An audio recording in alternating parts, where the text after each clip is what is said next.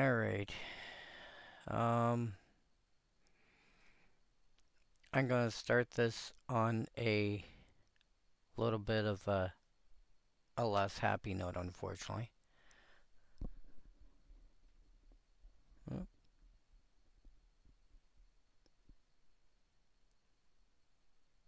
can you hear me? Weird.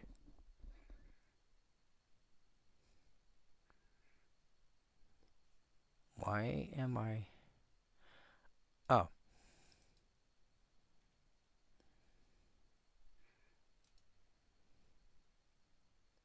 That's weird.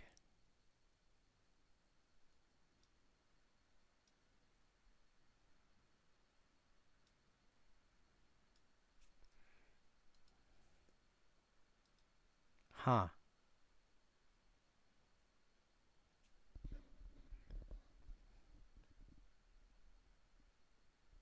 Okay, I should be able to... Yeah, so that's there.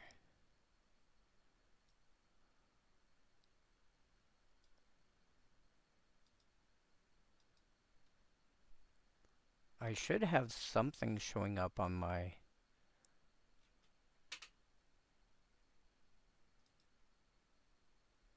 Weird. Come on. Alright, good. Alright. So, yeah, unfortunately, I'm gonna start off with a couple of things with... uh, I'm gonna start off with a couple requests. One of which is based on some bad news, and one of which is just to help a friend. As some of you may or may not know, Holly comes and visits the chat every so often in my Twitch chat.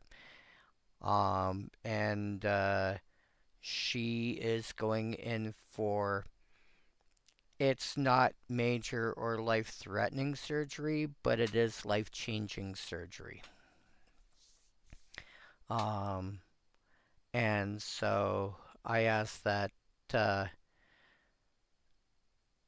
she's supposed to be leaving to head to Montreal next week. By the time I start my stream next week, she will probably already be underway with her surgery, or may have already gone through the surgery itself. I won't go into details because that's a personal thing. But she does have a GoFundMe page, not for the surgery, but for something that she is personally involved with. And so I'm tossing a link to the GoFundMe into the chats. And if you want to, if you have the ability to donate to it, I know she would greatly appreciate it. I've known her for almost half of my life, and somewhere around 2/3 of hers. And she does very caring. She is one of these people that actually does care about people, and at one point, possibly, a little too much about other people rather than herself. It took her. It's taken a while to get her to the point where she can actually think about herself first occasionally. Still thinks about others first, but yeah. Um, but yeah, if you are, and the link that I put up isn't to help her. It's to help her set up a an organization. I don't know what you want to call it, but it's a non-profit that she's working on. um, to help people who are uh, in sections of society that tend to get uh, forgotten, overlooked, something of that nature. Um, so, for example, initiatives for the lesbian, gay, queer community, etc. Um, they tend to be looked at as stuff to help make sure that they are treated equally in terms of, hey, let's make sure they get the same health care that that everyone gets, the same employment opportunities that everyone gets, and so on and so forth. But there's certain categories that just get like overlooked, or not thought of, and she wants to help people with stuff like that. Um, Even something as simple as using terminology that doesn't make them feel, excluded, for example. Something as simple than that as that can be a huge, can make a huge difference. So if you have the ability to put something towards it, um, she's about almost 10% of her initial starting goal. So if you're able to help, great. If you can't, we understand. Some priorities come first. And unfortunately, this is where it comes to the depressing one. Um, Family is also really important. Family is more important than most things in life. And you know, that can be a complete game changer. How how you treat your family or how your family treats you makes a big difference. And I lost a piece of my family this weekend. My and I'm not gonna ask for anything for me. My mother's sister, my aunt, uh, got as a pedestrian was hit by a car. Um, she was 82, rushed to Sunnybrook Hospital in Toronto, and she got hit around quarter after 1 in the afternoon, and 12:27 Saturday morning,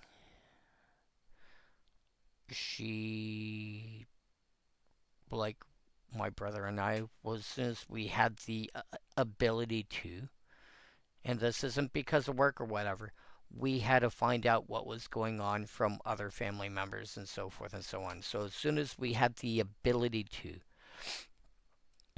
we left, we headed to the city to go to the hospital.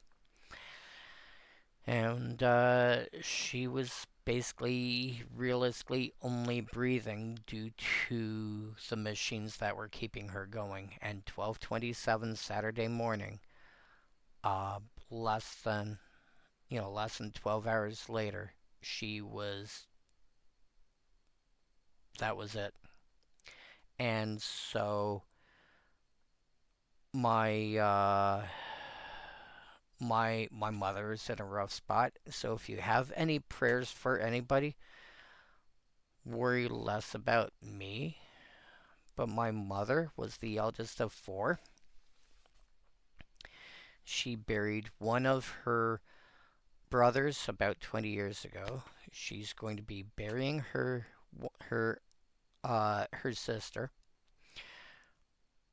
Her other brother, which is expected to, who's um in hospital in palliative care, which basically means We are going to make you as comfortable as you can, but you don't have long to live. Our job is to reduce the pain and so forth so that, you're not in pain when you finally leave. He's not expected to make it. He might make it at Easter if we're lucky. And out of the people that grew up in her household, she will be the last one. Um, my father and both her parents died within about a year or so. And it's going to be a really rough time for her. It's going to be a rough time for my aunt's daughters, my cousin, 'cause she didn't have any sons that I remember. Um,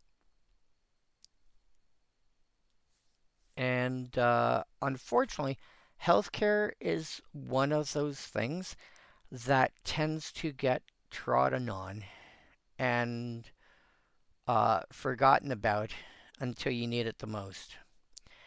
And so, if you're able to donate and you're not comfortable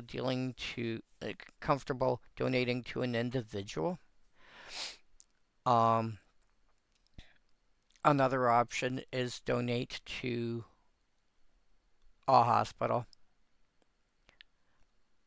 When people are when governments are looking to cut money back, they are regularly cutting back on healthcare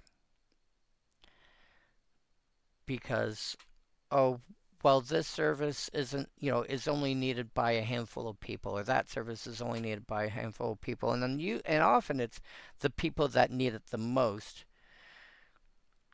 that suddenly have to find a way to pay out of pocket for things. So I'm not asking you to donate to Sunnybrook specifically, but if you can, even if it's not, even if it's not to Sunnybrook, donate to one of your local hospitals.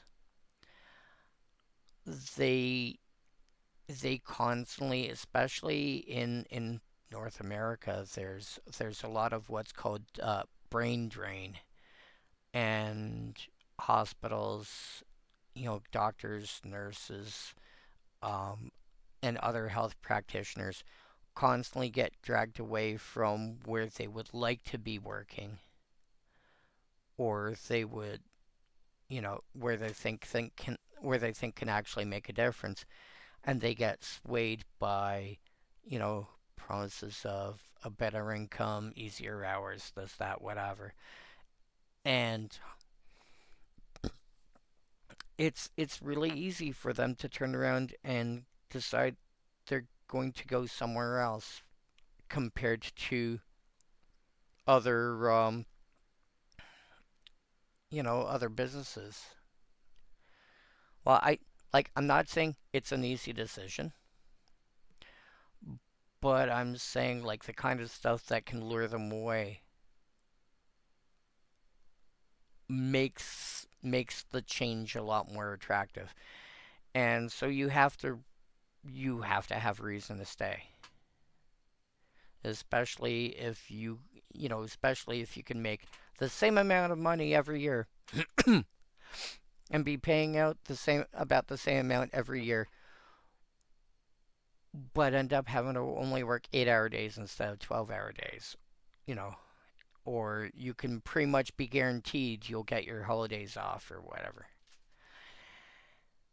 And so it's easy for companies to find lured ways to lure um, people away from hospitals. And so donations to hospital help on so many levels. And so, if all you can do is pray, uh, pray for my mom, pray for my cousins, and honestly, just think about anybody that you know of that is having a rough time, if you're able to help them out somehow, I, even if it's just, if it's somebody that you know, especially if it's a family member, if sometimes just being there is enough. So, I'm going to put these links in the video description on my YouTube video.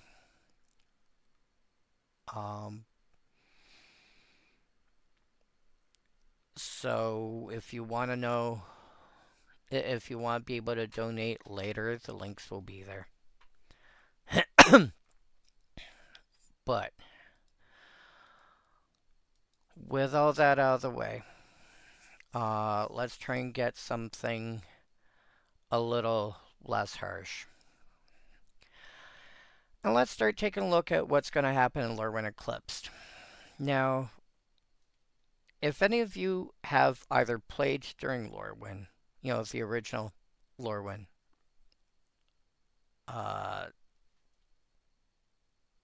which, to be fair, we haven't been to Lorwyn in something like 15 years, and it's a place people keep asking us to go to. And sure, we'll get the occasional reference to it, but realistically, we haven't been there in about 15 years. And so and this is going back to one of those sets that's going to feel like playing Magic.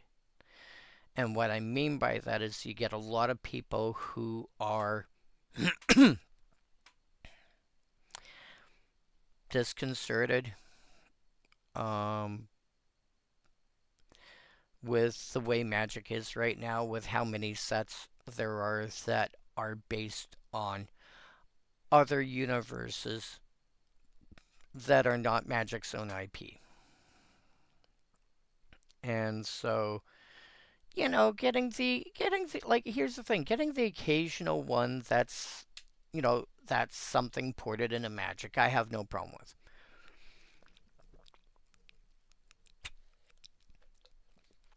Getting the occasional card that is based on, superheroes, or based on, cartoons, or this, that, whatever thing. Every once in a while is fine. I have no issue with that. Some people feel otherwise. I have no issue with that. In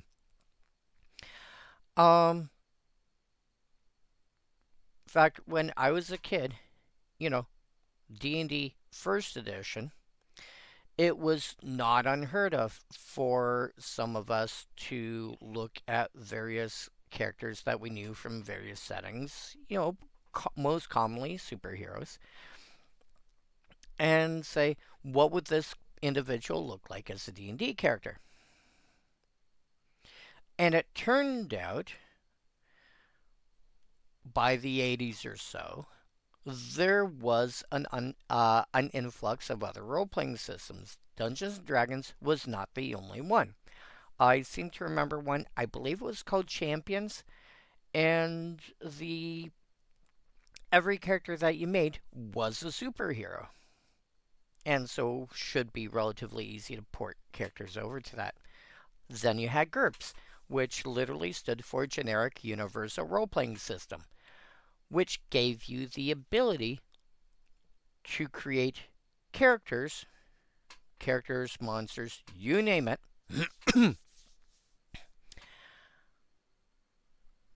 anything from like a tiny ant in an anthill all the way up to, well, think about the Death Star from Star Wars, or if you want to take the Spaceballs version, Mega Maid. How many hit points are those things going to get? You have to start using SDC, which I think one SDC was approximately equal to like 100 hit points or something. And you would have to be measuring in like thousands of SDC per section.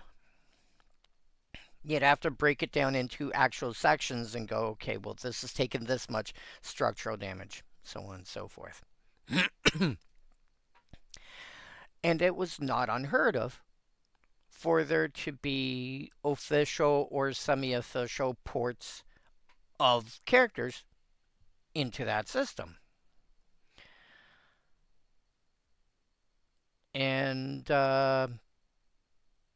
so, yeah, for them to turn around and go, hey, by the way, we have, you know, now we're putting Spider-Man into the Magic universe. I'm like, okay, sure. I have no problem with that personally, because how many times have people tried to figure out how Spider-Man would work in Magic the Gathering? It's not that hard. Like it's not hard to at least conceive the idea and try. Like it might take some time to figure out how exactly to make them work, but the concept is still there. I just realized I closed those tabs. I should keep those open so I can post them later. And so it's, it's not unreasonable for there to be some kind of Magic the Gathering port of certain characters that and some of them are going to be, we can tell, wink, wink, it's really wink, wink, this character, wink, wink. And sometimes you actually get permission from the IP holder and, okay, no, we can actually say, it's this character. It's not based on this character. It's supposed to be this character. I think that would be more true when you're looking at Lord of the Rings stuff before they got the permission from, I think they're called Middle Earth Enterprises. Because the copyright is MEE. But this is Lorwyn. After Aetherdrift, I believe this is the first in-universe Magic set. And will be until we hit, I forget what it's called. I want to say it's called Reality Eclipse, and I'm sure that's wrong. Magic the Gathering sets upcoming 2026. Reality Fracture. So Lorwyn Eclipsed we already know about because that's this month. That's actually this coming weekend. Couple months later we get the Ninja Turtles. Then we get Secrets of Strixhaven in April. I forgot about that. Marvel Superheroes in June, The Hobbit in August, Reality Fracture,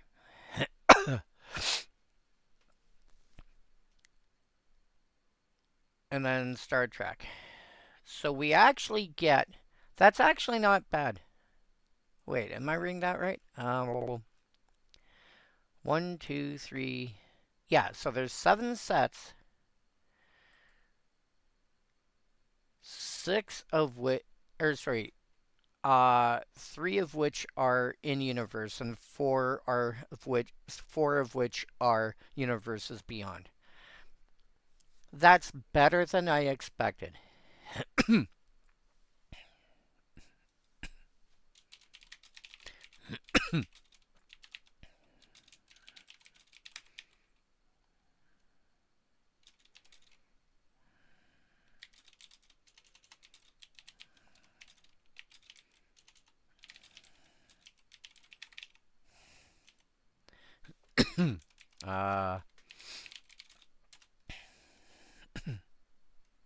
So that's almost half. I'm hoping. God damn it. I apologize, people. I had this cough for decades. It's not even a smoker's cough because I don't smoke.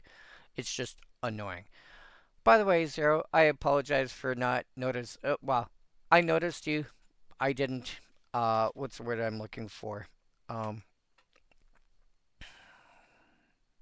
but I didn't say hi or anything when he came in, so I apologize. I got a lot on my mind, as you can probably tell. Um,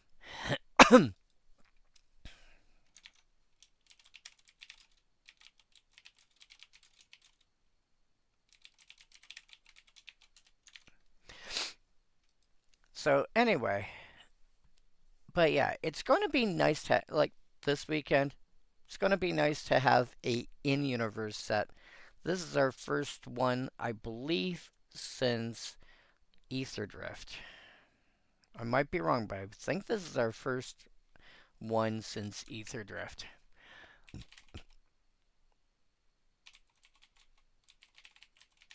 Hilariously, there's a website simply called what'sinstandard.com. I did tip you. Yes, I did. Alright. So this is... Oh, Tarkir Dragonstorm. Edge of Fraternities. Wow. I'm really failing right now.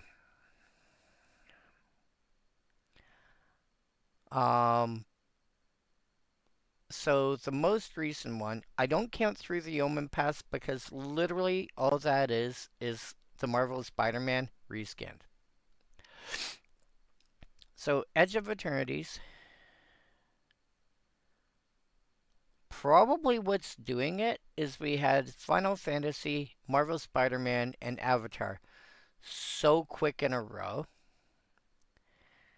that having Edge of Eternities thrown in there threw me off. But if you want to know you know, what sets are in standard, you can literally just type in what'sinstandard.com and go there.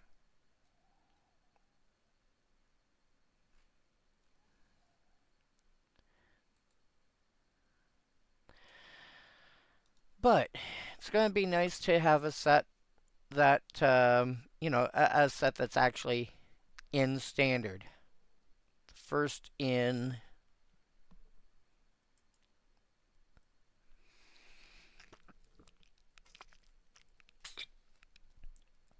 out of the last 1, 2, 3, 4, again, not counting the Omen Pass set. If you count this as 5 sets, only 2 of the last 5 sets have been in universe. So,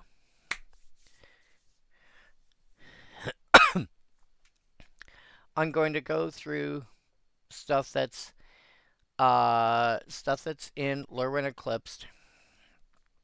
I'm just going to go over it very superficially. This is first actual look going through the cards. A very superficial look at them and go, hey, by the way, this is what you might want it for. This might refer to limited, i.e. seal deck or draft. This might refer to constructed. People got to remember, the two big categories, well, Magic can be split into multiple things, like multiple ways. And one of them is how you build your deck. How you build your deck, what kind of event is it? There's limited and there's constructed. Constructed is anything where you grab a stack of cards, you build a deck, you come in with your deck. This is what I'm playing today. I'm playing, mono blue aggro. I'm playing, mono white control. I'm playing, death and taxes or whatever. You generally have a color scheme, a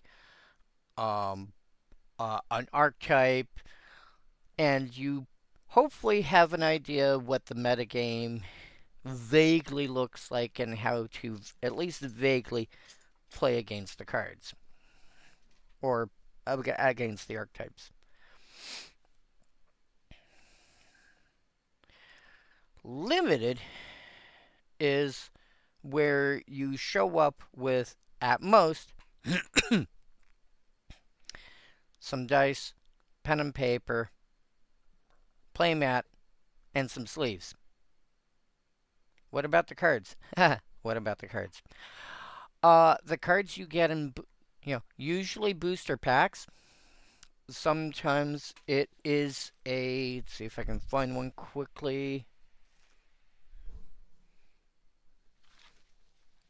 No! Not quickly enough. Oh well. Sometimes they come in like a fancy box that is, for all intents and purposes, a reasonable enough deck box for use at the event. Let's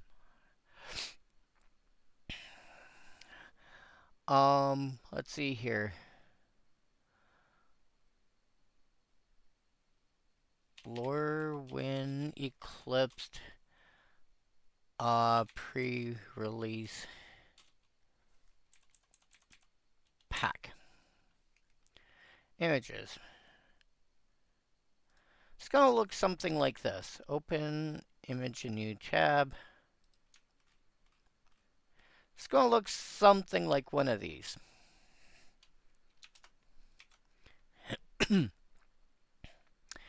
And actually, this might be better. Open image in new tab. This might be better. This here is what the box itself is going to look like, and then it's going to have this inside it, which is actually a vaguely reasonable deck box, which is going to contain usually 6 booster packs and then a die. And the die depends on the individual. Like there's 5, I think, from what it appears to be, there's 5 different, there's 5 different dice, etc., etc. But that's generally what a pre-release kit is like. And then you have, for drafts, you just end up with, let's put this together slightly nicer. You just end up with a bunch of booster packs, usually 3 per person. So if you've got 8 people around the table, which is the typical assumed number for a draft, you have, that's 24 packs. Generally speaking, it's you crack open your pack, you take 1 card, you pass the remains of the pack to the person on your left. The person to your right has then has done the same thing, passed a pack to you, but now has 1 less card in it. You take a look, you pass the next you take a card, and you start building your deck out of what people are passing to you.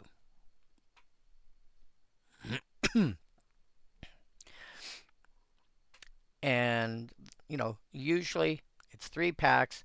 First pack to the person on your left, second to the person on your right, third to your left again. Sealed is generally, here's 6 booster packs.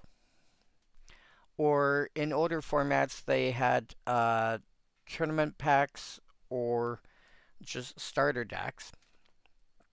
Depends on when it was, what they referred to them as, etc., etc. Which would take the slot of 3 of the packs, and you would build out of that plus 3 boosters. And you try and figure out what you can make out of this random stack of cards that's in front of you. And when we were dealing with blocks, like Lorwyn Block. Actually, Lorwyn Block's a bad example because Lorwyn was a bit awkward.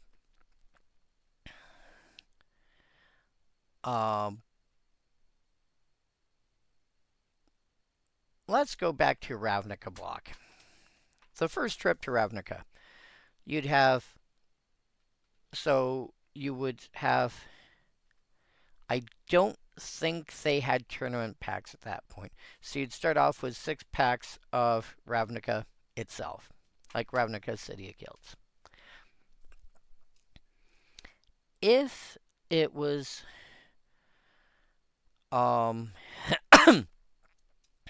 Guild Pact or Dissension, you would start off with 3 packs of Ravnica, because that gives you the starting point for the set. And then 3 packs of the second set.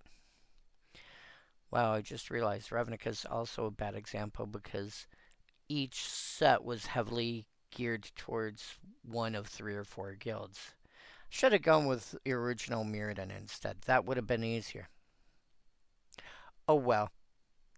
Same idea with Mirrodin. If you're playing Mirrodin, if you were sealed deck for Mirrodin, here's 6 packs of Mirrodin. Actually, I think Mirrodin had the tournament packs. And a tournament pack, realistically, all it was the contents of 3 boosters plus 30 basic lands. That was it. So here's your tournament pack, and then 3 boosters of either Mirrodin, Darksteel, or Fifth Dawn, depending on what set you were doing. And that was it. And you crack all that open, and you go, how am I going to build this deck? What am I even building? Probably something artifact-based. But how specifically am I going to build it? Am I going to build it around the Nim? Am I going to build it around Affinity? Am I going to build it around, have I got a Shrapnel Blast and Atog? Cool. Or am I looking to try and accelerate some giant monster, etc., etc.?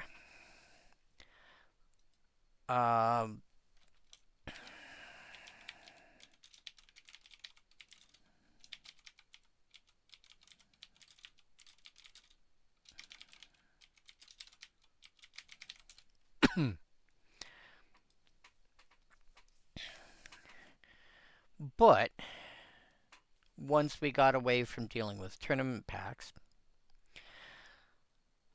we started just replacing them with booster packs. Tournament packs, the primary use for tournament packs was they came with 30 basic lands, 6 of each, which suddenly made, your deck construction a lot easier. Because you weren't looking at, like, you'd have 6 of each basic. But then you just needed, let's say, 5 more of a specific one and 2 more of another one, and that was it. Whereas nowadays, if you are not like me, because I've been playing Magic a long time, this is not an excuse. This is just how why I have the ability to do this. I bring a stack of basic land with me and go, cool, here's the basic lands. Here's, let's say, 13 or so. If I can get away with 15 of each basic, great. And ideally, I want all my basics of the same type, so in this case island, to all have the same art. If I can do that, great. Makes things a lot easier. Because the less I have to go and, visually identify a card. Oh, okay, that's an island. Because I recognize it because all my islands look the same. Cool. Less mental energy towards that. More mental energy towards dealing with the actual cards. But that's limited. Limited is you don't know, you don't have any clue what kind of deck you might actually end up playing until you actually get the cards in front of you. Constructed is anything where you bring the deck with, you've already created the deck, you've constructed the deck ahead of time, and that's where you're playing. So, constructed is where you then breaks down into the various formats that we know and love. Your standard, your pioneer, your modern, your legacy and vintage, and commander and brawl, and oathbreaker and pauper and all that jazz. And the ones that like the community decides they want, or just random players. I like, one letter legacy because I think it's a hilarious format and definitely reduces the power level of a typical legacy deck.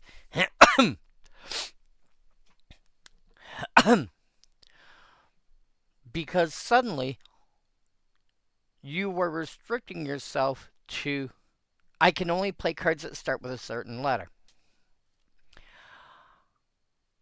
Or then there's $30 vintage.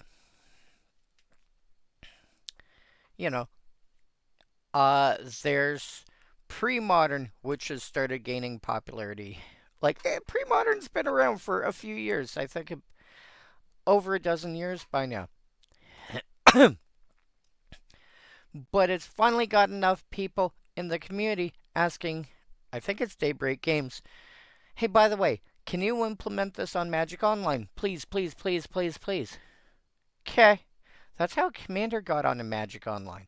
One of the people that were working on the game itself really enjoyed the format and wanted to try and bring it to Magic Online. And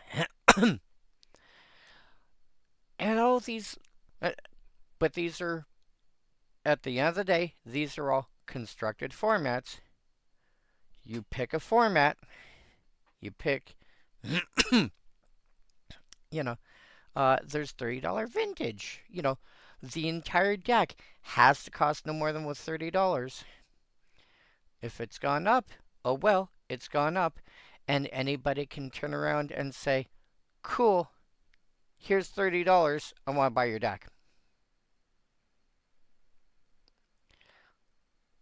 And you have to be able to sell it to them for $30. Sorry, you have to be willing to sell it to them for $30. Now, we are generally talking 30 USD. So, if a Canadian and an Aussie are both playing $30 decks, they're basing it on 30 American dollars. But these are all constructed formats because you construct your deck ahead of time and to play it at the event. So if I'm talking, oh my god, I've been on about almost 45 minutes. I haven't even started talking about the individual cards yet. So if I'm talking about limited, I'm like, this is how I see this card working in limited. Sealed or draft, usually, most commonly a draft format, not always. When you go to your pre-release, it might be sealed. Or it might be a constructed card. And it just might be a card that I'm like, oh, that looks cool. So, let's get started.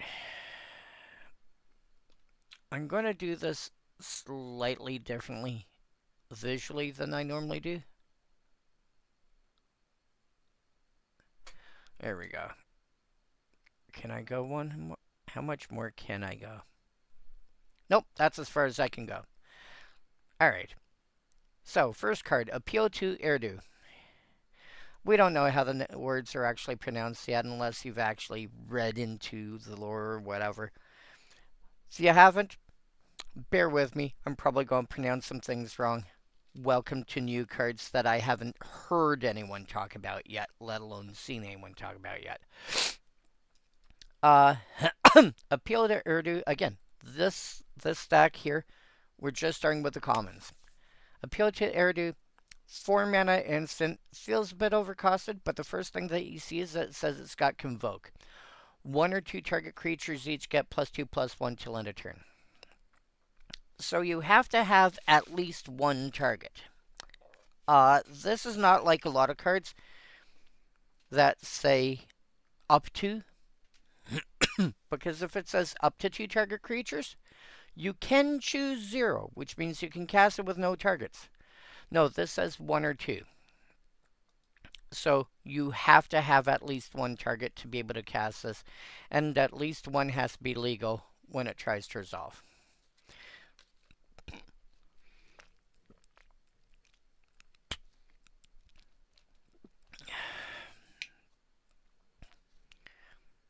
So, appeal to Urdu.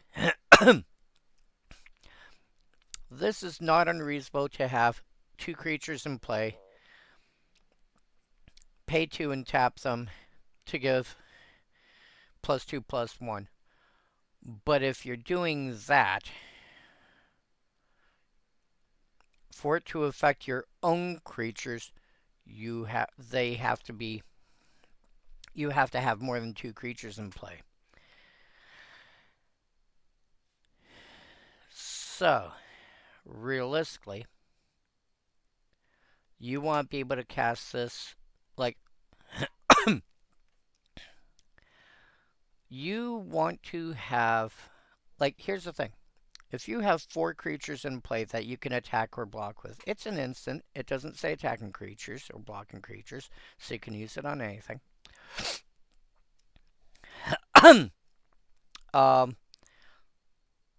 You have 4 creatures in play. You attack with all 4. You're going to need 4 mana and go, hey, by the way, these 2 get +2/+1 till end of turn. Do that after blockers are declared, of course. Nice combat trick. But you can do it at any time. Can save your guys from toughness-based removal spells. It's probably going to be fine in limited to break through stalemates. Would I play it in a normal constructed deck? Probably not. Would I play it in a commons only constructed deck? You know, something like Pauper or something like my mono white commons deck. It has Convoke. That deck spits out a lot of creatures. Again, you know, I can get to 7 creatures in 3 cards fairly easily. I can probably spare 3 of them to, you know, I can probably spare 4 of them to Convoke to save 2 of my other creatures from. Cool. Depending on the way you conceive the deck, sure. This is very much going to be something in some kind of token strategy in general, though. Something where, again, like the deck I mentioned, you can spend 1 card and get at least 2 creatures out of it. But ideally something where you're getting consistent value every turn. You get something like a Goblin Rabble Master, something like a Squirrel Nest, something of that nature where you can consistently get more creatures every turn. Murmuring Mystic is another good example. So in decks of that nature, I can see Appeal to Urdu being a little more useful. It's going to be great. I think it's going to be really solid and limited. Again, keep in mind, this is only the first card from the set that I've seen, that I'm actually looking at so far. So, but I see this as being good for actually trying to push through the last few points of damage. Next card, Gallant Fell Knight. 4 mana for a 3/4, which in and of itself, again, we're looking at commons. That's not bad. Creatures you control get +1/+0 till end of turn. Kithkin creatures you control also gain first strike till end of turn. Hilariously, if you can somehow manage to drop this into play on your opponent's turn as like a surprise blocker, this is suddenly a 4/4 first strike till end of turn. Also, if you can somehow give it haste, that ends up being, here's a 4/4 first strike till end of turn. But realistically, this is, here's a 3/4, like, reality says, here's a 3/4, which is a healthy sized body. Limited quite commonly ends up being, creatures with like 2 or 3 power bashing at each other. And, it's hard because you don't want you want stuff with big power, but you don't want too much of it. And, stuff that's like really big, like a 6/6 or a 7/7, is going to cost quite commonly 6, 7, 8 mana to play.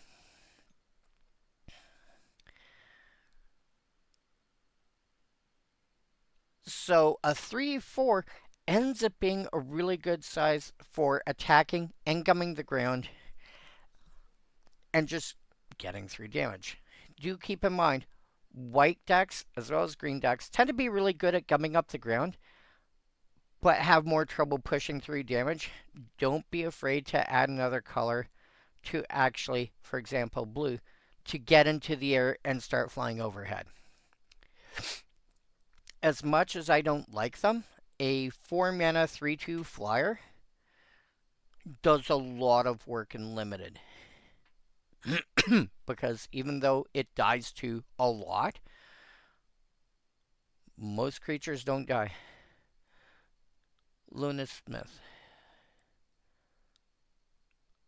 I feel like I should know your name from somewhere, but I don't know where.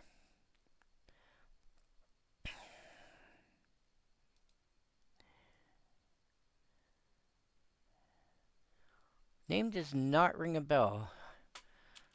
I feel bad about that.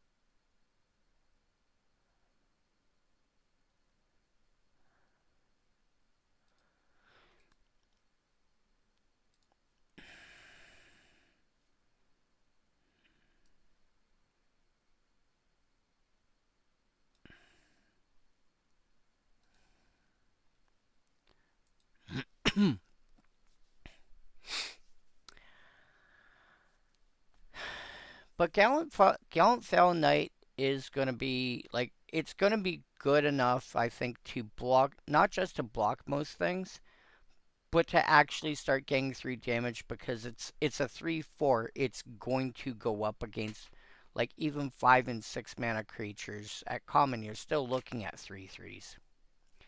And any sort of, like giving a creature -1/-1 till end of turn somehow is going to make a 3/4 do some serious work.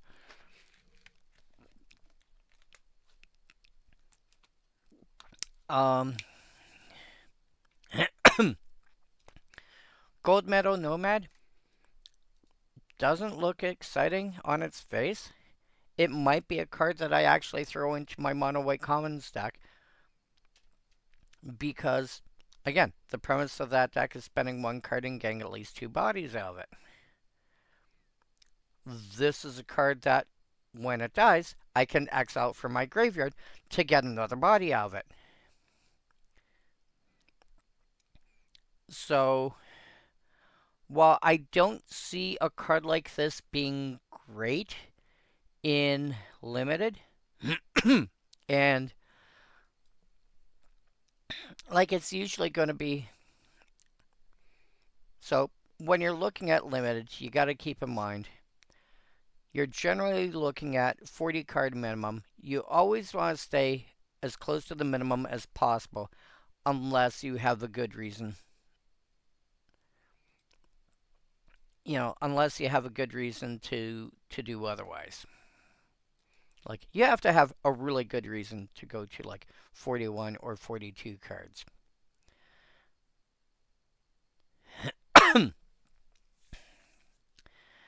So, and limited as a result, because you're looking at you're looking at 40 cards, and B, your mana isn't going to be as good as it can be in even a smaller constructed format like standard.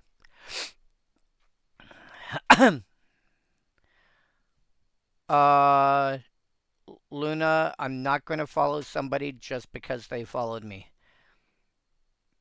If you're not if I don't know if you're even an actual person, I'm not following you back. Also, a lot of the people that I've had. By the way, which Twitter account did you follow me on? Because I have more than one. Where did you follow me?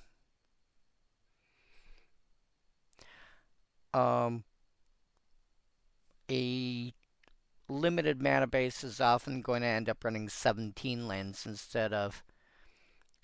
The general assumption with a constructed deck is 24 as a starting point on a 60 card deck, so that's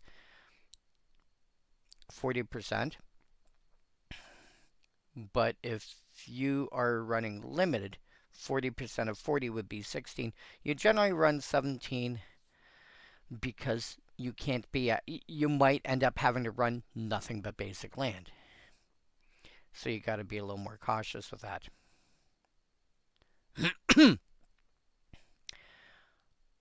Luna, if you do not respond to anything I have said in the next, we'll say 40 seconds, I am banning you. Starting now.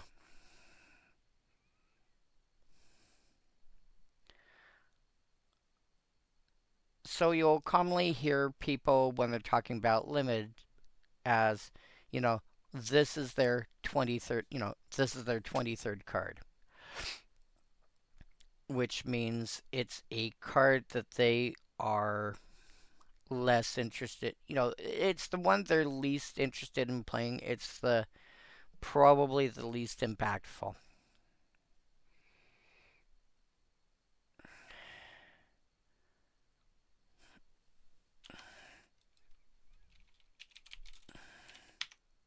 Goodbye.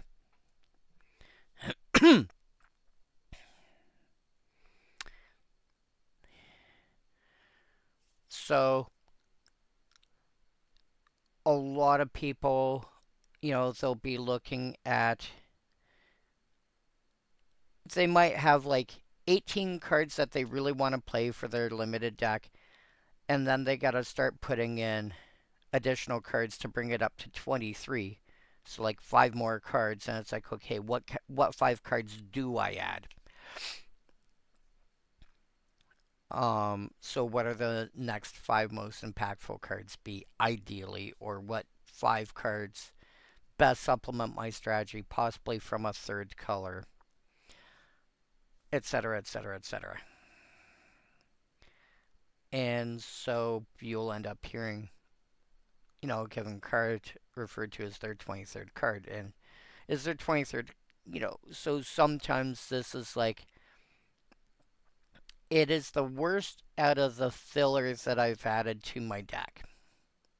And sometimes their 23rd card is, it's like, well, do I add a 23rd card, or do I net, or do I like a 23rd non-land card, or do I add an 18th land? And sometimes it's coin toss.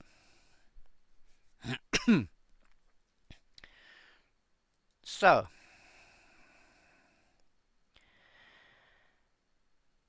in a format like, in a limited format, I can see Gold Medal Nomad just being a 23rd card because it's a 1 mana 1/2.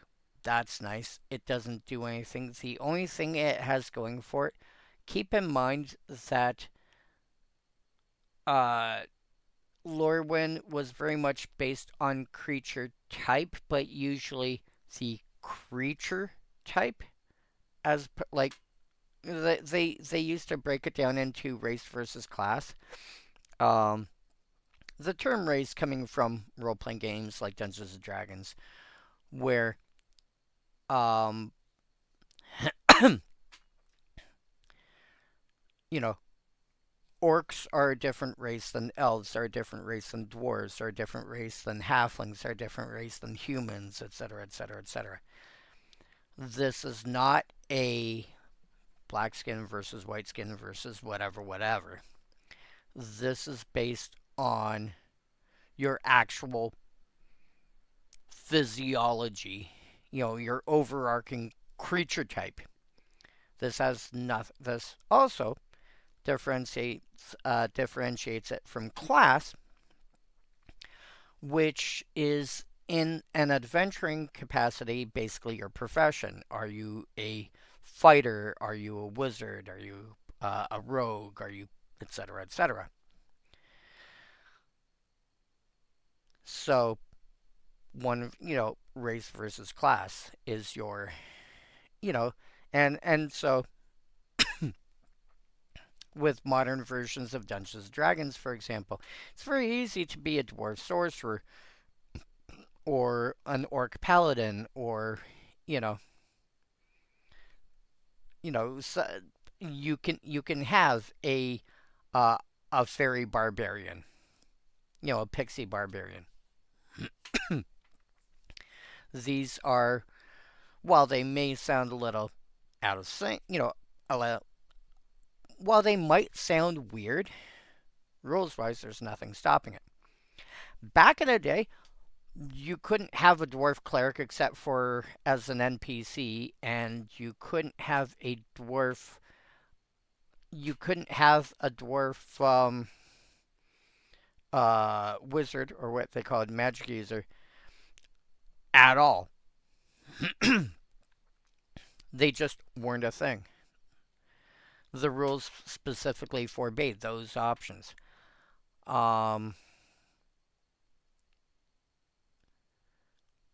Orcs were always going to be chaotic, which fell flat in the face of them trying to be a paladin, because paladins had to be lawful good. Other issues. Not only that, but the paladins only allowed people that were, I believe, human, or I want to say half elf was an option because they were. The assumption was half human. But yeah, so hey Yorgo, looking at Lorwyn Eclipsed before we go on to before we start delving into Conflux. Trying not to spend too much time on any one card. You've seen how much time I can spend on individual cards.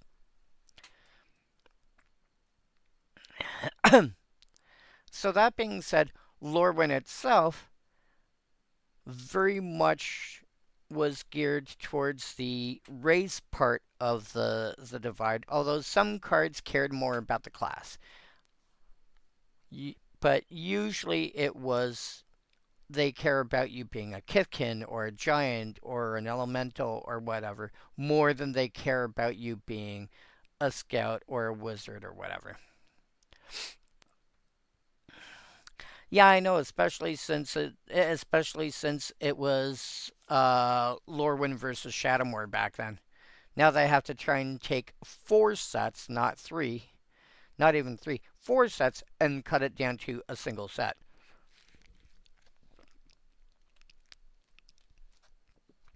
I think they did like the first half of Lorwyn now, and the second half of and the Shadowmoor half, say 6 months from now. I think that would have been a great option. Yeah, I only realized tonight that out of the 7 sets we're getting this year, 3, which is more than I thought we were getting, 3 of them are actually in universe. We get Lorwyn, we get the second Strixhaven set, and we get Reality Fracture.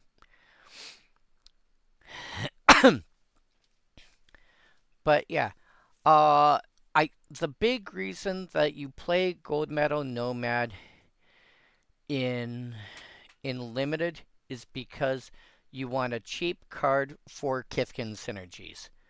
See Gallant Fell Knight as an example. Anything that's based on Kithkin, you know you're going to have more of an interest in. I don't know if there's anything for their scouts yet. Probably not. I'm assuming no. Keep out. 2 mana instant. 4 damage to target tapped creature, which I really like because too many cards back in it, like too many cards I've seen over the years have said 4 damage to target attacking or blocking creature.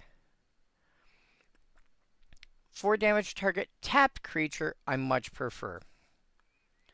Now that does mean that to counteract it, you can find a way to untap your creature. But I like that phrasing better. Or destroy target enchantment. I think in smaller versions of, like, smaller constructed formats, like, you know, something like Standard, although calling Standard smaller now with its 3-year lifespan, I think is going to be a little more difficult. But something that's like Standard or something else where you've got a big restriction on what cards you can play, I think Keep Out is going to be worth at least a consideration. It's going to be good in limited for sure. I would probably be comfortable running 1 in my limited pool. If I've got 2, I might run them both. I'd have to see what the rest of the deck looks like, but I'd be comfortable running at least 1. I'd probably be fine running 2. You get, let's assume for the sake of argument, you've got 1 in each pack, and you get 6 booster packs. Would you run all 6? Target tapped creature in a 40 card deck? I think I could see it. I think if I had nothing else better to run, like if I didn't have better removal, I think I would be comfortable enough running 6. Yargo, what do you think? Sealed pool, you somehow have a copy of Keep Out in each of your 6 packs. Would you run 6 copies of Keep Out? I think I'm okay with that. I think it's good enough removal. Yeah. Let's go out on a limb. You've cracked 6 packs, and you've got a copy of Keep Out in each of your 6 packs. Aggressive decks don't want this too much, or I'd set it out on a draw. Yeah, but an aggressive deck, you play this, and oh, yeah, no. Because your opponents would be holding back to creatures to block with. Okay, yep. I could see that.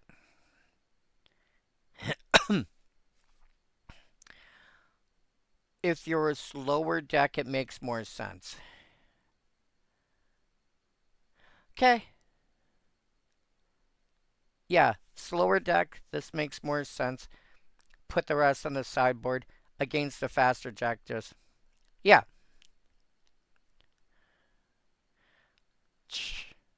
Fair. Liminal Hold, When it enters, exile up to one target non-land permanent opponent controls until this enchantment leaves the battlefield. You gain 2 life. This is basically banishing light for an extra mana with a life gain clause.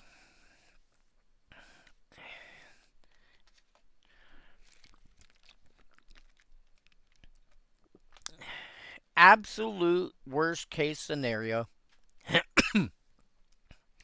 Even if somebody has this leave play, yeah, I know. Even if somebody kills this enchantment, let's say with keep out, in response to its enter the battlefield trigger, you're still going to gain 2 life, which is not great when you've spent 4 mana. But it's still something. Limited, this is going to be insane. Constructed, I think unless you're specifically looking for enchantment synergies, and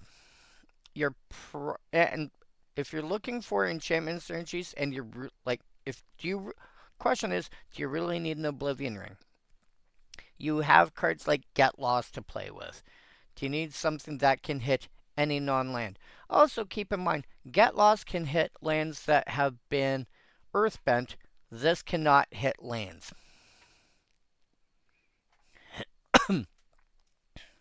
So, Limited is going to be really good. Constructed, I think we have to wait until some of the other removal leaves the format before Liminal Hold goes up in playability. Again, unless you're looking specifically for Oblivion Ring / Banishing Light effects in, let's say, a commander deck. Reluctant Dune Guard. I don't know if it's supposed to be Dune or down. I'm assuming Dune because I'm thinking like Scottish, Irish, Welsh, that sort of thing. They tend to pronounce that like an oo rather than an ow. I'd have to find out how we're actually told we're supposed to pronounce it, or how we hear it getting pronounced, because I haven't even seen the spoiler, not spoiler, but like the advertising video for the set yet. I'm going to go with Dune. It's a 3 mana 4/4, enters with 2/1 counters on it.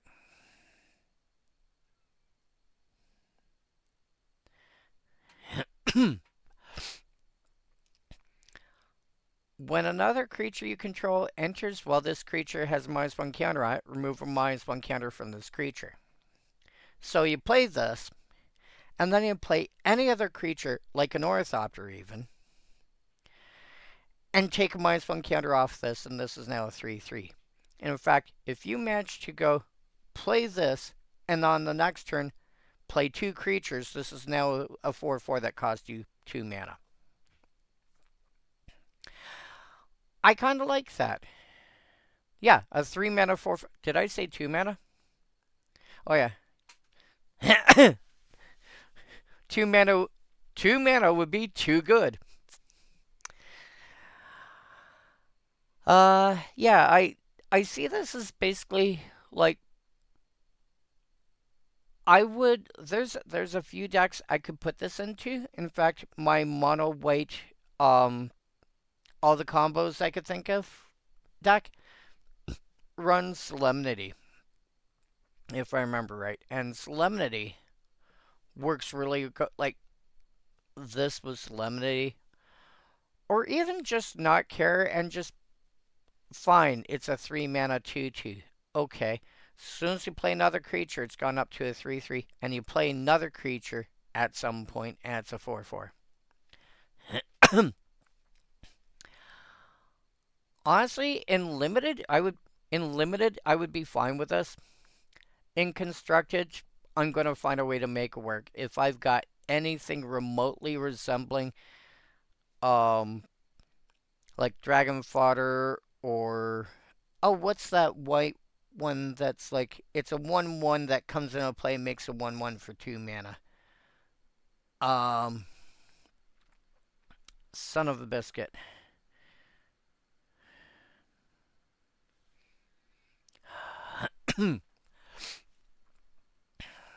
Yeah.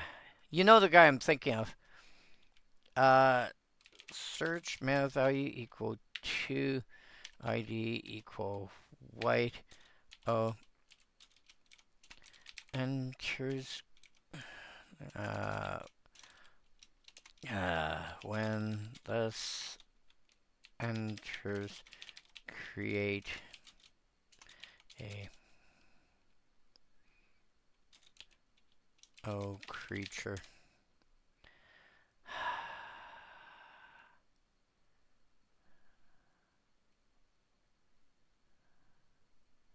Resolute reinforcements.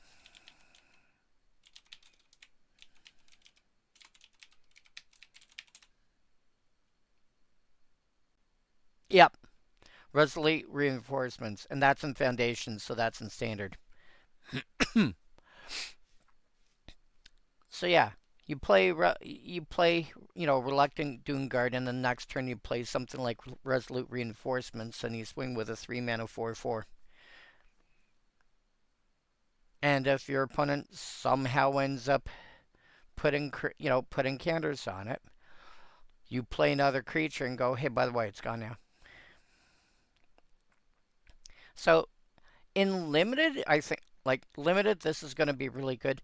Constructed, it's just going to be a relatively cheap, decent size. It's going to be a 3-mana 4/4 most of the time. Beyond that, yeah, like Yargo said, you're looking for counter synergies of some description or other. Uh, if you can find a card that says remove counters from creatures you control or permanents you control or something of that nature, this will end up getting better. Riverguard Reflexes. They keep trying to find ways to give white giant growth without giving it giant growth. This is really good.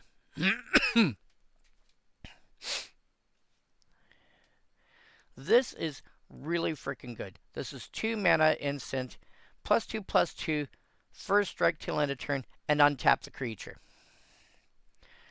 As a giant growth effect, this is really good.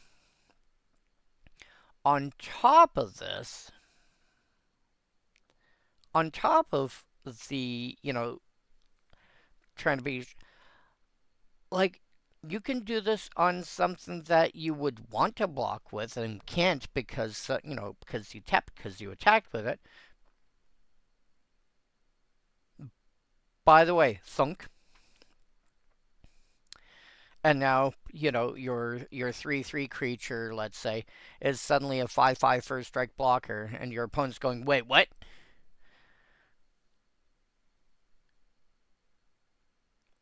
Yeah, you should play this in limited. There's a reason I think about pump spells of this nature and consider them removal spells.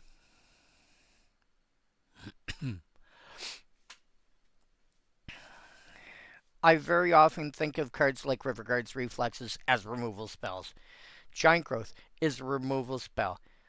Yes, you need to target one of your creatures to do it. But when you're looking at limited, cool, your 1/1 attacks into my, your 3/3 attacks into my 1/1. Cool. I block with a 1/1.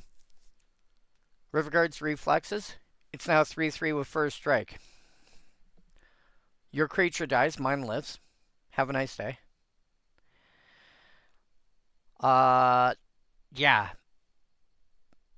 You play this in limited, you are going to enjoy it. You play this in constructed. I would still find. I think it depends on the kind of deck that I'm playing.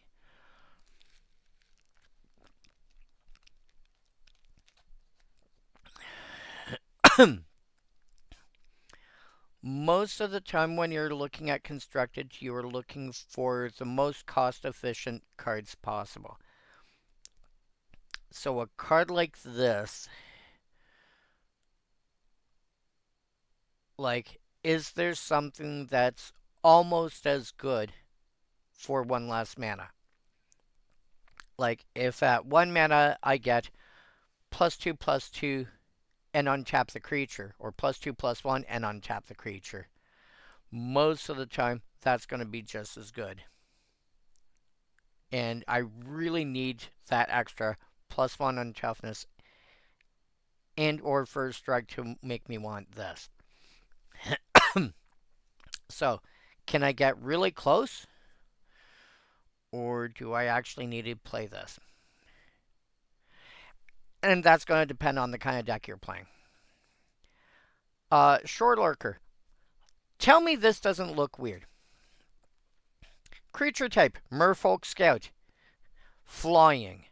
What? It's a Merfolk Scout. How do you have a flying Merfolk? What? 4 mana for a 3/3 flyer when it enters Surveil 1. I think like in limited, this is going to be fine. Again, a 3 power flyer. Yeah, doesn't happen very often, does it? But he's not even a fish. He's a merfolk, which makes things even more confusing.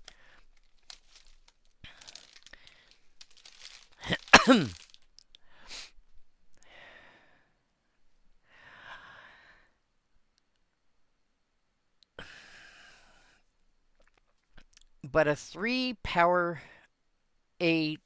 I bet they used Merfolk and Captain Highliner. I know, sounds like a fishy idea to me. A 2 or 3 power flyer in limited is going to do a lot of work. Especially when it's a 3/3 flyer. This is going to get through for a lot of damage on a consistent basis. Especially since it's also got 3 toughness. This is a common that I expect to win a lot of games by itself. And if you happen to have, oh look, I've got a 4/4 with reach. It's French vanilla with an extra shot of caramel. Yeah, I could see that.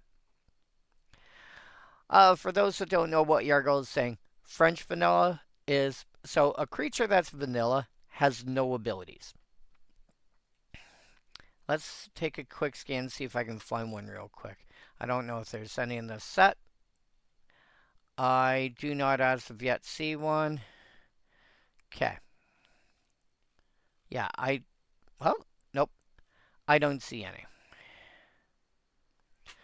So, a creature that's vanilla has no abilities whatsoever. It effectively has no abilities. It has no abilities. Gigantosaurus, for example. Or Kalorna, I forget what her title is. But she's like that 0/8 blue creature for blue +1. Yeah, Savannah Lions, which used to be a rare when I started playing, and eventually got shifted down to common because it's it's a 2/1 creature for a white with no abilities. It's just a 2/1. There's nothing wrong with that. It's really strong. It's 2 power for a single mana, but it has no abilities. French vanilla is the next step where I think it only has keywords for abilities, and it only has like 1. So a card like Phantom Monster would be a good comparison to this. If this was literally take this second line off, when it enters Surveil, take that line off,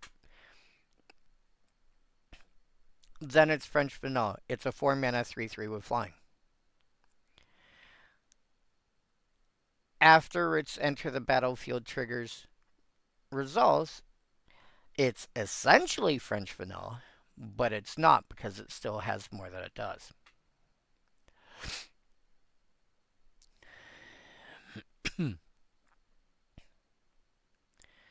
So,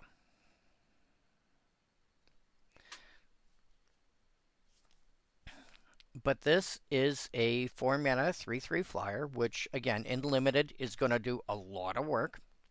It's going to get through for a lot of damage quite often. When it enters Surveil 1, perfectly good in limited. I would probably play. I would probably run up to 3 copies. Again, we're looking at the start card where if there's 6 copies in your pool, how many do you run? I would probably stop at 3. I don't think I would go higher than that. I want a couple of things that are bigger than that, ideally. Stuff that just smashes whatever they go up against. And if I wasn't doing that, this is my top end. I'll be like 1s, 2s, some 3s. Well, very little in terms of 1s, a decent number of 2s, a decent number of 3s, and then top out at this. Constructed. You are playing this because it's a 4 mana, reasonable size creature that surveils. So why are you playing this? If the surveil is important to you, there's lands that come into play in surveil. There's other stuff that's cheaper that comes into play in surveils, etc. There's surveil tacked onto a bunch of cards. I don't think this makes the home in most constructed decks. Now, does that mean you have a deck that it doesn't fit into? Not necessarily. As I've pointed out in the past, with all the commander decks that I build, I like building stuff that does weird things. My Squee Goblin Nabob Aura's Voltron deck actually does fairly well, surprisingly enough. Although that I'm not surprised when you enchant a creature with Super State. Multi-balls is, I've played it a few times. It's not bad. My mono blue ramp deck has occasionally out-ramped green decks, which confuses the Hades out of me. But, just because it's something weird doesn't mean you can't find a home. I'm finding home for cards that, nobody plays.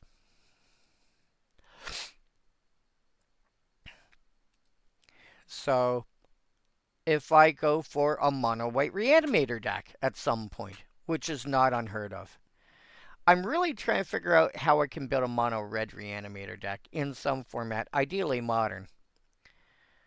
I'm sure there's a way somewhere. But if I go mono white, especially if I build on the premise of Singleton, because I know I've considered that for modern for mono blue non-creature based aggro. Oh yeah, trash for treasure? Yes. Yeah, that's definitely part of it. I had a mono blue modern deck that I'd mentally sketched out. Hadn't gone far on, but I'd mentally sketched out a mono blue aggro deck that was not based on any given creature type. Because a lot of decks of that kind of nature are going to be based on merfolk or wizards or something, and I'm like, nah, creature type, don't care. And so, and it wasn't necessarily singleton, but it was largely singleton. I think I topped out at maybe 2 copies of a given card.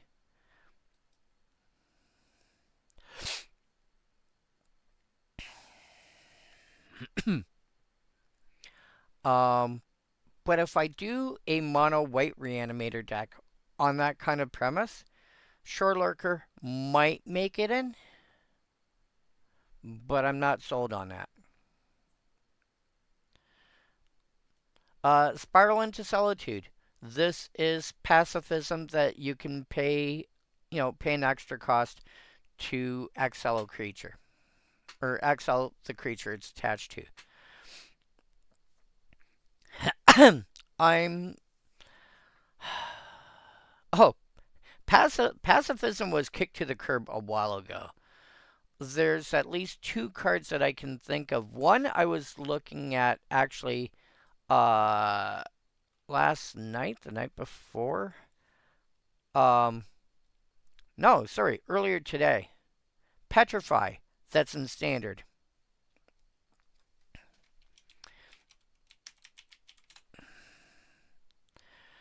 Which A can enchant a creature or artifact. B not only stops it from being able to attack or block, you also can't activate any abilities that it's got. Even if they're mana abilities. So you put it on, let's say, Lana Warrels, it can't, it not only can't attack or block, you also can't tap it for mana. You throw that on an earth-bent land, and their land is useless until they can get rid of Petrify. And Petrify is literally like it's arrest at one less mana with one more thing that it can enchant. That's currently in standard. I think that's from Lost Caverns, if I remember right. I forget which actual set it's from. Yeah, they've and there was also planar disruption, I think it's called, which is the same card, but it can also hit planeswalkers. And that was from. It's not in standard now. I think it's Brothers. It might be Brothers. No. March of the Machines? Might be March of the Machines. I forget. But yeah. you want pacifism effects that do more? Petrify and Planar Disruption are really strong. They're basically arrest, but cheaper. Spiral into Solitude basically allows you to, here's pacifism. Only pacifism, except for the fact that I can sacrifice this at any time to enchant, to exile enchant a creature. That's not a thing that's easy to find at common. I think this might occasionally sneak into the very occasional Pauper deck. It's going to be fine in limited. Especially since there are creatures that, as we mentioned with Reluctant Doomguard, that do have some synergy with -1/-1 counters. I think this is going to be worth playing in limited. I think it might sneak into Pauper. I don't think it's good enough to go elsewhere. Sun-Dappled Celebrant. So, I didn't mention this before, but the interesting thing about Convoke, for those of you that don't know what Convoke is, so, generally, obviously, when you cast a spell, you can tap your lands to pay for mana, or, pay for its cost, or, pay, anything else that has an ability that generates mana, you can use that. Convoke also allows you to tap your creatures toward the same cost in the same kind of way. They don't have to have abilities that generate mana, i.e. what the game actually calls mana abilities. Mana abilities generate mana, they don't cost mana. Convoke allows you to tap creatures towards paying the cost as though they were lands, basically. But only for something that's got Convoke. And a creature that has a color. So let's take... I'm going to ignore the rest of the card at the moment. Like the Timid Shield Bearer here is a white creature. So you can, because it's a creature, it can either count as 1 mana towards the cost of the creature, the card, whatever, usually a creature that has Convoke. Or if it has a color, like this is a white creature, you can count this as 1 white mana. So in other words, this is a 6 mana creature. You can, in theory, tap 6 creatures as long as at least 2 of them are white, cast this just by tapping creatures, have a 5/6 vigilance come into play, and have all your lands available to still do stuff. In limited, a 5/6 vigilance is going to be a house. Even at common, it's going to be a frickin' house. In constructed, like, here's the other thing. It's not unreasonable. I guess a tree folk would be a house eventually. There we go. Oh.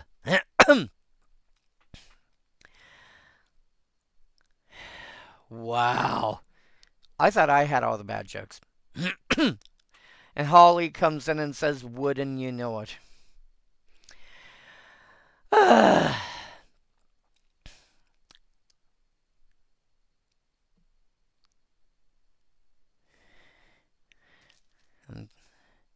I give up. Maybe I should let you two do the stream.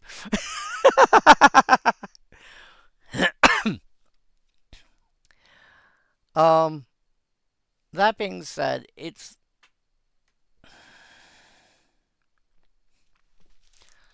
I have a bag of snacks. I'm not apologizing. If you look at a card that has Convoke and figure like, yeah, just a little bit. If you look at this and figure, like half and half, you tap, this is a 6 mana this is a 6 mana card, so half of that.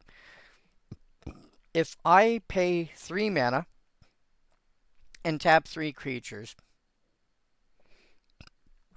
getting a 5/6 vigilance, even if the creatures are like 0/1, 0/1s or 0/2s or 1/1s, that's still really good.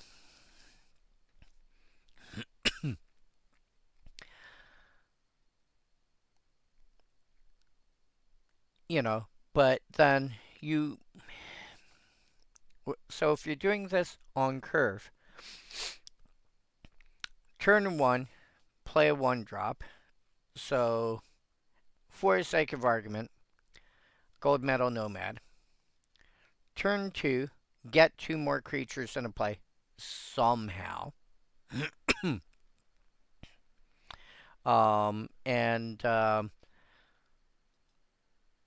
Resolute Reinforcements is a good example. Turn 3, play a 3rd land, tap all 3, get a Sundappled Celebrant. Your opponent goes, well, crap. That's not a reasonable thing to pull off in Limited, although that is a time when you may want to consider a card like Gold Metal Nomad is to pull off a Celebrant that much faster. If I've got Celebrant if I've got like 2 Celebrants in my pool, I'm probably running both of them, especially if I've got, like, I'd say 2 Celebrants and 4 Nomads. I'm running all 6 cards. Because I'll have a reasonable chance on a turn 1. I'll have, I've got a chance on plays on turn 2 and turn 3. My opponent's going to go, what are you doing? And then, I'll have a chance of a double play on turn 2. My opponent's going to go, what are you doing? And then on turn 3, I go, hey, by the way, Celebrant. Oh. I'm not going to make that mistake again. If you get this down by 1, it's going to be fine. If you get this down by 2 consistently, it's going to be really good. Timid Shield Bearer. Uh, Again, might be a card to replace something in my mono white token stack. Well, I call it mono white tokens. Because again, the premise, my common's only mono white deck. The premise, again, being one card's generating at least 2 bodies. Usually well, I shouldn't say usually. Often that's a card that a creature that comes into play and says, when this enters, make tokens. Sometimes it's just a spell that says, hey, by the way, make tokens. This here is going to be good. This ability is going to help break through. This is going to break stalemates in limited. I don't think it's generally good enough for constructed. Unless you're looking at a format like Commander, maybe. Some kind of token strategy is going to enjoy this. But I think in general, I think in general this is a limited card or something else where the access to cards is severely restricted. But mostly limited. But it's going to be really good and limited. You activate this twice, he's a 4/4 till end of turn. Sure, it costs you 10 mana, but he's also +2/+2/+2 on all of your creatures. You've got like 4 1/1s, and it's like suddenly they're all 3/3s. Tributary Vaulter. Again, a flying merfolk. What on earth is going on here? The second merfolk that is that the second merfolk we've seen? Yeah, it's the second merfolk we've seen, and it's also got flying. What on earth is going on here? 3 mana, 1/3, which averages to a 2/2. So you're looking at Azure Drake, I think it was. No, Windrake. Windrake? I think it was Windrake. Whenever this becomes tapped, another target merfolk you control gets +2/+0 till end of turn. If you have ways of making this become tapped without attacking, it gets really good.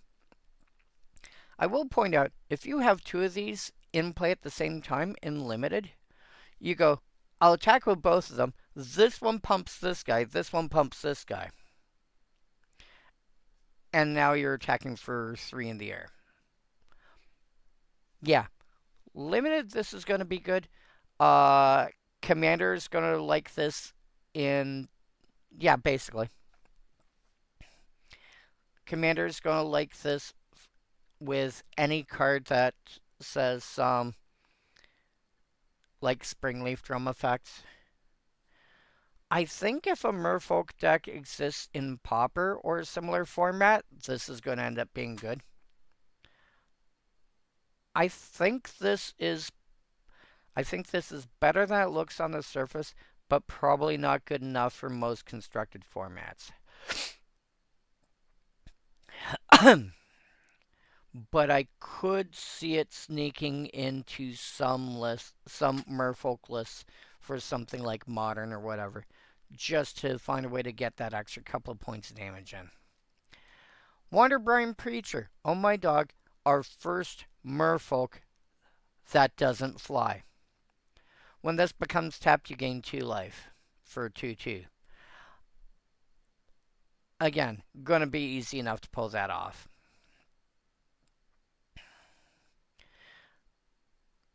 Your Springleaf Drum and effects thereof, or just, tap target, tap and untap creature control. Okay, see you, Yogo.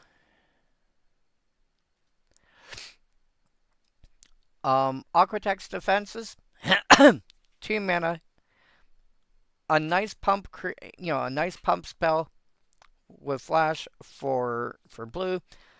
When it enters, enchant creature gains hexproof till end of turn. Can only enchant your own creatures. But yeah, that's a decent permanent pump. It's Holy Strength in blue for an extra mana but with flash and a one-shot of hexproof. So it's not Holy Strength at all. It's an extra mana over Holy Strength, but you get enough additional upside. I like that. Again, unfortunately, it's also the kind. Well, no, I can. There have been decks in the past that have taken like random like 1/1 or 2/2 creatures or whatever, ideally flying creatures. Like even within the last, let's say around 2019-ish, where you'd have like a vaguely decent 1/1 flyer. You enchant it with something like Curiosity, or not Curiosity,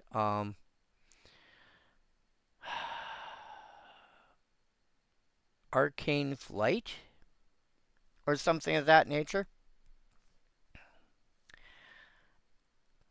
And yeah, you just use that to start digging through your deck.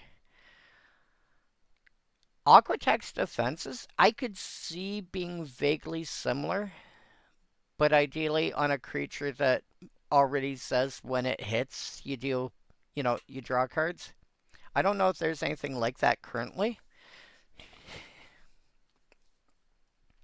But if there is, something along the lines of a Thieving Magpie, for those old schoolers out there that remember that. If there's already something like that, Aquatex Defenses is going to be, it's protection plus a buff. Blossom Bind, I like this. Oh my dog, do I like Blossom Bind. 2 mana enchant creature. When it enters a tap enchant creature, can't become untapped and can't have counters put on it. Oh my dog. The only thing it doesn't do is remove the counters that already exist. Yeah. I want one of these. But I mean, what's that 1 mana 3/3? Oh, Tiger Seal, for example. This shuts down Tiger Seal and a lot of other similar cards. This is also another way to, if they haven't got it going yet, this also shuts down certain cards from being able to use some. What are you? Agatha's Soul Cauldron.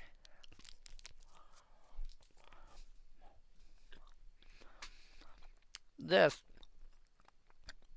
in and of itself, might be enough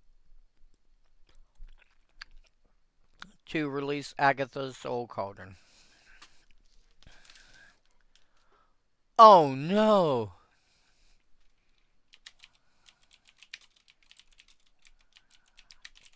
I think I've got that right? Oh no, Agatha's Soul Cauldron is still legal. I wonder why I thought it was banned. Glamourmite, welcome back, Pestermite. 3 mana for a 2/2 flash flyer. When it enters, choose one. Tap target creature, untap target creature.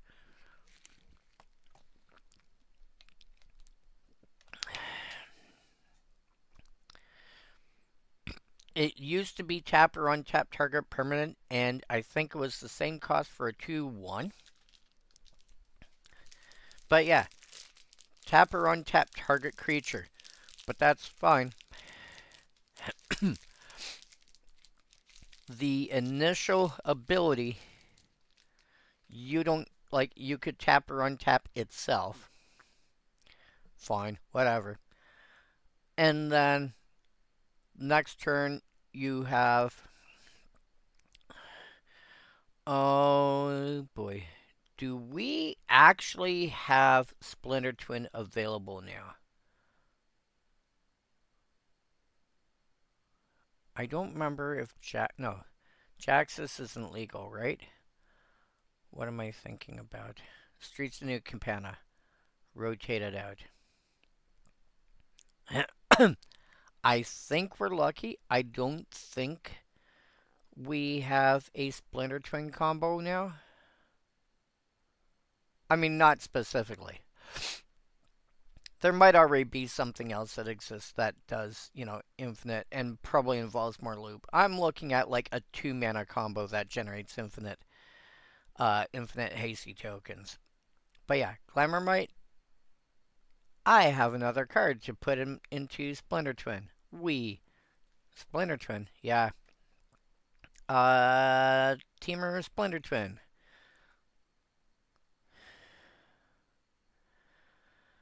So many ways of, here's a bunch of cards to generate tokens. Oh, okay. Krenko is in Foundations, but only cares about goblins.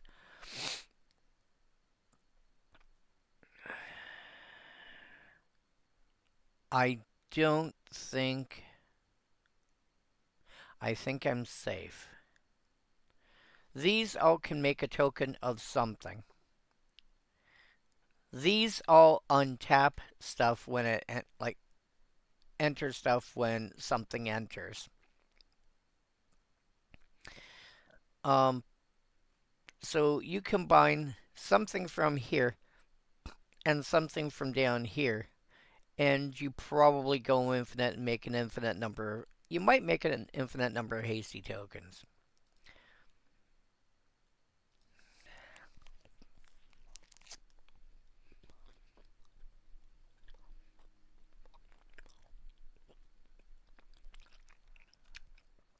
Gravegill Scoundrel, 2 mana for 1/3 Vigilance.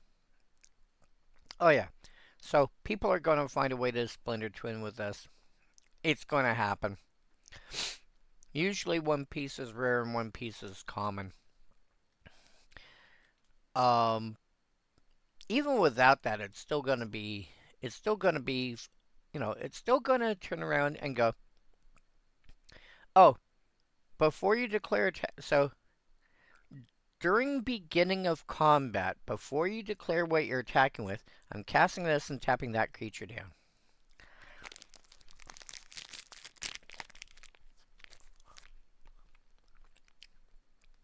Which sometimes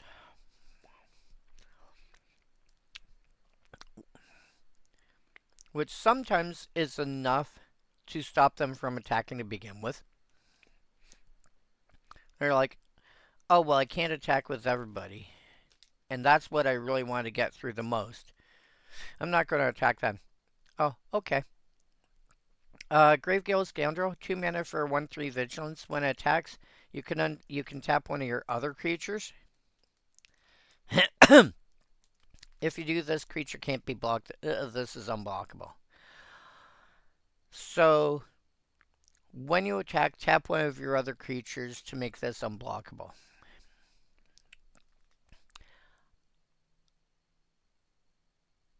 I think this is another card to make sure you can get through some amount of damage on a board stall. I don't see this being good in most decks in general, but in limited, this is going to get, even if it's only a point, this is going to get that point of damage in here and there, on a regular basis. You tap like a random 1/1 token or whatever, and you leave everything else untapped, and you just get through for a point of damage every turn. Korath Mystic. 3 mana for 2/4. Whenever you cast an expensive spell, in this case 4 mana or greater, this gets +2/+0 and gains Vigilance to end a turn. Every time you cast an expensive enough spell, this suddenly becomes a 4/4 Vigilance.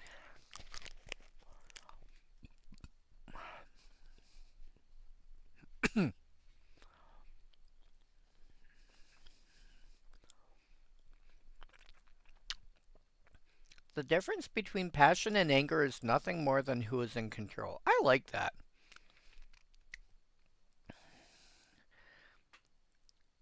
So, You want to play enough cards that are 4 or more to make this work well. But keep in mind, you don't have to spend 4 mana. Again, we go back to the Sun-Dappled Celebrant, which costs 6 to cast, which is 4 or more, but you can cast it without paying any mana for it at all. So, I think this is going to... I think in Limited, it's going to be okay. I think in Standard, it's going to... It might be part of a... It might be part of another archetype. You've also got all those cards that have got Warp.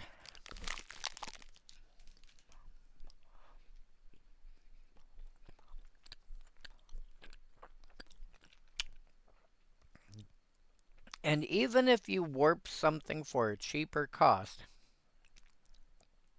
its mana value is what's up here in the top right corner. This thing's mana value is 3, so anything that costs more to cast than this, regardless of color scheme, if it costs more than this, this ability kicks in. It may end up being key to an archetype. Run away together.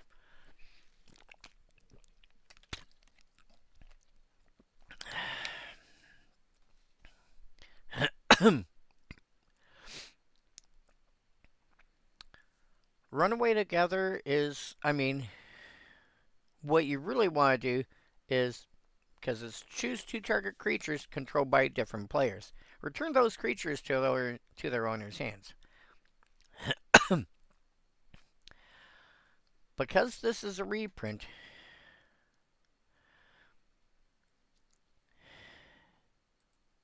okay, does work how I think it works. I target one of your creatures and one of mine. If one of them is not a legal, like if one of them is no longer a legal target for whatever reason, by the time Runaway Together tries to resolve, as long as one of them is a legal target, that'll still get bounced. Also, there are creatures that the person casting this is going to want to bounce of their own. And occasionally the side bonus of, hey, by the way, I can bounce one of yours while I'm at it, is really nice.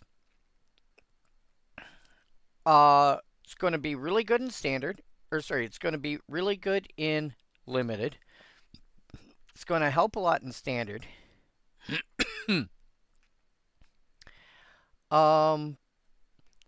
Again, it's a reprint, so anywhere where it's already good, it's going to continue to be good there. Silvergill Peddler, 3 mana for a 2/3. Whenever it becomes tapped, draw a card, then discard a card. I've already got a deck that it's going to be able to go into. My mono blue commons only deck, I think. Where are we here? Take me down to Cantrip City. Get over here. So, what is that? Whenever it becomes tapped, right? Yeah, whenever it becomes tapped. So, display, sort cards by mana value.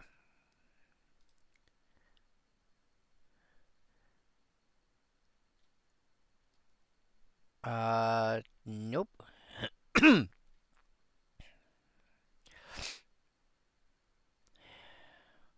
Whenever it becomes tapped, huh? Oh, wow. I don't see an immediate replacement. Like an immediate card it can replace.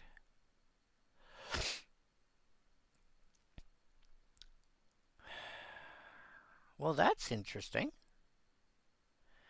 Because a lot of these are when they enter to a thing.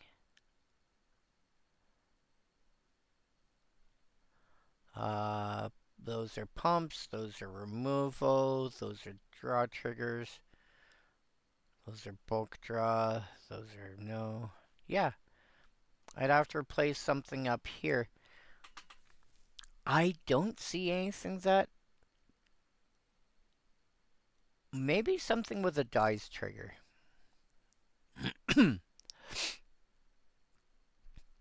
uh... Thalicos Seer. No, Thalicos Seer I want to keep. Actually, maybe.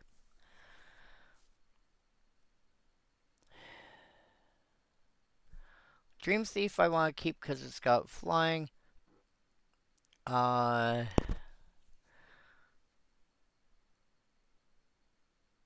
Elite Instructor I might kick out.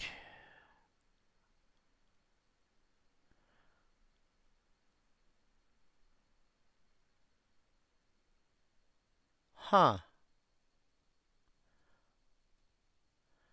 Nothing. Nimble Innovator doesn't look like it does enough. It's 4 mana for a 2/2 that comes into play, draws a card.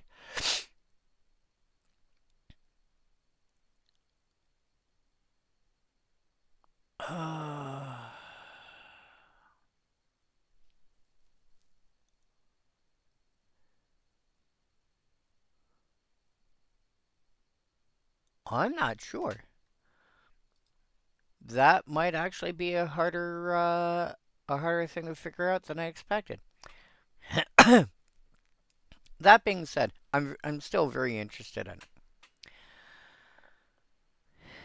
it. Because being able to dig through more cards in your deck at a faster pace is, like, in that deck, it's what it wants. Stratosaur, that deck definitely wants it. 5 mana for a 3/5 flyer, which isn't in and of itself bad. It's a 5 mana for what works out to a 4/4 flyer. When it enters, target creature gains flying till end of turn, which means something else is going to jump up in the air and fly, which might be enough in some match, like in some board states. Turning around and going, hey, by the way, my 6-power flyer's got, my 6-power creature's got flying till end of turn. Thwack. I'd probably run. I would probably run 2 or 3 of this in a deck. Keep in mind when I say I'd run X number, I'm not taking into consideration other cards that I've said. Like, let me rephrase that. If I'm saying I'd run, 3 copies of Stratosaur, I'm not taking I'm not taking Shore Lurker into consideration when I say that. I might have one, I probably have one or the other. I doubt I have both. I'd probably pick this up. If I had to choose between the two of them, I'd probably grab the Stratosaur. That 2 points of toughness addition for an extra mana is huge. And plus, when it enters giving something flying, I have a reasonable sized ground creature. Whoop! Plus basic land cycling. Again, this is a card that wants to go into my commons only mono blue deck. Because of that basic land cycling is huge, because that deck, if it gets to 3 lands, it doesn't need any more. It will dig it will pull up the rest by how much it draws. This is going to want to go into that deck. In limited, this is a house. In constructed formats, like, I'm probably looking realistically at this to be a commander staple. Well, like if you're playing elementals and you're playing, you're playing blue and elementals, you're probably looking at this going, I could use some of that.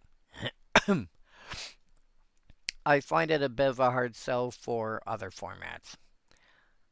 Summit Sentinel. When it dies, draw a card. 2 mana for 1/3.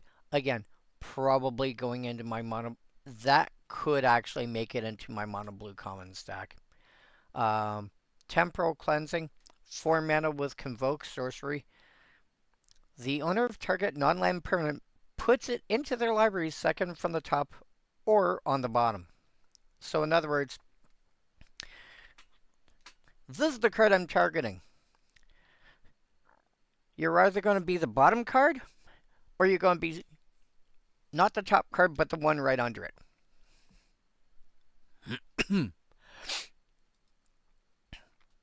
Heaven forbid you then turn around and say, hey, by the way, I'm doing this now, you gotta shuffle your deck. So, temporal cleansing. Yeah, definitely getting played in limited, even as just a temporary removal spell. Probably good enough for standard play.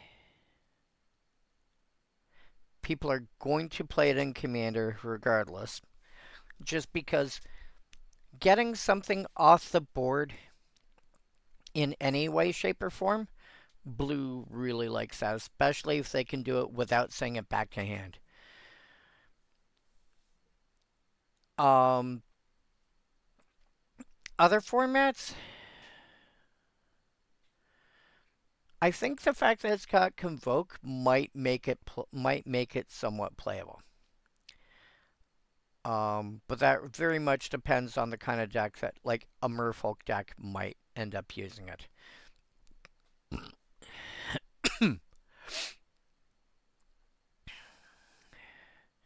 I don't think it's going to go far, but I think it's going to see some play outside limited in Commander.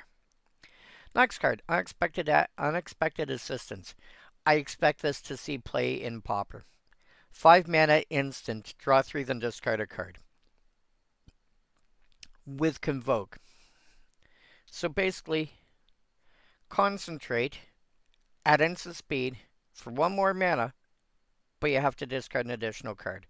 You still end up plus 1 card. I'm like, what do you mean by plus 1 card? Your hand size is X, whatever X is. I'm saying number of cards you have in hand when you cast this. You spend 1 to cast it, so you're down a card. You then draw 3 cards, so you're up 2. Then you have to discard a card, so you're up 1. Net result, you've dug 3 cards deeper into your deck, and you've gained 1 card in terms of card quantity.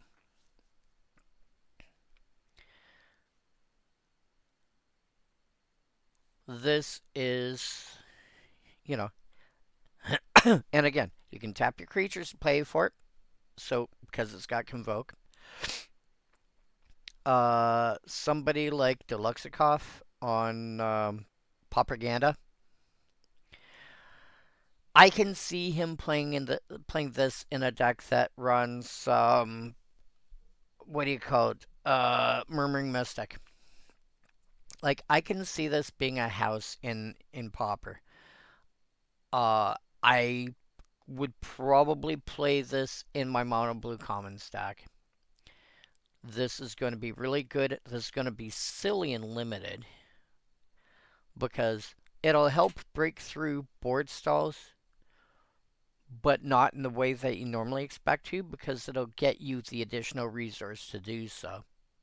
And if your opponent doesn't attack at the end of their turn, you can tap all 5 of your you can tap 5 creatures, cast this, and keep your lands up. In limited, this is going to be really good. In constructed, I think in standard this is going to be.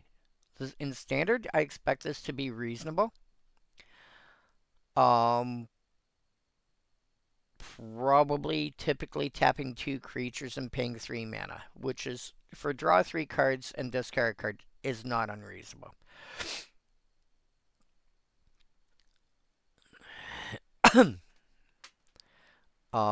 Especially since you can do it at the end of someone's turn or in response to try and draw into a counterspell or whatever. I think it's going to be useful there. I think it's too slow for formats like Modern, where you more want a card like Ideas Unbound, which even though you may discard 3 cards at the end of turn, paying 2 to draw 3 cards is a lot. But it might sneak it into... I could see an argument for this sneaking into something like Legacy. Like in something like... Oh man. For a deck along the lines of Dredge, being able to like tap 5 creatures, dredge 3 times, and then discard a card, I could see this conceivably sneaking in. I don't think it will, but I could see it. Wonderwine Distractor, 4 mana for 4/3, which is not bad considering you're looking at blue.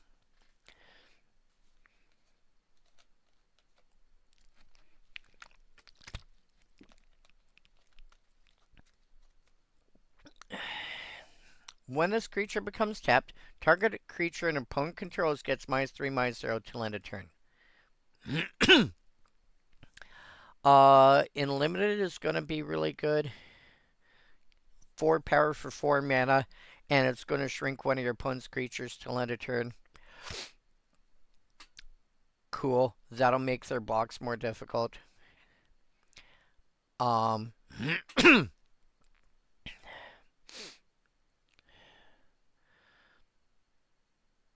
Constructed, probably not. I can't see this going... Like, in limited, it's going to be really good. In constructed, it's going to be meh. It's just not going to make it, I don't think. Wild Unraveling, 2 blue instant, counter target spell. Basically, counter spell, but additional cost, Blight 2 or pay 1. And a Blight 2, you have to put both counters on the same creature.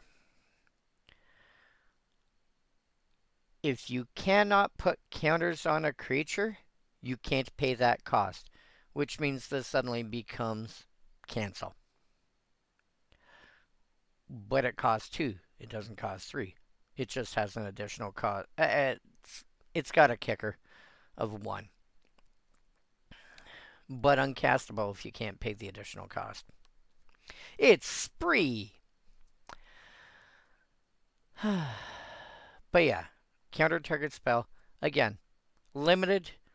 A card like this is always going to be good. Countering anything for 2 mana and losing a creature or 3 mana is always going to be good.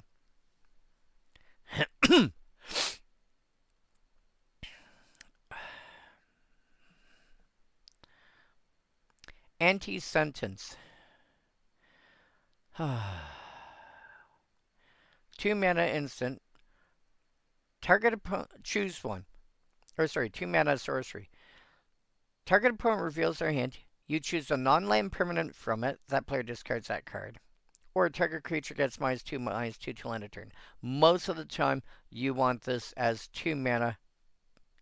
-2/-2, that thing. So probably killing it. Very occasionally, you're going to want it to be something akin to Duress. This is halfway between Duress and Thoughtseize, because Duress is non-creature, non-land, and Thoughtseize is just non-land. This is non-land permanent, so you can take a creature, unlike Duress.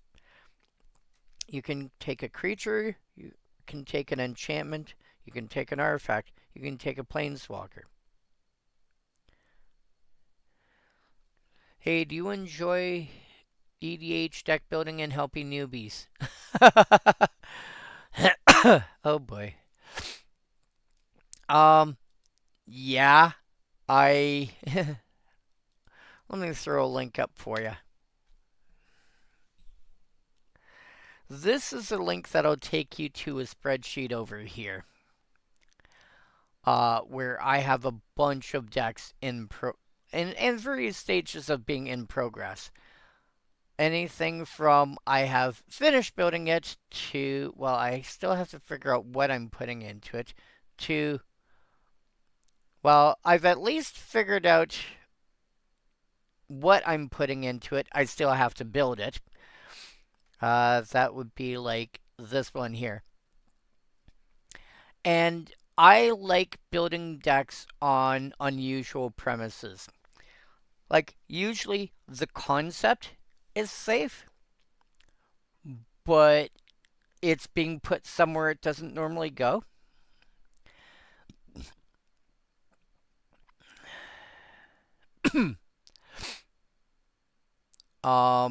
So, for example, a deck that I've recently finished is a mono red deck. It's a Voltron deck, which is a thing that people have done before. Um,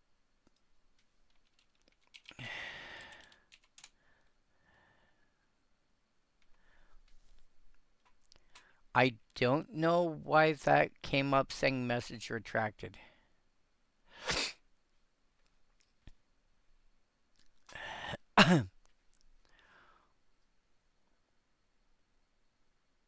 uh, Voltron is a completely normal deck type. Throwing auras onto your general is a completely normal deck idea. Not usually in mono red, though. Usually that's a white thing. Sometimes black, sometimes almost never in red. The general that I chose does not have synergies with auras.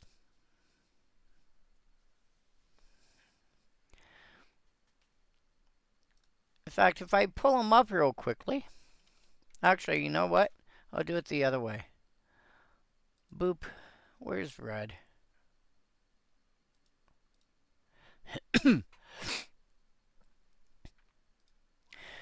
This is my general. He has no synergy with auras. It's just at the beginning of my upkeep, if he's in my graveyard, I can return back to my hand. That's all he does. He's a 3-mana 1/1.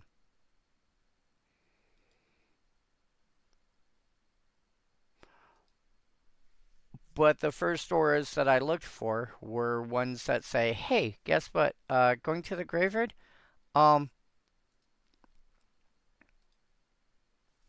Let's draw a card, or let's find a way to replay you, or something of that nature. So Hackball is you are Lost Caverns. So you're a 4-mana 3/3. The beginning of combat on your turn, each merfolk you control explores. When he attacks, you may put a land card from your hand onto the battlefield if you don't draw a card. That's interesting. +1 counters, tap triggers, unblockable is the goal. Well, step 1, you might want to consider waiting until the weekend's over, or at least underway, because this is going to be the pre-release weekend for Lorwyn Eclipsed. I got it down to 100 from 200, but need to add 2 more lands and maybe replace some creatures. Okay. So you've already got it down to a reasonable level.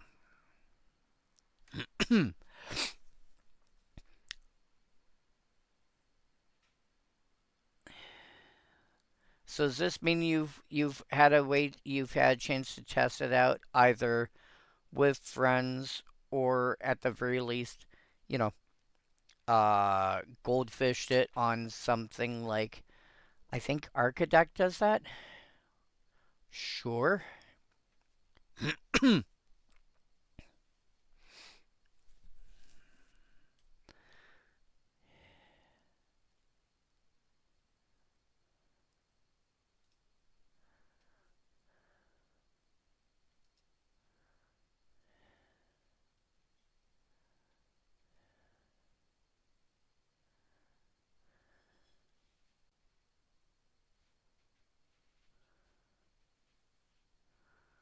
I've goldfished it, but I need interactions to get the real feel.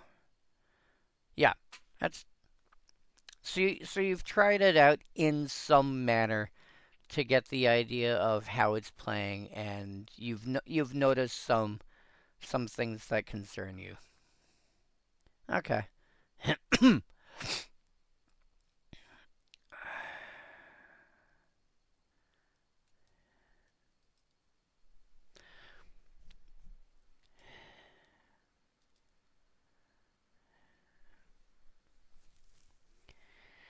+1 counter tap triggers unblockable.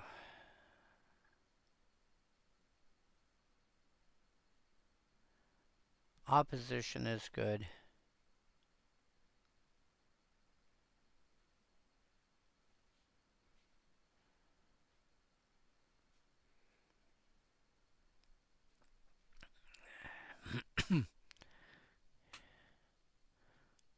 I'm waiting for you to put the link up, sir.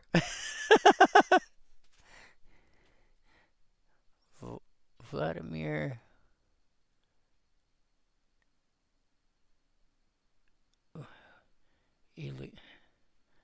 Ilioski.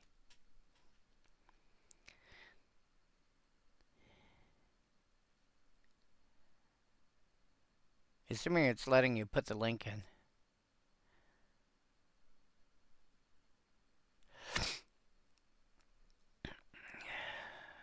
I didn't see it.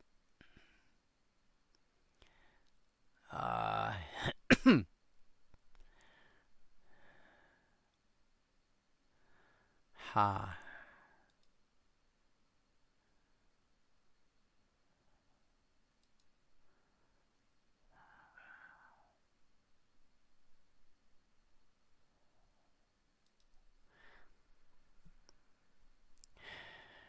Give me a moment here.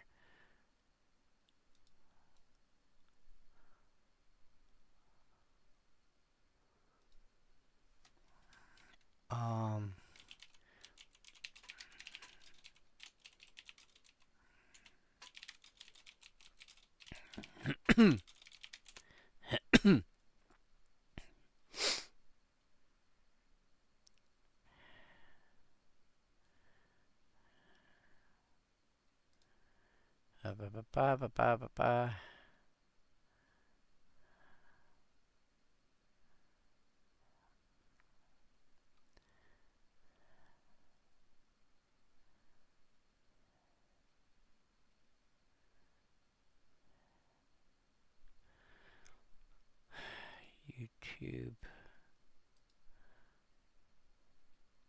settings community.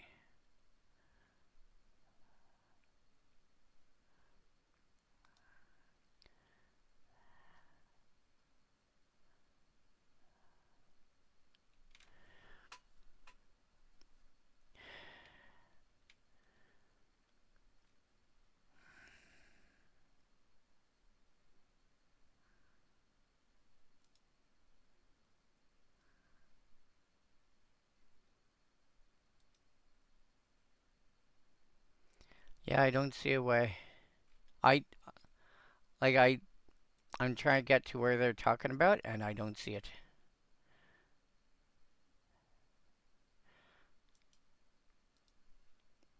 All right. At least now I've got access to a something. All right, copy link. You paste and go.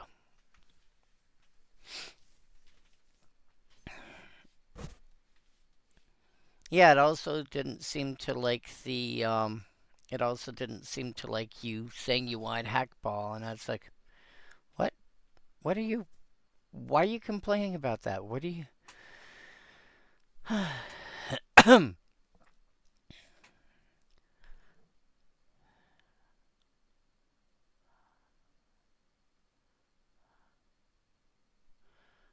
Mr. Kumar, rapid hybridization, arcane to know, counter spells like Lock Rift, Deep Pilgrimage, Life Atlantis, Master, Marrow,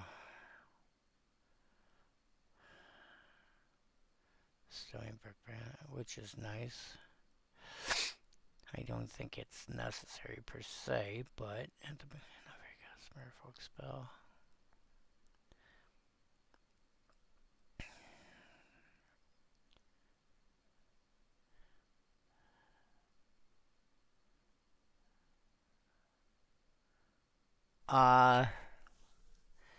Intruder Alarm is probably cuttable.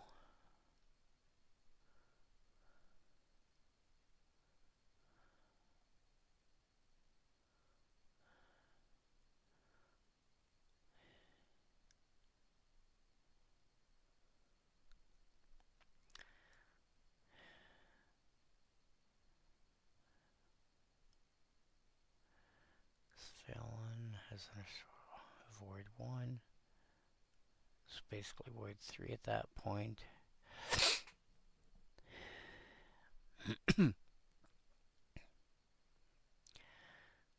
Yeah, but you don't need a ham sandwich. Counter. Return.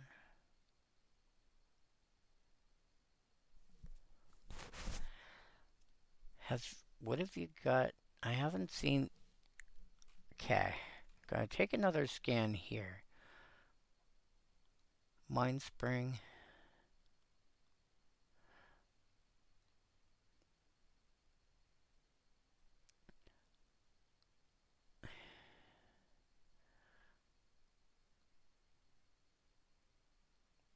Okay, so I don't misremember things. There's only like one card so far.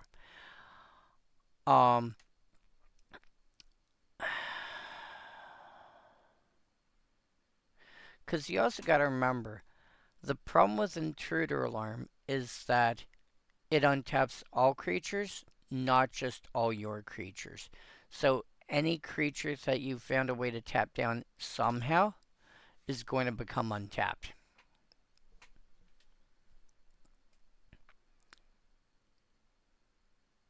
So there's that issue.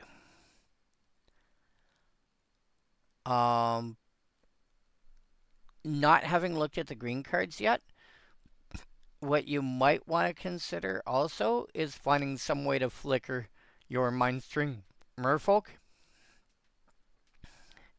so that you can use its ability again. I should have set that I don't have any other tap. I don't have any tapping other cards in there.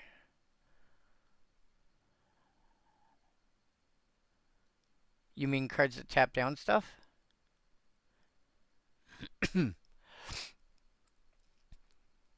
So far what I'm seeing is I would replace at this point so far what I'm seeing right off the bat, because because don't forget you have Merrill Commerce. At off the bat, I might recommend replacing Intruder Alarm. I know you don't want it being replaced, but I don't see another one as of yet.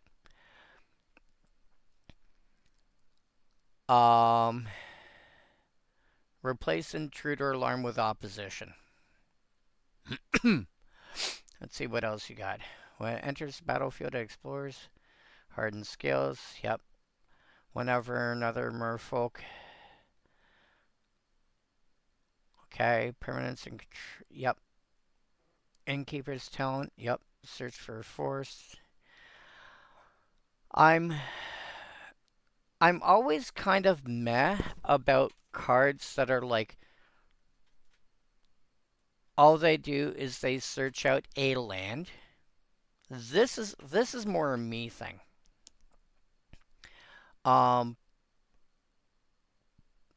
If I'm running a card like that, I'm playing blue-green, I wouldn't run Nature's Lore unless I have enough Simic dual lands that have both land types. To be fair, I haven't seen her mana base yet. This is a personal me thing, because part of the problem I have with cards like Rampant Growth and Nature's Lore is for 1 additional mana, and sometimes not even that, you can get an extra land out. Like you can get an extra land at least into your hand, cultivate, etc. Hello, Shomanuchi.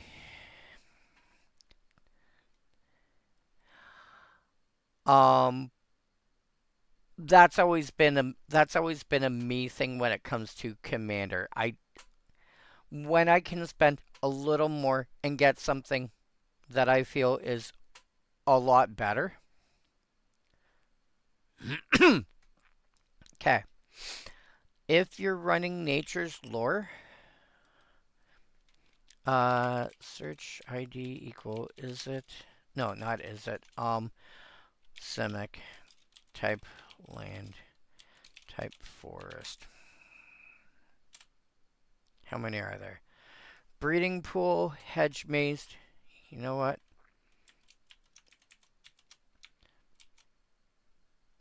Where are you? Damn it.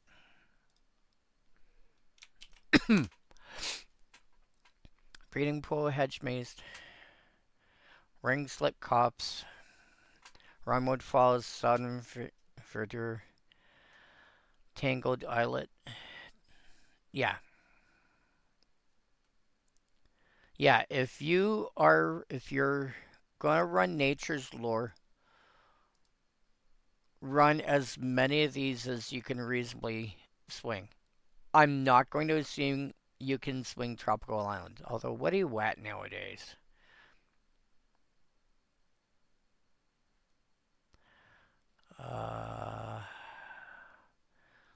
Checklist. Display as checklist. Search.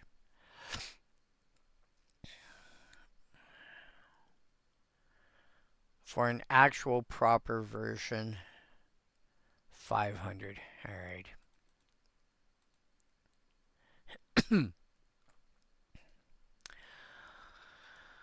Yeah, so, yeah, basically. But that being said, being able to run the other 6 should be easy enough.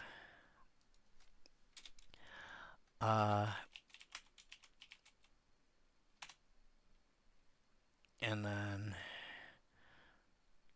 display as checklist, search for these options. Because breeding pool is $8 and change, hedge maze is $10, so basically $20 there, and like maybe an extra $5 between the other 5 or the other 4. So $25. You have 6 dual lands that you can fetch with Nature's Lore. That would make a big difference. Whenever a creature you control deals combat damage to a player, put a +1 counter on that creature.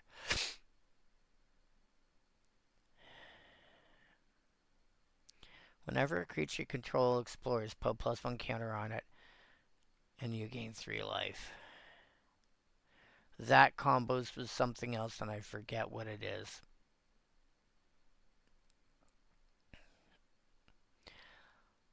Hey, Kior.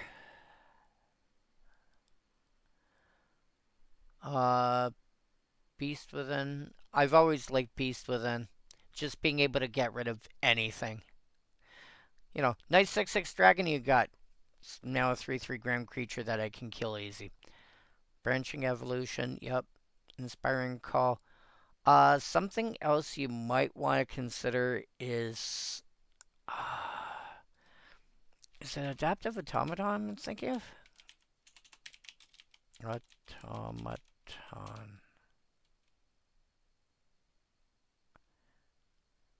No, not Adaptive Automaton. What is it? Searched name mimic. Counter. Metallic Mimic.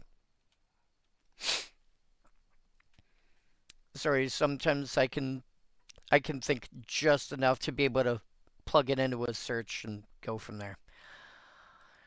So Vladimir, I haven't got to your artifacts yet, but Metallic Mimic would also be a card you might want to throw in here.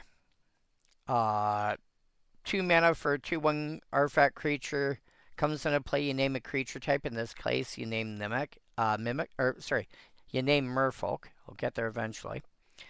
And then each additional creature you control of the chosen type enters with a +1 counter on it. You also have the option of running Master Chef. You don't have to run it as a background. You could just simply have it enter, throw it in your 99.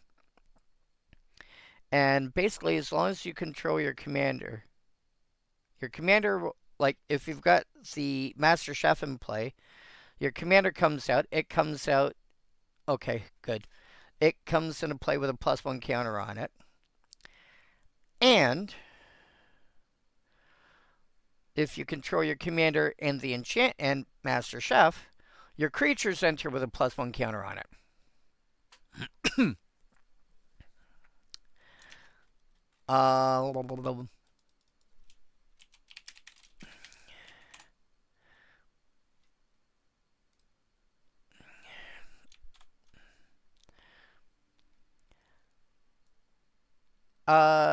So Kior, Vlad's over in the other chat. He posted me a link to his, oh, is there a card with that name?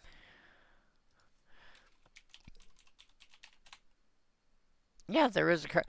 Sorry, I thought you meant the concept, not the actual, not a card with that name.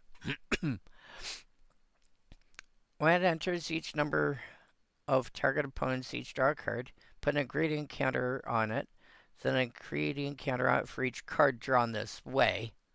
Whenever you cast a creature spell, that... Wow.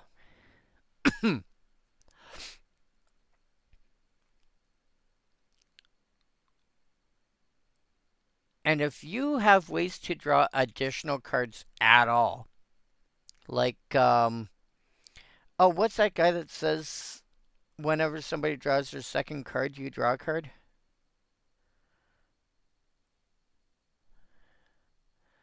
Then Communal Brewing starts getting absolutely silly.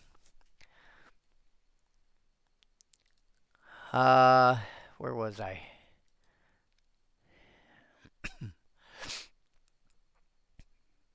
Yep. Yeah. I hate this cough. Oh my god, it's a pain in the neck.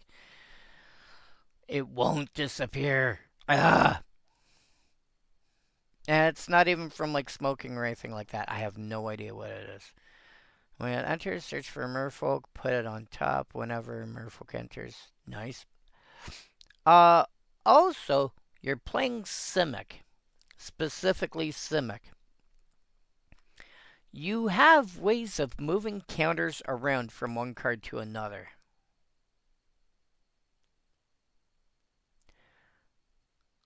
Okay, that's the third card I've seen that pumps counters. Unnatural Growth. I wonder if Unnatural Growth is necessary. I'm not saying it's not. No. I mean, like, an actual card that says move target.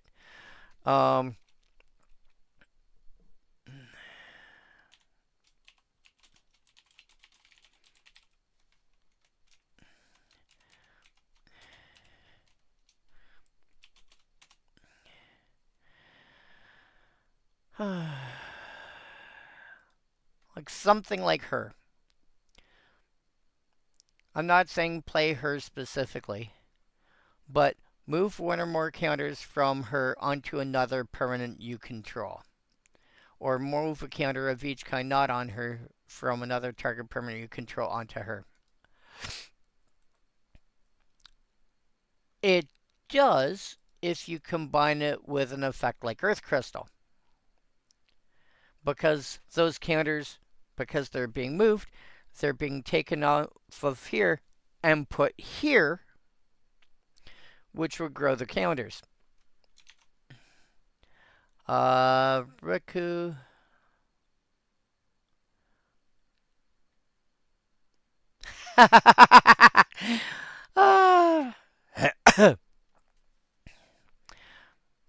Also, this is a hilarious ability. Whenever you put one or more counters on a creature, until end of turn, that creature can't be blocked by creatures your opponents control. That's kind of funny.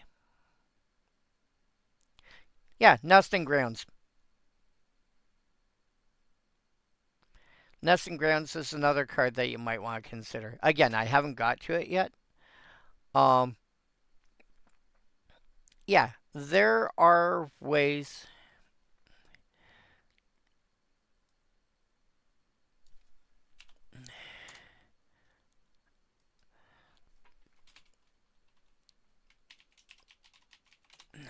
Let's cut this down to Simic.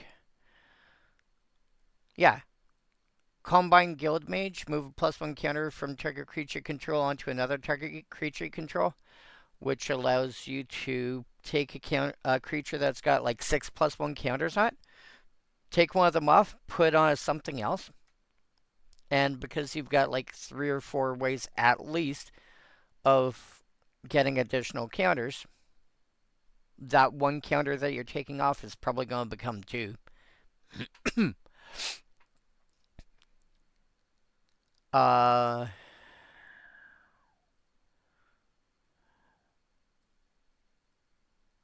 Shield counters, you could probably... Shield counters you might be able to duplicate as well. Whenever a creature with a +1 counter on dies. Yeah, Explorer's Cache would be like a budget version of Ozolith. It's not as good as Ozolith, but it's also only, less than 5 cents.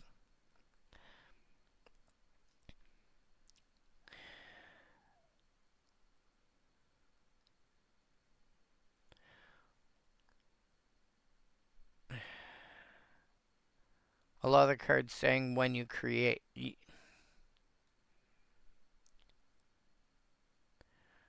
On which ruling?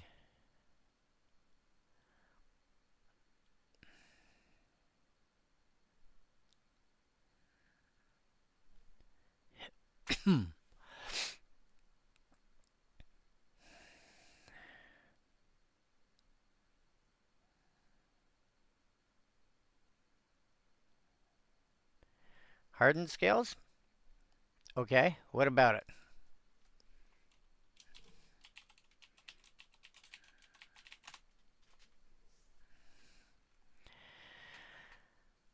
If a creature you control would enter the battlefield with a number of +1 counters on it, it enters with that many +1.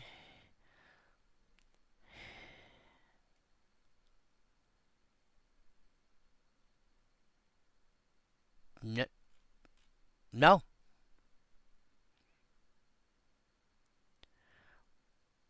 What kind of card are you thinking of? Because you're saying when you create, and I cannot think of a card that uses that wording.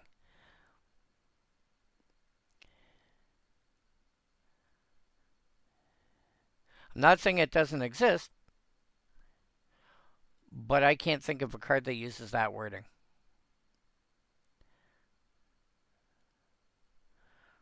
Alright, let's go to the Earth Crystal. If one or more counters would be put on a creature you control, twice that many +1 counters are put on that creature instead.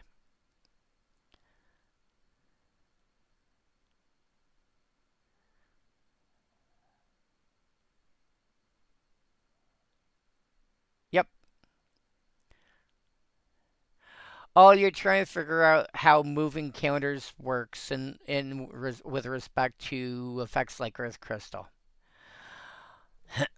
I see where... Okay. I see where you're getting... So, Combine Guild Mage.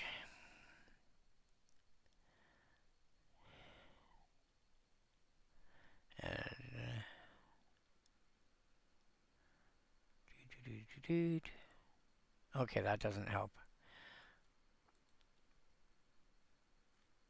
Bioshift. I don't remember what Bioshift says it does. Move any number of +1 counters from target creature onto another target creature with the same controller. Yeah, potentially.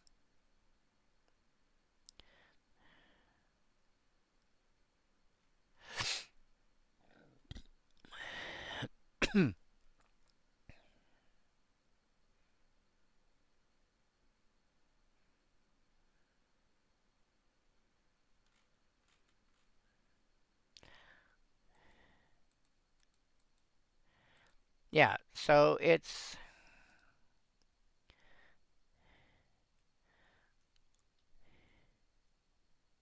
yeah, you're good. Multicolored, untap another target permanent. Whenever explores, you may put a land. Whenever creature you explores non-land card.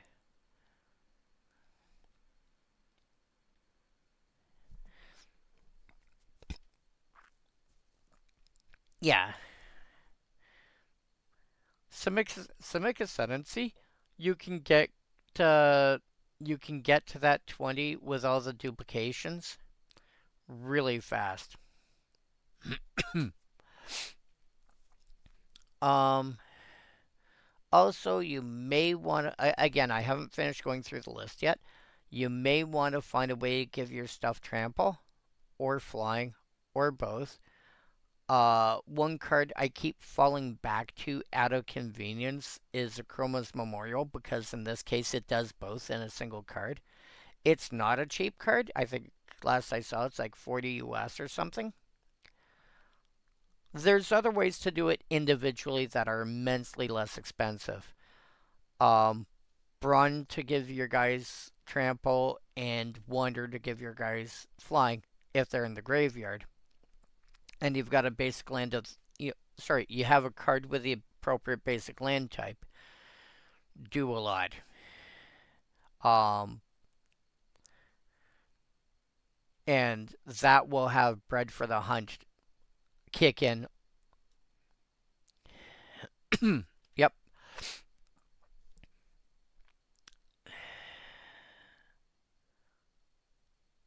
Yeah, so if you're going to play with Island Walk, you may want to throw Harbinger of the Season as well, because that turns all non-basic lands into islands. It's basically Blood Moon slash Magus of the Moon for islands.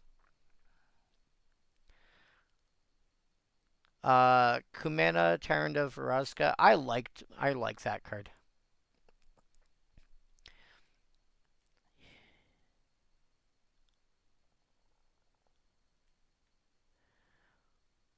Vorel is going to be really silly because to do that, you actually put view details.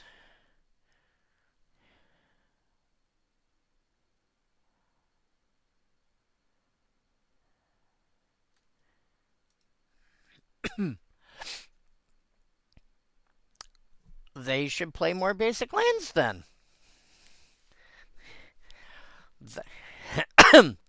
It's not that hard. Run some basic lands. I mean, my commander decks, for the most part, my commander decks run about 38 lands, give or take, about half of which are basic land. Gives them a reason to play more basics.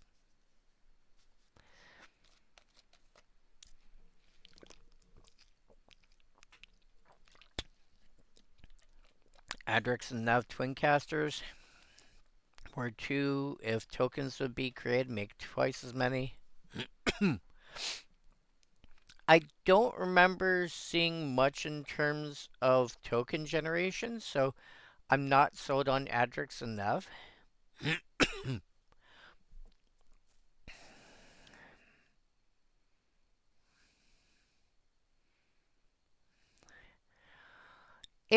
I wouldn't call it land denial.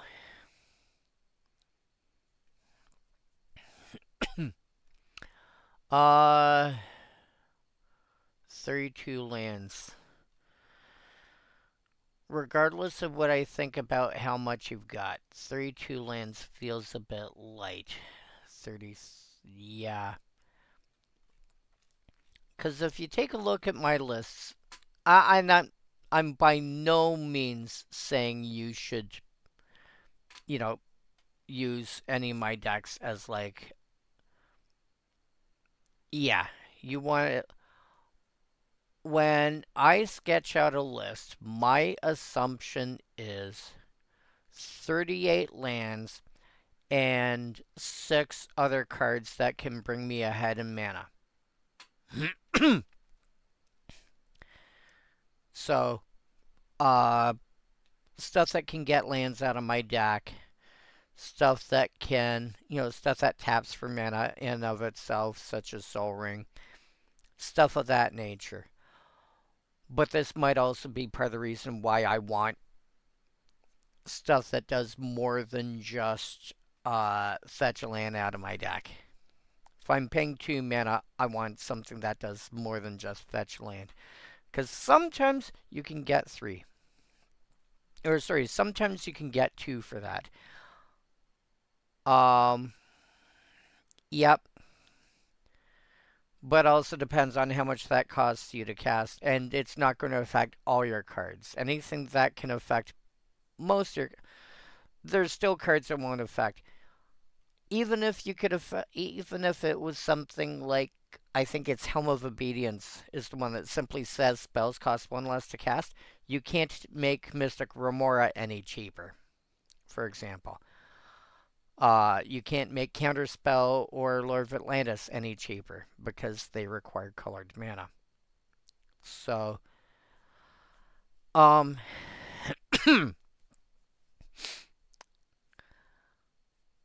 I would... The lowest I normally run in my decks at all is about 34.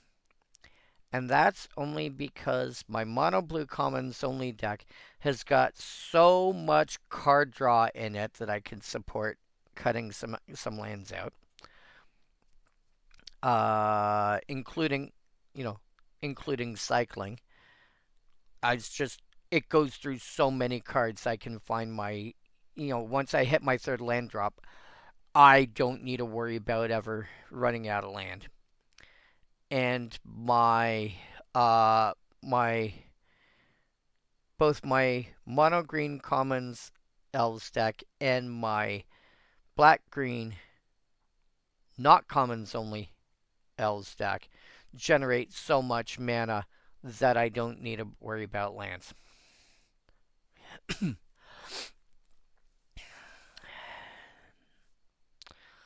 Yeah, I've mentioned Intruder Alarm, and based on what I've seen thus far, I don't really see a strong reason to keep it.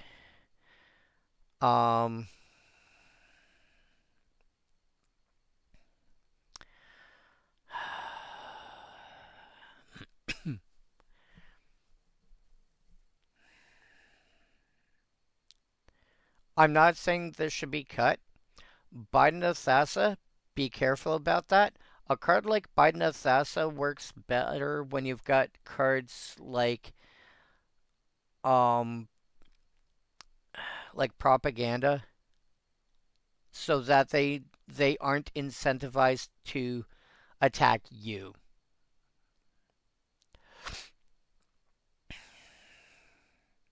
So, I'm not saying Biden of Thassa is bad,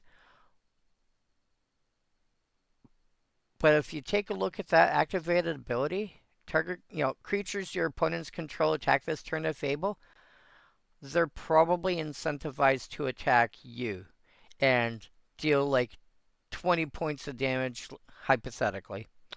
And you draw 6 cards for it. Yeah. No, I get it.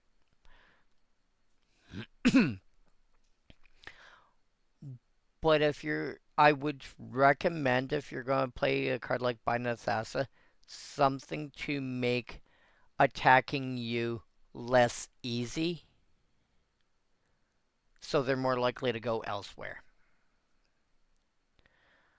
So far what I am seeing is stuff like Herald of Secret Streams, for example, makes it easier for you attack someone else.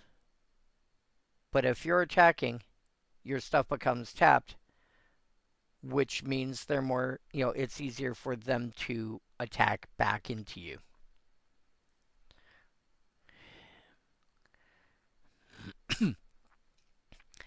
Empress Galena, I'm I would be wary of putting her in because what that tends to happen is because the effect doesn't end at end of turn or when you untap her or any of that sort of effect.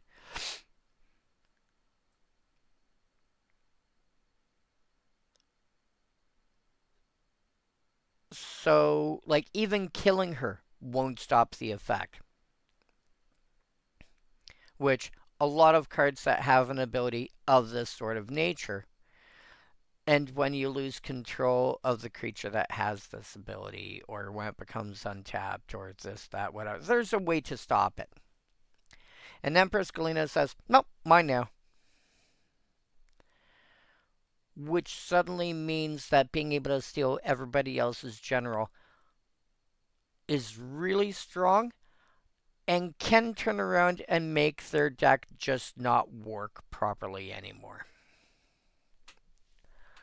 So if you're looking for cards to cut, if you want to be less mean to other people,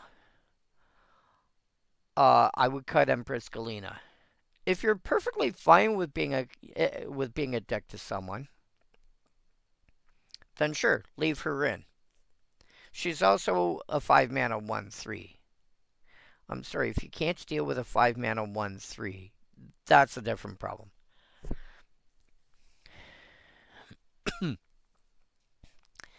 Yeah, you have other things that can be your secret commander.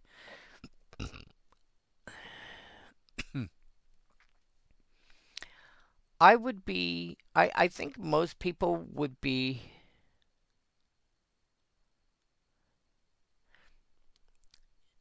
Yeah, but if he gets targeted, you bounce him back to your hand somehow, or you send him into the command zone, and you recast him again later.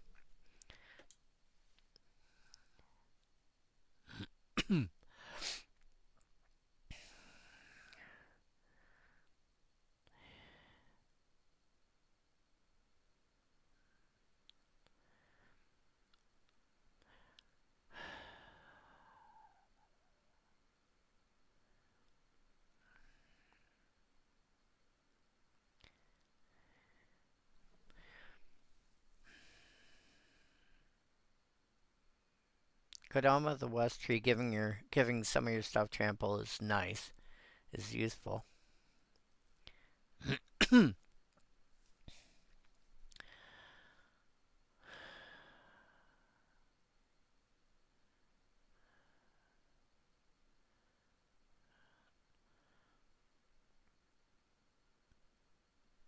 I don't remember really seeing much that does much about tokens at all.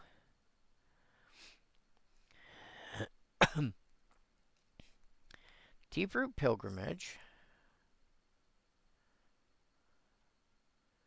Deeproot Waters, Emperor Mihail II.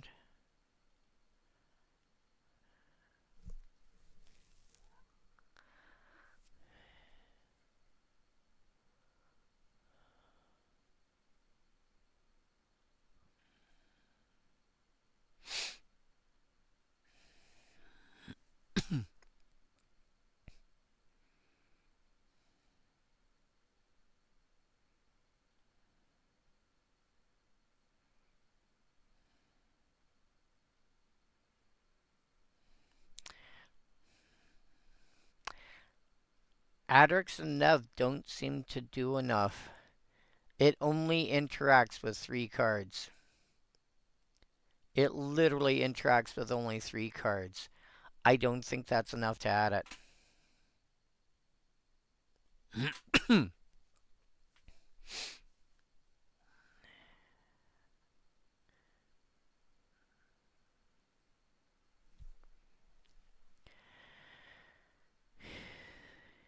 It's a nice card. If the deck was being designed, if the deck was designed differently, I'd say sure. I don't think it does enough for your deck.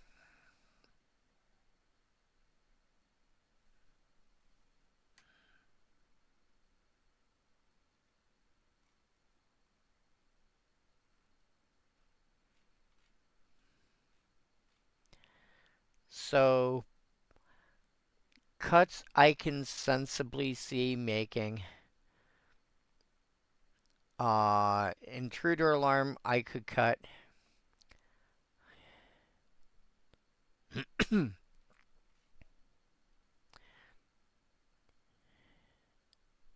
Sure, sure. But I'm not talking about Hackball. I'm talking about Adrix and Nev. Intruder Alarm, Adrix and Nev. Relatively easy cuts, in my opinion. Um, I I don't see anything that jumps out at me the same way. But that would bring you up to 34, I think. Yeah, that would bring you up to 34.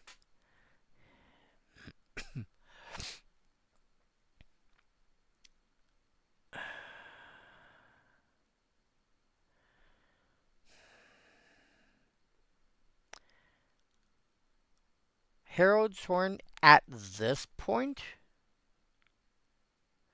I would replace with either Simic Signet or what do you call it?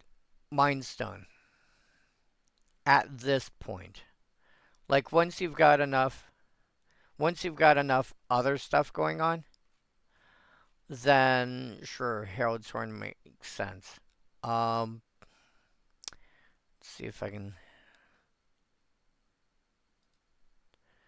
sort by, yeah, mana value.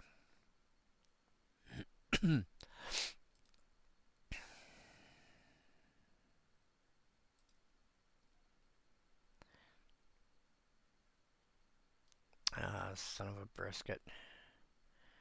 Oh, group by mana value.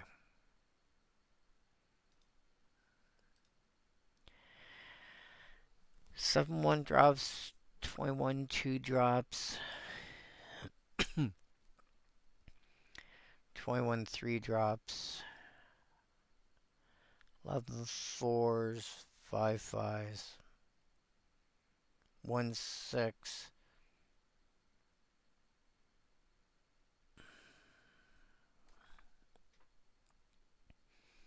Where X is the greatest power. Realistically, the greatest power amongst creatures you control most of the time is going to be like 3. So realistically, this is going to be another 6 drop or so. It might be a 5, but realistically, I don't see it often being more than a 3,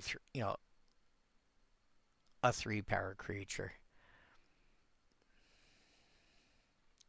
2's going to be easy. 3 is not unlikely. 4 is meh. Seedborn Muse.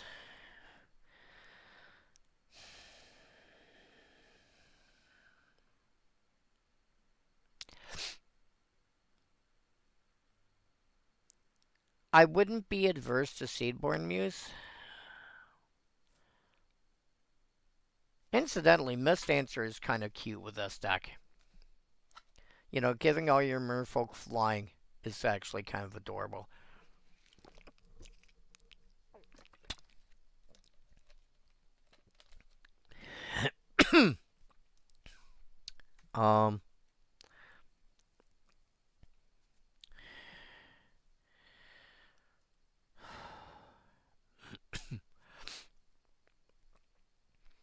I would consider the Leash basically a lord at this point. That affects almost all your creatures. And Seedborn Muse, I would worry about the mana base first.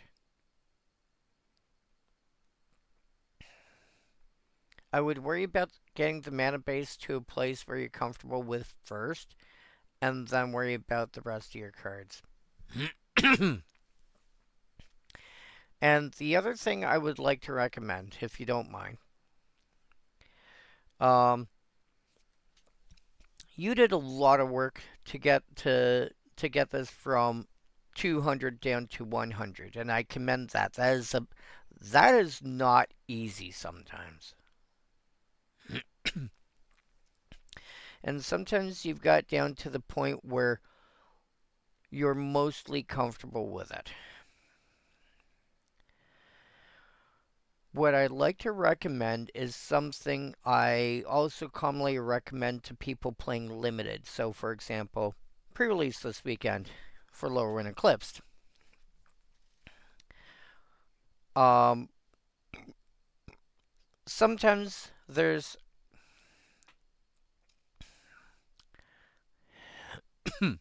sometimes there's you're at the point where it's like I don't know what else to take out. I've got this cut down as much as I can. I'm still over. I don't know what else to take out. That's when I'm like, okay, take a step back and start building up. What do I mean by that? All right. You have to have how many cards in your deck? Doesn't matter whether it's commander, limited, 60 card, 50 card, whatever. Doesn't even matter what game it's for. You want to try and get down to the minimum or whatever if you're playing commander, it has to be 100 cards. How many lands am I running? Forget how many other cards you've already got. Figure out how many lands am I running. For me personally, it's usually 38. So I assume 38 lands in my deck. Okay. I'll figure out the specifics later, but 38 lands in my deck. Plus 1 commander, so that's 39. And I'll have about 6 cards that are some kind of ramp. Here's, your Soul Rings, maybe some land fetch. Again, because it's only a few, I like to have ones that do more like Cultivate. So that puts me at 45 cards. That leaves me 55 cards. At which point I'm going, okay, what cards need to go in? And I start counting up. And with limited, it's really easy because limited, you assume 40 card minimum. You want to stay as close to 40 cards as possible. 17 lands because your mana is not going to be as good as it is in a constructed environment. So it leaves 23 cards. Okay, well here's the cards that have to go in. And then here's the cards that I want to put in. And I start counting up. And when I hit, in this case, 23, I stop. Whatever's left in my hand, nope, that's it. I'm done. I'm not adding another card. Sleeve it up, shuffle it up, play that. When it comes to stuff like Commander, I sometimes run into the same problem. And so there's a couple ways around that. But sometimes the easiest is I need to cut, 4 cards so I can add 4 more lands. And start, mark your cards somehow. Print off a list. Take a screenshot of your list and, with, MS Paint or something like that. And then just use your mouse and a paintbrush and go cross this off. And every time you cross off, and make sure you're crossing off cards in the order that you really want to play them. Go. Okay, yes, I really want Mindspring Merfolk in there because it doesn't just draw cards. It also puts counters on things. That interacts with a lot of my game plan. maybe you'll get to have rapid hybridization later because that's removal. But you start going through and it's like, what do I need to put in? What do I need to put in? And at some point you'll hit that threshold and it's like, nope, I've hit, if I'm running 38 lands plus my general makes 39, that leaves me 61 cards. I've hit my 61 cards. What's not crossed off? These guys? Okay. Incidentally, Cyclonic Rift, just making a note, you do have a fair number of cards in here that do bounce a bunch of stuff. You can cut Cyclonic Rift if it's a thing you're interested in. Oh, I get that. Believe me, I get it. But I mean, you don't have to do anything fancy. This could be just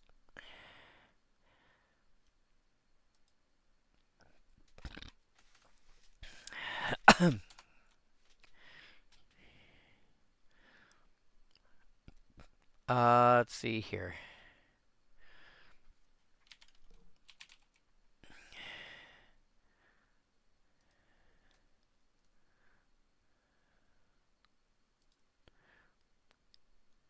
So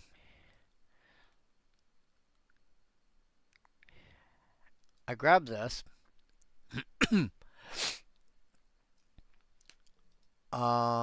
Let's see here. Is there something?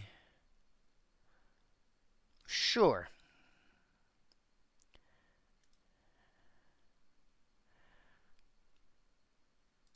Go away. Let's see if I can.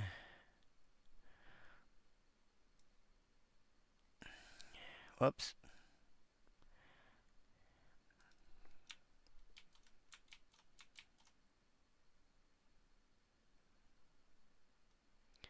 File. Let's see if I can figure out how to. Oh, there we are. Save as. There. Open my drive.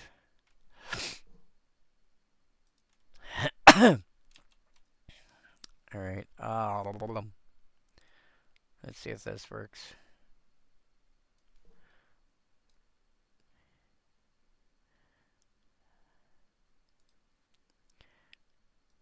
All right.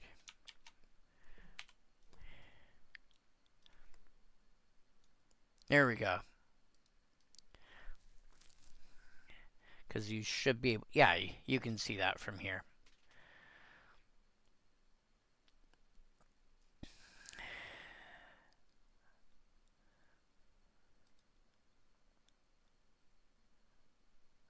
And then let's see if I can figure out how to do this. I apologize, I've almost never used Google Docs before. Well, I shouldn't say I haven't used Google. I haven't used their spreadsheet. I use their spreadsheet a lot. I use Docs sometimes. I haven't used this before. Oh.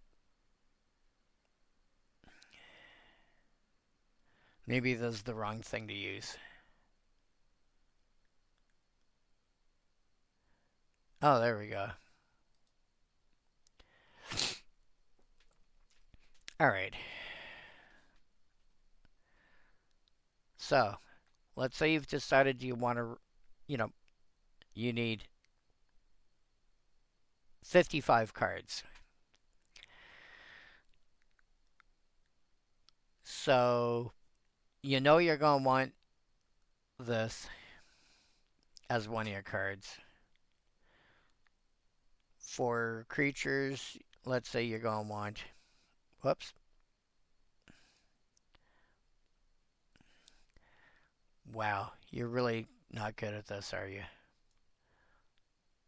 You want Deeproot Pilgrimage.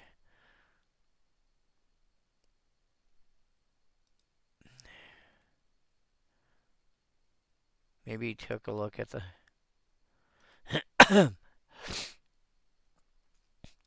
Oh, this is the rest of the stuff that you saw that you were interested in.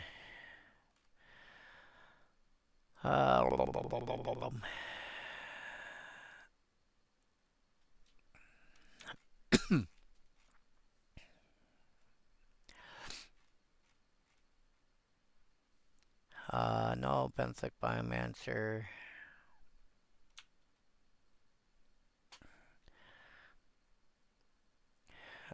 When it enters, explores X times, which is cute.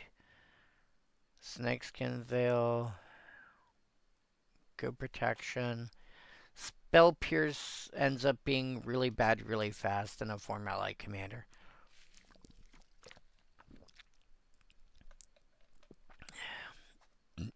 Tameo Safekeeping is really good.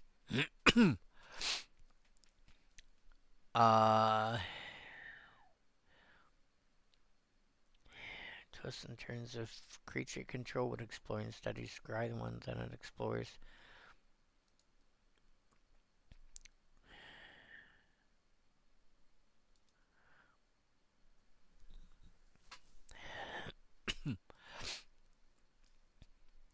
Tyvar Stand, same thing. Wild Growth wouldn't bother. Unless you're playing a lot of cards like Wild Growth, wouldn't bother. Arcane Signet, yes, eventually that should be in the list.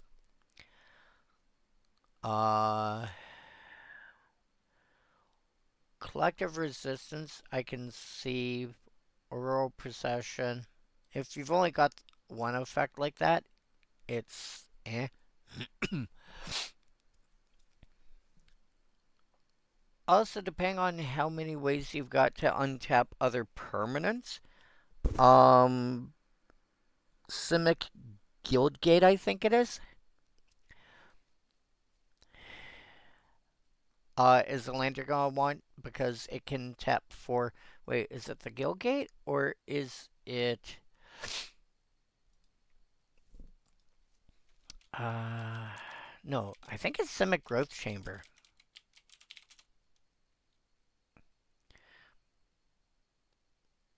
Yeah, Simic Growth Chamber is the one I'm thinking of. Because when it enters, you bounce land back to your hand. But it taps for, and it enters tapped, but it taps for blue and green at the same time.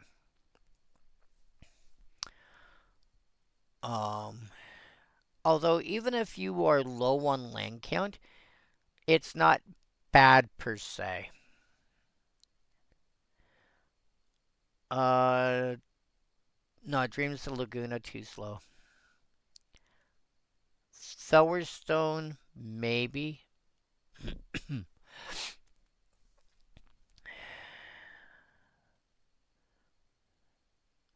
Merfolk Mistbinder should be in here.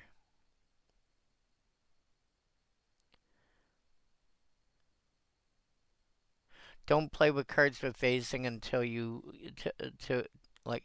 Don't play with cards that in and of themselves have phasing, like Merfolk Raiders, because they only exist for like half the time.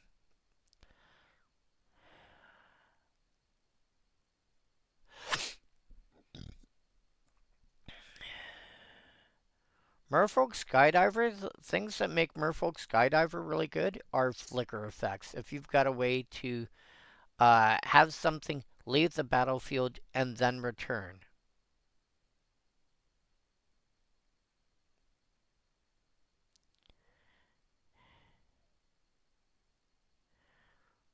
You know, like target creature, exile target creature at the beginning of the next end step, return that card to the battlefield under its owner's control, or something of that nature. then you can reuse cards with enter the battlefield abilities a lot.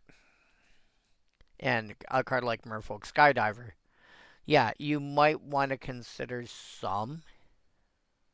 You don't have to use a lot, but like even some would end up making this deck a lot better. Because you do have enter the battlefield abilities that you would like to reuse. Yeah, like ideally something that you could, that itself you could reuse. Like, as an example, just because it's the only thing I can think of, even though I'm very much aware it's the wrong color. I'm very much aware it's the wrong color. Eldrazi Displacer. You can pay mana, exile a creature, and then return it to the battlefield. In blue, the first one that comes to mind is this guy, Deadeye Navigator. 6 mana for 5/5. As long as he's paired with another creature, each of those creatures has pay 2, exile this creature, then return to the battlefield under its owner's control. So you have it pair with, for example, where was it? With a Merfolk Skydiver. And then you're basically looking at pay 2 mana, put a +1 counter on target creature you control. You put a +1, you do that enough times, and then you start, once you don't need to do it anymore, then you start proliferating. Anything else that's got, oh, Ride the Shoe Puff? Oh, that looks fun.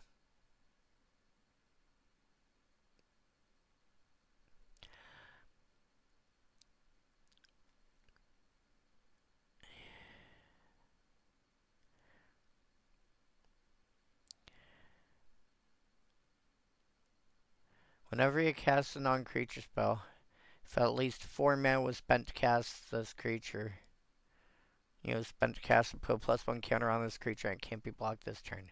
Yeah, there's another card that's similar to this that's coming out in Son of a Biscuit, Lorwyn Eclipsed. 4 mana. Yeah, Koroth Mystic. This gets +2/+0 and gains Vigilance till end of turn. Sea Scryer, love the card. Would probably recommend it in the list somewhere at some point. But you need more actual mana first.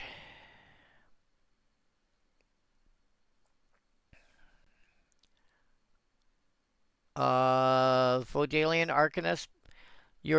This is a creature-based deck. The Arcanist is much less useful there. 3 mana. This is where you start seeing all your, whatchamacallit, all your Manalith variants. Decanter of Endless Water and Commander Sphere and Blitzball, and they all do something interesting.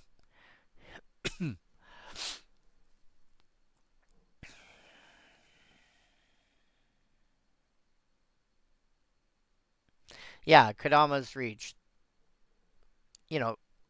Good card for the sort of thing I was talking about.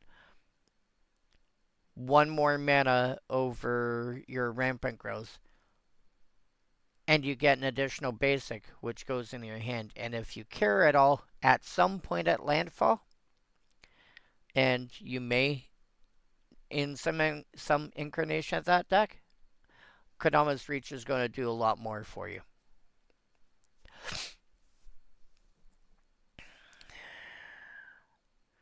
Raven Form, love it. You can exile it for 2 now and then 1 later. Cast it for 1 later.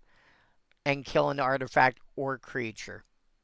compared to, some of these other effects where it's like, no, it can only hit a creature, or it can only hit this, or only hit that. Also, Sage of Fables. Removing +1 counters from creatures you control to draw cards is always nice.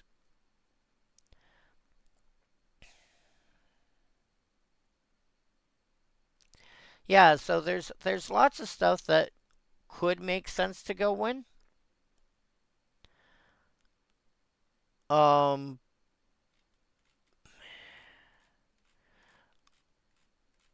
but I would start off with trying to figure out how you want your deck to look first.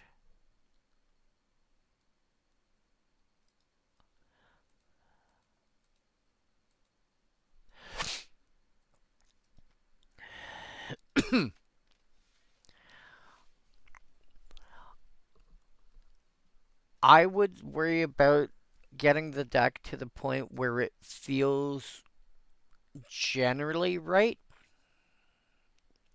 Like, even if it, even if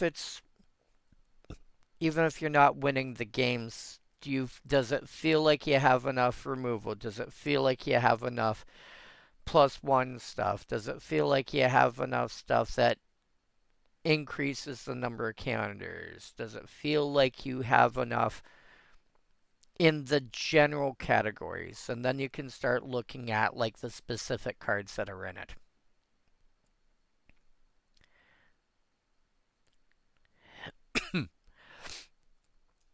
So I would find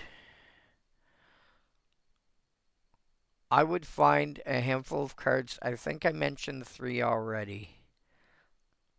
Cut them. Like, here's the other thing too. Is yeah. Yeah, because like I said, Lorwyn Eclipsed has got a lot of stuff going, like a lot of merfolk in it. I've only managed to get partway through blue, and blue and white already have a decent amount of merfolk, and I'm just looking at the commons so far. So,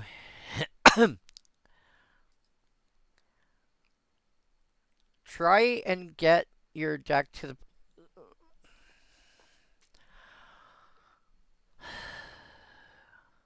the simplest place to cut, in my opinion, would be take a look at the stuff that's on the whatchamacallit.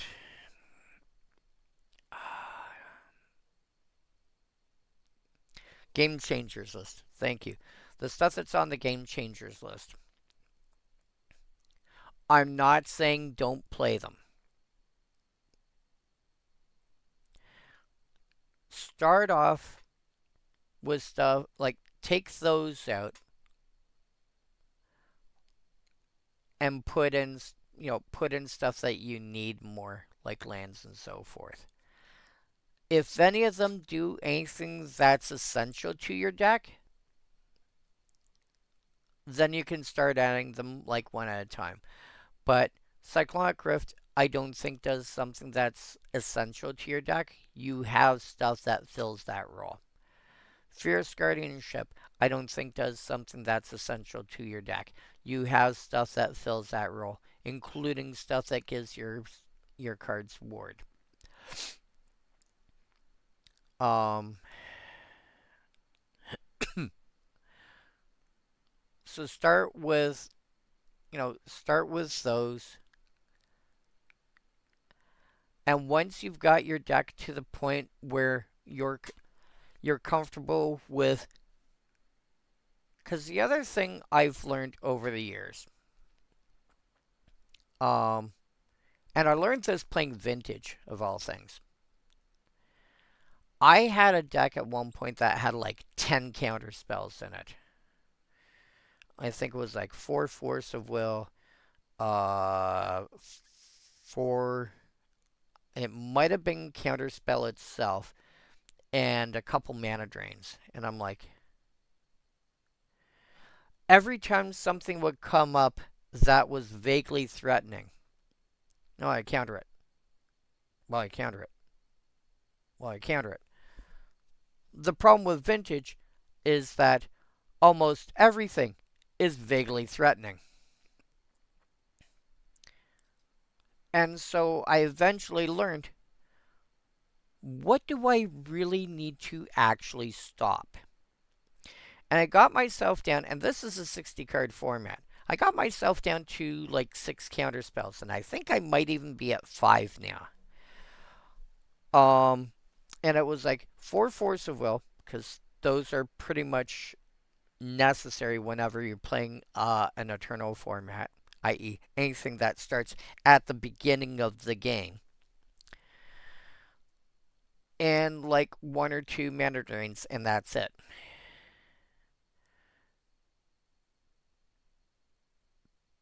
And I think it's just 1. I think I stopped at 5 because not everything ends up being a must counter. And don't forget, you're playing Commander. You're probably playing a 4-player game. You're not going to be the only person who has the ability to respond to stuff. And the capability of responding to a play goes in order. It's going to start with you. Or, well, it's going to start with the person casting the spell. They have the first opportunity to respond to it. Then it goes clockwise. If you are the last person in order, there's no reason to put your hand up first. Let the next person in clockwise order go and say whether or not they want to respond. If they don't respond, the next person gets a chance. If they don't respond, then then decide, it's only till the other people have decided whether or not they want to respond that you have to make your decision. Now, if after the person who casts something, you're the next one in line, then yes, you're the first person that has to respond. But you can also choose not to because the other players may let it through. And you may decide that, you know what? I've only got 2 creatures. I really don't care if they cast Wrath of God. I've only got 2 creatures. It's not that big a deal. So, don't be afraid to go from running a bunch of counter spells to run some. But that does mean that the ones that you do play need to be more impactful. So, you're less likely to need stuff like negate and more likely to need stuff like counterspell. That being said,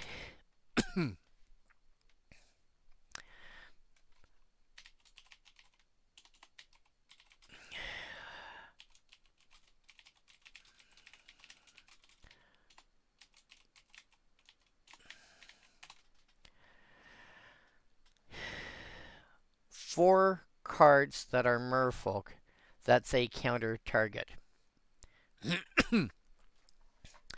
Curse Catcher, 1 mana. Counter target instant or sorcery unless, you can sack it to stop an instant or sorcery unless someone pays 1. Vodalian Hexcatcher, 2 mana for 1/1 with Flash, which makes all your creatures, all your merfolk bigger, which is a card you probably should be running there at some point. Sack a merfolk to counter a non-creature spell unless their controller pays 1. Vodalian Mage. Yeah, it's a card that's worth yeah, maybe $3. You get the pre-release promos, the cheapest one. Or sorry, that's not the pre-release promo. That's the Planeswalker stamp promo. Vodalian Mage can counter, pay a blue, tap it, counter any spell if they don't pay an additional one. And that's an activated ability. That's not a spell. So stuff that says counter target spell won't work on it. Same with these two. And then the Lull Mage Mentor. How much are you? 250? Consider throwing this in your deck at some point.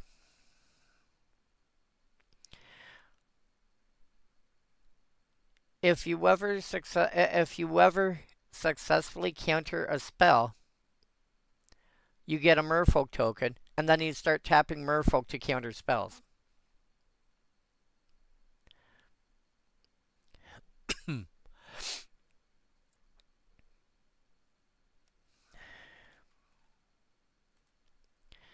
So, yeah.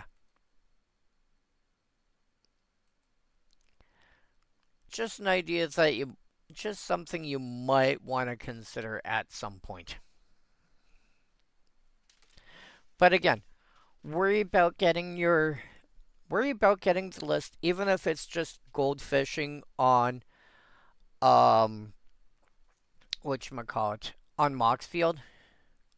Worry about getting it to the point where you're comfortable with how it generally feels, and then you just want specific things changed.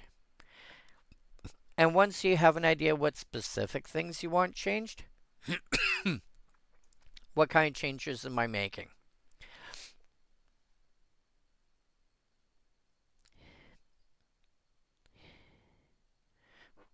So start off cutting the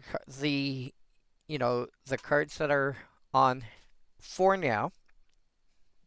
Again, stuff can always be re-added later once something that doesn't seem to be doing enough. You never play against an artifact deck, so something that says counter target artifact spell doesn't matter to you. Okay, cool.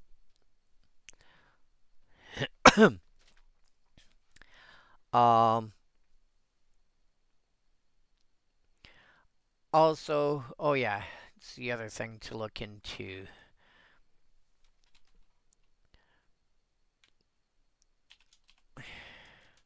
Whoops. Son of a biscuit.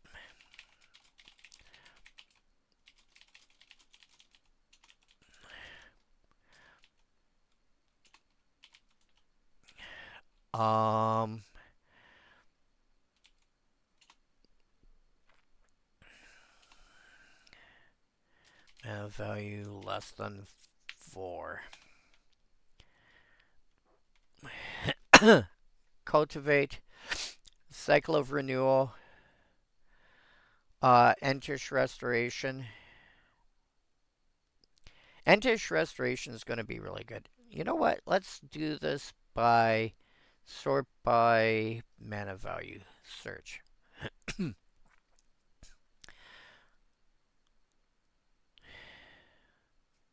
Fork in the Road is Fork in the Road can basically be rampant growth with potential upside. Colony Heart Expedition you can get to actually fairly quickly. Nissa's Triumph, if you end up with a Nissa in your deck, you can end up getting 3 lands to your hand. Ordeal of Nylea, really good. And it's in Foundation, so it's in Standard. When you sack this aura, notice it says you sack it when it's got 3 or more +1, when the creature's got 3 or more +1 counters on it. The next paragraph says whenever when you sack this aura, it doesn't have to be from this ability. It could be sacrificed for another reason. So Ordeal of Nylea, I would consider for that deck for multiple reasons. 1, it deals with +1 counters. 2, it actually gets extra lands out of your deck. In this case, 2 lands for 2 mana. Cultivate, cultivate,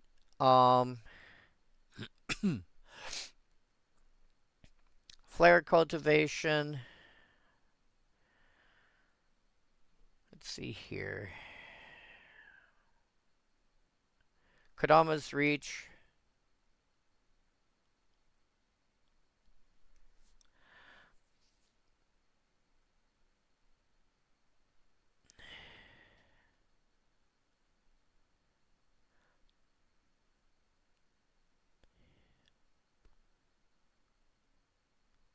Oh, Primal Growth is nice. Search for 2 basics.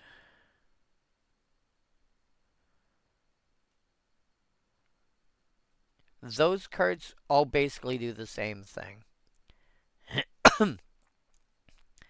But Entish Cycle Renewal, Entish Restoration, Harrow, Larval Scoutlander,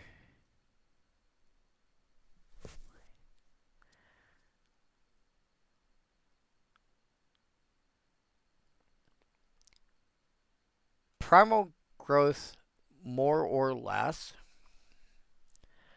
Roiling Regrowth,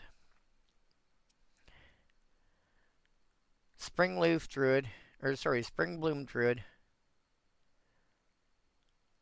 all basically do the same thing, i.e. allowing you to sack something, usually a land. Primal Growth lets you sack a creature to get 2 lands, 2 basics from your deck and put them into play.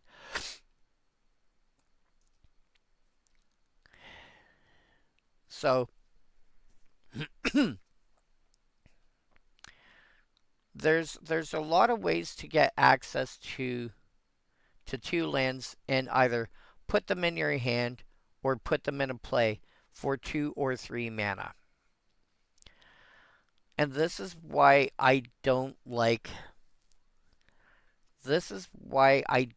cards like Rampant Growth, is because it's easy enough to do searching for 2 fairly easily.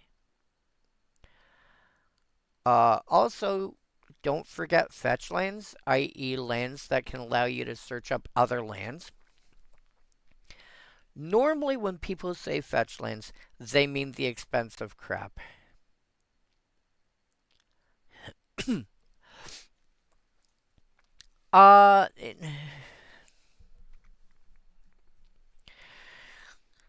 That depends.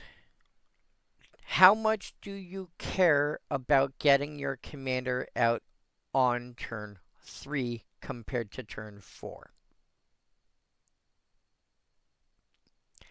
Does it actually legitimately make a difference to you?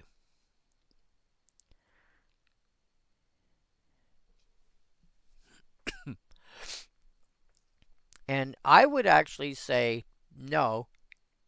And in fact, the cards like Cultivate, which additionally put a land into your hand, I would say work better, because he says when he attacks, you may put a land card from your hand onto the battlefield. Notice the fact that it doesn't say they enter tapped. So you've got cards like Cultivate, or was it Nessus Pilgrimage, I think I saw?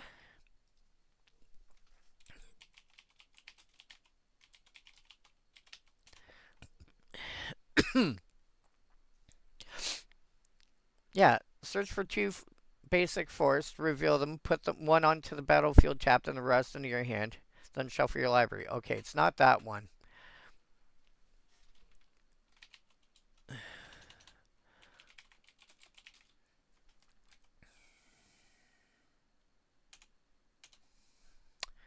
What was it I saw?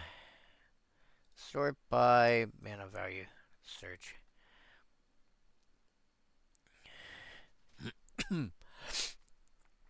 Yeah, Nissa's Triumph. Nissa's Triumph puts 2 basic forests into your hand. Yeah. But Nissa's Triumph puts 2 2 basic lands, basic forests in this case, into your hand, which Hawkball is going to care about the fact that they're in your hand, because he can put them into play when he attacks.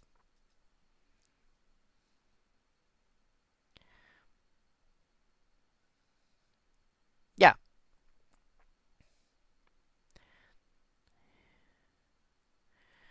So yeah, any of the Cultivate variants work really nice. And also, how big is he? He's a 3/3. So if he gets +1/+1 in from anything, even until end of turn, when you go cast Entish Restoration, that's only going to let you put 3 lands. Sure, I have to sack one, but now I search for 3 basics, put them into play, and I'm ahead by 2 lands. This is probably the best of this kind of effect. Hilariously, and this isn't going to be relevant to your deck currently, but if you ever end up in a situation where you've got the mana available, but you cannot sacrifice a land because you don't have any, but you have the mana, this is not a cost. This is part of the effect. I don't have a land of sacrifice. Okay, I'm still searching for basics and putting them into play.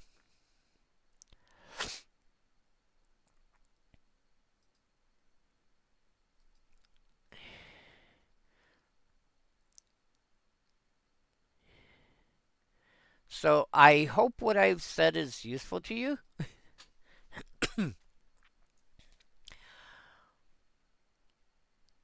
But like I said, get yourself to the point where you feel you're comfortable with how it feels in terms of, like, even if it's not with specific cards,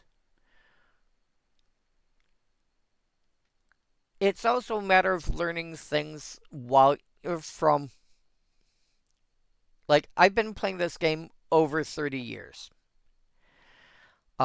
Game came out in 93. By 94, I was playing. So, give it a couple months. That will be 32 years. Some of it's just a matter of, and some of it is stuff I've learned relatively recently. Or just realized relatively recently.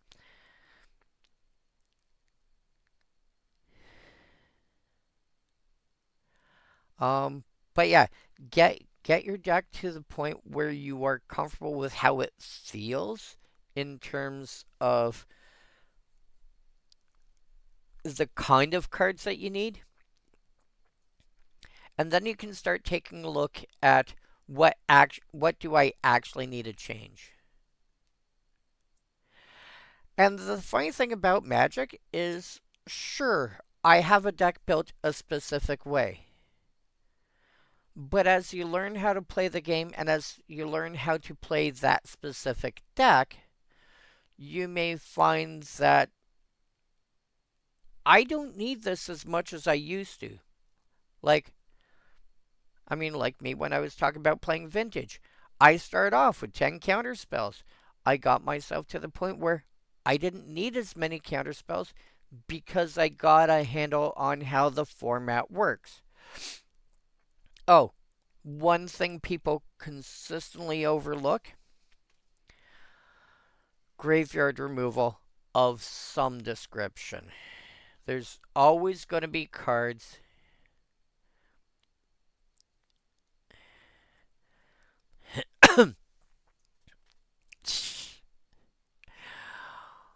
there's always cards, if not entire decks, that people play that do something about the graveyard.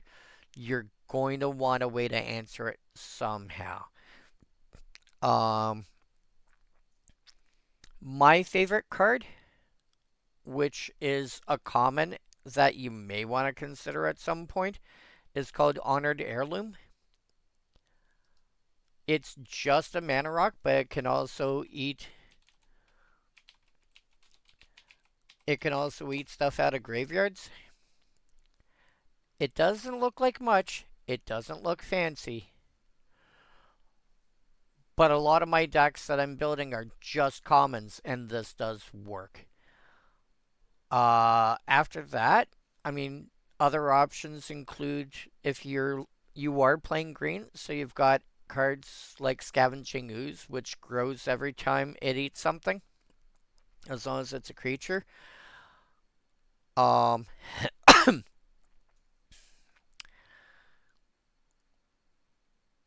Eating people's graveyards just makes a mess of a lot of different types of cards. Another time. Yep, yep. You do you, Pikachu. God, why do I say that? Pikachu Pokemon didn't even exist when I was a kid.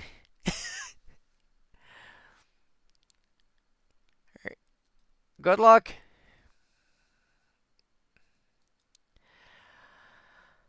All right. Where was I? Right. Anti-sentence. Yeah, like I said, this is basically going to be. Now I can get back. Now back to our regularly scheduled programming. Anti-sentence, like I said, basically halfway between Duress and Thoughtseize. So if you need something that's in there, this works well. Plus, it's a removal spell. In limited, you're going to want this mostly as a removal spell. In constructed, I could see it actually making it in because, again, it can be, against an. Like, this is one of those cards that it's fine to main deck because a against an aggro matchup, you've got the -2/-2. Against a mid-ranging, I guess against mid-range, you want the duress-ish effect. Uh, Control, I could see it being sided out, although depending on the kind of deck you're up against, if it's artifact based, you've got you've got stuff you can pull out, planeswalkers, hey, steal their one con, etc., etc. It's This feels more like you sided out against combo or control matchups. It's still perfectly good otherwise. Barbed Bloodletter, 2 mana for a flash equipment that, oh my dog, it auto equips. That's hilarious. And only equips for 2. That's nice. That creature gains Wither till end of turn, and it's a +1/+2, which means it deals damage as -1/-1 counters. That's going to be really good. In limited, that's going to be. I would almost call that a bomb when it comes to limited. And it's only a common.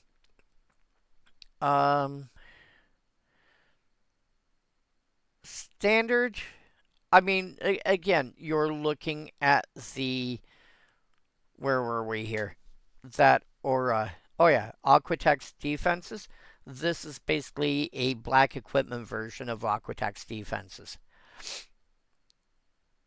Flash, give +1/+2, sticks around permanently, but this gives Wither, and this gives Hexproof. So this is more for actually pushing through damage, etc., etc. um, Biovile Bogart, which is a goblin. 1 mana for 1/1. When it dies, put a -1 counter on up to 1 target creature.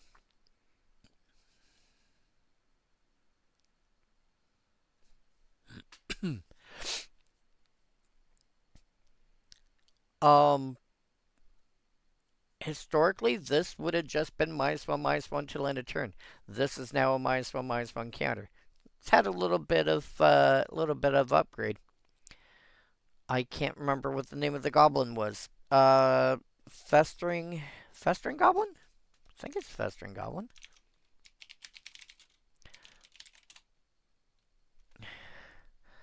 Zombie Goblin. When it dies, target creature gets -1/-1 till end of turn. Yeah. Finally is able to turn around and put a -1 counter on target creature. It took that many years. Wow. Anywho. Limited is going to be good. Constructed, if there's a deck based around putting -1 counters on your own stuff, this is going to be relevant for that deck. I if there's some kind of combo goblin combo deck in some format or other that can use this, it's going to be relevant. Otherwise, I don't really see if Festering Goblin's not seeing play, I don't see the Bogart seeing play.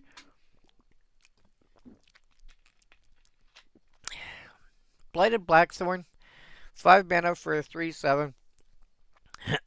When it enters or attacks, you may blight 2. If you do, you draw a card and lose a life. Again, both counters have to go on the same creature. So blight 2, assume it's the target, is going to go -2/-2 is going to be a 1/5, which averages to a 3/3. So 5 mana for a 3/3 when it enters, draw a card and lose a life. Yeah, okay. Okay, because I think the oh no, Phyrexian Gargantua is like 6 mana when it enters. 6 mana for 4/4, draw 2, lose 2. Thing is, those counters can be on any of your creatures. It doesn't have to be on this. That being said, I mean, 3/7 averages to a 5/5, so 5 mana for that. Sack when it enters or attacks, you may sack a creature. If you do, draw a card and lose a life. I think that's alright. That feels like what it's going to generally work out to in a deck like this. Okay. Again, gonna be a house unlimited because it'll jump in front of pretty much anything. Also, decks that care about toughness are gonna see a 3/7 and go, "You're not a 3/7, you're a 7/7," and go from there.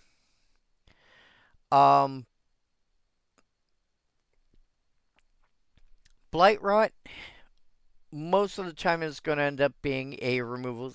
In limited, it's going to be a removal spell most of the time.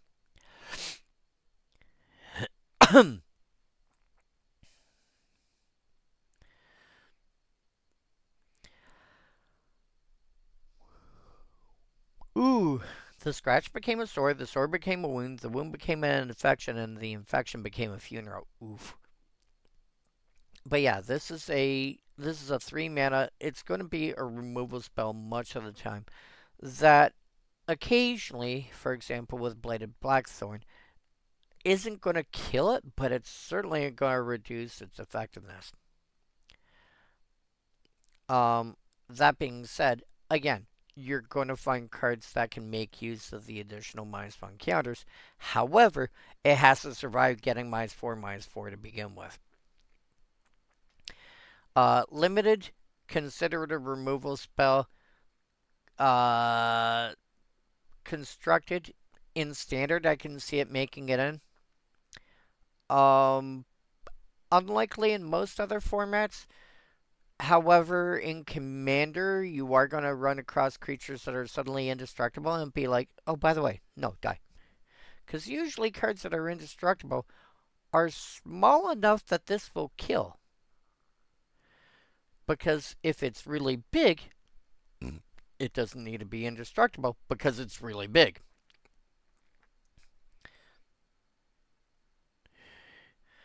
Bogart Prankster. 2 mana for 1/3. Whenever you attack, doesn't say whenever you attack with this. Target attacking goblin you control gets +1/+0 till end of turn.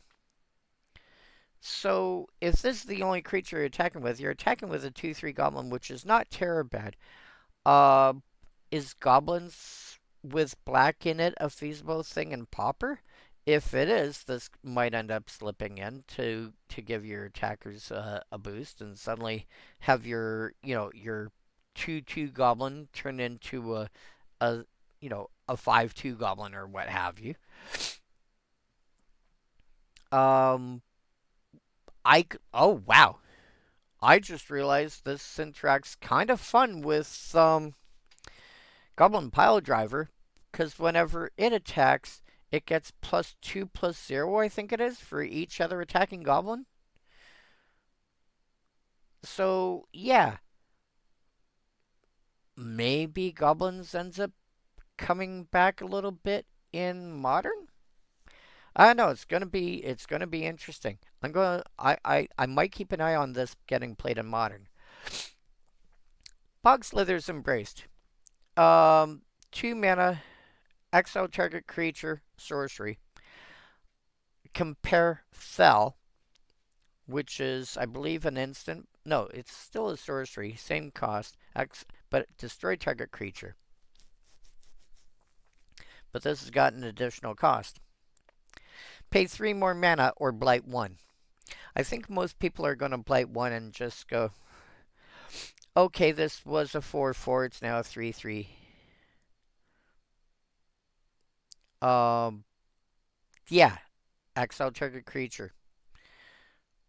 Again, limited, it's going to be relevant because, exiling creatures doesn't, the stuff does not come back from exile very easily. Not like they can in Yu-Gi-Oh, where a banished, a card that's banished has ways to actually come back that are not unheard of. Not as good as it, like it's still a really good effect, but I think pacifism effects should see more play than they currently do. Simply due to the amount of earthbending that's currently available. Oh no, your earthbender land got exiled. Okay, it comes back at the end of turn. Um, yeah, limited bomb. Some playable in Commander and Standard. I would say kind of mid in other formats. Even Pioneer, I think, would be meh. Dawnhand Eulogist, 4 mana for a 3/3 with Menace, which is already a nice starting point.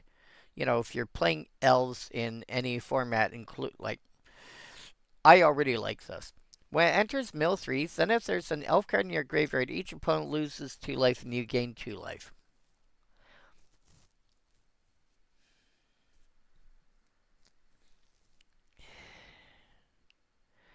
Um, yeah, it's. Be careful about decks that like to self mill. Dream Caesar. 4 mana for 3/2 flying. Again, 3 power with flying. Is going to push through a lot of damage. However, I've so far seen a couple of creatures that like to jump in front of 3 power creatures and, stop them. At least one.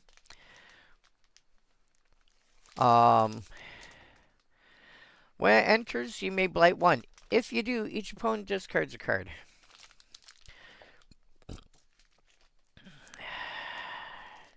They get to choose what they're discarding. Don't forget that.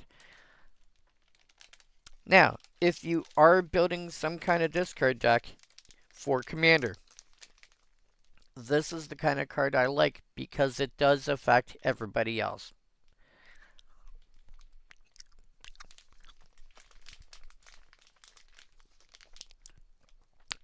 Discard cards that affect only a single player, unless you're making them discard an actual healthy amount or unhealthy amount, depending on your perspective. I don't like them. But a card like this, everyone discards a card? Cool. Other formats?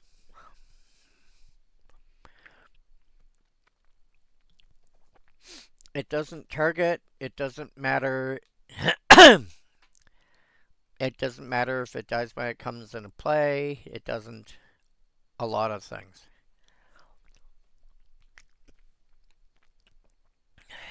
So this might actually be reasonable in standard. I doubt it, but it might be. Heirloom Monty. 3 mana for 4/4 enters with 2 -1 counters on it, which makes sense. So it's a 3 mana 2/2. Whenever a creature you control dies, surveil 1, then remove a -1 counter from this creature.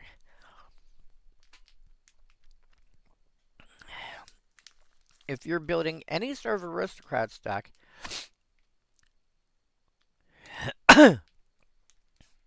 this very quickly will be 3 mana 4/4. Whenever another creature you control dies, surveil 1. Any sort of aristocrats deck at all is going to want a card like this. Like the Sephiroth deck that's currently in standard is going to like this. Plus now it's a 4/4 really quickly. Cool. Something else to smash face with. So there's at least a couple of decks that I know I'm going to want to put this in. Because note the fact that it doesn't say anything about you having to have -1 counters on the ante first. Yeah, enjoy.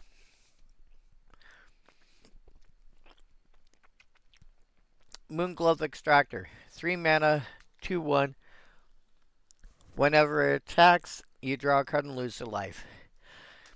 I mean, it's fun, and you should probably be able to get in a couple of hits with it.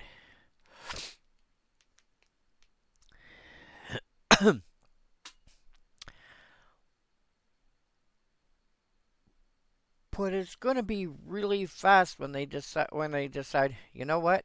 I'm just going to kill this with I'm going to block this with like a 3/3 or something. So, yeah, in limited, it's going to last, it might last a couple turns. In constructed, yeah. The only place I can see it really, the only place I can really see it going anywhere is if somebody's playing some kind of elf deck that has enough lords to actually make it big enough to be bigger than a 2/1. You need 2 lords to make it into a 4/3.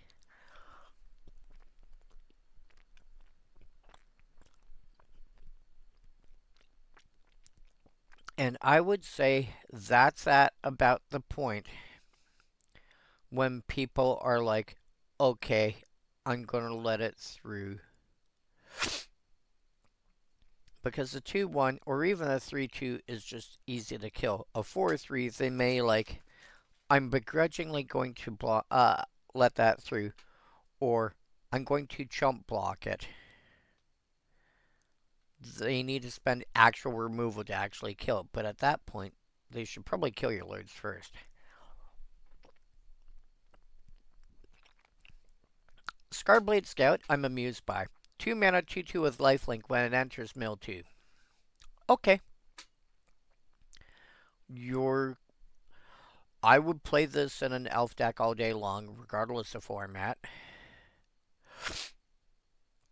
It's probably making it into... It should make it into my... into my Golgari elf deck fairly easily. Just gotta find something that I want to cut for it.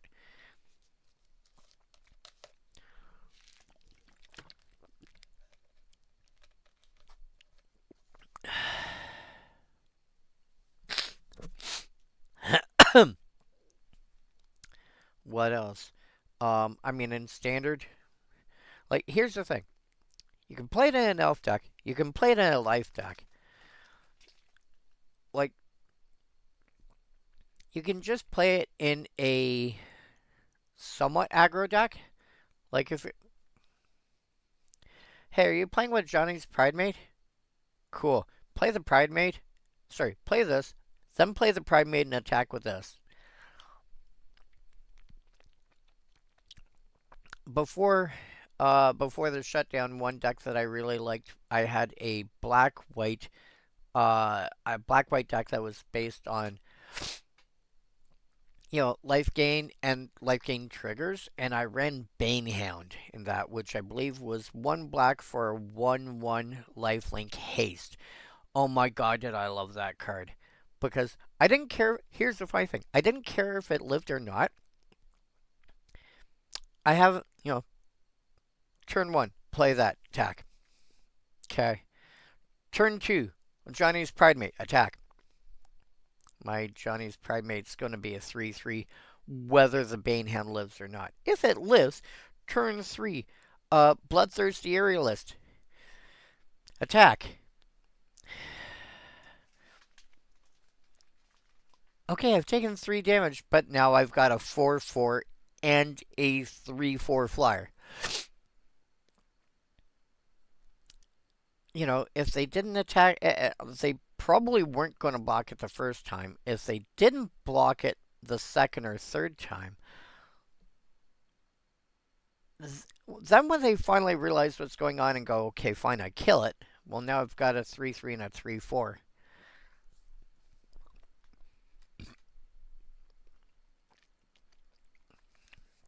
No big deal. Bone Club Berserker. Oh man, I love this. This is 4 mana for a 2/4, +2/+0 for each other goblin you control. This is a little bit like, so in Magic we have a card called Goblin King, which gives all your goblins +1/+1. In Yu-Gi-Oh! They have a card called Goblin King, which gives, let's see, my phone's over there, which I don't remember the specifics.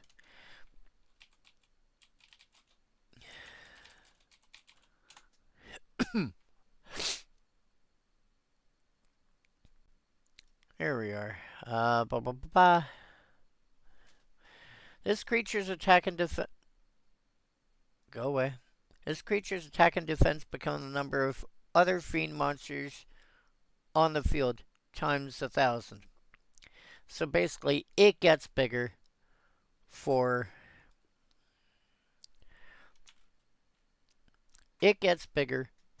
every fiend, which is what goblins would fall under.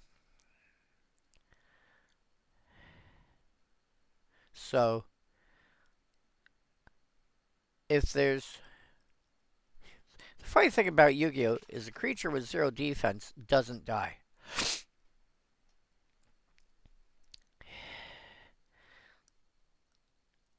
If there's one other fiend on the field, doesn't matter whose side of the board it's on. If there's one other on the field, it's 1,000 attacking and 1,000 defense. Keep in mind, Yu-Gi-Oh! Has 8,000 life points. So 1,000 is 1/8 of a starting life total, or about 2.5 hit points. 2.5, it'd basically be a 2.5/2.5. As soon as there's one fiend on the board. If there's 2, it's a 2,000, which is equivalent to a 5/5.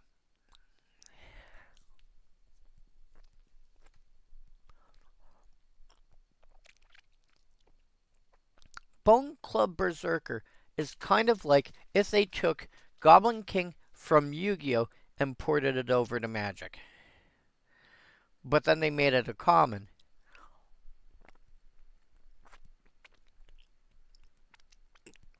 And basically what this has is, this has power equal to twice the number of goblins you control. Basically.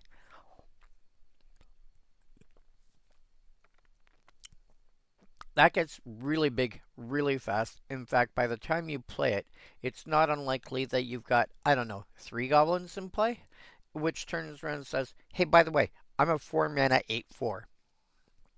Oh.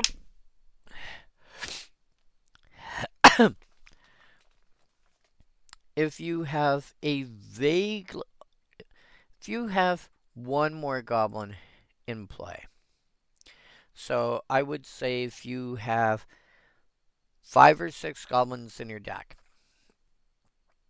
this is going to be like a 4-mana 4/4.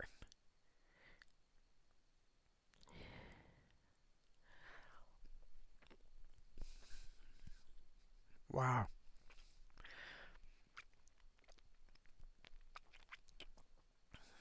If you have more than that, this is easily a 4-mana 6/4, 8/4.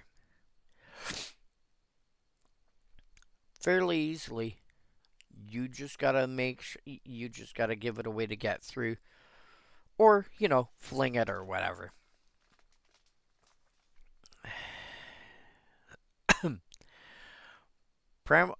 So yeah, easy enough.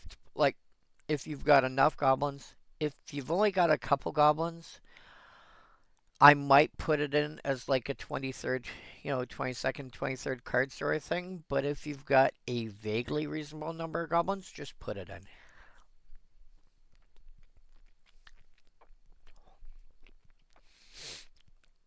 As for constructed, if there's any format where there's a vaguely reasonable number of goblins in a deck, and we're not even talking about a goblin-specific deck, just a deck that happens to run a few cards that happen to be goblins or are easily swapped out for goblins. A typical 60-card format, I would say probably 8 or 10 of them being goblins, becoming goblins, whatever. This can easily slot in. It's just a cheap, aggressive creature.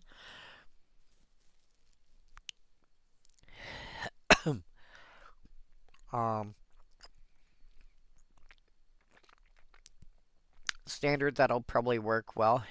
Modern, I don't know if it would actually be needed. I think Goblin decks in Modern tend to be more combo piece oriented.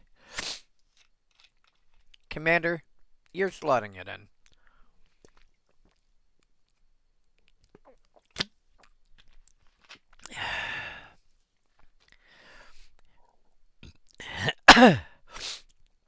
You're slotting it in and being happy, and giggling like a school child when you go, hey, by the way, I've also got a Mask with Nexus in play. Oh, my dog. If you do the silly thing and go, hey, by the way, Mask with Nexus, all my stuff are now goblins. I'm playing a tribal deck, i.e. something that cares about everything having all creature types and then various pumps for and whatever else for stuff having, given creature types. Yeah, and just enjoy. You're going to slot this in and giggle. And nobody can really blame you. Brambleback Brute. 3 mana for 4/5. Enters with 2/1 counters on it. So it's basically a 2/3. Pay 2 and remove a counter from this creature. Notice it doesn't say -1 counter, just a counter. Target creature can't block this turn. Activate only as a sorcery. If somebody tries throwing stun counters on this thing, you can take the counters off. And say, by the way, you're not blocking this turn. Wait, what? You're not blocking this turn. Yeah, enjoy. Keep in mind, with this one, you do have to be able to remove the counters. If you cannot remove counters, you cannot activate the ability.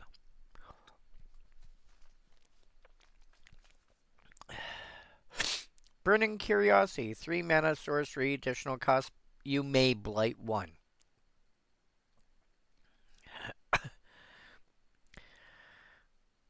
So, exile the top 2 cards of your deck. Until end of your next turn, you may play those cards. If you did blight 1, exile a third with the same.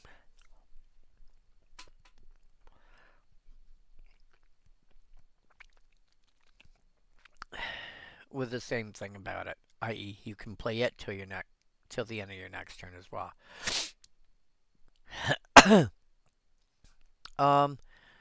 I think it's a little slow. Like in limited, yes. If you're looking for some kind of card advantage and you're playing red and you don't have access to anything good in blue or black, yes. Let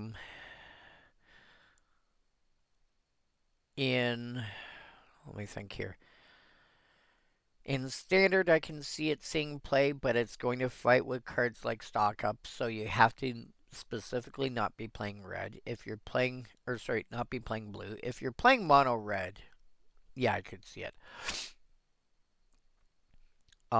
Especially if you're playing mono red and you do decide to blight one, maybe you cast something with warp, you blight one onto it, and then at the end of turn it disappears, so's the counter.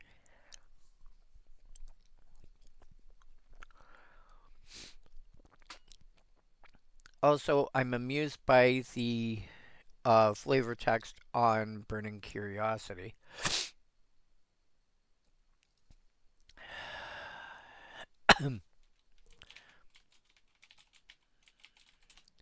Because it originally was on the card Dark Confident.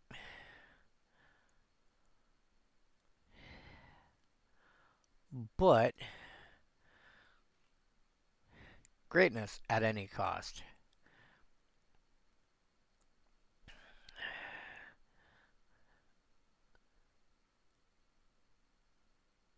They only changed the flavor text recently. That's adorable. It took until this past year for them to actually change the flavor text for any reason. Greatness at any cost.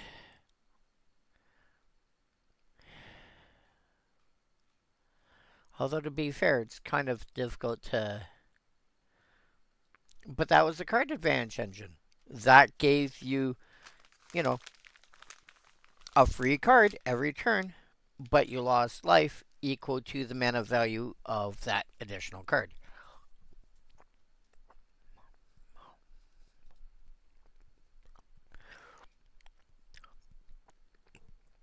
Cinders are drawn to any heat at any cost. Cinder Strike. Oh, that's cute. Oh, target creature, that's why. 1 black, stores 3. 2 damage, target creature. 4 damage instead if, as an additional cost, you decide you're going to blight 1. Damn. Elder Auntie. Or Auntie. I know, I like to play for Auntie. 3 mana, 2/2. When it enters, make a black red goblin token. Honestly, if I ever decide to make a red analog to my mono white commons deck, yeah, this is going in. A commander deck built around, more recent stuff is going to want Elder Ante. A lot of decks are going to want this just because it's 2 goblins specifically for 3 mana. Are you playing a goblin tribal deck of some sort? You're going to be looking into this. Enraged Flamecaster. 3 mana for a 3/2 with reach. Remember what I said before about the 3 power creatures? This has got reach. This has got 3 power. This is a 3-drop. Whenever you cast a spell, mana value 4 or greater. So I'm just going to say whenever you cast an expensive spell. 2 damage to each opponent. Again, if you play Commander, you're throwing this in some kind of deck because it deals damage to each opponent. Might sneak it into formats like Modern, because Modern has got ways to cast expensive spells without actually paying their full price. Um, because it's a 3 mana, 3 power creature that can burnate the opponents on a on a regular basis. So yeah, I could see this sneaking into other formats. Feed the Flames, 4 mana, 5 damage target creature. If it would die this turn, exile it instead.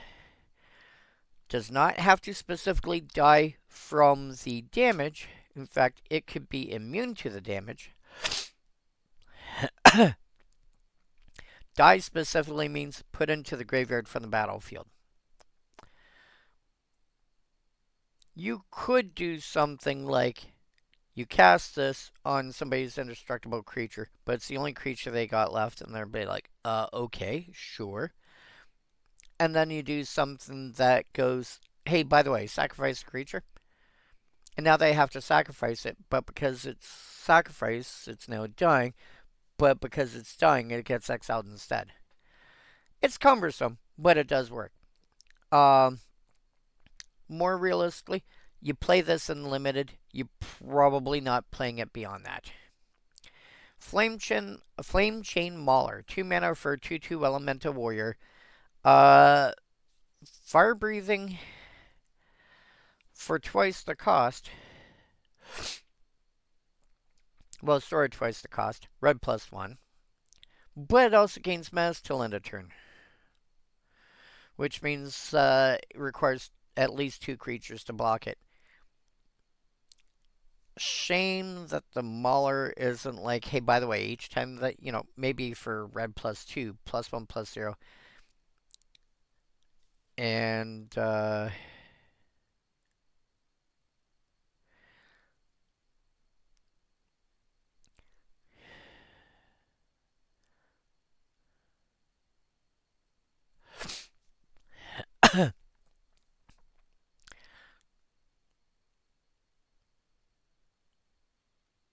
a creature,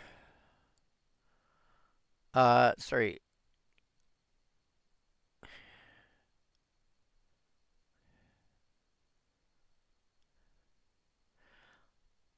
This creature can't be blocked except by X creatures, where X is 1 plus the number of times this ability has been activated this turn. Something like that. I don't know. You figure that out. I think an ability like that would be more interesting. It just gets menace, which means it needs 2 creatures to block it. Shrug. But yeah, in limited, it's fine. It's a 2 mana 2/2, so that's fine these days. With an ability that'll help it get through for damage for the first couple of turns. And after that, it's just the fire breathing part takes over and probably dies to most things fairly quickly. In standard, I could see something like this making, getting more use. Kind of like that lizard that gets a +1 counter on it every time you activate it, which I think is only once a turn. Unsure about other formats. Let me say unsure. Unlikely in other formats. I don't really see it making a splash elsewhere. Flame King Guildweaver. I'm amused by this card for multiple reasons. 4 mana for 4/3 trample, which is a pretty good rate on a common, let's be honest, in red. And when it enters, make a treasure token. This is trying to be Jewel Thief. What? This is trying to be Jewel Thief. So for those that don't know, yes, I'm using something else to look it up. 1 green +2 for a 3/3 with vigilance and trample. When it enters, create a treasure. So we're going from green to red. We're paying an extra mana. We're losing vigilance, but we're getting an extra point of power. And I don't think that's exactly a bad trade for, because realistically, what you're looking at, you're getting a treasure back, so you basically paid one less mana. So you're getting three mana essentially for a 4/3 trample. Tell me that's a bad thing. You spent 4 to cast it, but you're getting a reimbursement of a mana that you can spend at a later time. You're storing a mana.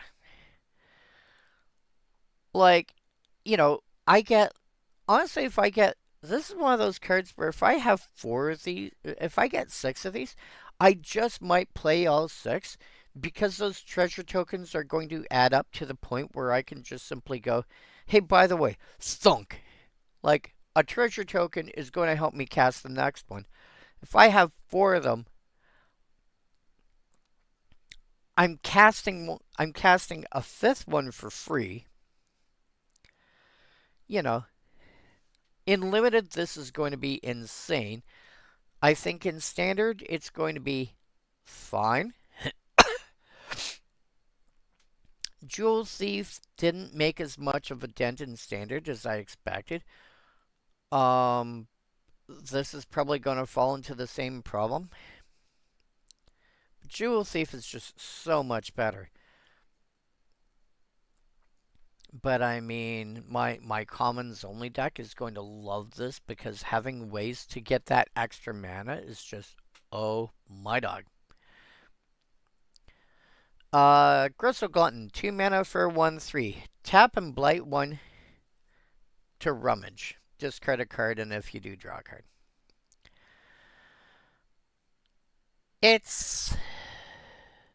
I mean, here's the thing. Assuming it is your target. Wow, that's funny.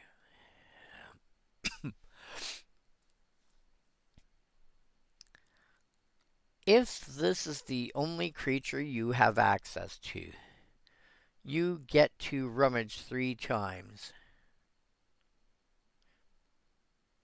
Because it's the only thing that you can put a counter on. You get to rummage 3 times, and then it dies because it's got 3 -1 counters that. So it's. But I think that's still. I think even if that's the only creature you've got access to, I think that's still fine. In limited, a 2 mana 3 toughness creature is really good.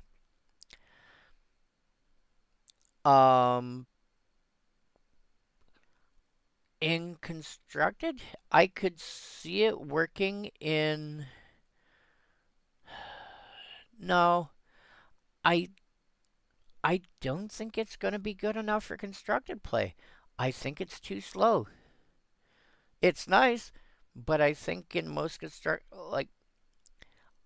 I don't see an actual home for it. I could be. I would love to be wrong. I want to be wrong. But I think it just ends up being too slow. Unless you've got a deck that's got a bunch of Goblin Lords, but in which case it would be Commander.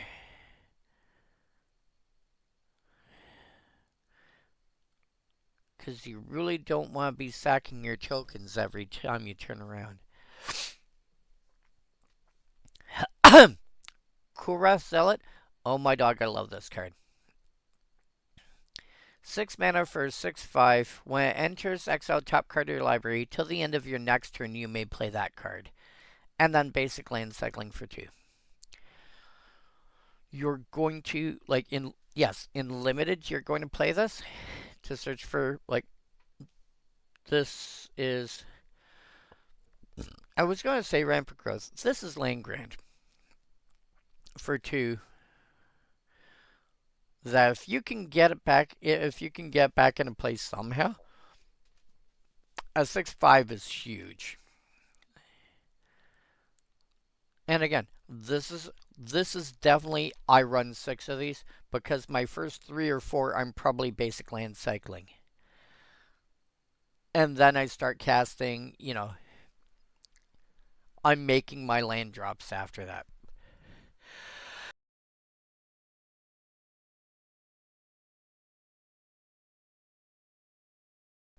Yeah, I have 6 of these. I'm playing all 6. This isn't even a question. I have 6 of these. I'm playing all 6 because I'm making my land drops. And I'm going to be able to cast it.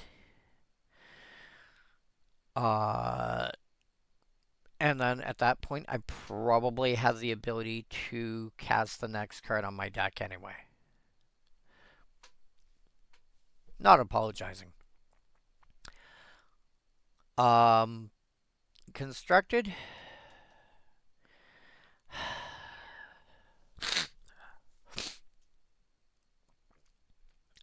I don't think it's quite good. I don't think it's quite good enough for standard, and if it's not good enough for standard, I don't think it makes it elsewhere. Reckless Ransacking. Reckless Ransacking is basically, what are you? Infuriate, I think it is. I want to say it's Infuriate. Whoops.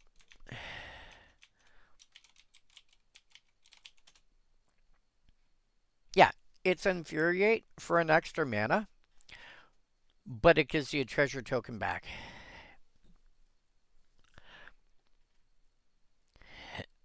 Which is half the cost of another one.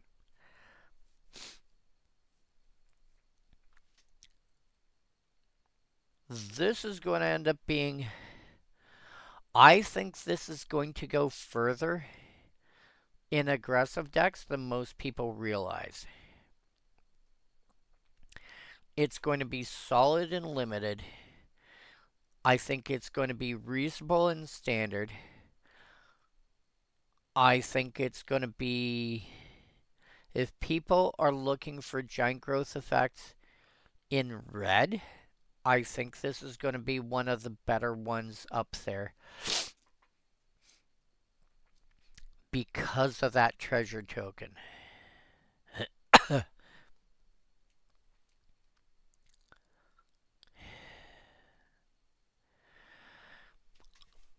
Oh god, Tweez is hilarious.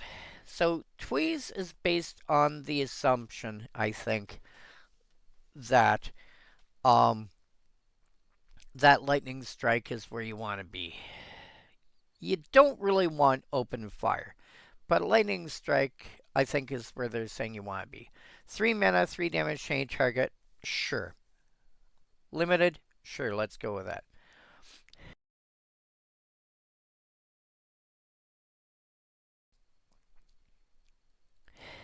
And then the ability to rummage on top of that is a really nice add.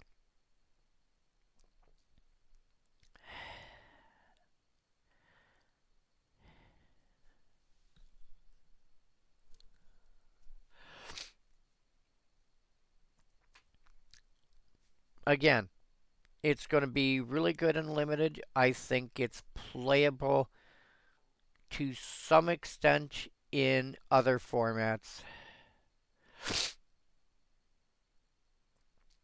I don't think it's as good.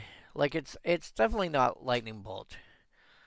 So I don't think it's worth paying 2 mana to discard a card to draw a card. Um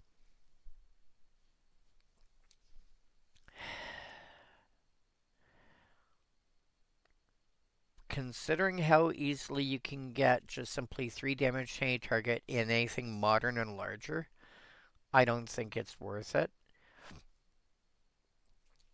In Pioneer, you might be able to. In Pioneer, if it's getting played outside,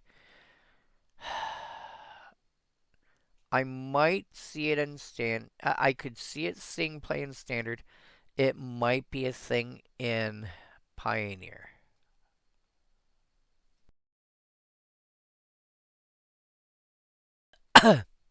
Assert Perfection.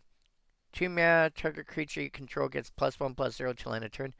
Deals damage equal to its power to up to 1 target creature an opponent controls. So, this can have 2 targets. It can also only have 1. This is usually what you're going to do is you're going to turn around and go, this gets bigger till end of turn. It's going to bite you. That's generally how this card's going to work. It's rare that you want to just go, this gets bigger till end of turn. This is largely going to combine with a creature that has Death Touch or a larger creature or something to go, hey, by the way, kill that thing.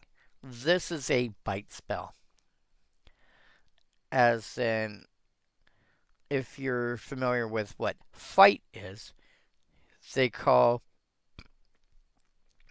colloquially bite spells are when only one creature deals damage to the other and doesn't take a hit back. If you're looking for another bite spell, maybe this, but I would look elsewhere first. Again, limited, it's fine. It's going to be creature removal. Constructed, I don't see it. Crossroads Watcher, 3 mana for a 3/3 trample. Whenever another creature you control enters, this gets +1/+0 till end of turn. This thing can combo kill people out of nowhere given a chance. In limited, it's just a 3/3 trample. More realistically, it's going to attack for 4. It's going to attack for 4. It's going to attack for 4 more often than not. There we go. So in limited, assume this is basically a 4/3 trample most of the time.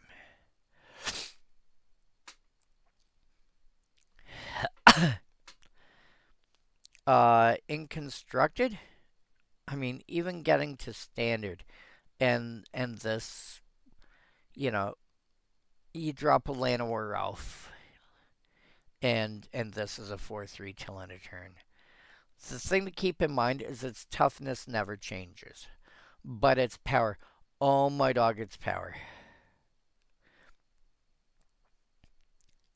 You play this in, like, if you take a look at the decks that are running Tifa and Bristly Bill and stuff of that nature, and sketch a deck out in a similar manner but cares more about creatures than lands, this can end up filling the role of Tifa fairly easily.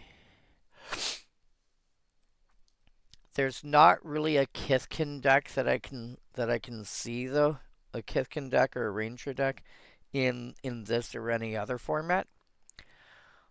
But also, if you've got a way of suddenly generating a bunch of creatures, like this is suddenly I go from hitting for a couple of points to I am your wing con.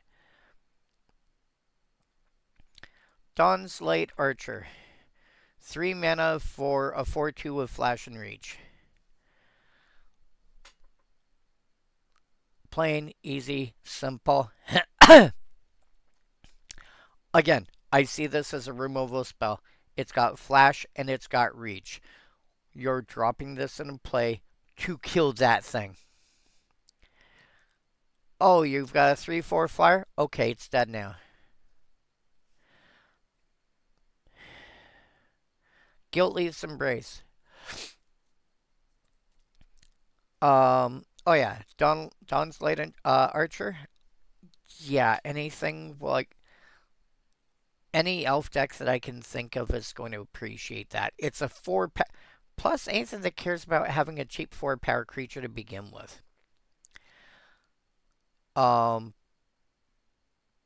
Yeah, there's been cards like this in the past, and they generally end up being pretty good. Guiltless Embrace, 3 mana, enchant creature. Enchant creature gains trample and indestructible till end of turn. Did I mention it's got flash? Oh, and enchant creature gets +2/+0. That indestructible is going to be the key reason to play it. You play this in limited to be a little bit to be Rancor, i.e. a power boost and trample. That's probably only going to last a turn. But it's also a protection spell. And in other formats, if you do play this, it's a protection spell. That's also occasionally a Rancor. The problem is, in other formats, Rancor is just better. And if you don't have Rancor, you've got Audacity. That being said, 4 Audacities and 4 Guiltless Embrace might be worth it. I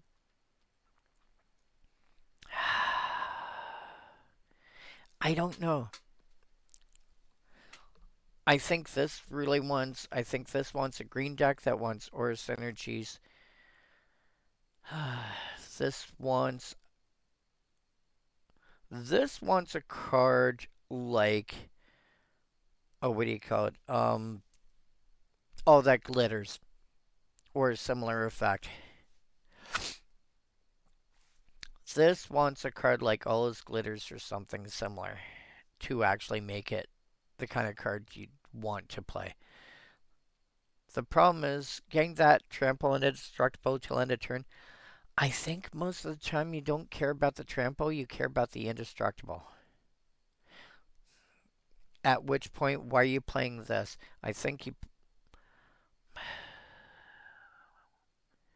play this because it's got flash.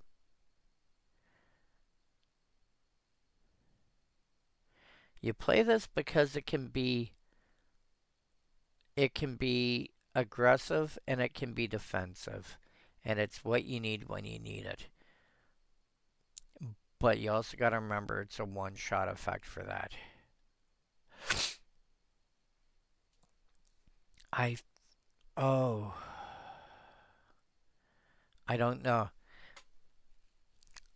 I think you play this in limited.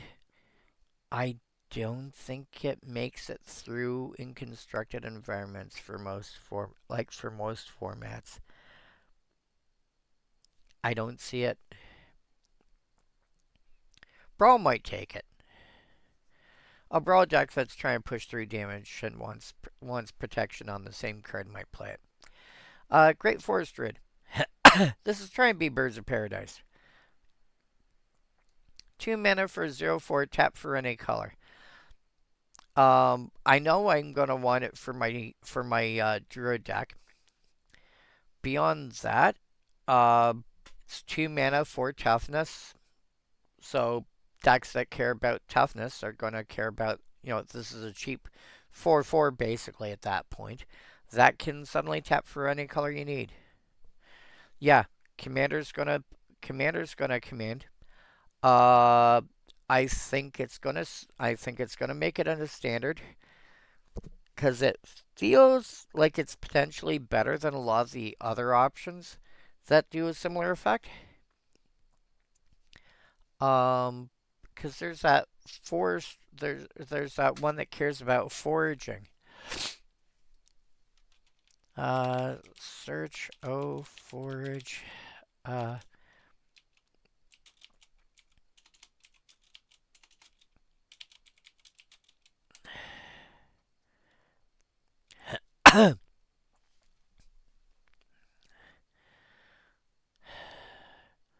Thornvault Forager from Bloomborough.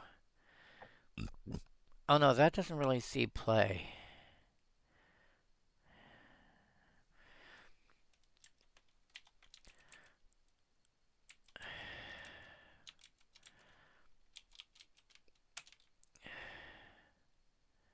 No?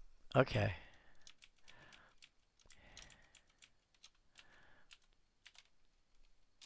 Uh,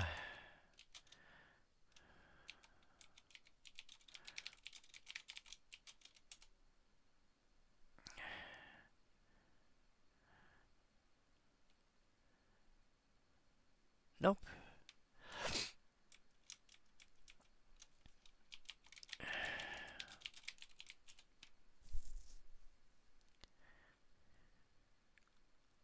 Cabbage Merchant.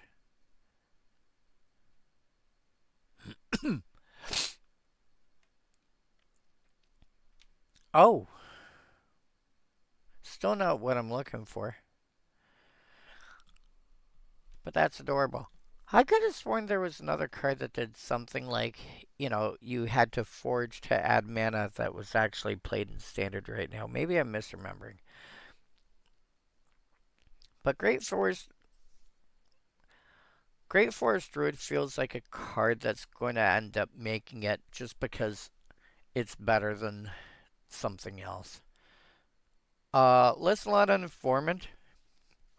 When it enters or dies, surveil 1 for a 2 mana 3/1.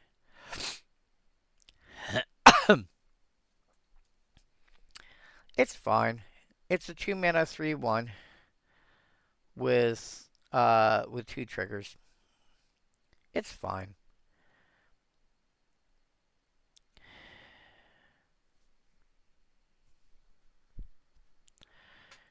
Midnight Tilling.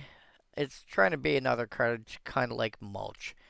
2 mana instant, mill 4, then you may return a permanent card from among them to your hand.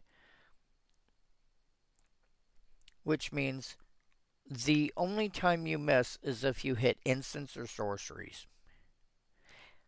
Otherwise, you're going to hit. If your deck has only got like, you know, the easy way to make sure that you don't miss is to make the only instants or sorceries in your deck 4 copies of Midnight Tilling.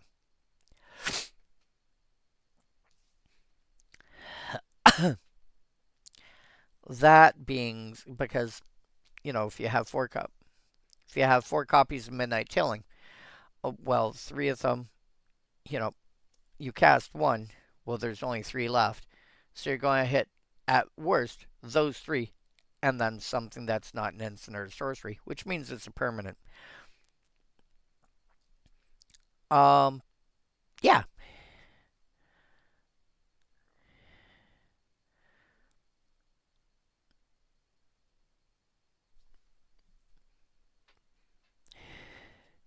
That being said, you're looking at this, and yeah, mill 4, return a permanent from among them to your hand. Yeah, you're going to I would say the chance of you not hitting something vaguely useful, you've got a good chance of hitting something vaguely useful. But you you play cards like this in decks where you're looking for something in a given category. Like, I need to hit a land, or I need to hit a creature, rather than a specific thing. I need to hit Bossing, say, or I need to hit Shieldred the Apocalypse, or what have you. You play cards like Midnight Tilling in decks like that. And if most of the time you're fine hitting a thing of a general category, this is going to work well for you.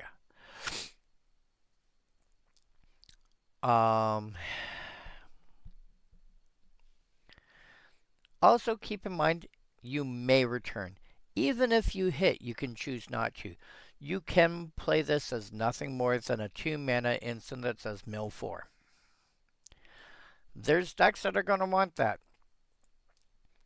If you're playing a self-mill strategy, there you go. Miss Metal Council. 5 mana 4/3. It's only 4 if you've got Kithkin in play already. When it enters, draw a card.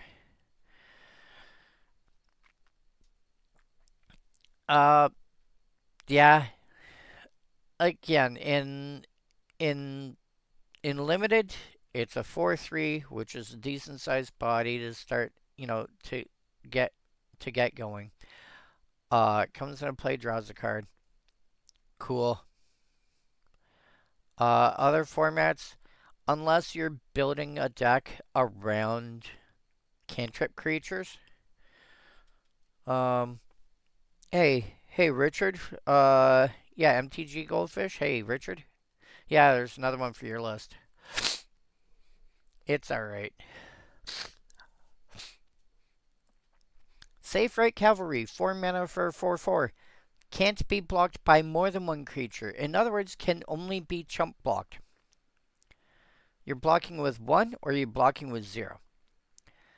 5, target elf you control gets +2/+2 till end of turn. I need at least 2 of these because I have 2 elf decks, which generate a bunch of mana. One of them's commons only. This is a common. This gives me a pump. This gives me an elf that I can use to actually pump my team.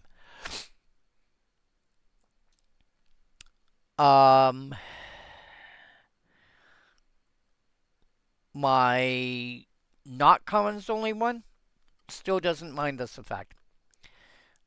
Other formats, it's, if you have a giant amount of mana that you're able to produce, you're playing with stuff like Gaia's Cradle or whatnot, and you're playing elves, sure, maybe, but I wouldn't count on it. But for my own decks, sure, I want 2 of them. Surly Farrier, 2 mana for 2/2. Tap. Target creature control gets +2/+2 and gains vigilance till end of turn. Activate only as a sorcery. The number of cards I've seen that have had abilities like this in the past, this is probably the best one so far, and they're still generally not usable.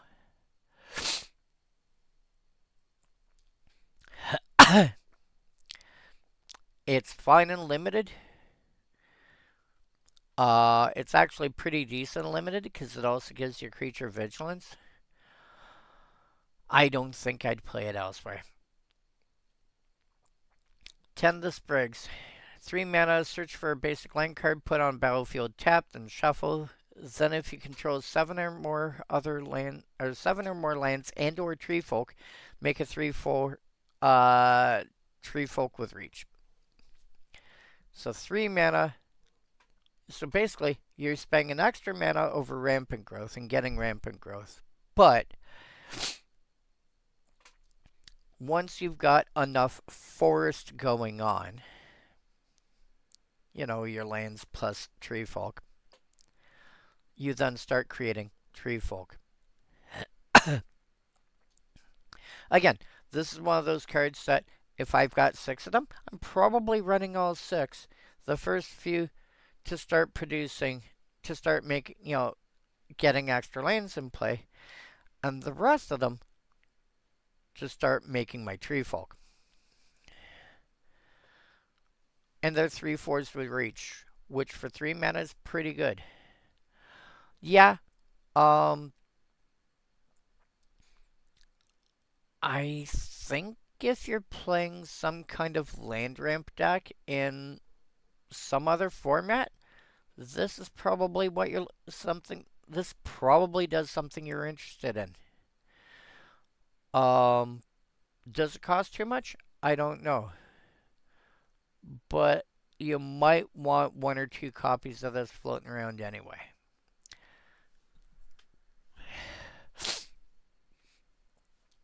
Unforgiving Aim, 3 mana, instant. Choose one. Destroy target flying creature, destroy target enchantment, or make a 2/2 elf. What? I tend to my field of view like a garden. Occasionally, it needs weeding. Oof. Yeah, perfectly fine. You are playing this in limited because at worst it's a 2/2 elf, which is a pretty decent fail condition.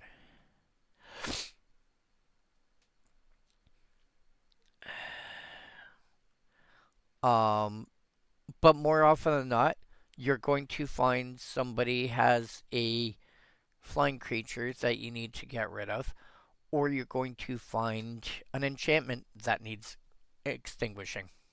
Usually a fire. Kill it. If it's an enchantment, it's probably an aura attached. Somebody's attached to one of your creatures, or something that's pumping one of theirs. Kill it. Um, probably not playable realistically in other formats. There's other cards that already do something equivalent to the point, and the 2/2 elf is not enough. Instant 2/2 creature? Sure, that's nice. Usually it's like artifact or enchantment creature with flying, or exiling a card from a graveyard, or drawing a card or something. Wildvine Pummeler, 7 mana for a 6/5 reach trample. Costs 1 less to cast for each color among permanents you control. So if you happen to have, well, realistically, you look at this and you've got, in limited, it's not unreasonable. You're playing at least 2 colors. And not taking a big look so far, but I see a few cards that are hybrid, which means you could end up playing 3 colors by, incidentally. So 7 minus 3, well, 7 minus 2 is 5, which means a 5 mana, because if you're playing this, you're playing green. You probably have some green things in play. You play, let's say, green-red. Chances are you've got a couple of red things in play. 7 minus 2 is 5. You're paying 5 mana, of which you only need a single green pip for a 6/5 reach trample. I hear that's pretty good. If the red thing that you're playing happens to be red-black, a hybrid card that's red and black, or one of the green cards happens to be, green-blue, well, suddenly now you've got a third color, and now you're paying 4 mana for a 6/5 reach trample. 7 mana for a 6/5 reach trample is not great.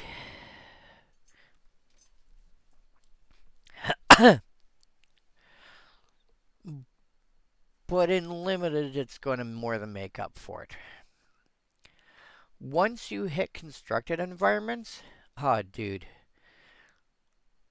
There's 5 colors in the game. This is a 7-drop. So this is very easily in some formats, like Modern, for example. This is a 2 mana 6/5 reach trample that you can get out on turn 2.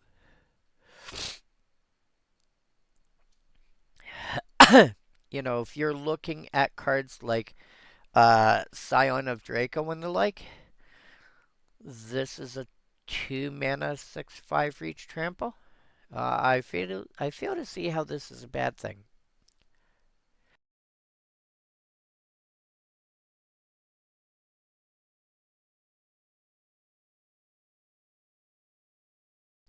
And all you need to do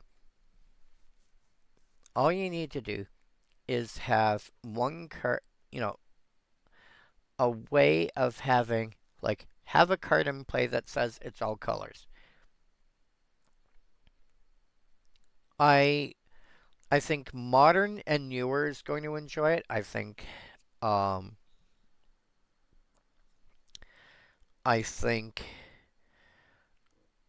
Commander is going to find a home for it. I don't think it's good enough for Legacy or Vintage, but I think anything that allows, anything that's like modern and shorter is going to be like somebody's going to find a home for it somewhere. You've got that ley line that exists now. Was it ley line of the Guild Pact, I think? The Guild Pact.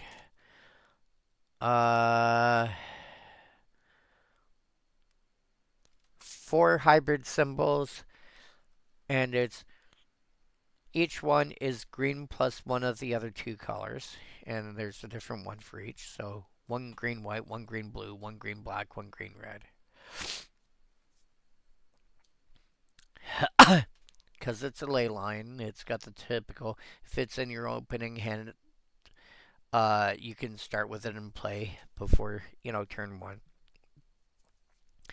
Each non-land permanent you control is all colors, and lands you control are every basic land type in addition of your other types. So it does all of the mana and color fixing for you. And you play that on 0, and then on potentially on turn 1, if you can find a way to pull it off.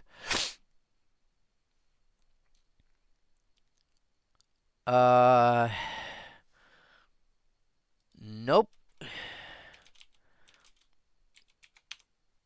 Goodbye.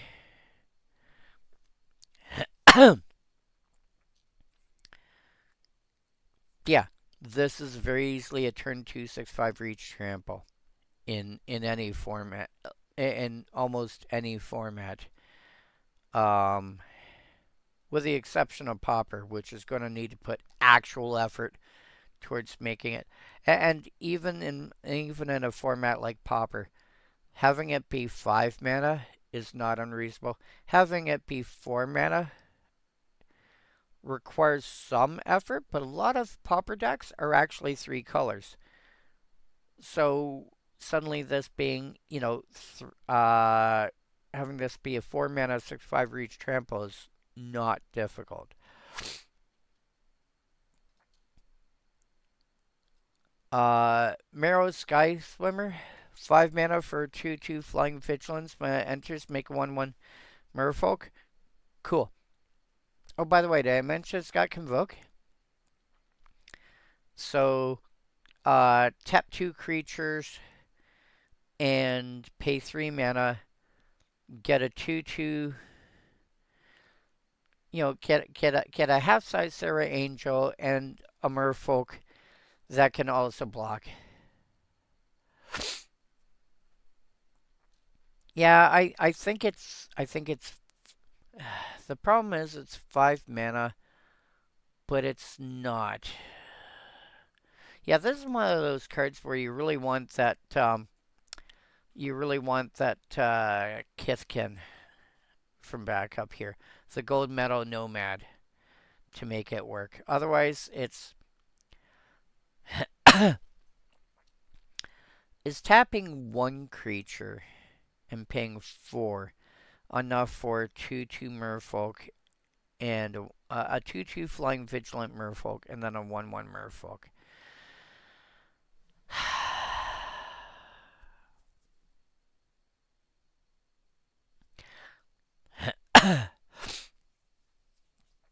Again, this is one of those cards that's got a flicker, enter the battlefield that you want to flicker to make it worth, but there's better cards than this to flicker. Let's be honest. If you're using flicker, there's better options than this. I think you're playing this in limited because it's for potentially 3 mana, more realistically 4, you're getting a 2 power flyer that can attack or block. I'm but you do get a 1/1 in addition. Also, Richard Kane Ferguson. I did not realize he was still. Wow. I just noticed. Like, I noticed the art, and I'm like, it looks vaguely familiar. I just realized it's Richard Kane Ferguson. I don't remember him having done art for Magic in a while. Damn. And he's old school. Yeah, I could. I think in limited I would play it. I wouldn't run six. I'd probably run like three, but I wouldn't run six, even though if you cast one, you've definitely got two bodies towards the second one.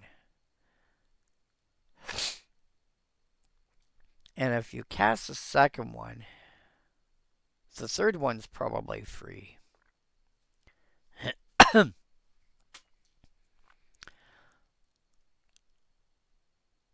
But it's only a 2/2 flying vigilance. Yeah, I'm not so sure about it. I think it dies to too many things. Yeah, no, I don't think I would. I don't think I would. I think I'd run a couple just because it'll help me chip in for a few points of damage, but yeah. Mischievous Sneakling. 1 Dimir +1 for a 2/2 flash with Changeling. It is there to help smooth over other decks. It's a Kithkin for decks that care about Kithkin. It's a giant for decks that care about giants, etc., etc. Um, you're going to play it in limited if you're in either of those colors. Um, the fact that it's got flash is nice. I'm not aware of anything in standard that cares about a specific creature type. They're they care about mechanics like earthbend, firebanning, etc. Um, Even decks that are based around Spider-Man don't care heavily on spiders. There'll be the occasional card that does, but not, it's not a big deal. Um, More likely, you're going to have cards that are like Web Sling or whatever. I'm not. I'm generally looking. I'm thinking through it, and any card I can think of cares about a mechanic rather than a creature type. I'm not saying they don't exist. It's just no. Bloomburrow has some that care about mice and stuff. Okay, but yeah, you're gonna find better options there.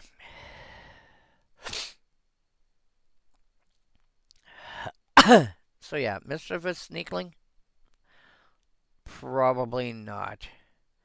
Might make it in decks in other formats. I don't see it in standard. Uh could squeak in into modern or to be another merfolk or um another base starting merfolk or another base starting rogue or whatever. I just don't see it. Chaos Spewer, 3 mana for 5/4. When it enters, you may pay 2 if you don't blight 2.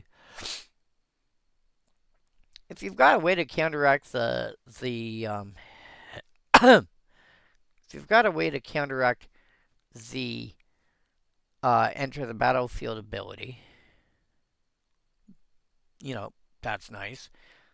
If you have Torpor Orb or a similar effect to play with, this ends up suddenly being a 3 mana 5/4 with no drawback. Barring that, there's creatures that you want, there's creatures you may be playing that you want them to die. This will help them die. Um, are you playing some kind of aristocrat stack? Cool. This'll help kill off one of my creatures.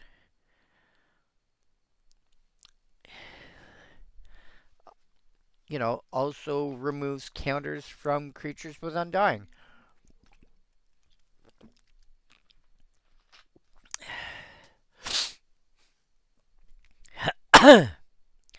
Also, as I mentioned, interacts with cards with Warp. This comes into play. I then do this. Put my 2 -1/-1 counters on the creature with Warp. And if the creature with Warp survives that, end of turn, it disappears, and so the counters. And I got myself a 3 mana 5/4 in the process. So, what's got Warp that has more than 2 toughness?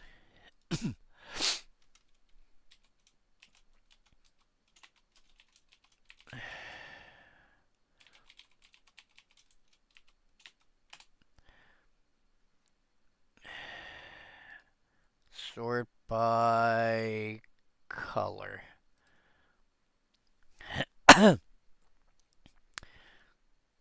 You warp for 2. Exalted Sunborn warps for 2.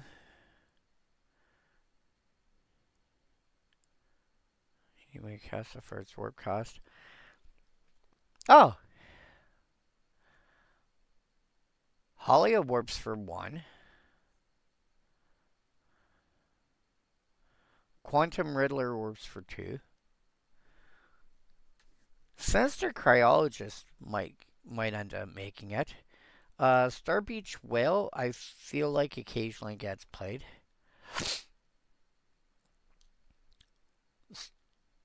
Starfield. No, you don't want that.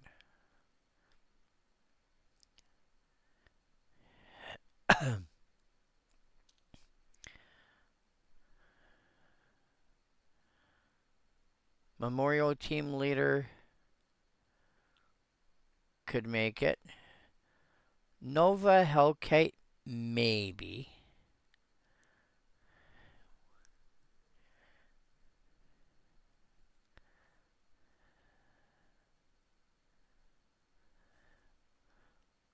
Red Tiger Mechan, maybe.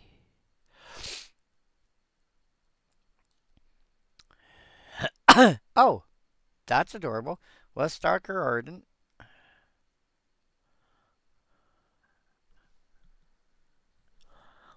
Pinnacle Emissary, potentially. Bygone Colossus, no. But I think there's enough cards that get played that have Warp that you might want to make Chaos, you might want to add Chaos Spear to it. And if this makes it into Standard, it's probably actually good enough to make it elsewhere. I'll be honest. I think this is, if this makes it a Standard, it's going to make it elsewhere. Gangly Stompling. 3 mana 4/2 Changeling with Trample.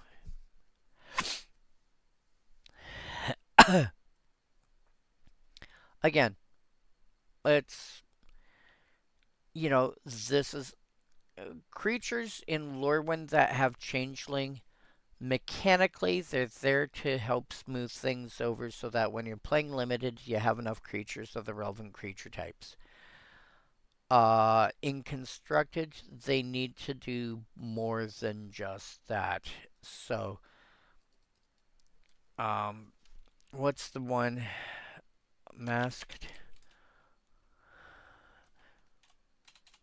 Vandal, for example, commonly gets played, commonly got played in like elf decks.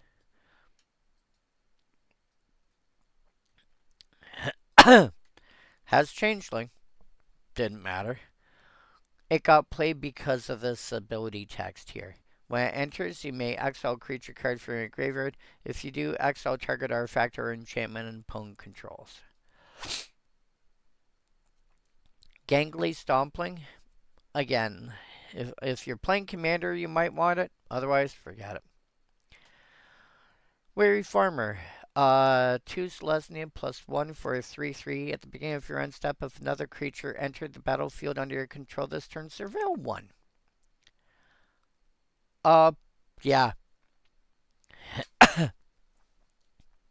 I can see this seeing play in Pauper. I can see this seeing play in Standard. I don't think it's worth playing elsewhere. I mean, limited, yes. I can see this being played in limited just because the ability to dig through cards like that is really good. Standard, same thing. Beyond that, probably not. That being said, any format where you can consistently get creatures in play somehow, you're playing at least Selesnya, yeah. Prideful Feastling, 3 mana for a 2/3 changeling with lifelink. Again, it's in here because it's changeling. I may have an interest in it because one of my decks that I'm going to be building is an Abzan Life deck, and so having a card that I can cast off of white or black mana that has lifelink is going to be nice. But I don't... Yeah, it's not going to be... It's not worth playing compared to, you know, once you had a format like Standard, where your mana is also going to be really good. Just pass. Flaring Cinder, 3 mana for 3/2. When this enters, and whenever you cast an expensive spell, you may discard a card. If you do, draw a card. Nice. The worst it is a 3 mana 3/2 that when it enters, you may rummage. Yeah. And if you've got any sort of ability to, you know, increase how often it can trigger, you can dig through a lot on that. You know, any Panharmonicon style effect that you've got, yeah, have fun.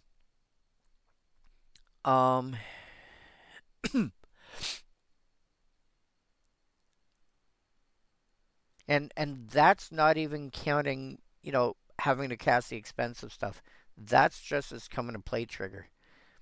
And yeah, I could see me playing 6 of this. Just so I can keep digging through my deck for stuff that I need. Plus, you've got the fact that you can discard stuff.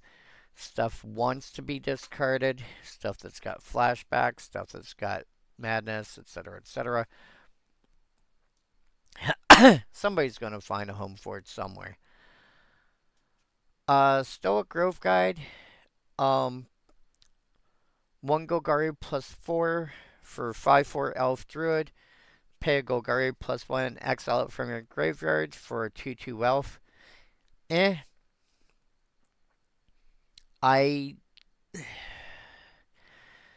You're playing it in I would play it in limited because it's a 5 mana 5 power creature that when it dies I can get another creature out of it.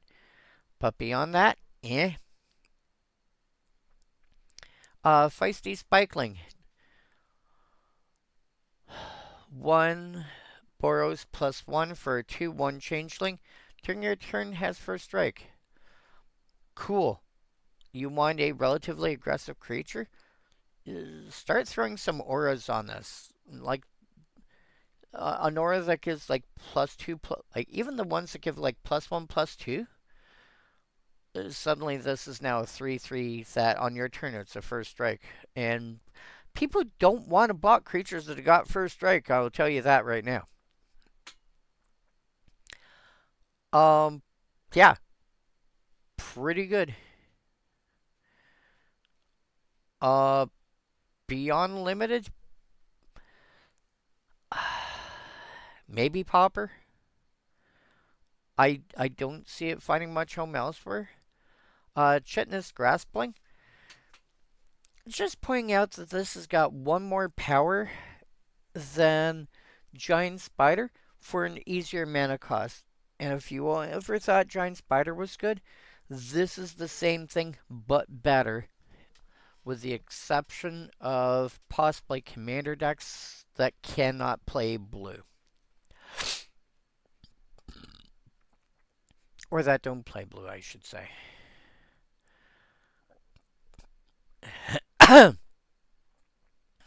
Alright, I'll be right back. I gotta make a bad dash. Please hold.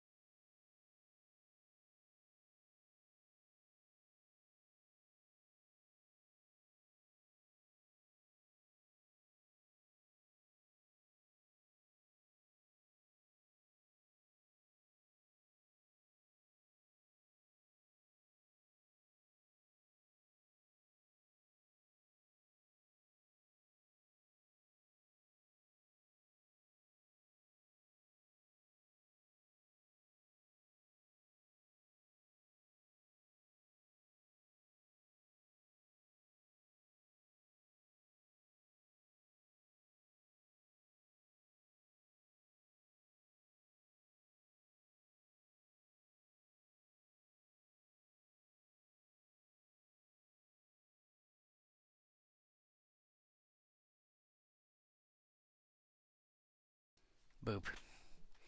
Okay. Changeling Wayfinder. Now that we're on to the colorless stuff. 3 mana for 1/2 a Changeling. Meh.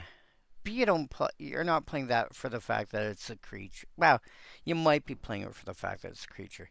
When it enters, you may search your library for a basic land card, reveal it, put it in your hand, and shuffle. You're playing it because when it enters, you search for any basic and put in your hand. You're playing it for the mana fixing. Especially in Limited, where it's not unrealistic that you're playing 2 colors and splashing a 3rd. Fjordoch Core. 3 mana. So, Fjordoch Core is a manalith. 3 mana, tap for, artifact, tap for any color. But A, it's got Changeling. B, 4: becomes a 4/4 artifact creature till end of turn. So you've got a mana rock that can become a creature till end of turn. There are decks that are going to, like in Commander, there are decks that are going to specifically want this because it's got Changeling. Anything that's got an interest in Mutavault, for example. If you're playing Mutavault, that's one thing. If you're playing Mutavault and Faceless Haven, that's another. If you're playing Mutavault, Faceless Haven, and like some other stuff that also can be all creature types, or is all creature types, you might have an interest in this. That being said, have you got an interest in a 3 mana rock that can become a dragon? There are cards that specifically care about, like, I am X creature type, but if you also control Y creature type, I do this. There's there's a couple of, I think there's a couple of 2 mana 1/1 flyers or something like that. Was it Champion?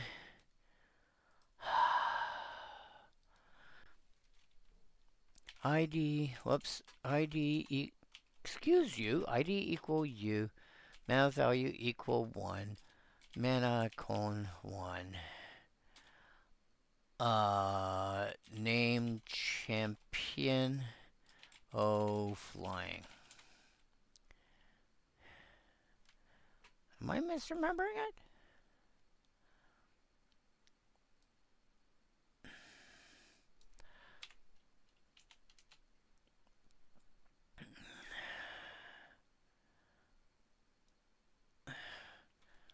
Name Drake. Oh, I am dumb. Mana value equal 2. Champion's Drake. Oh, as long as you've got enough level counters on it.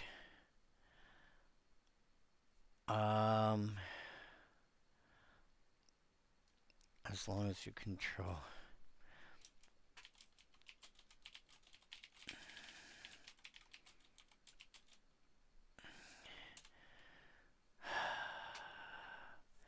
Blue creature.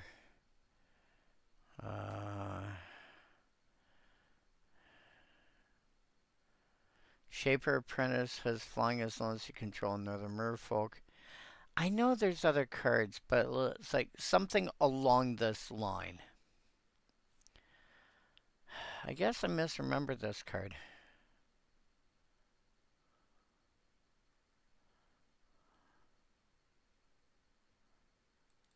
But I know there's other cards that have a similar idea to it. Like, like as long as you control Griffin. Oh, colon. I wonder as control Griffin? Was it the Griffin that had it?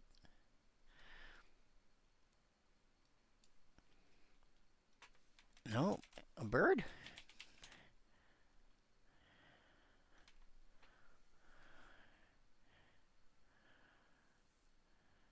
Nope.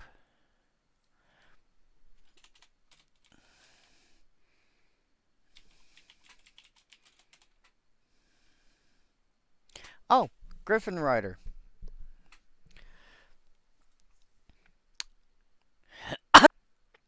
2 mana, 1. That's why I couldn't remember. 2 mana, 1/1. And as long as you control Griffin creature, she has +3/+3 in flying. That's what it was. I knew I'd get there eventually in the end. But yeah, something like that. You know, you activate this. This is a 4/4. You now have a Griffin, which suddenly turns this on. This is now also a 4/4, etc. Foraging Wickermaw, Artifact Creature Scarecrow. So another card for those decks that specifically want scarecrows. Yes, shapeshifters count. But I've generally found that I generally want creatures that are the appropriate creature type before I start worrying about shapeshifters. 2 mana 1/3 when it enters Surveil 1, which is fine. Pay mana to filter it to any color, only once each turn. Meh. But just the ability to surveil 1 when it enters on a cheap creature is nice. And this is one of those creatures that, okay, you've done your job, I'm willing to sack it now. You know, it's a 1/3. Well, you're gonna die to everything now, so yeah, I'll sack you now. I'm fine with that. Rooftop Percher, 5 mana for a 3/3 changeling flyer. When it enters, exile up to 2 target cards from graveyards. You gain 3 life. You don't have to exile any. I'll just point that out. You don't have to exile any. You choose 0 targets because it says up to. 0 is up to 2. And gain 3 life. That's nice. Ooh. Stalactite Dagger. Rune Stalactite was, I think, 1 mana and equip of 1. And had this middle paragraph. Oh yeah, the Rooftop Percher. Again, you play this all day long in limited. You play this in You might play this in some tribal decks, but realistically, I'm like, I see this as a common card in Commander that does stuff I like. You know, so decks that care about commons that I have, like my mono brown ramp deck for Commander, that's nothing but commons, is going to want this. I might even put it into my colorless, not commons only Commander deck because it eats graveyards. And if I can flicker it, that's even better. Oh, by the way, I also gain life. Stalactite Dagger is based on Rune Stalactite. I think it's 1 to cast. Might be 2 to equip. And it gets this line here too. Equipped creature gets +1/+1 and is all creature types. This is basically the same thing, except for a slightly greater cost. You also get a 1/1 changeling.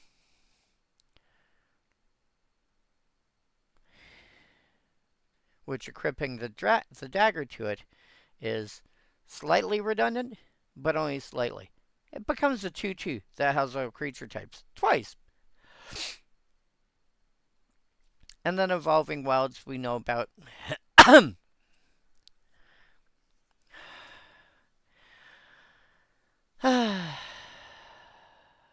I don't think we're going to make it back in time for Introduction Prophecy. The flavor text on Introduction Prophecy, if memory serves me correctly, says something to the effect of the final scores are posted on the first day. Yeah, tap and sack, search for a basic, put it onto the battlefield, tap, then shuffle. We know what that does. Yeah, so there's some cards that are good here in other formats. Uh, let's try and zip through uncommons real quick. I really want to get through uncommons and greater fast. Bark of Doran. Quick creature gets +0/+1, not surprised.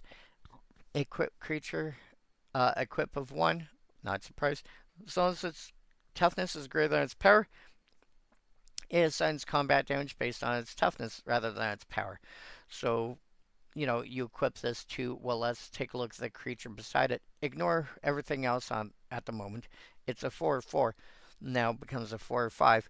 So now that its toughness is greater than its power, it's going to deal combat damage based on its toughness instead. Rasad and Bashir is going to like this. Any deck that cares about, that wants additional ways without needing the general to deal combat damage, even by one, one creature to deal combat damage based on its toughness rather than its power. If you're able to do it with more, great. But, yeah, they're going to want Barkador in.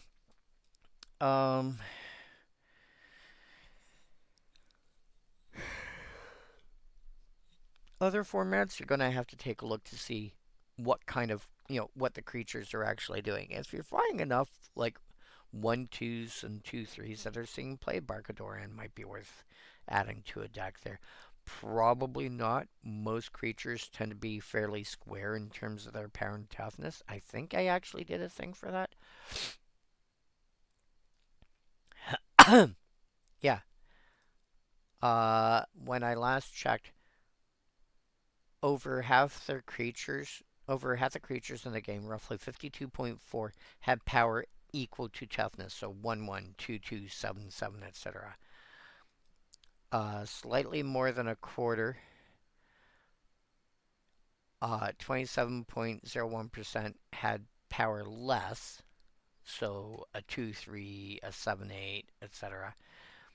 And slightly more than 1 and 5, 20.58, have power greater, so your 7/6, your 3/1s, etc. I think most commonly probably 3/1s. But more than half the creatures in the game have power equal to toughness. So +1's not going to make a huge difference, but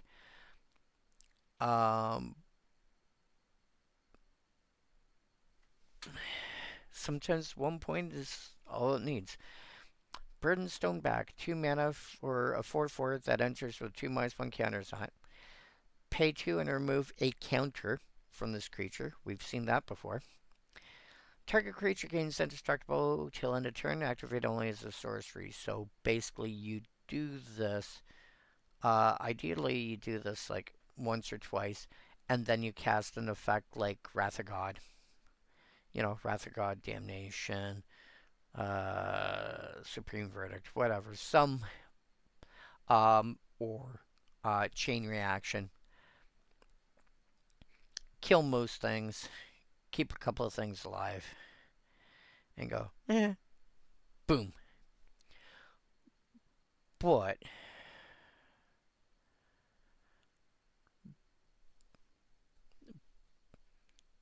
yeah, you are looking at this to, or you're looking at this to protect your creatures before you go into combat.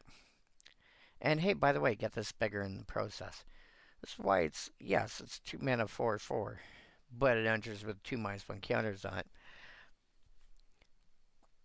Also, keep in mind, as I said, it says remove a counter, not remove a -1/-1 counter. So if there's a stun counter or flight counter or whatever, you can remove those instead. Which occasionally makes additional additional counters of the same type. So if it's got like 3 flying counters on it, okay, you can you remove 2 of them. No big deal. Clochen Festival. What we would normally call Clan Festival. 3 mana enchantment, with a Kithkin subtype. When it enters, you make 2 Kithkin, pay 5 mana, make another Kithkin.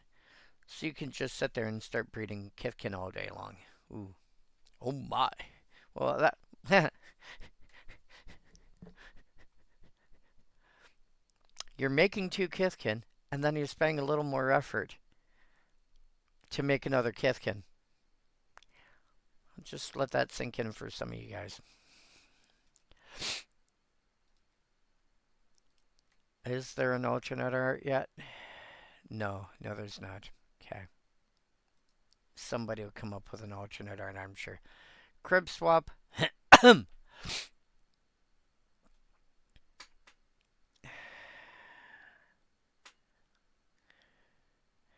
Crib swap. We've seen it before. It's a reprint. 3 mana with shapeshifter. Changeling instant. Exile target creature, but they get a 1/1 changeling instead. Yeah. When you're spending 2 mana to pacify this creature, and then 2 mana and a -1 counter, and sacrificing the enchantment to exile the creature. Or you could just pay 3 mana to just exile it. Here, have a 1/1 token instead. I don't care. You don't have a 7/7 or 6/4 or whatever. And no, have a 1/1. Encumbered Regery. 2 mana for 5/4 that enters with 3 -1 counters. So it's going to enter as a 2/1. Whenever it becomes tapped, while it has a -1 counter on it, remove a -1 counter from it. So basically, you need to be able to tap this 3 times somehow to remove the counters. But all it requires is tapping it, which is not hard. Attacking works, or using it as a cost for other things works. In limited, again, cards like this in general are going to be fine in limited. Especially when you start looking at the next card beside it. We'll get to that in a moment. But if you've got ways to tap it without spending mana, tap an untapped merfolk you control, tap an untapped creature you control, etc., etc., it starts getting better. And realistically, I would say the first counter that you can remove makes it a 3/2, which is okay, given current, modern power levels and stuff. But if you're able to remove the second counter from it, and keep in mind that a +1/+1 counter and a -1/-1 counter will annihilate each other. So if this somehow ends up with a +1/+1 counter, what it really does is it removes a -1/-1 counter from it. So that already gives you a way to make it better. Or, the next card over, Everstrike's Gift. 1 white for a aura that gives enchant creature +1/+0 and have flying. So throw that onto the Regery. So instead of having a 2/1, you now have a 3/1 flyer, which is a much bigger deal. But you attack with that 3/1. It's not a 3/1 now, it's a 4/2. Because it doesn't have vigilance.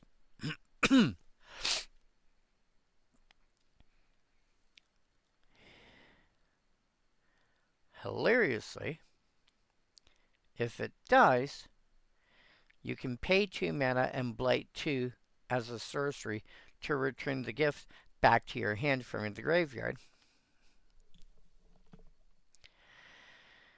which you can throw those those two -1 counters onto the Regery, which can probably afford it, and you start the routine all over again.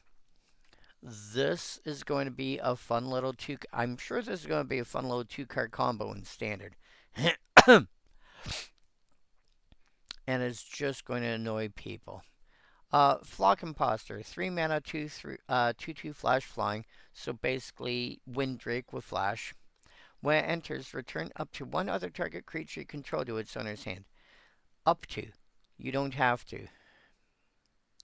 But you can.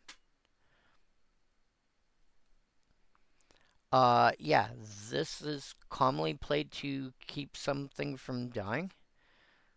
Oh, you're going to blow up my creature.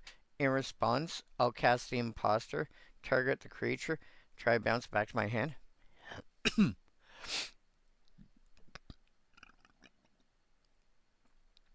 Kinsbell Aspirant.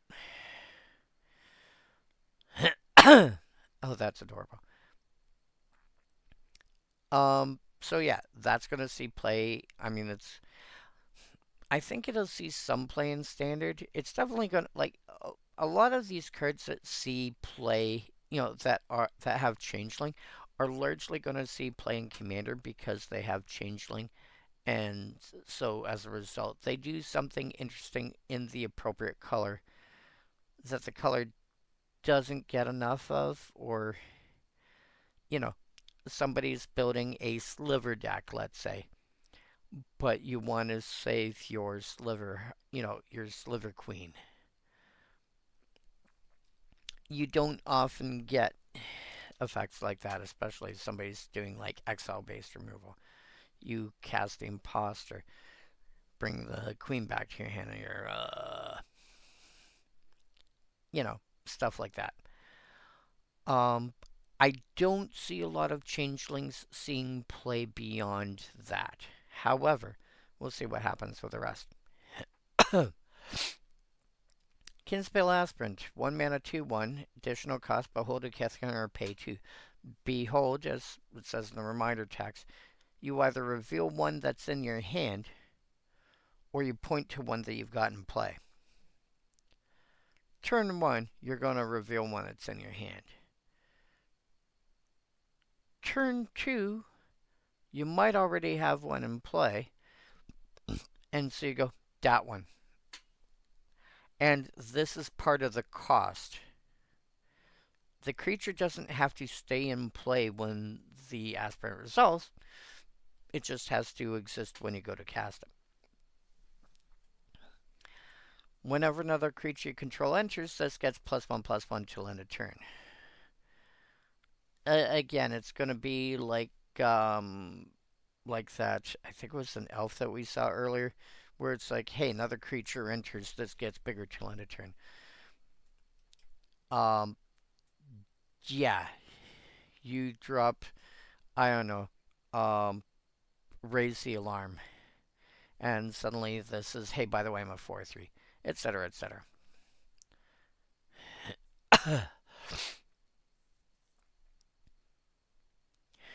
So, yeah. Not a big deal. But, yeah, I mean, it's going to be perfectly fine just as, like, a random aggro creature.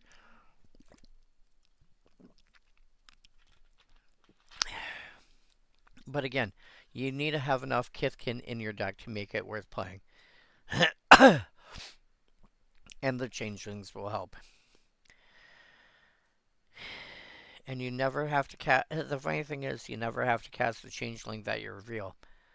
You could reveal a, 12 mana. In theory, you could reveal a 12 mana Changeling. And never cast it. It's like, look what I got, look what I got.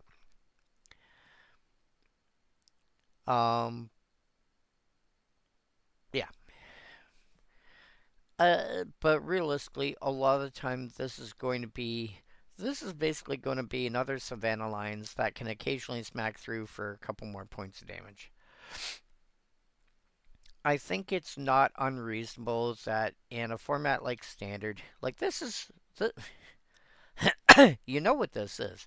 This is this has the white version of prowess. And when I say the white version, prowess is often on cards that are red or blue because they care about non-creature spells being cast. This cares about a creature entering to get the buff. So I think if you build a deck that's on the similar skeleton to prowess, but uses creatures, this could end up being really strong.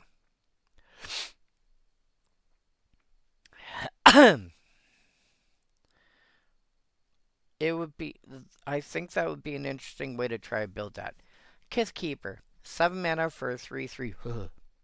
But it's got Vivid. Vivid is I'd say keyword. I think it's a key. It's not a keyword per se, but it basically, I think the word I want is ability word. Here's a word or here's a phrase that means a specific thing to tie anything that has the same sort of idea together. So, if a card asks for a card with Vivid, then anything that has Vivid will kick in. And Vivid just cares about how many colors of permanence do you have. It's kind of like the opposite, like Chroma came out during Lorwyn Block, and Chroma cared about the number of colored pips, usually on permanence, but not always permanence. Sometimes it cared about, because this is where devotion comes in. Devotion cares specifically about permanence. Chroma would occasionally care about those colored mana symbols on things that weren't permanent. Like, was it sanity grinding? Chroma, mills. Yeah, sanity grinding. You reveal the top 10 cards of your library. However many blue mana pips are in cost of those cards, that's how many cards your opponent has to mill for 3 mana. So, if on average your deck has a mana cost of, because you can plug it into things like deck stats, and I'm pretty sure Architect and what was the one that Vlad posted earlier? Moxfield and similar have got the ability to say, hey, by the way, your average mana value is 2.68 or 3.75 or 1.29 or whatever. And if your average mana value is, say, 1.5, then you flip over 10 cards, and on average you're going to hit 15 mana. Sure, you've got to then take those 10 cards and put them back on the bottom of your library, but you also just milled your opponent for 15 for 3 mana. And if your average mana value is 2, then on average, you're making your opponent mill 20. And this is even better. This is even better if your mana values are high, but you've got ways to cast them cheap. For example, stuff has got affinities. So, Chroma looks at colored mana symbols on your stuff, but as a result wants you to play monocolored. Vivid looks at how many colors you're playing and does stuff based on that. So while Chroma and by extension Devotion reward you for playing a single color, Vivid rewards you for playing multiple colors, which is also part of the reason why it's white plus 6 and not like 2 white plus 4 or 3 white plus 2 or whatever. There's a reason it's only got a single white, and that's Pip. Because if you're playing 5 colors, like it wants you to, you might only be able to afford a single white mana towards it. Based on that, when it enters, make X Kithkin, make X 1/1 white green and white Kithkin, where X is the number of colors among permanents you control. In limited, you can get to 2, you might get 3. 3, not completely unreasonable.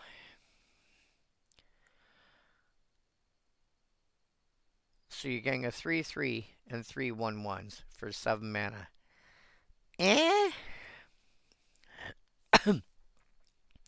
In my commons only deck, I would take that well, no, I wouldn't take that every day of the week. Because I'd only be able to create one more token because I'm playing mono white in a commander deck.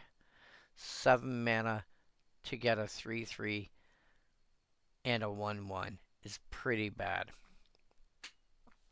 In limited, this would be fine. Tap 3 untapped creatures you control, this gets +3/+0 and gains flying till end of turn.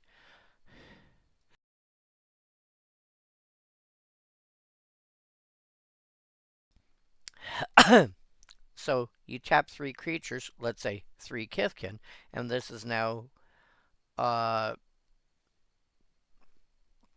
this is suddenly a 6/3 flyer till end of turn. Okay. Yeah, in limited, probably worth it. Wouldn't bother elsewhere. Unless you've got a 5-color deck that's doing shenanigans like Leyline of the Guild Pact or something similar.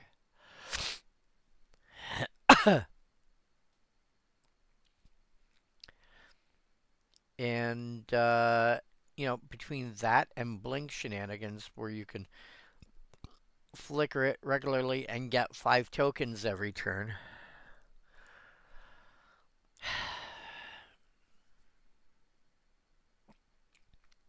I could see that being a combo. Leyline of the Guild Pact. Kithkeeper. Some way to sacrifice it. Some way to sacrifice creatures and get colored mana. And like Eldrazi Displacer or something similar that just keeps flickering it every turn. I could see that being a thing. Oh, wow. Yeah. Ashnod's Altar, Kithkeeper, and Eldrazi Displacer is infinite mana and infinite tokens. As long as you've got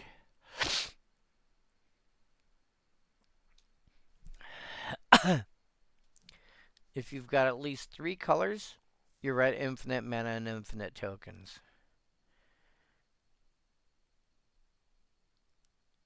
With 2 colors,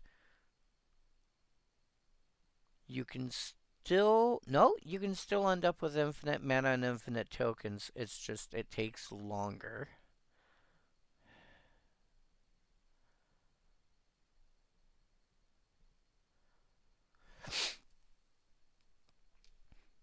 Mono white would require extra work. You would need some kind of panharmonicon or that one Elspeth, I think it is, or Mondrak, or some other way to get extra tokens to enter. It's doable, but it requires more work.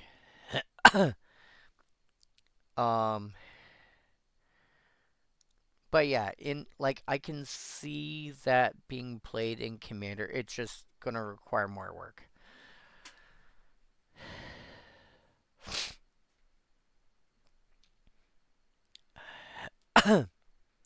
Meander's Guide, 3 mana, 3/2. Whenever this attacks, you may tap another untapped merfolk you control. When you do, return target creature card mana value 3 or less from your graveyard to the battlefield. Oh, I so wish it didn't say creature card. Like, return target permanent card with mana value 1 or less. I would be happy.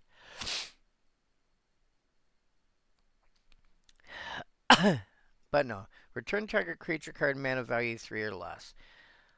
I will point out a lot of the stuff that enters with -1/-1 counters, like Moonlit Lamenter right beside it, is mana value 3 or less. Which allows you to reuse them, which is nice.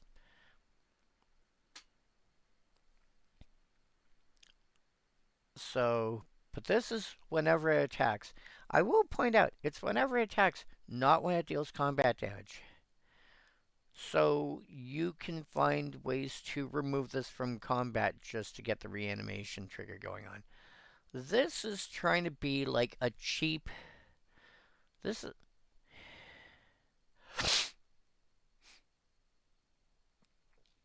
This is trying to be like a cheap version of Sun Titan. And they can reanimate each other, which is hilarious. What do I mean? Like if you have 2 Meander's Guides, one can reanimate the second. That's funny. So if you've got 2 or 3 of them, you never have to worry about running out of guides, as long as somebody doesn't exile them first. Enjoy. Yeah. Standard, probably. Commander for sure. Modern, potentially. Because you can keep stuff, as long as you can keep stuff from being exiled. Yep. Bigger formats, probably not. Moonlit Lamenter. 3 mana for 2/5, which averages to basically a 3/4. Enters with a -1 counter on it. So, a 2/3 basically. Pay 2 and remove a counter from this creature. Again, a counter doesn't have to be the -1 counter. But you have to remove something. Draw a card. Activate only as a sorcery. Just straight up card draw in mono white. None of this, you know, Skycrier or whatever it's called, or, you know, Secret Rendezvous or whatever, where you and somebody else both draw a card. No. This is just me. Again, one of these cards where, like, that black spell, once you remove the counter off of this, that black spell, use it to put 4 -1 counters on this guy, and then start removing the counters again and drawing more cards. Like, dude, why wouldn't you? You should play this in limited. There's going to be a way to play this usefully in Commander. Do I play this in Standard? I probably still play this in Standard somehow.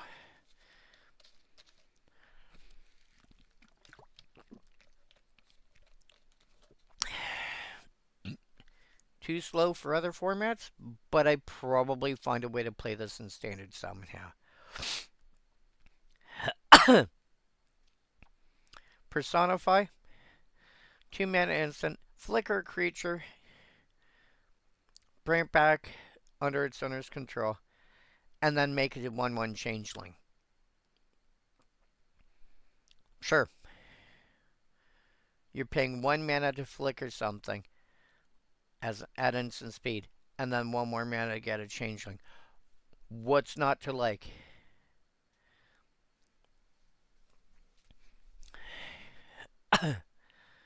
Yeah. You play it in limited if you've got anything that's got a common playability that you care about, or something like the Kith Keeper, for example, or something that you want to keep alive from removal, or any other reason you want to flicker something. And you get an extra body on top of it. You're playing this in limited. There's You're going to play this in standard as additional ways to deal with stuff that's got warp or some other. Hey, by the way, this is going to die, get exiled, whatever at the end of turn. No, I'm going to keep it.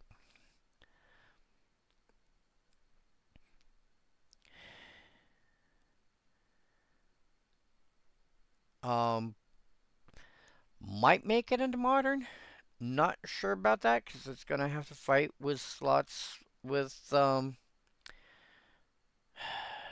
It's not You're Already Dead. Like not persist, but there's that suite of cards that's like, hey, by the way, my creature has, my creature when it dies it comes back, etc. for like 1 mana at instant speed. It's gonna have to fight with those. It's gonna have to fight with, your ephemerates and other variants thereof.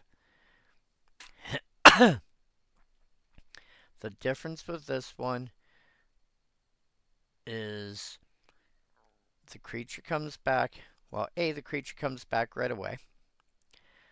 B, you get an additional creature with it. So it might actually be worth it. Protective Response. 3 mana with an instant. 3 mana instant with Convoke. There we go. 3 mana instant with Convoke. Destroy target attacking or blocking creature. Declares an attack. Cool. Kill it. What?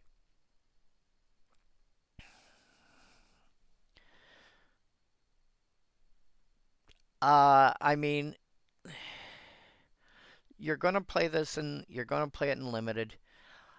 I don't know if it's worth playing in other formats because, like, once you get bigger than standard, you have access to Path to Exile and variants thereof that just kill, eliminate a creature outright.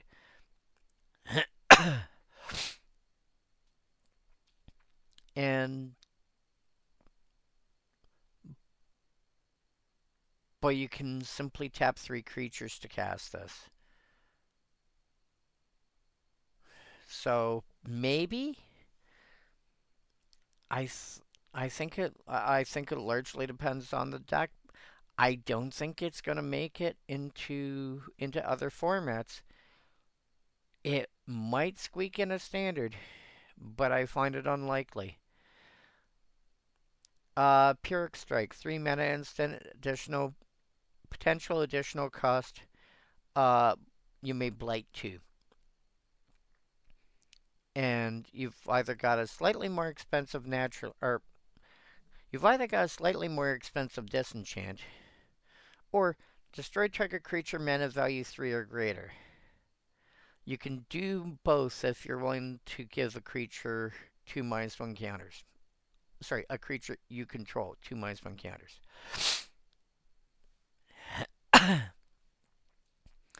I think the fact that this has got 2 options that are sufficiently different enough from each other and that are both really strong is going to make a difference. I think this is good enough for. It's definitely good enough for limited. It's a 2-for-1 often. Well, maybe a 2-for-2. But sometimes that one, that other that you're losing is like a side bonus to something else. For example, you got a Kithkin token from a Kithkeeper that you don't need anymore, or you're willing to sacrifice. Kill that, kill that. Oops.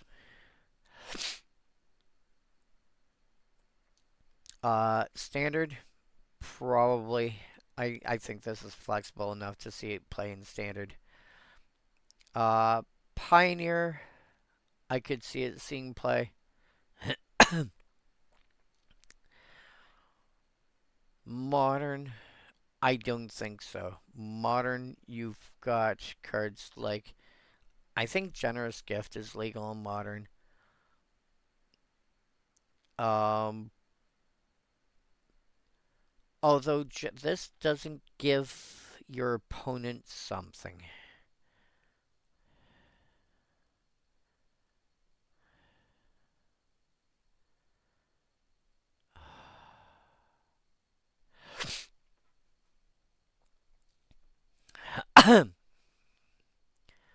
I don't know. Maybe it's iffy. I don't think it'll. I think this can legitimately see play in Pioneer. It might sneak in elsewhere. To play it, to play it, and have a feasible chance of doing both, you have to have a creature. You have to have another creature. Or sorry, you have to have a creature in play. Commander, obviously, it's going to make it in because a lot of the time, oh no, I have this 1/1 token or I have this 6/6 creature. Oh no, it goes down to a 4/4 shrug. Um, yeah, you're going to have ways to use this. Thoughtweft Imbuer, 4 mana, 0/5, so averages to basically a 2/3. Whenever a creature attacks, you control attacks alone, it gets +X/+X till end of turn, where X is the number of Kithkin you control. Basically, Kithkin you control have exalted.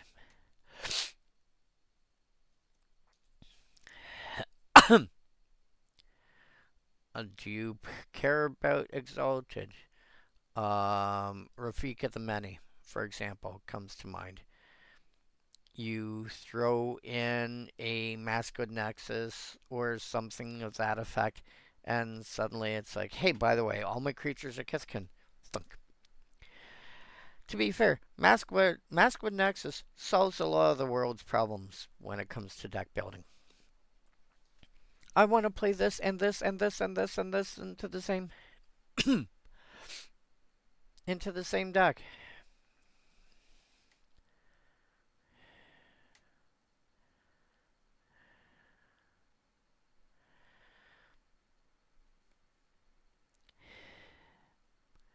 Um, if Kithkin can actually be a deck in another format, and I think in Lorwyn Block, Kithkin actually was a vaguely viable deck. I think it was actually a vaguely viable deck, and so if that's a thing, in Lorwyn Eclipsed, I would expect it to be a thing.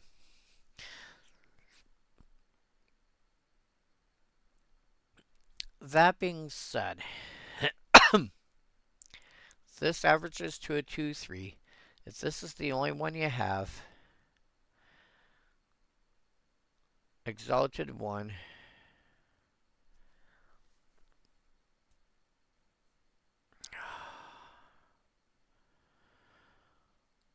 Stop that.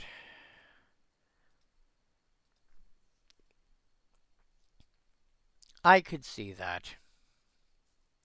I could see that being a thing. Yeah, that's tight. Oh, Wonderbrain Trapper.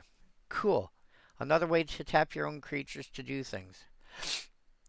One way for a 2/1 Merfolk Scout, which is, I mean, again, fine on its own. Pay 1, tap it, and tap another untapped creature you control. Colon. So you have to tap 3 things.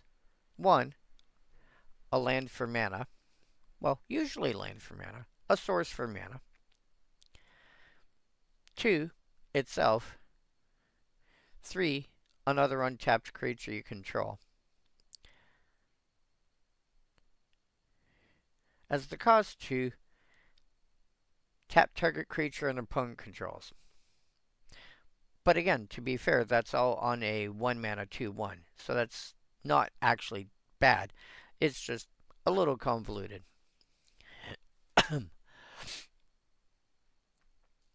But, again, it's fine. But it gives you a way to tap stuff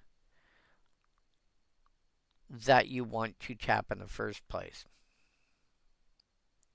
I.e., whenever this creature becomes tapped, do a thing. Yeah, like the Encumbered Reachery here. Whenever this becomes tapped, well, it has -1 counter on it.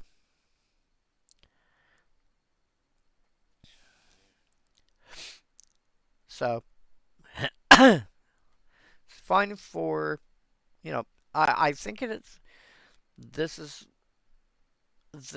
largely going to see standard play, if at all, on the back of it being a 1 mana 2/1 that will occasionally at some point end up doing other stuff.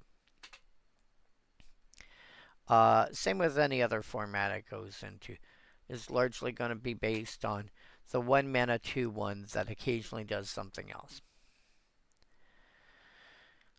Glamour Gifter, whereas if you're playing it in limited, it's a 1 mana 2/1 that very quickly will be able to start doing some other stuff. But it's basically, pay 1 and tap 2 creatures to tap another creature. Is that worth it? Glamour Gifter, 2 mana for 1/2 flash flyer. When it enters, choose up to 1 other target creature till end of turn. That's a 4/4 with all creature types. What?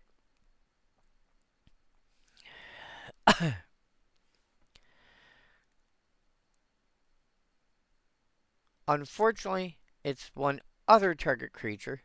It can't target itself. Oh. But that can turn around and go, hey, by the way, surprise blocker. Or surprise attacker.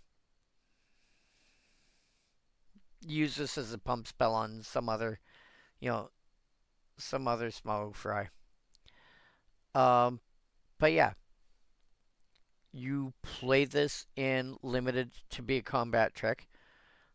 To be fair, you play this pretty much anywhere that you're going to be playing it as a combat trick.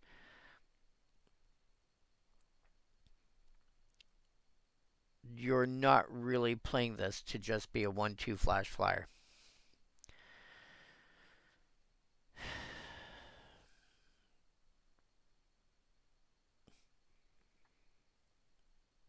Let's go. Yeah, I could see this. I can see this being played in standard. Oh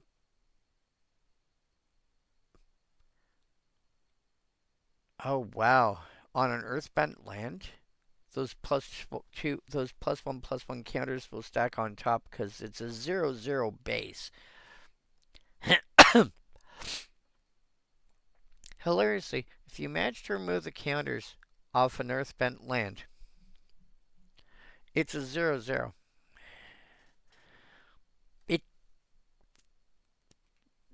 It'll die and then it'll come back into play, tapped. But it won't be a creature no more.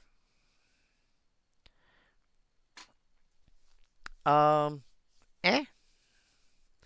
No, I think Glamour Gifter's okay for standard. I don't think it's good enough for most other formats. In standard, it's going to be fine. Illusion Spinners, pretty similar, although less exciting, I would say. 5 mana for 4/3 flyer, potentially with flash. Hexproof as long as it's untapped, which often means on your opponent's turn, it's going to be, it's what I'm looking for, vulnerable. Because chances are it's a 4-power creature, you probably attacked with it on your turn.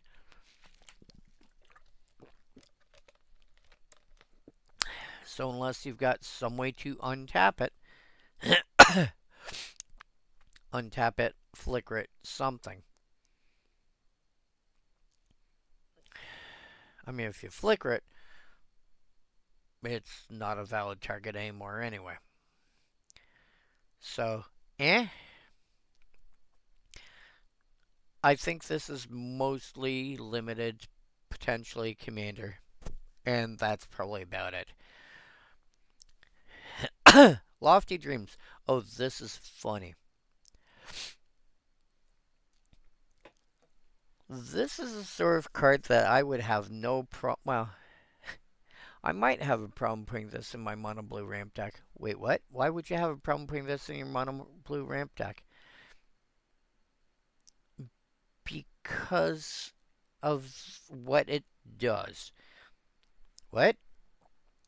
My mono blue ramp deck tries to play like a green deck.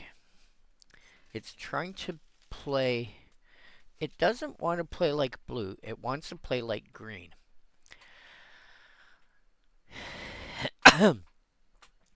So, Convoke.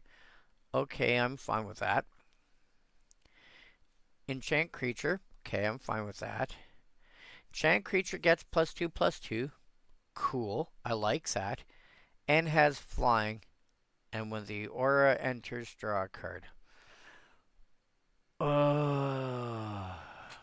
This doesn't feel green to me. If I was going to put this into another color, I'd call it white, but I wouldn't call it green because giving a creature flying isn't a green thing. It doesn't feel right. But, limited, sure, play it all day long. Even full price, I would play this all day long. Probably run. No, I don't think I'd play more than 3. But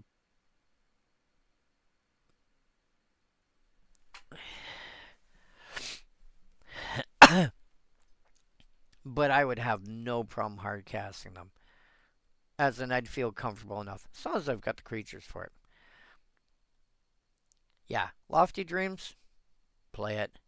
Commander, have you got an appropriate deck for it? Play it. Standard, probably can find a home for it. Honestly, can probably find a home for it. Tap 2 creatures, pay 3 mana, give a creature +2/+2 in flying and draw a card. Okay. I could potentially find a home for it. Naga the Mind. So, enchant creature. So 1 blue +1 flash. Enchant creature loses all abilities and is a colorless Naga with base power and toughness 1/1. So, you play this as a removal spell. You don't just play this as a removal spell to go, oh cool, you're a 6/5 flyer, now you're a random 1/1.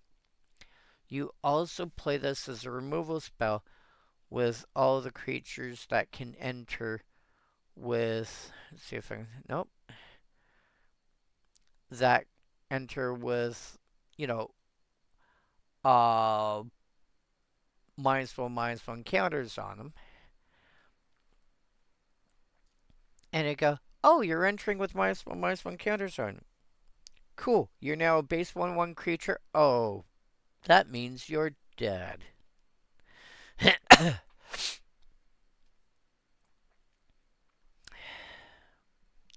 You play this as a removal spell.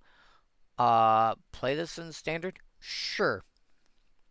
You know, their fantasy creature becomes a 1/1 with no abilities. Don't play it on a creature that's warped in.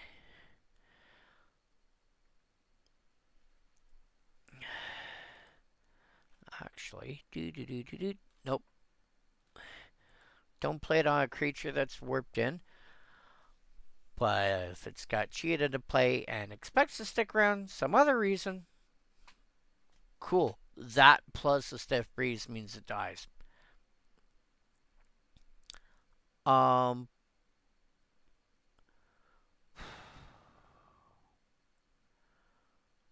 Pioneer. Wait. Loses all abilities.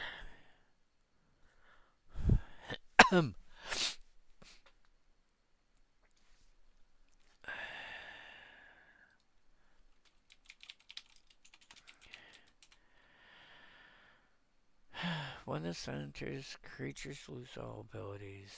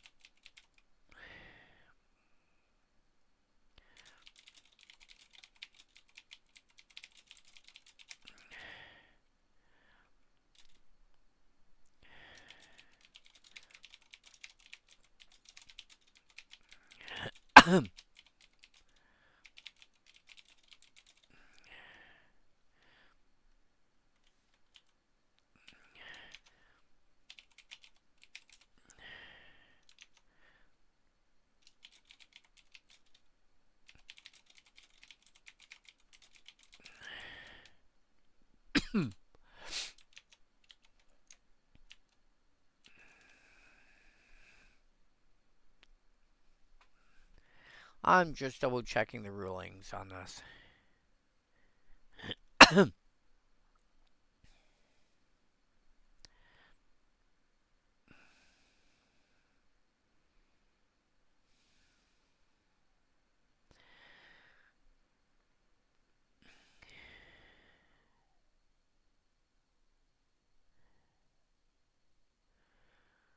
Whereas Omni Changeling, I'm sorry, do you have an interest in playing with clones at all?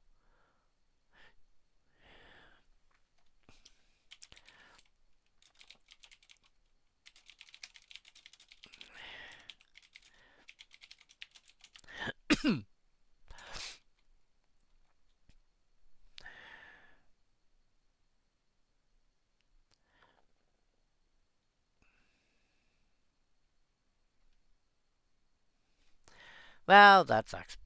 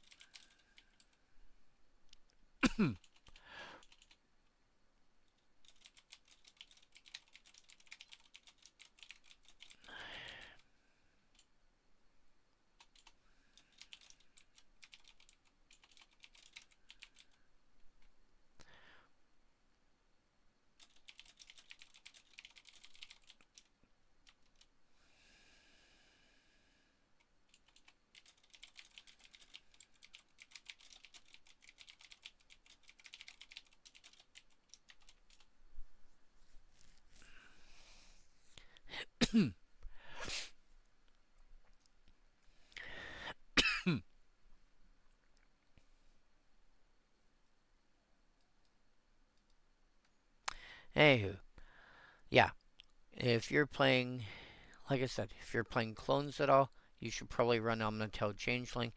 Chances are, whatever you're cloning, at some point you'll have enough clones so you can tap them all to cast your Changeling for free.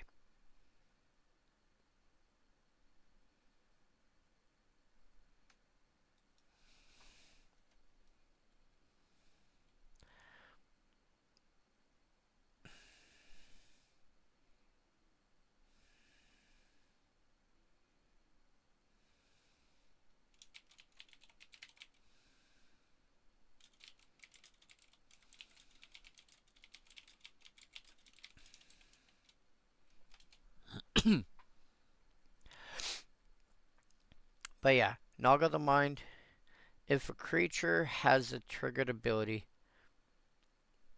and you put the card on this and you try to cast this with the enter the battlefield trigger on the stack, the ability is still in the stack. You're not going to be able to remove it, etc., etc.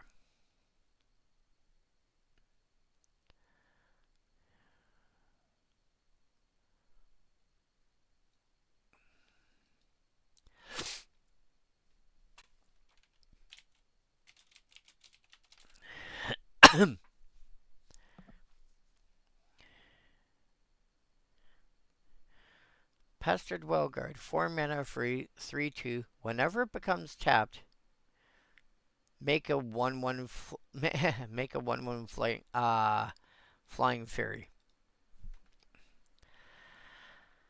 a merfolk a merfolk that makes fairy tokens. Oh, that's going to be very fun, isn't it?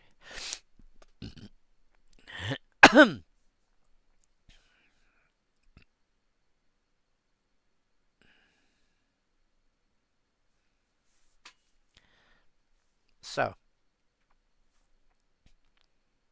yeah, this, again, if you have ways to tap creatures, you know, with any sort of consistency for, you know, like the Wanderbrine Trapper, this is going to make tokens every turn.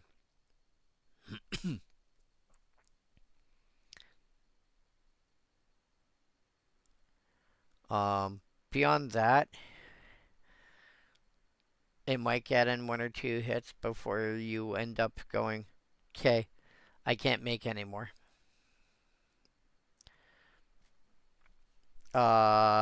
Constructed, if this needs to get sufficiently bigger enough that you can actually get through and start making flyers. Or, for the sake of example, Lofty Dreams might be enough to do it.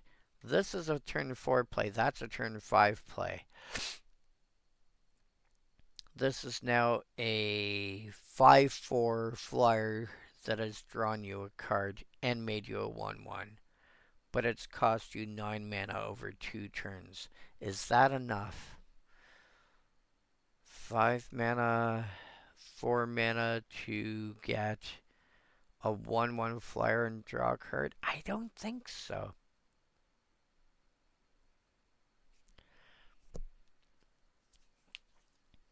Yeah, I don't think this is enough to I don't think Pestered Wellguard is enough to get you ahead in most constructed formats, including Standard. You would be looking at playing with cards like Opposition et al. You really, for something like this, you want like Opposition plus Intruder Alarm. Go Infinite. Oh my gods. Do I have... Where's Teamer?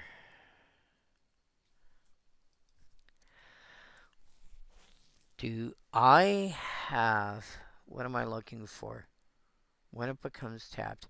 Do I have a way of tapping my own stuff? I have ways to tap or untap.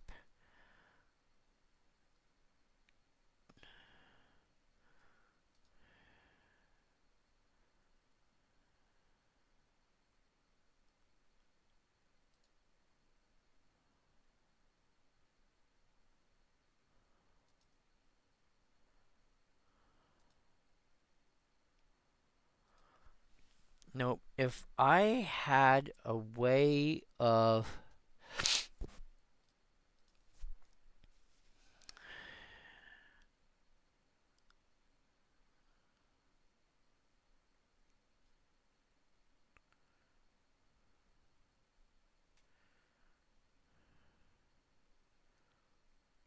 tap, make a token, tap, make a token, tap.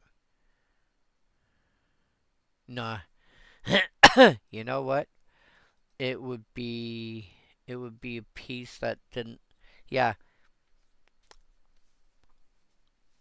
I can't splinter twin in a way that's any better than what I've already got going on.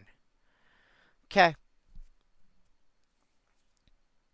Rhyme Chills, 7 mana instant with a vivid cost reduction, so you could bring it down by at most 5, which would bring it down to 2.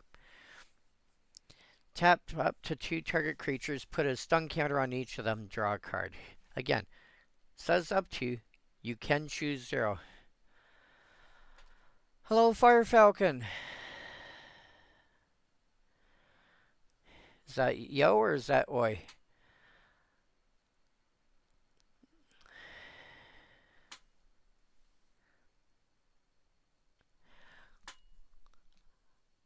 Uh, yeah. So if you're able to drop this down enough to be 2 mana, you could end up making this into nothing more than draw a card. Oh look, there's no creatures in play,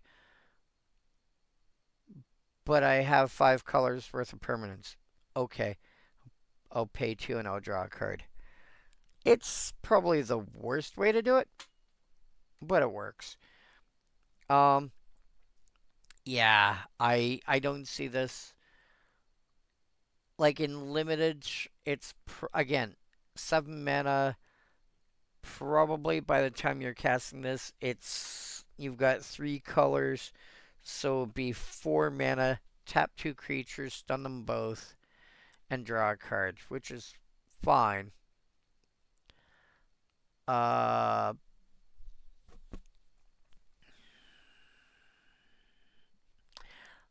I don't think I'm really thrilled with this in most formats. Even if we go to standard, which can not unreasonably support 4 colors, especially now that we're going to have the. I think we get the other 5 shocklands in this set.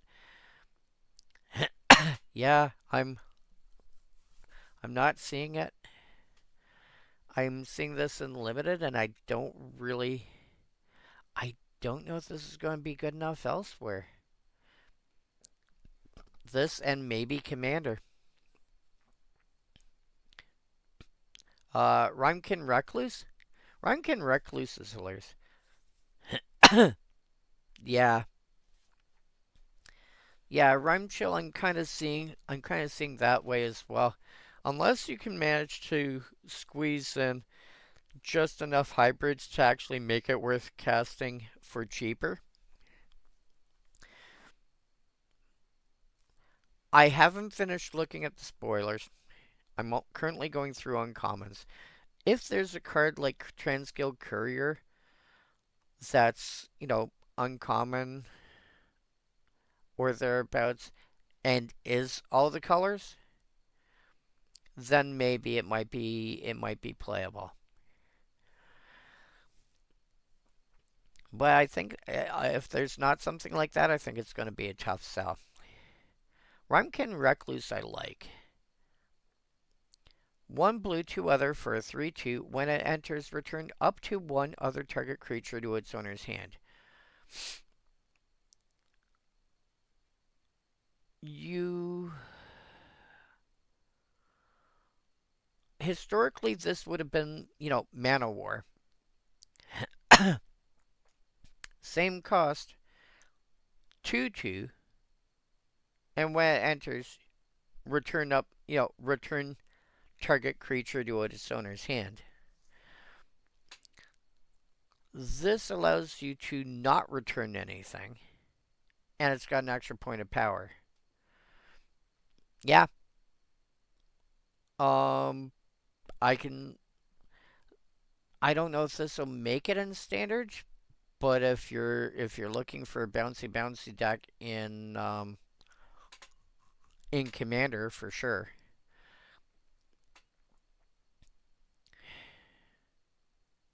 Yeah. Yeah, exactly. You could. It's not unreasonable. It's not unreasonable to build a deck based on this entire premise for Commander really easily. Um, Limited, yeah. Constructed, standard, maybe. Not sure it's good enough for other formats. Although, if you do end up with playing against cards that people are spending a bunch of resources on, oh, sure. But I tend to look at the casual Commander player. The kind of guy who, like myself, likes build. I don't care. I'm going to build this random deck.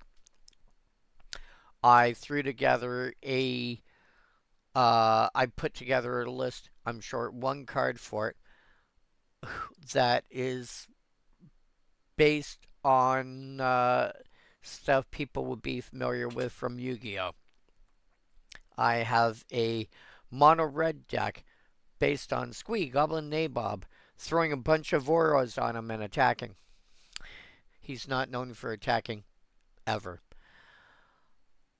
I have a mono blue deck that thinks it's a mono green ramp deck. I have a mono green deck that thinks it's an Esper control deck. I have a mono brown control deck. I have decks that are based on just playing nothing but commons. I like building my weird stuff. Yeah, I can build quote unquote normal decks. Why? They're less fun.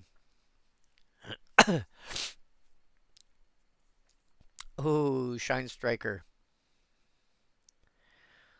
Shine Striker, on its fail condition, is a 6 mana 3/3 flyer that comes in a play and draws you a card.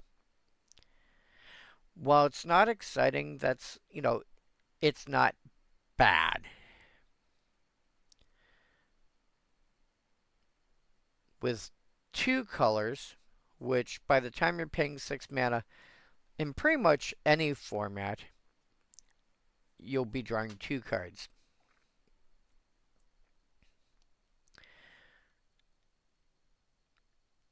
Hitting a third color is just, like, as far as I'm concerned, anything more than 2 colors is gravy.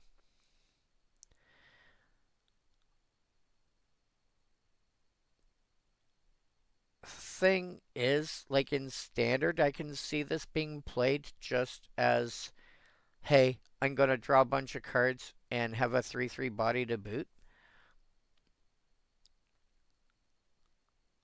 It's going to be too slow in most other formats. I like it. I think it's really cool. You're basically paying blue plus 1. That's it? Yeah. You're playing, because a 3/3 flyer, I'm assuming Phantom Monster, which is, sure, a little power creep nowadays. But a 3/3 flyer, 1 blue plus 3, so blue plus 1, to draw cards equal the number of colored permanent, or equal the number of colors among permanents you control. Drawing 1 is fine. Drawing 2 is good. Drawing more than 2 is going to be great.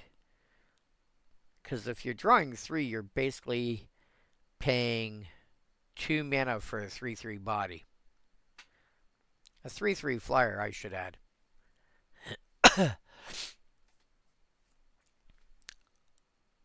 Again, I think in Standard it'll be fine, although it'll be more for drawing a bunch of cards.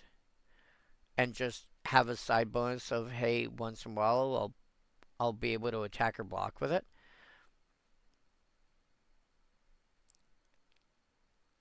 Commander, of course, Commander is Commander. People will play whatever they feel like, including myself. Limited, yeah, play it. Again, 3/3 flyer, always a good starting point. Otherwise, yeah, don't. Too slow most other formats. Even if you go, sneak attack or show and tell or something similar. If you're going to do that, you might as well play something like a Trax or a Grizzlebrand. They're bigger and they'll draw more cards more consistently. Silvergale Mentor. What was it? Silvergale Adept? Was that the original one?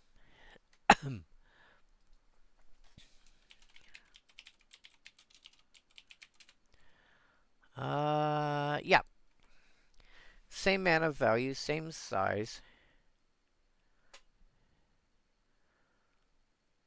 When it enters... Okay, so same mana value, same size. Additional cost was Reveal Merfolker pay 3. Now it's Behold the Merfolker pay 2. So the additional cost is easier in both ways. When it enters, draw a card. When it enters, make a merfolk. The funny thing is, with Silvergale Adept, you didn't really want to pay 5 mana to get a 2/1 and draw a card. You do it if you had to, but you really didn't want to. Whereas here, for paying 4 mana, I don't mind having a 2/1 merfolk and a 1/1 merfolk. I don't mind that. Like, it's not great, but it feels better than having a 2/1 that draws a card for 5. Now, of course, if you've already got a merfolk in play when you cast this somehow. Hey, look, there's my merfolk. I'm casting this. Yeah, this isn't going to take the slot of Silvergale Adept, but if people want more cards that are vaguely similar to Silvergale Adept, this will slot in nicely. Spell Snare. Probably wouldn't bother in Limited. We already know where it goes in Constructed. I'm not even going to ask that question. I might put this in the sideboard, like actually keep a slot in my sideboard for it in Limited, but other than that, forget it. Swat Away. 4 mana instant. The owner of target spell or creature puts it on their choice at the top or bottom of their library. Yeah, this is a counter spell that doesn't necessarily target the spell.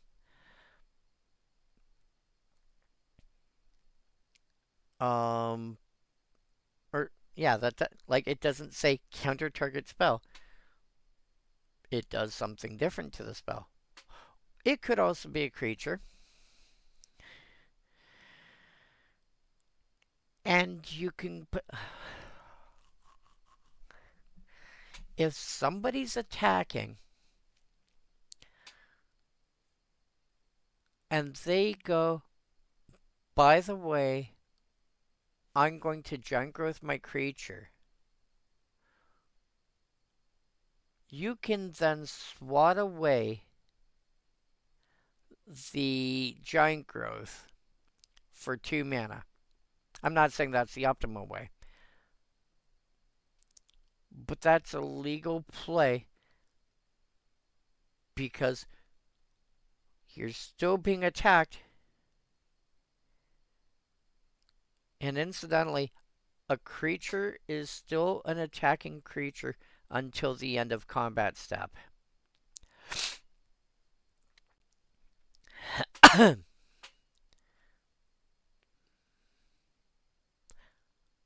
That's cute. I may have to find a use for that. Yeah, so if you are worried about spells that can't be countered, Swat Away can deal with those. You then just want to follow it up. Oh. You want to follow that. It won't help against anything with split second, but it will help with.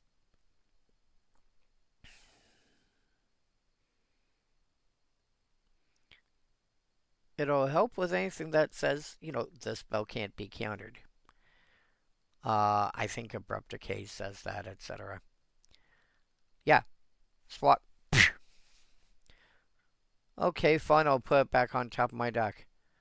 Cool. I'll play this, tap, mail you a card. Oh. Yeah.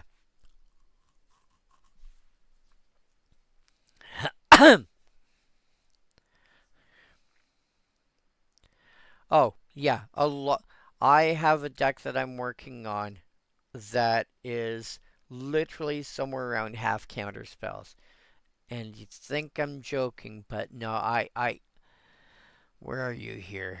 There you are, Tulane. This one. I have Tulane as my commander. Largely because A, the colors, gets me in a Bant. 3 tap, return target creature control to its owner's hand. I have 5 cards that don't counter a spell, they exile it instead. I have 5 cards that don't counter a spell, they return to owner's hand. I have 23 cards that say counter target some kind of spell usually, and then draw a card. I have 2 cards that end the turn. I have 2 things that can 3 things that can counter a spell, activated ability, or triggered ability. Well, 2 that can do that, and 1 that if something of mine would counter a spell, I exile it instead, and I can play it without paying its mana cost. 3 cards that give me extra on taps. 14 cards that are, well, they're counter spells on legs or wings or something. Yeah, this deck likes to make sure stuff doesn't resolve, and Swat Away might end up making it in there because it can stop a spell from resolving without using the phrase counter target spell. Not apologizing.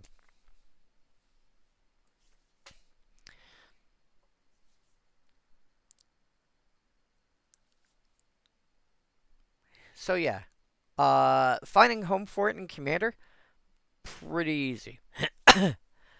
I think it's playable in. I mean, it's going to be playable in limited. I think it's probably playable in standard. I could see it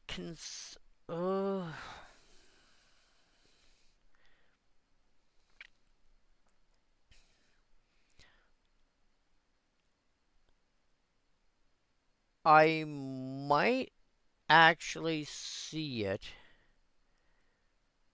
I might actually see it dipping down into larger formats.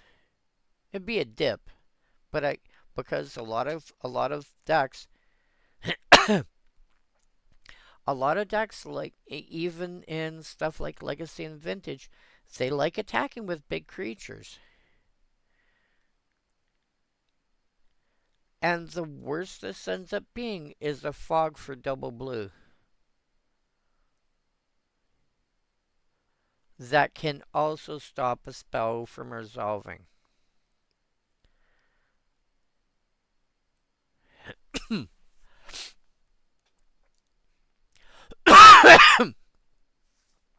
Plus, this blue, pitches to force of will, right? Um, I could see an. I think Swat Away is the kind of card that might actually need to get tested for larger formats. I agree, though. I can definitely see. I can see it in standard. It might actually manage to slip in a larger formats, which is unusual for unusual for you know modern cards that are only in uncommon. Tenofel Rhyme Speaker, 4 mana, 2/4. Whenever you cast an expensive spell, draw a card. Um, gonna be harder to find a good spot for that because, like, even decks that do play a lot of expensive spells, well, even decks that do play expensive spells don't play a lot of them or find a way to get around it. Like, anything that's got an expensive creature, if it's not delving or affinity, it's trying to reanimate it, and the reanimation spells are generally cheap. If it's a control spell, it's either a counter spell, which is going to be if it's not force of will, it probably won't trigger this ability.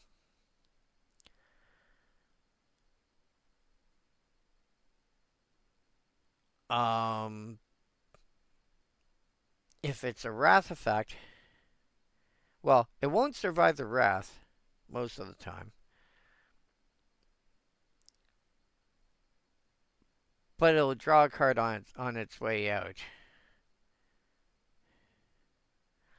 Yeah, that feels like the only spot where it's actually going to really legitimately work is Wrath Protection. Like, I have to wrath my own board, at least I'm going to draw a card for it. I think.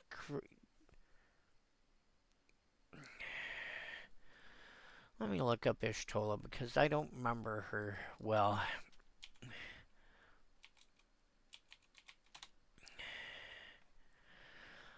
This one. Whenever you cast a spell, non-creature spell, mana value 3 or greater. Yeah, the thing about Y'shtola,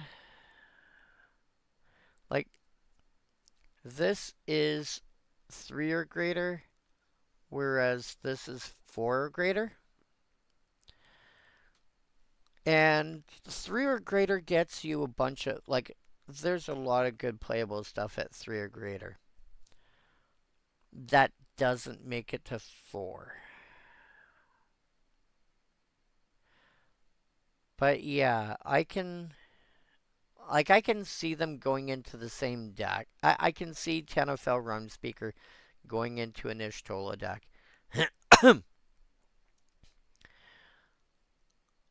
Thing is, the way I see Y'shtola, ideally I don't want to be paying full price for my cards. I play 3 Y'shtola decks, Okay. I mean, it all depends on how you build it, too. I tend to, as I mentioned, I tend to build weird decks. But yeah, Tenafel Run Speaker.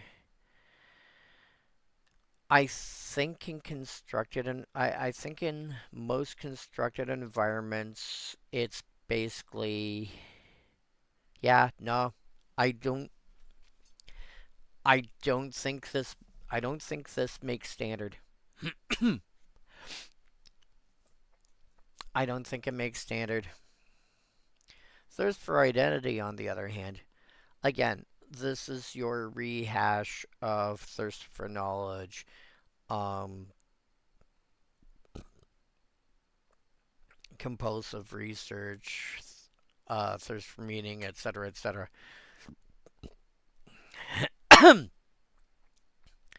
3 mana draw, instant draw 3, then discard 2 cards unless you discard a card with a given category.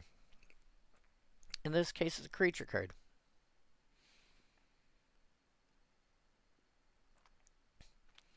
Um,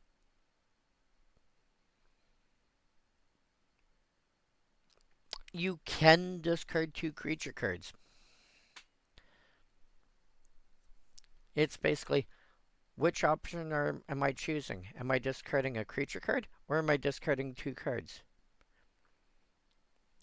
You say, I'm going to discard 2 cards. Okay. Discard, discard. But they're both creature cards. Yeah.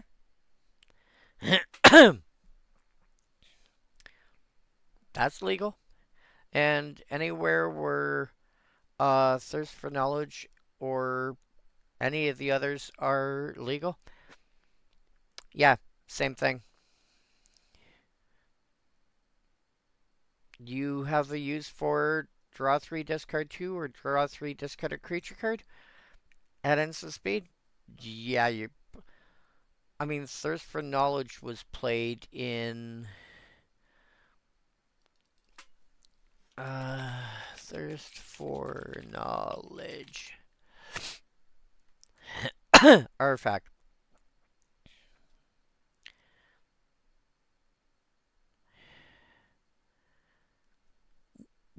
I don't know if it still is. Used to be played. Oh wow, it's not restricted. Used to be played a lot back in the day in Vintage. In fact, I think it got restricted at one point. I think,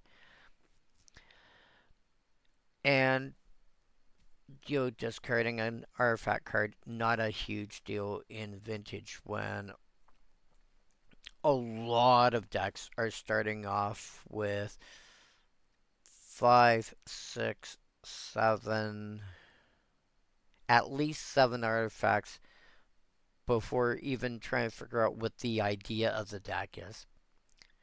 Lotus, 5 Mox, and Soul Ring. Before you even decide what kind of deck you're building, you've already got that figured out for you.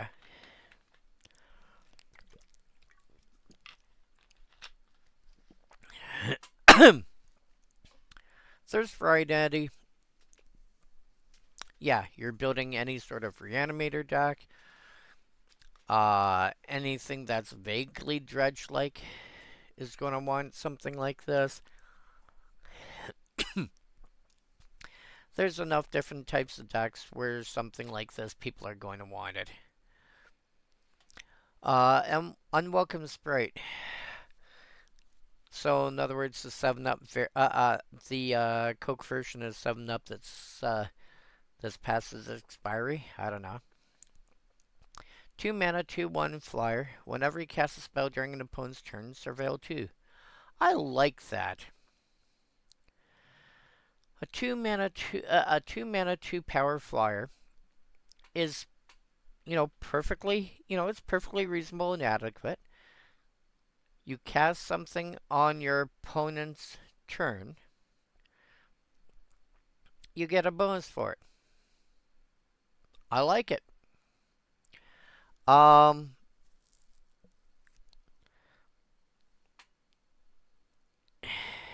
it's cheap enough to come down early in limited to not worry too much about it.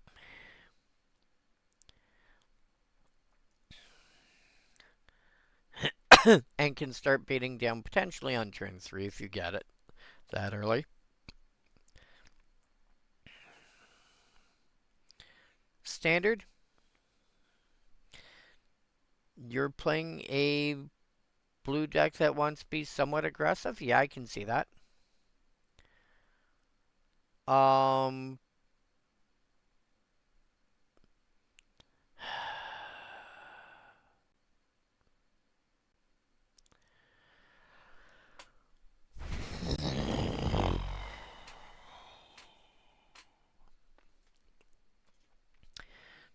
Do I pay 1 mana for a 1/1 creature that will at some point flip over to a 3/2 creature? Or do I pay 2 mana for a definite 2/1 flyer? Man, that's kind of a tough call, isn't it?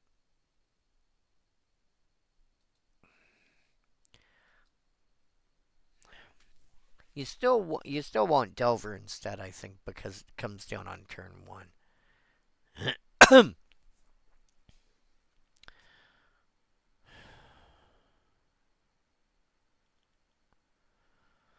I don't know where a good spot for you would be. If you're playing fairies in some format or rogues, it's probably worth. No. Fairies might actually have too much. Rogue, you might actually be able to get away with it. Wonderwine Farewell. 7 mana, Convoke, Merfolk, Sorcery. Return 1 or 2 non-land permanents. Oh, non-land permanents. That's cute. Then if you control a Merfolk, create a 1/1 Merfolk for each permanent returned this way. So bounce 2 things.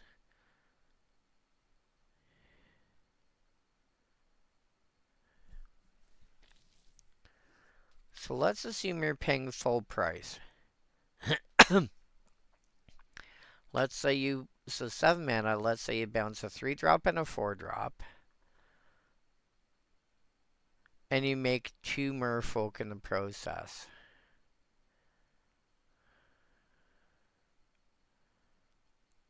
That's not bad, actually. You know what?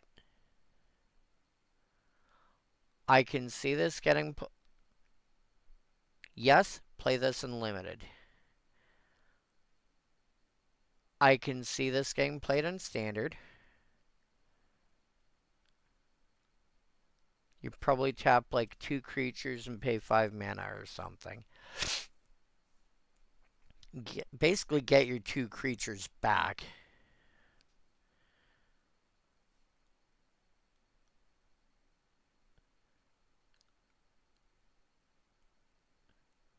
To bounce, you pay 5 mana and tap 2 creatures, get your 2 creatures back, and bounce 2 things. Standard, I think, might be able to get away with that. If it can hold off if you can hold off an early onslaught.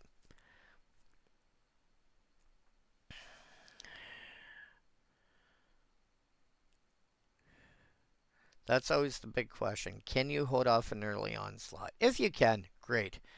If you're playing blue, look at playing Kalorna. Being a 0/8 for 2 mana is huge in more ways than one.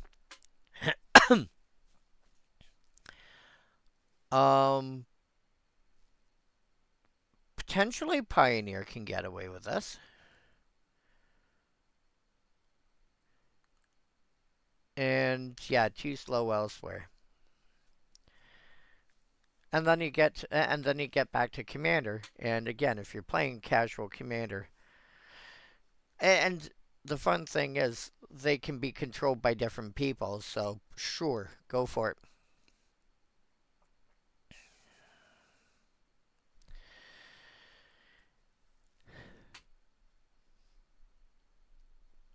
Hilariously, you can return permanents you control. Bogart Mischief, 3 mana, Kindred Enchantment Goblin. When it enters, you may blight 1. If you do, make 2 Goblin tokens. Whenever a Goblin creature you control dies, each opponent loses 1 life, you gain 1 life.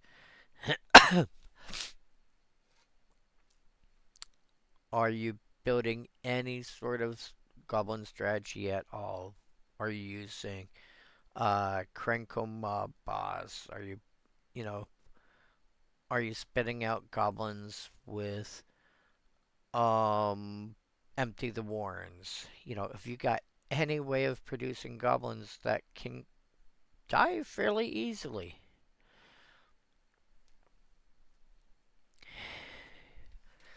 Including to your own stuff. There's that combo deck in Modern, I think it is, that that has like, was it Putrid Goblin? I think it is. Is it Putrid Goblin that's got persist?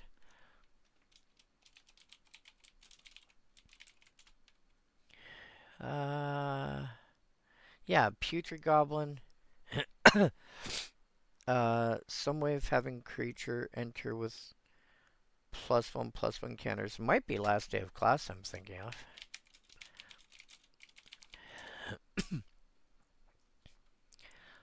Whenever a creature you control enters this turn, put +1 counter on it, and it gains haste till end of turn. Last Day of Class works. I don't know if that's the card I'm thinking of. I know there's a card that makes creatures enter with +1 counter. And it might be Last Day of Class, but I thought there was a mono black way to do it. Putrid Goblin. Sorry, First Day of Class, not Last Day of Class. Putrid Goblin. First Day of Class works, and then like some sack outlet. And then Bogart Mischief just turns around and goes, hey, by the way,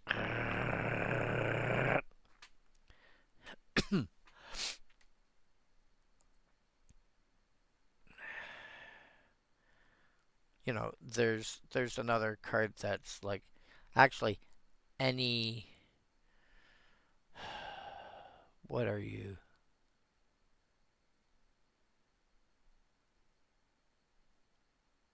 Why can I not remember what you're called? Whenever a creature you control dies.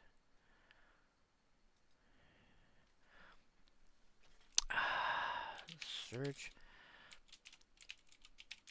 ID equal black. Whenever a creature dies. Mana value equal 1. No, whenever a creature you control dies. Nope. Mana value equal 2.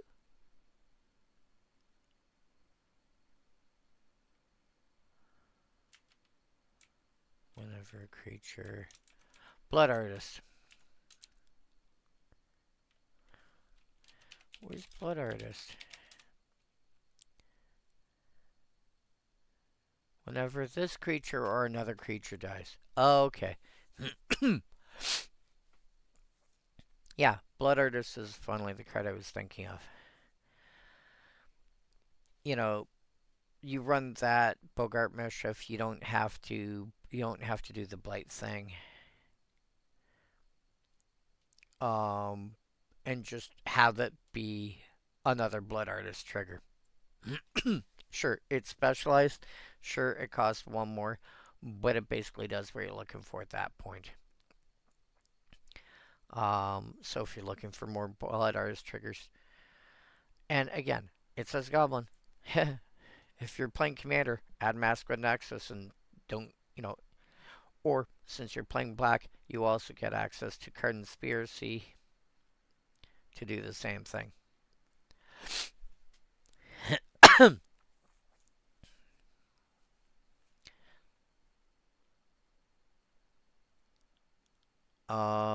Creekwood Safe Rate. 2 mana for 5/5 enters with 3 -1 counters. Beginning of your end step, if there's an elf in your graveyard and this has a -1 counter, remove a -1 counter from this creature.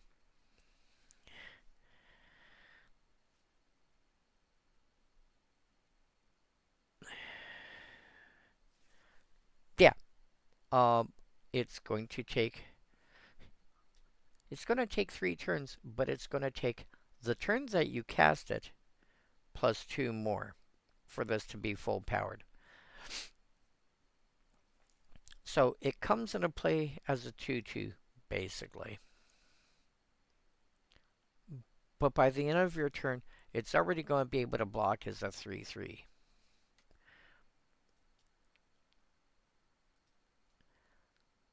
And then 2 more turns, and it's full powered. Like, honestly, the first turn you can attack with it, I would probably be attacking with it because it's already going to be a 3/3 by that point.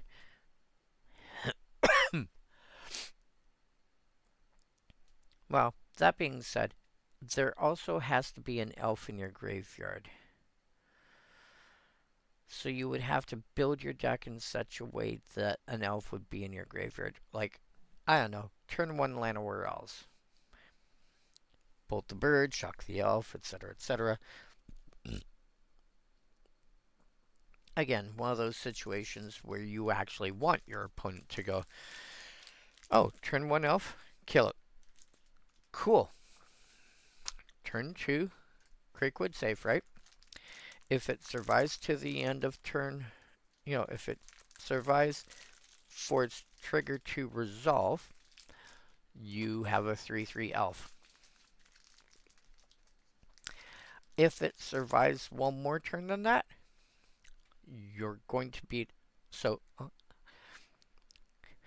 play this on 2. On 3, swing for 3. And if it survives one more turn end, you now have a 4/4 that costs you 2 mana.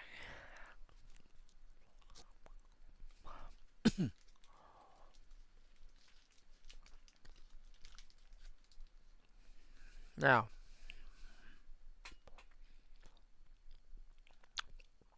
what you do have to be careful about is that this does die to effects like shock.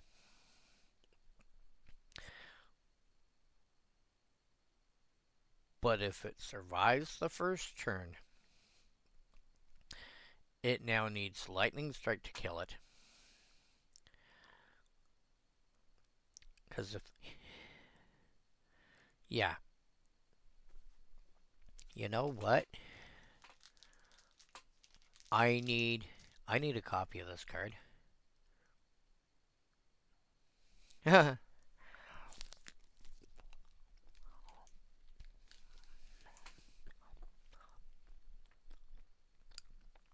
Funny thing is, all this is a big creature. But it's really easy for this to be a really big creature, really cheap.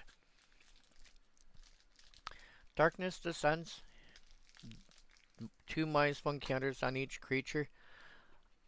This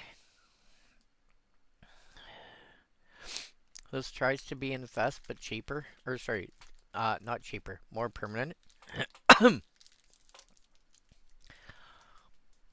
I don't think I'd bother... Like, in Limited, probably. I don't think I'd bother elsewhere unless you can actually make use of the additional -1 counters. As I've mentioned a few times before.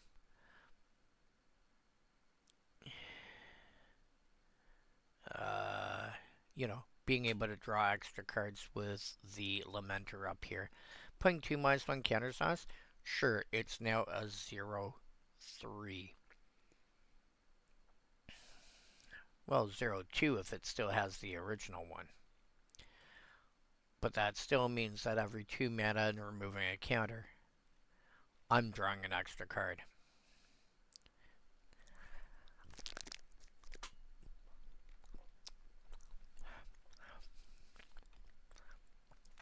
Dose of Dawn-Glow. 5 mana instant, reanimate one of your creatures. Then if it's not your main phase, Blight 2. If I get this in my pool, I'm playing it. As long as I'm playing at least any, like, if I'm playing any amount of black, I'm playing this. I get to bring back my biggest creature. I get to bring back my biggest creature that I may not have been able to cast. You know, and sure, maybe it had basic land cycling. Here's a 6/5. Reanimate it. Oh, I'm reanimating it to be a blocker. Cool. This 1/1 goblin token that I'm not using can bite the bullet. Don't care.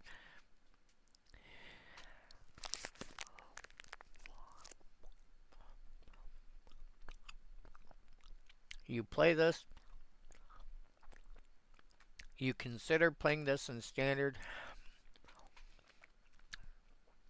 If you like to be able to cast stuff on your opponent's turn, you probably look into playing this somewhere. Yeah, there's enough places to play that. You'll find a home.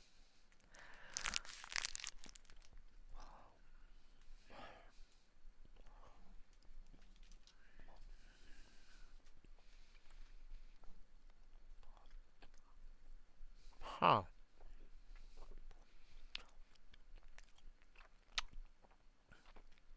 Gnarlbark Elm.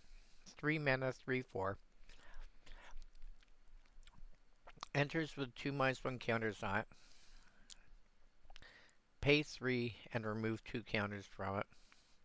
Target creature gets -2/2 till end of turn, only as a sorcery. Maybe?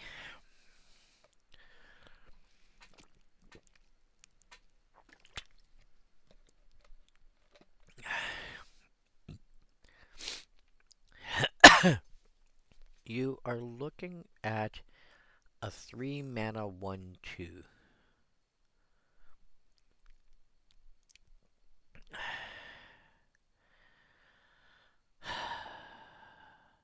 Yeah, you in limited you play this? Just to make sure that you can like get rid of a creature after combat and have a 3/4 left behind? Yeah, don't care otherwise.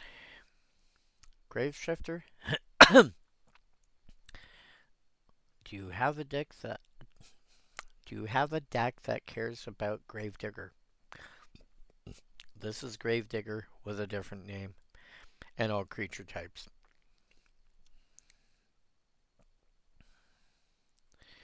Are you a reprint? You are a reprint. From the original Modern Horizons set.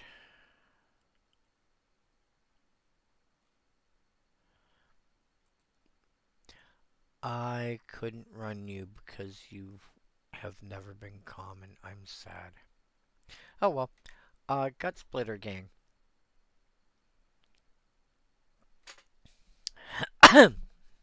4 mana. 4 mana for 6/6. Beginning of your first main phase, you may Blight 2. If you don't, you lose 3 life.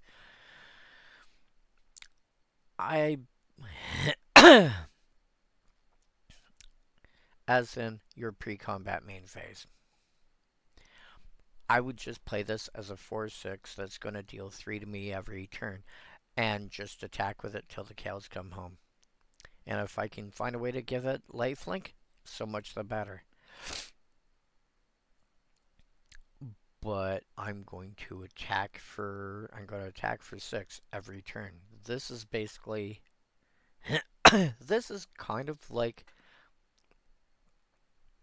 a friend of mine likes to point out that a lot of sets like putting out 4 mana, like cheap undercosted creatures. You know, cheap undercosted fat with some kind of drawback. Archfiend of the Dross comes to mind as a recent example. You know, 4 mana, 6/6 flyer. Comes in play with 3 oil counters, and you lose an oil counter every upkeep, I think it is. And when one of your opponent's creatures dies, uh, they lose 2 and you gain 2, I think. But as soon as it's out of oil counters, you lose the game.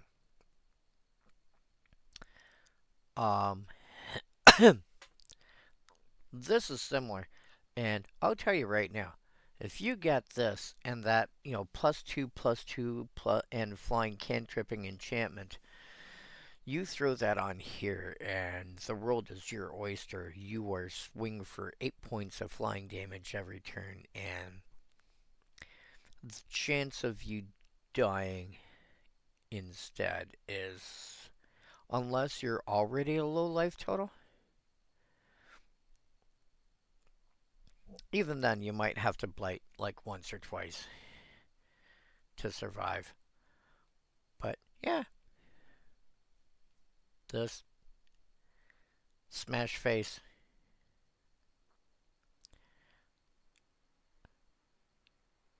And if it gets to the point where you need it to die, okay, just blight it a couple of times. Oh, Iron Shield Elf. Oh my gods. What are you?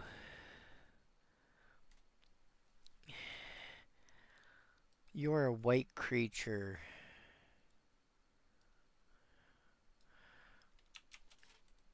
Oh, colon.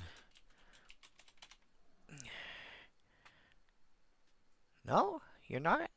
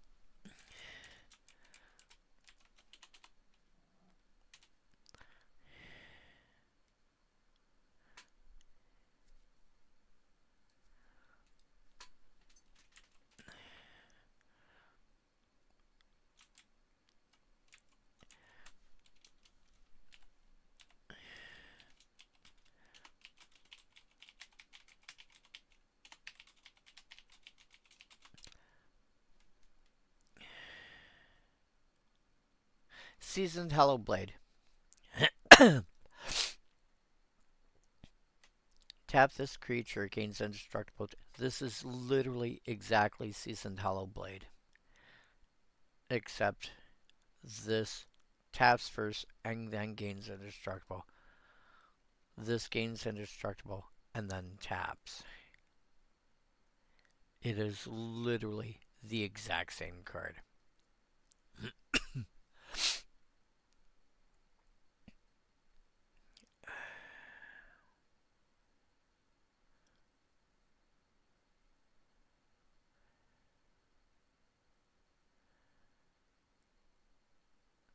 Wow. Yeah. So if you had any interest in Seasoned Hellblade back in the day when it was in what, M21? Yeah, M21. What does the promo look like? Oh, Japanese only. I'm sad.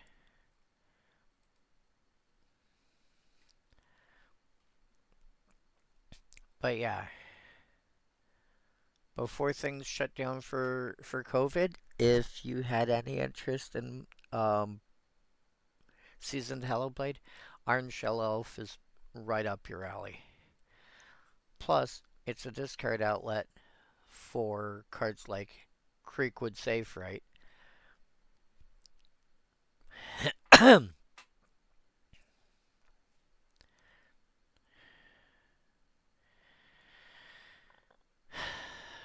Plus a discard outlet for Dawn Glow. Like this card in of itself is gonna do a lot more work than it looks.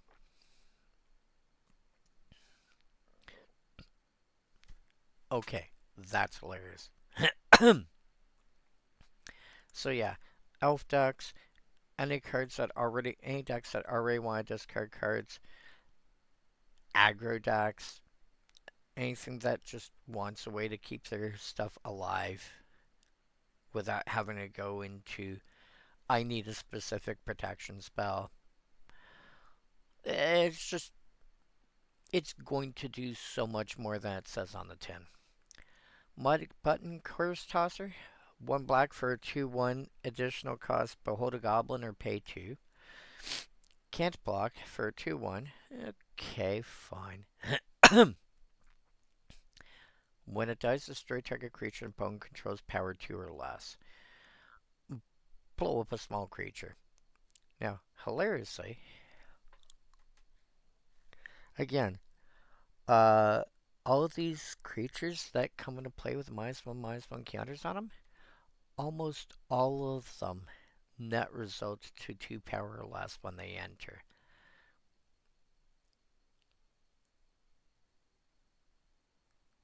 Which means you can often kill them. You can often kill them before they can become big enough, or before before your opponent has the mana to start using their abilities. um,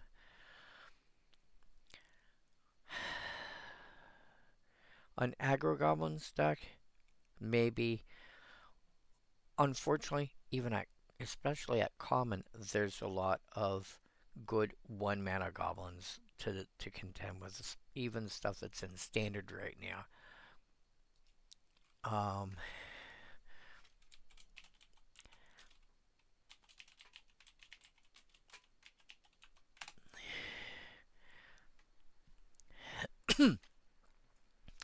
Burnout Bastronaut has got Menace. Dynamite Diver, really not a card most people care about, although it does have, when it dies, 1 damage to any target. Fanatical Firebrand, Haste, Sack to deal 1 damage to any target. Frenzy Goblin. Goblin Mask Maker. Oh. Most people don't care about, but it is a 1/2. Goblin Tomb Raider. 1 mana, 1/2 that is not hard to make it into a 2/2 with haste. Grease Wrench Goblin, 1 mana, 2/1. where you can discard cards to draw cards and then put a +1 counter on this. There's the Curse Tosser. Reckless Lackey is a 1 mana, 1/2 with first strike haste that you can sack to draw a card and make treasure. Stadium, the thing is, a lot of these goblins have already seen standard play, and some of them make it into other formats. Like, Goblin Tomb Raider makes it into Pauper on the back of the artifact lands.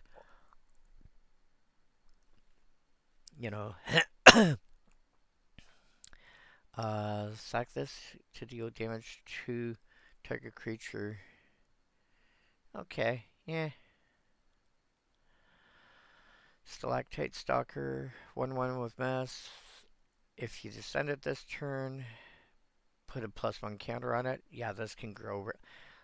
I can I can see a standard goblin deck happening.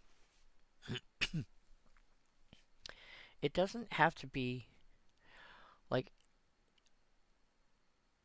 we have enough stuff that's going to be like 1/2s or 2/1s or occasionally 2/2s that can do more.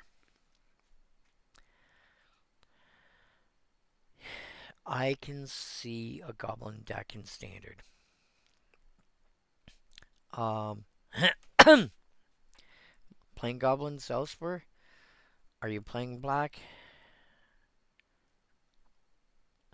This is probably something you're waiting to like turn 3 to cast. Well, yeah, probably turn 3 because the first goblin will probably die on impact. The second goblin might survive. The third goblin might survive. And then there's this. Hey, Roar. Oh, wow, is it that late? Jeez. Yeah, I've been on for almost 8 hours. Jeepers crepes. I guess I'm going to have to do the other set on Thursday. And I'm going to have to do that earlier. Oof. Nameless inversion. +3/-3 till end of turn. And loses all creature types. Yeah, I started early. I started about 5 o'clock local. It's almost 1 in the morning. Because I want to get through Lorwyn Eclipsed. Nightmare Sower. 4 mana for 2/3 flying lifelink, which normally I would say meh.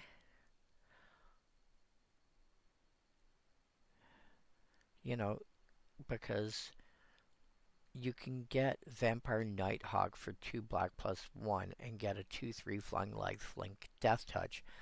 But whenever you cast as a spell during an opponent's turn, put a -1 counter on up to 1 target creature. Again, A, -1 counters to shrink your opponent's stuff. These are uncommons. Or 2, -1 counters for your own synergies. So, I would say definitely playable in limited. I would say potentially playable in standard. I think in most formats I wouldn't bother. This really needs to go into a deck that wants to play stuff on its opponent's turn, though. Commander, I can see. Commander, I can almost always see a spot for it. Like, with a lot of these cards.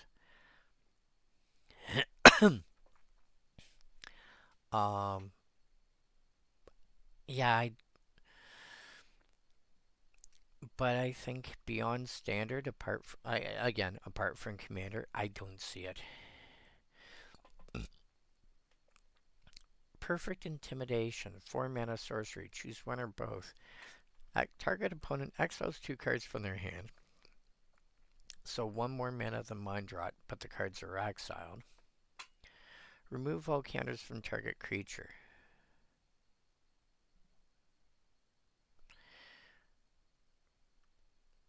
Now, in theory, that's there to suddenly bring a creature like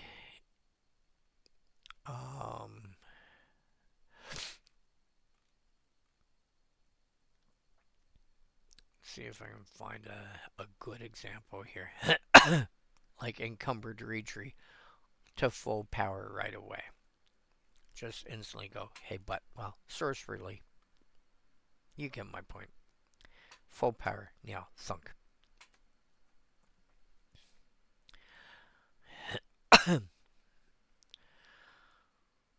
But it's also really good against some cards that are in standard right now.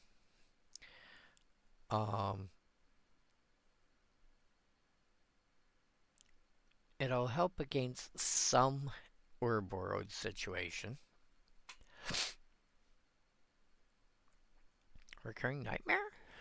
I don't remember that being banned. I'm not saying it's not, but...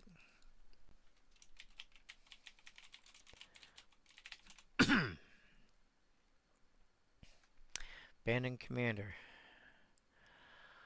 Sack a creature, return to its owner's hand. So... the problem with Recurring Nightmare is... I mean... the name of the card and the text of the card say it all. It is a card that's designed to continuously recur threats every turn. If you have, let's go with a relatively benign example. One of my favorite cards to bring up for multiple situations, Mirror Battlesphere. 7 mana, 4/7. When it enters, you make 4 1/1 tokens, etc., etc. So 5 bodies out of 1 card. Then you go to Recurring Nightmare. You have some kind of sack outlet. Let's say a sack outlet that says whenever a creature you can, sacrifice a creature, 1 damage to target player. Commander is pretty easy to get. Huge sums of mana. Fairly easily. Plus you're playing black, which makes it even easier because you get all the Cabal coffers, the Cabal Stronghold, Magus of the coffers, etc., etc. So getting to insane amounts of mana, even in mono black, pretty easy. So, I'll sacrifice the, so I sacrifice the Battlesphere to whatever my sacrifice outlet is. Then I sacrifice one of the mirror battles, one of the tokens that the Battlesphere created to Recurring Nightmare, returning the Nightmare back to my hand, and bringing the Battlesphere back in play.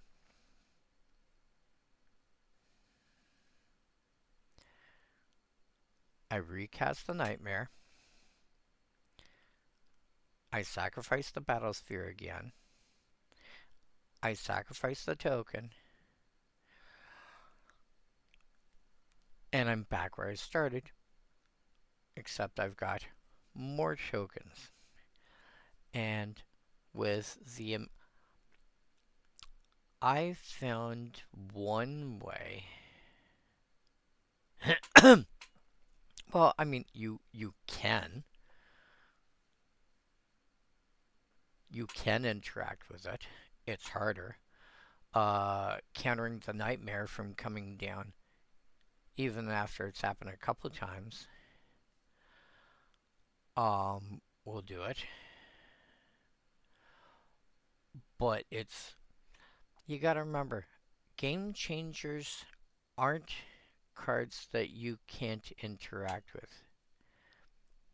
They're just cards that are incredibly powerful for their effect. Recurring Nightmare ends up being more powerful than most game changers. to the point where it's kind of like Emrakul the Eon's Torn, where the entire game devolves to, well, if we can't stop the recurring nightmare, again, its name says it all. If we can't stop it, the game just okay, fine, you win.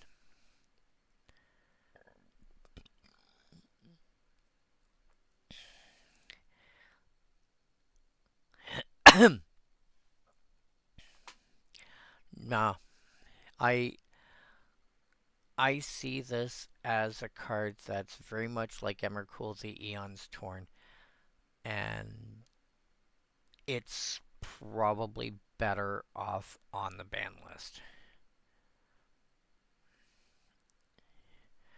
I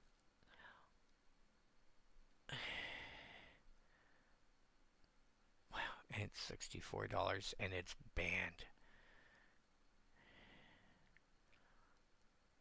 Oh, it's part of the reserve list too.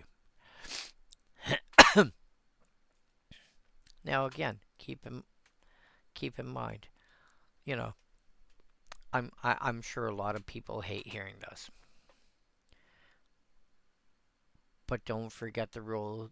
Don't forget the yeah. Well, that doesn't make any difference because you also got to remember, not everyone plays Commander in paper. A lot of people play it on things like Magic Online, and on Magic Online, it is less than 2 tickets. Tempest Remastered is is roughly 1.8 tickets. Vintage Masters is 1.2. So if you're playing on Magic Online, it's really cheap to get.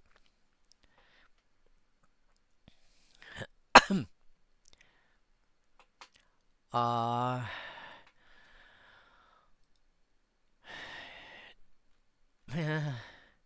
yes and no. Magic Online was the first, as far as I'm aware, or as far as I can remember, as far as I'm aware, the first official Magic client for playing online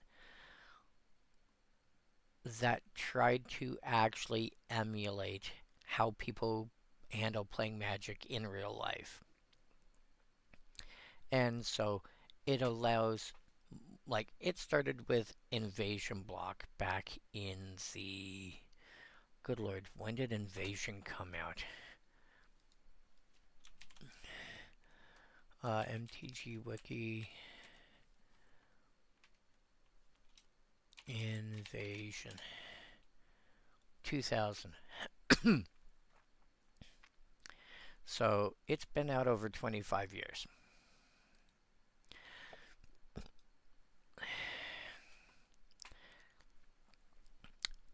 It you can buy and sell products on it,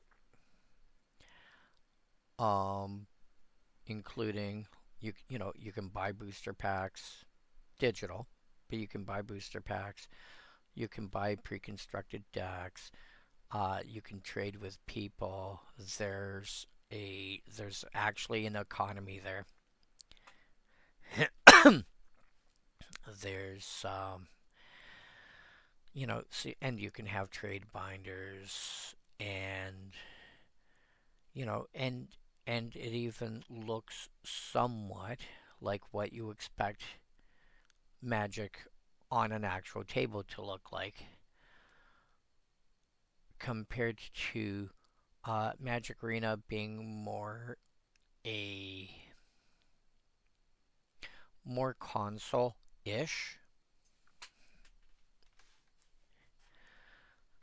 In fact, if I show you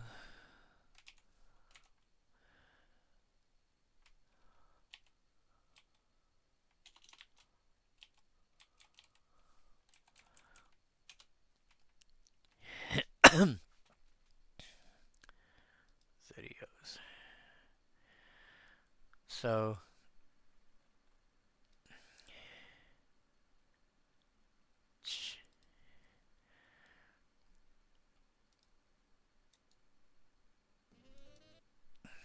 I'm not gonna show you the entire thing, but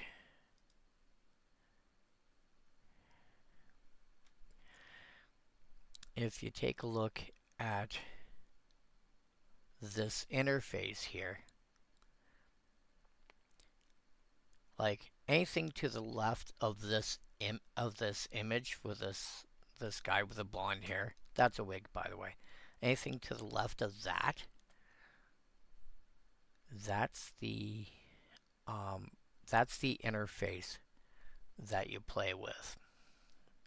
And so you can see, here's your hand, here's your lands, here's your opponent's lands.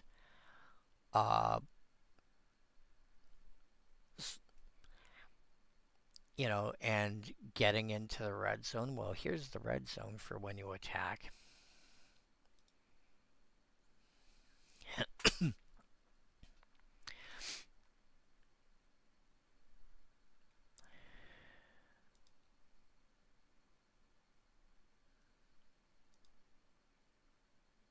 You know.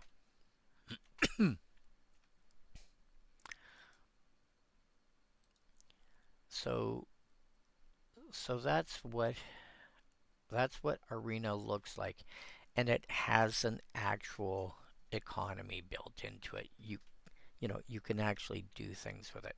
And so a lot of people, and plus it also does support multiplayer, so you can actually get into a 4-player commander game on it. And part of that came out from one of the people who was involved in Magic Arena back in the day was interested in Commander. Back then, it was called EDH, or Elder Dragon Highlander. And they want to find a way to try and bring it onto Magic Online. And the command zone didn't exist yet. So they had to find a way to implement it in such a way that, and the funny thing is, like, not only did part of what happened with the command zone, that also happened in part because of Commander, or EDH, and in part because of what we now see fairly regularly as emblems when, what's her name? Elspeth.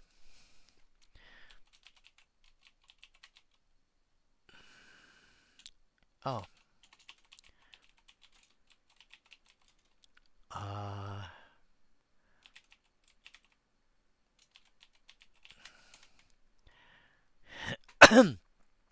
Oh, not Elspeth. What were you? No, Elspeth. Wasn't Elspeth hero? What was it? Elspeth?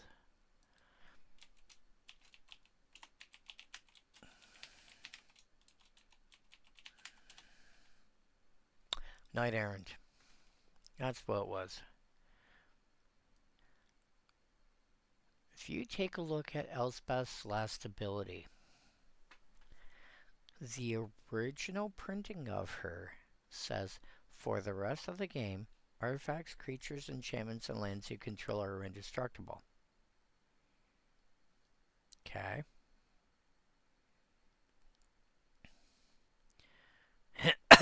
That's how we had to word cards before the command zone existed.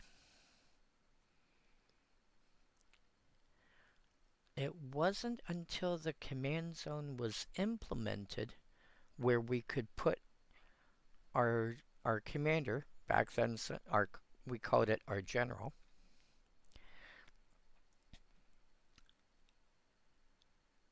once that was implemented, the people that handled the rules for the game turned around and said, well, now that we have that as a place to put stuff that's not on the battlefield, not in any other zone, and players can't interact with stuff that's there, that's when we got emblems. That's when they decided to take that zone and make use of it, and that's how emblems came out. Because if you look at the next printing of her, the dual deck for Elspeth versus Tezzeret, you get an emblem with your your other permanent type categories are indestructible.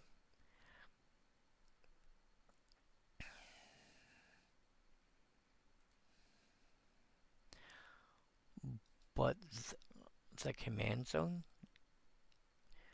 didn't exist until then.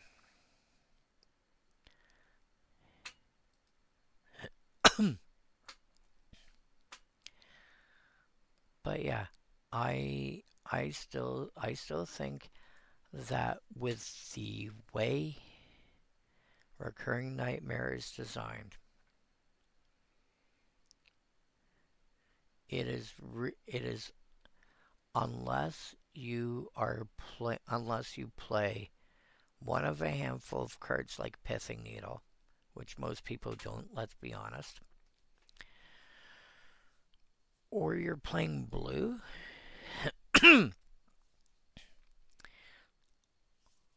um, it is incredibly difficult to interact with.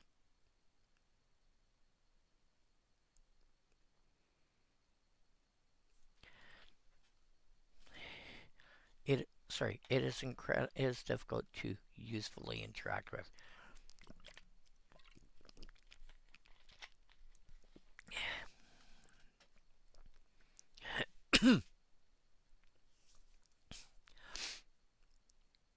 Because the other part of the problem is a deck that's running, Recurring Nightmare. Cool. You've exiled my graveyard. I'm going to dump more stuff in and keep going.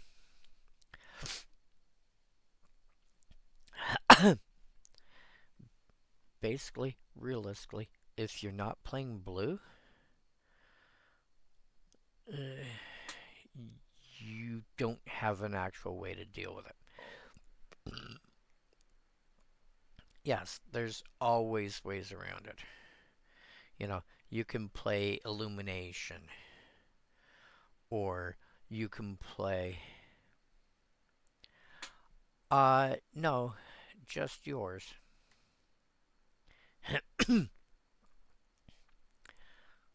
But I mean, effects that, like stifle effects.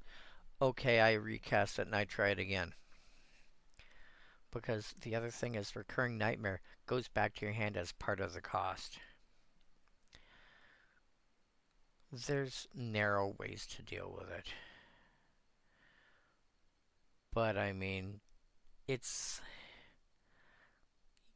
there, there's ways to deal with anything.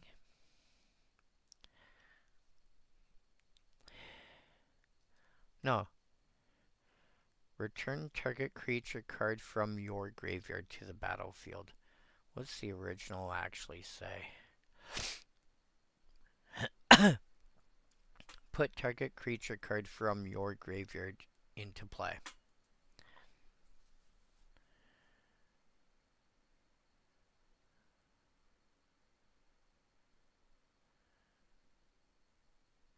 Yeah. But it's just it leads to too much combo BS as well. And in fact, you can combine that. Wow, you don't even have to generate insane mana to go infinite either. Phyrexian Altar and Ashnod's Altar. So sacrificing 2 creatures, 1 to each altar. A0. Sacrificing 1 to each altar gives you the mana.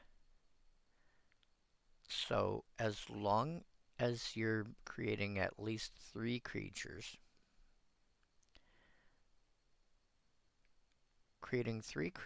you break even, but your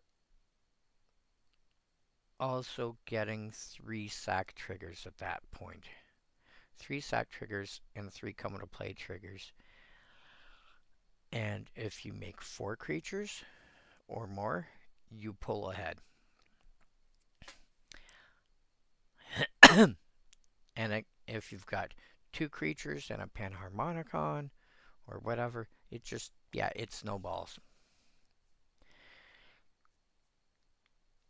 And you can be in mono black and not have to worry about, so was it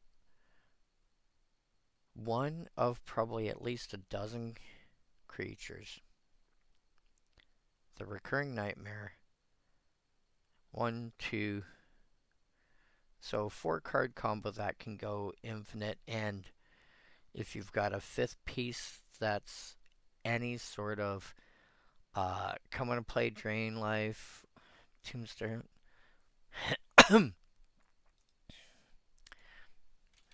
Tombstone Stairwell.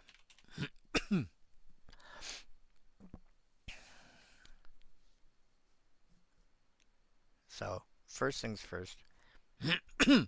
It sticks around, but it's got cumulative upkeep, which means if you play it on 4, your first upkeep you're paying 2 to keep it.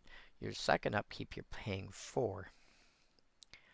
Your third you're paying 6. So if you play it on curve, it's probably dead at that point.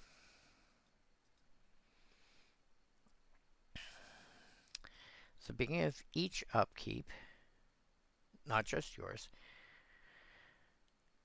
if this enchantment is on the battlefield, each player creates a 2/2 zombie for each creature card in their graveyard.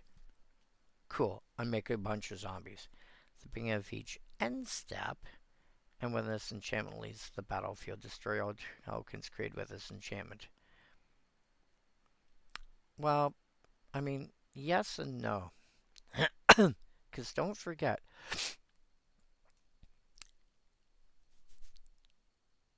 okay, so 1, the tokens that are created get destroyed at the end of get destroyed at the end of turn. Sure.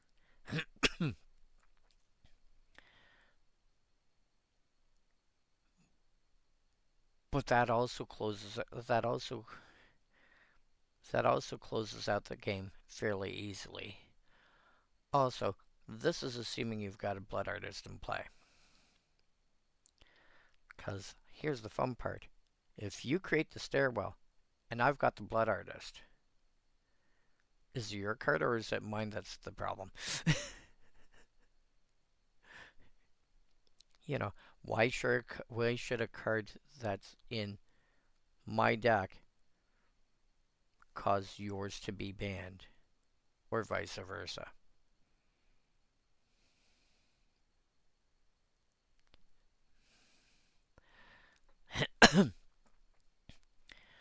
Also, hilariously, there's an additional way to get rid of this that people overlook.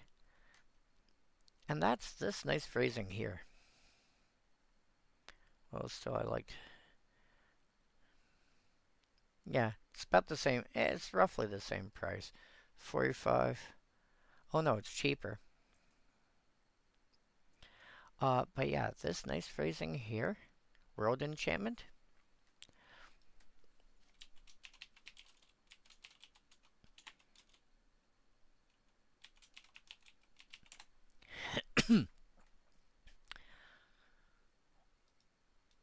World Enchantment has... Let's see if I can find it. If 2 or more permanents have the world's... Excuse you. If 2 or more permanents have the world super type, all of them are put into their owner's graveyard except for the one that has had the world super type for the shortest amount of time. In other words, the most recent one sticks around. So if you want a way to get rid of something like Tombstone Stairwell, sort by Whoops, wrong one. Sort by color search. Any of these 26 cards will do it.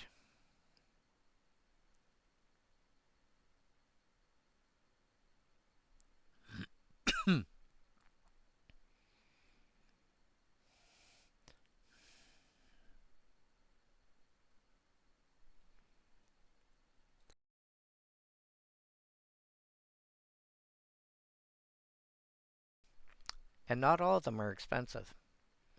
Revelation. The Chronicles printing is like $1 rare.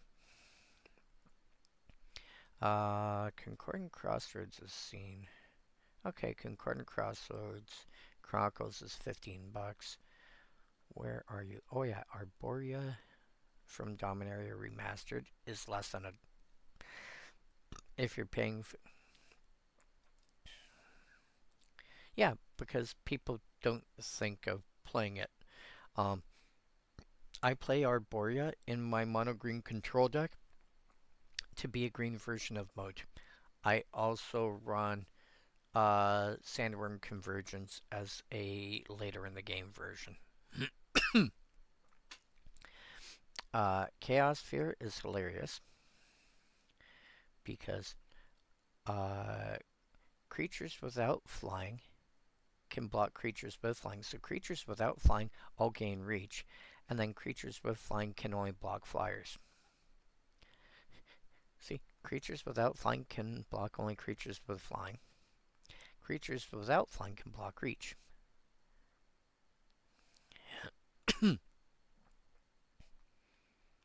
Yeah, Concordant Crossroads.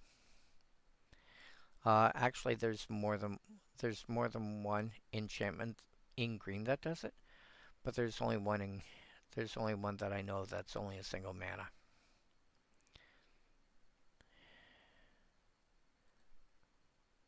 Hollow Gemstones is nice and annoying. You play mono green, and then you turn around and say, "Hey, by the way, yeah, you multicolor decks. Each turn you have to choose one color, and you can only cast spells of that color." Wait, what?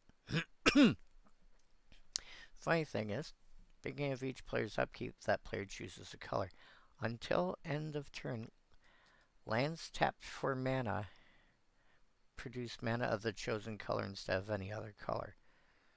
So, if I tap an island but somebody named red, all islands tap for red mana. But it only handles lands. Artifacts, creatures, anything else that produces mana.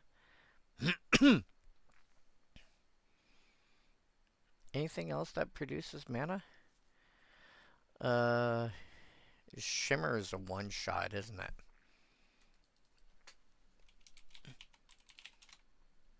Yeah. Oh no, Shimmer's an enchantment. Oh, that's when it gives phasing. Yeah, whatever. It affects one land type. Serra Aviary is also a card known to see play in Commander, and it's from Homelands, and as such, if you're paying $2, you're probably paying too much.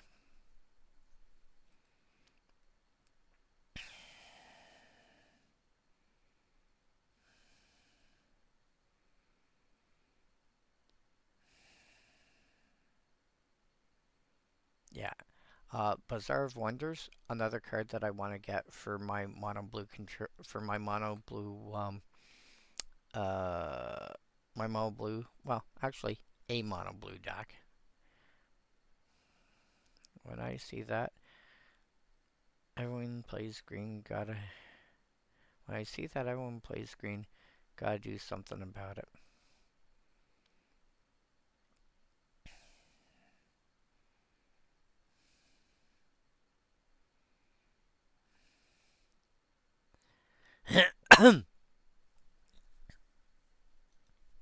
Oh yeah, Mystic Decree is hilarious. Again, it's less than $2. 4 mana World Enchantment. All creatures lose flying and island walk.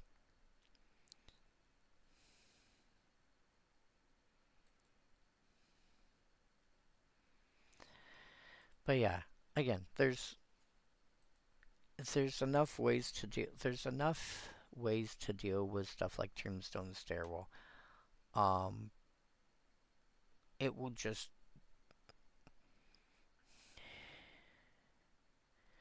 it will kill itself fairly quickly.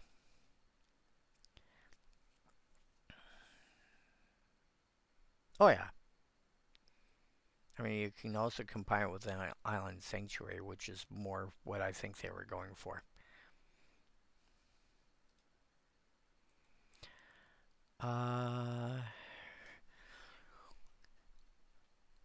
Requiting Hex? Requiting? I'm not sure. 1 black instant, additional cost, you may blight 1. Destroy target creature mana value 2 or less. If its additional cost is paid, gain 2 life.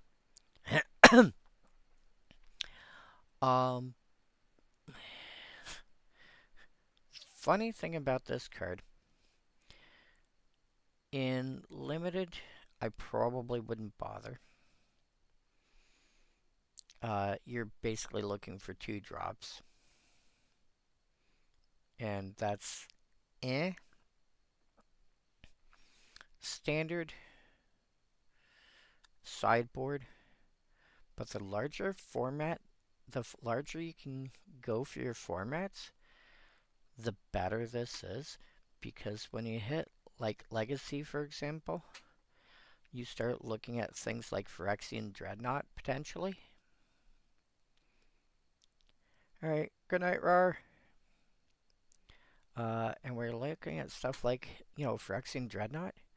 You go, cool. Dreadnought comes out.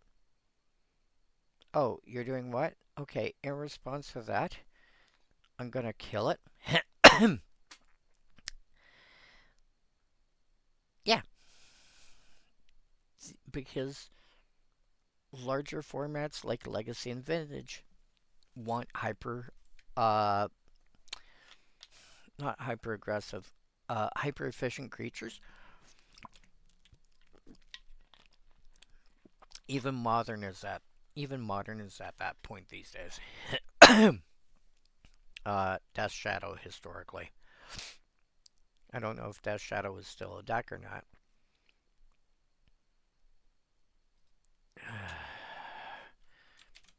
know what? MTGsalvation.com. Not MTG Salvation, MTGGoldfish.com. Death Shadow. Don't care. Select. Oh. Modern. Filter.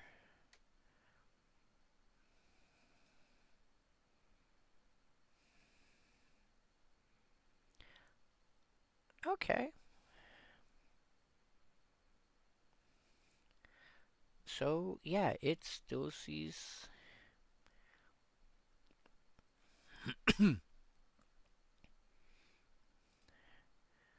Metagame.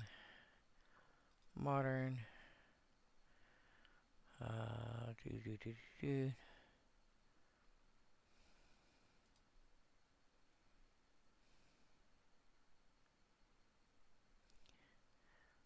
It looks like it still sees some play,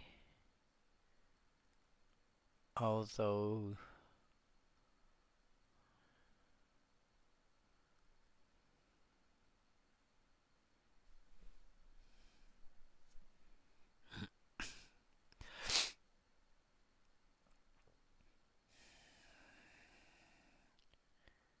it looks like it sees less play than it used to.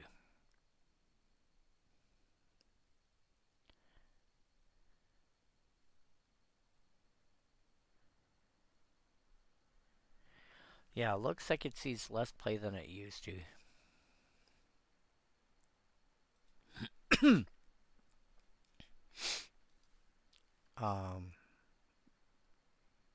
But yeah, basically the larger the larger the formats you're going into, the more useful a card like this is going to be.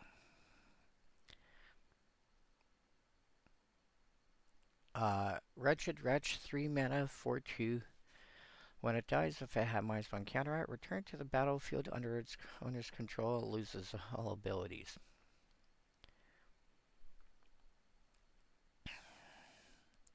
That's adorable. And it loses all abilities.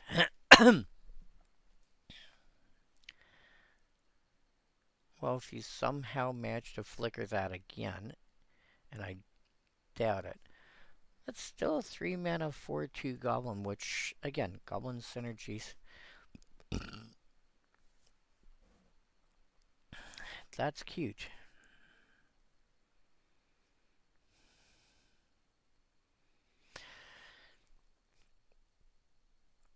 Would I play you in a goblin deck? I don't think I don't think I would.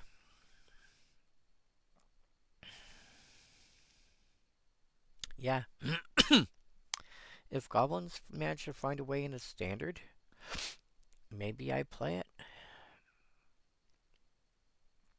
But after that, I don't think so. Limited? Yeah, it's a 3 mana 4 power creature. That's basically it.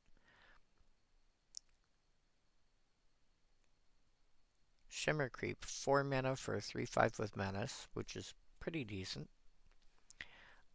When it enters, each opponent loses X life and you gain X life, where X is number of colors among permanents you control.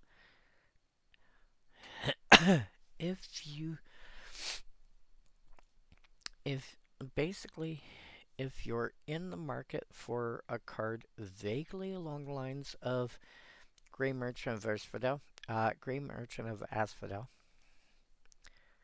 if you're in the market for a card of that nature at all, and you're playing 5 color, you're not playing mono black, then Shimmer Creep is probably what you're looking for.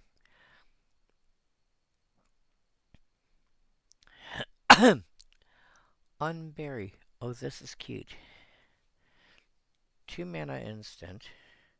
Choose one. Return target creature card from your graveyard to your hand, or return 2 that share a creature type from your graveyard to your hand. Like in Lorwyn, you play this all day long. Or sorry, in Limited, you play this all day long, especially during Lorwyn block, when you've got not just creatures with relevant creature types that you might have an interest in,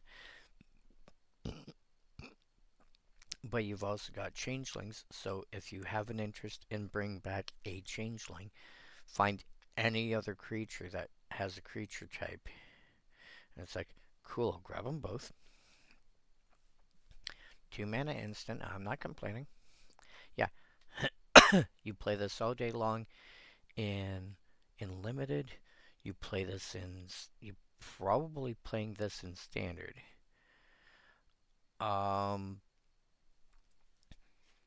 Pioneer, probably.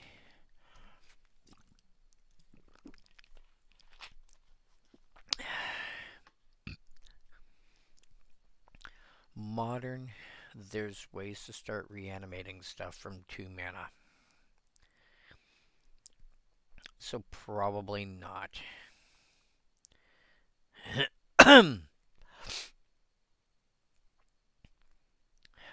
Bold Regressor. 5 mana for a 2/5 with double strike. So kind of, not literally, but kind of a 4/5. But as soon as it gets +1 power, it's now basically a 6/5. Other giants you control have double strike. We haven't looked to see what giants there are.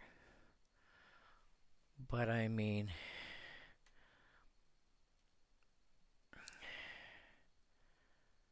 I don't see one yet. But there are changelings. And, changelings Changelings getting double strike as well is kind of silly.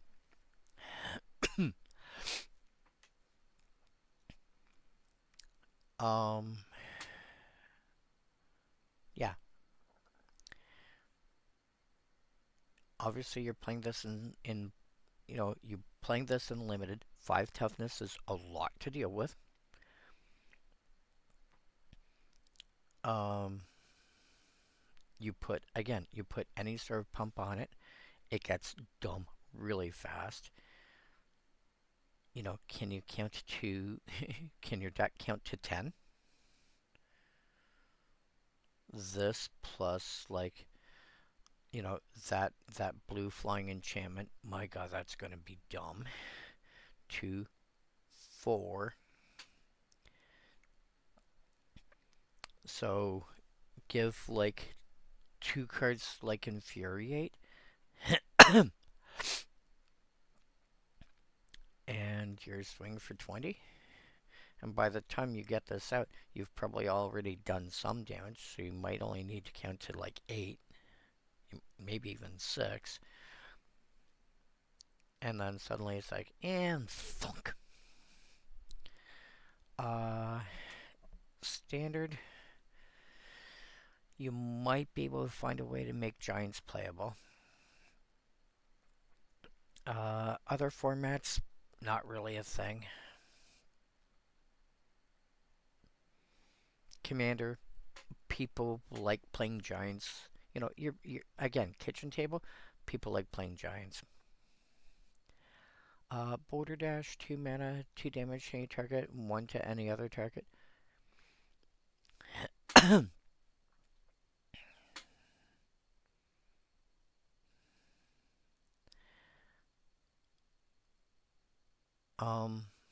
Yeah.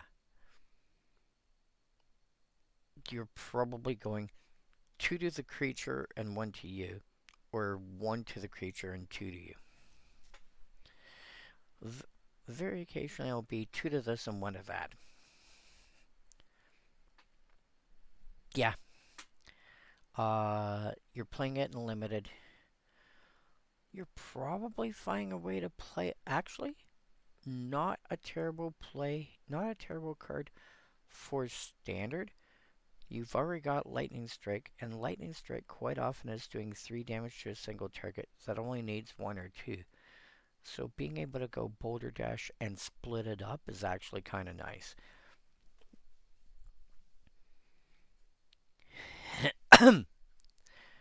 Hilariously, you could go 2 to you, 1 to me.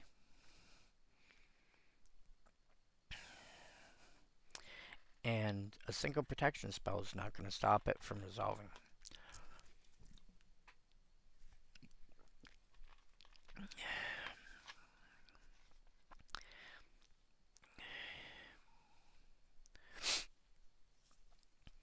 Explosive Prodigy, 2 mana for a 1/1. When it enters, X damage to target creature and opponent controls.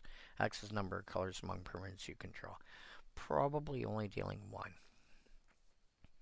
Let's be honest. This is designed to be a 2-drop. If you're lucky, you're dealing 2. I probably, unless I plan on playing this late and I've got a bunch of colors,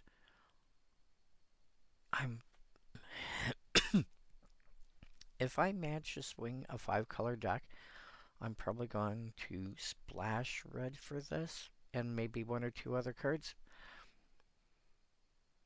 And then go, cool. Play this, hit that for 4, or hit that for 5. But I might as well just get like an actual removal spell at that point. Something that actually deals 4 or 5 damage.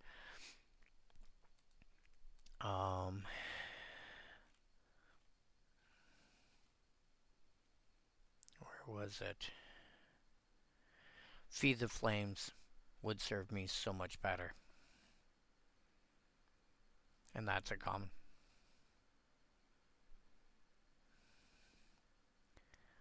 Cinder Strike, also probably much better.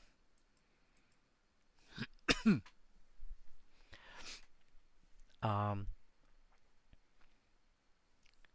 this really needs an elemental deck built around it. This needs to be a 5-color commander deck. Flame Braider, I think you're a reprint, aren't you? No, you're not. 2 mana for... oh no, too efficient. 2 mana for a 2/2. Add 2 mana of in any color in basically any color combination.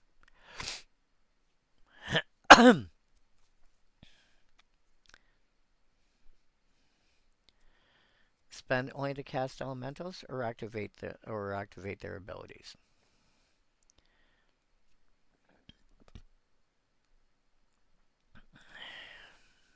Yeah, you're playing an elemental deck. You play it. Is there... what else do you play? Let's be honest.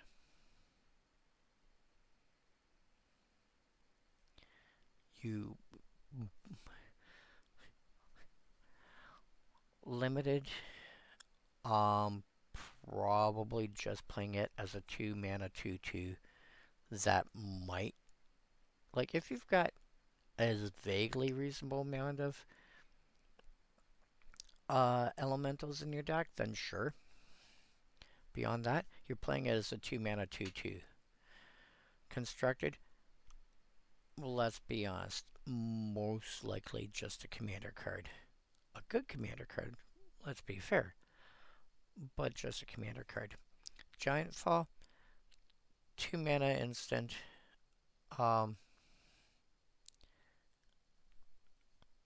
You know, destroy target artifact, which is Shatter, which came out in Alpha. Not a great card, but not completely unreasonable. Or target creature you control deals damage equal to its power to target creature opponent controls, aka a red bite spell. Not a thing that you see very much of. You're playing this in Commander, or sorry, you're playing this in Limited. You're probably playing this in Standard if your creatures are a reasonable size, or can get to a reasonable size really easily. Especially if they have Trample, or you've got a way to give them Trample coming up soon, etc.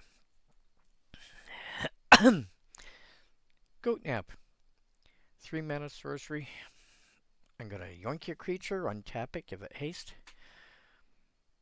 Oh, by the way, do you happen to be a goat? Cool. You get +3 power till end of turn.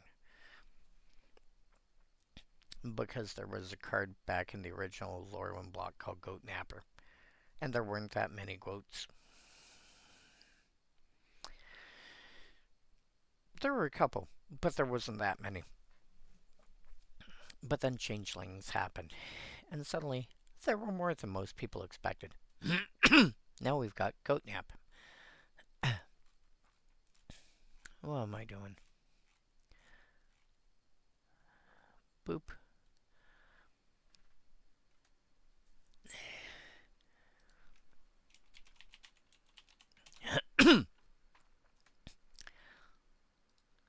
See. Yeah, Lorwyn itself. There's Goat Napper.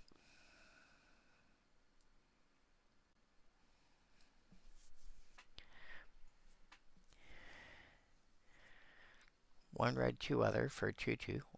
When it comes into play, untap target goat and gain control of it till end of turn. Gains haste till end of turn. Kith goats are just for practice. The real prize, of course, is Giant's Cloud Goat. Jealous of his sister's Cloud Goat, the giant went to find his next best thing. Or find the next best thing.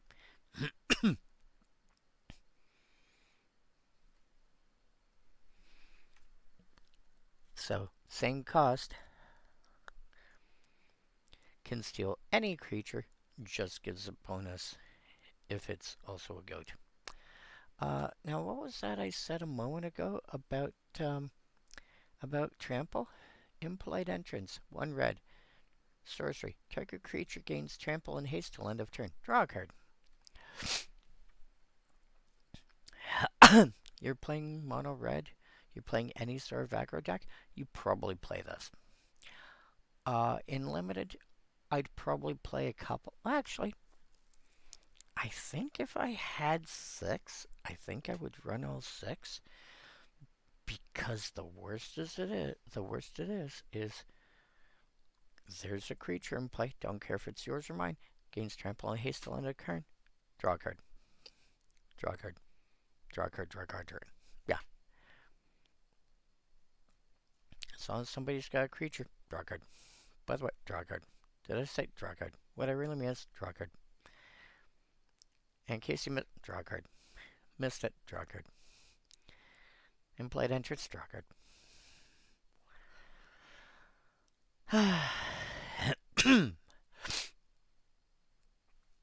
Oh, that's hilarious. Kindle the inner flame. 1 red, 3 other. Kindred sorcery.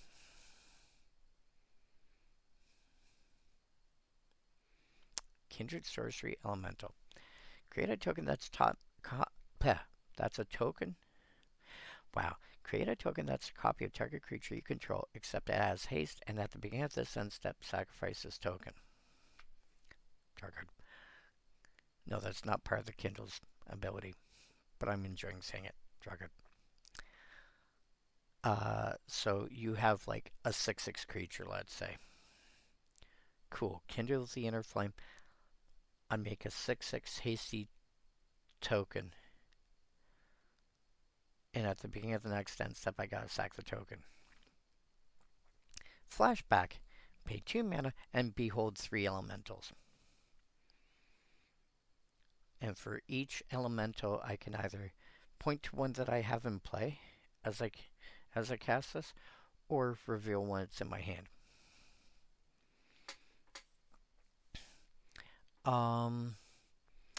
Play it in limited.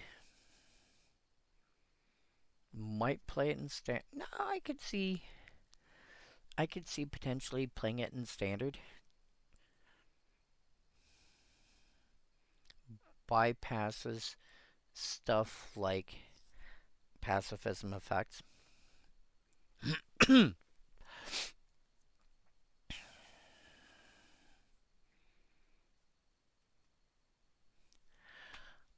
Oh, that's funny. If you can earthbend a land, the land is now a creature. You create a token that's a copy of it. Oh no, the token won't come back because it was a token. Damn it. Oh well.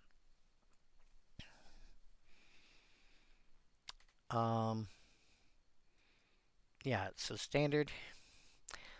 I might still, standard I could see playing it just, ignoring the flashback.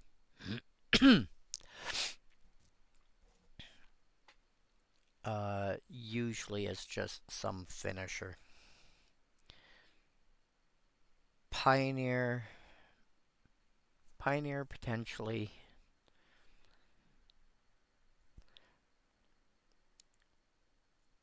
Modern, you start getting into Splinter Twin shenanigans again.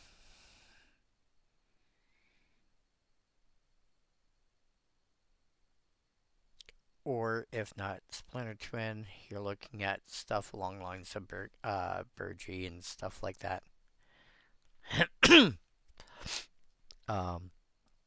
Runaway Steamkin, etc., etc. Lasting Terrifier. At the beginning of each end step, if you put a counter on a creature this turn, deals 2 damage to each opponent. All you have to do is put a counter on a creature. Plus 2 damage to each opponent.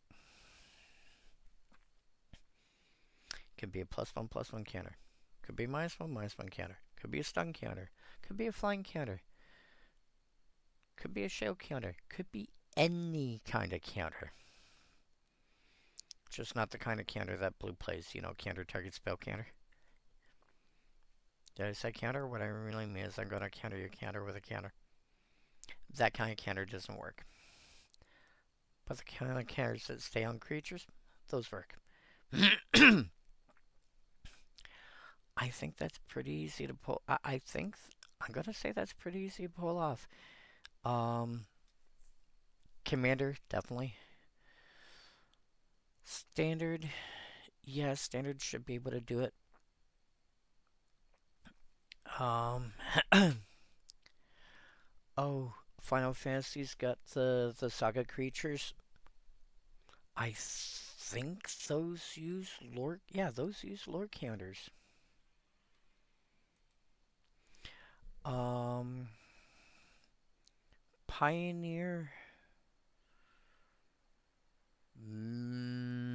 I don't think Pioneer. I don't think larger formats are likely to, with the exception of Commander. Because Commander is often an exception because there's a way to use almost any card in Commander. Seer, 2 mana instant, 4 damage, target creature or planeswalker. Uh, you're playing this. In limited, you're playing this. You're in standard. You're probably main decking this and occasionally setting it out. In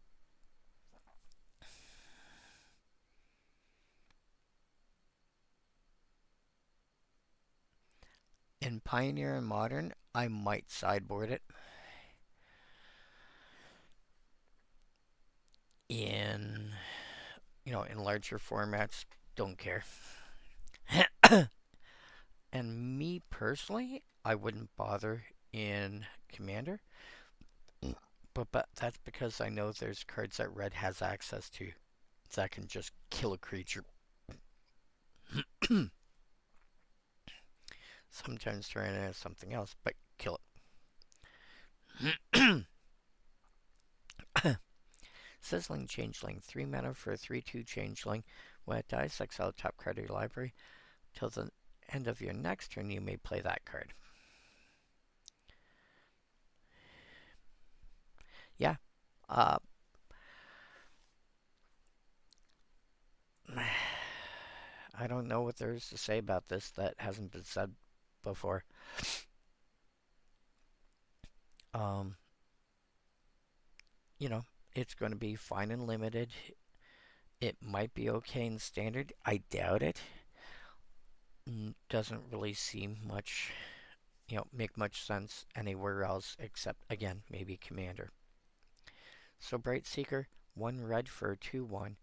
Additional cost, behold an elemental or pay 2. Pay red to give target creature you control trample till end of turn.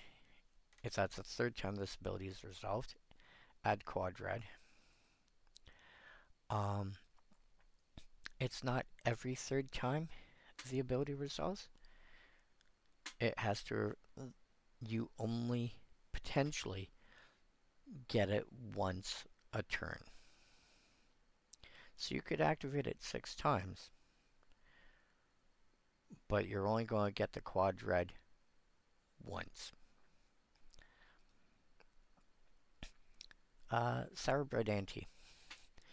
4 mana for 4/3. When it enters, you may blight 2. If you do, you make 2 goblins.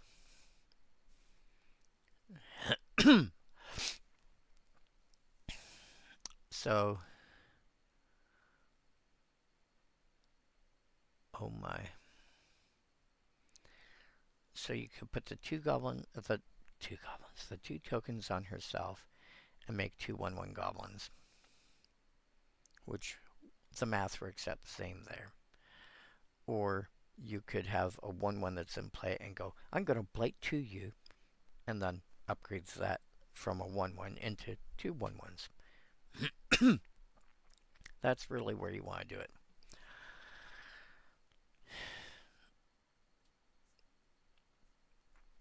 Again,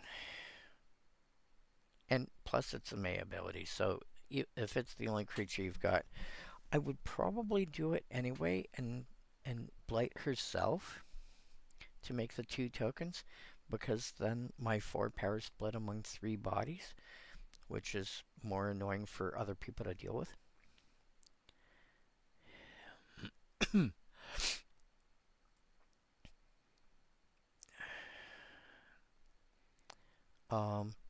Again, play it in limited.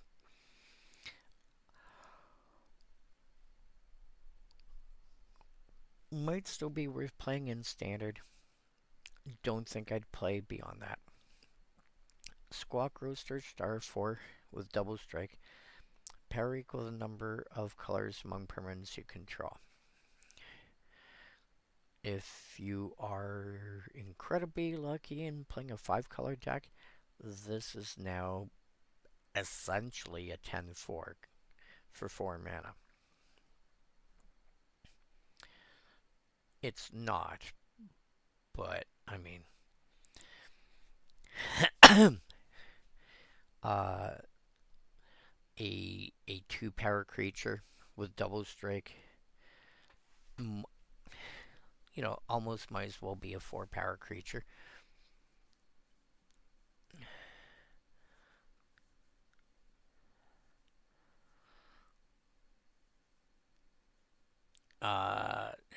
Yeah.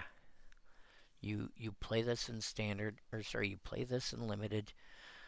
I could see this thing playing standard in decks that have, because let's be honest, if you've got 3 colors in play, this is suddenly a 3/4 double strike for 4 mana, which is really freaking good.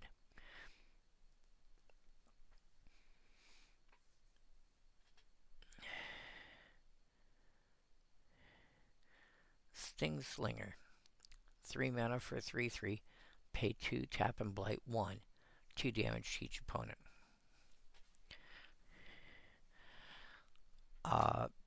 Use this 3 times, it dies, assuming you blight itself all 3 times. 2 damage to each opponent. Untargeted burn at your opponent's face. Again, worth playing in limited because it's a 3 mana 3/3, which is pretty good, and you can blight to do 2 damage to your opponent without having to target them. Standard, same thing. That blighting is going to do a lot of work, and you can play 4 of them. Cool. 2, 4, 6. That's 24 damage potential over the course of a game without having to attack once.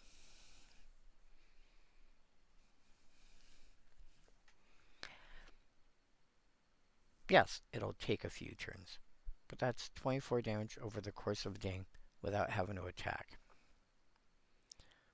You can sit back there with some 3/3s and some, you know, even some random 1/4 double strikers and just go, shrug. Try and get through to me, I dare ya.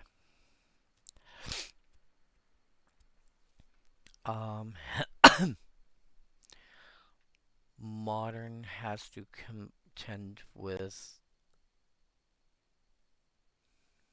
Grim Lavamancer and cards of that nature, which generally is not fast enough.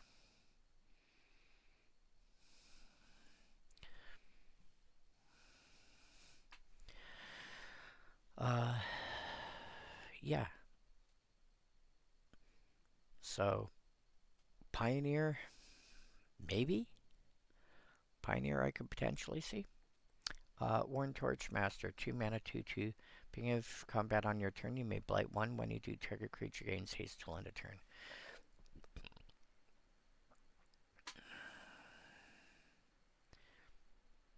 Not that. I mean, it's, again, it's fine.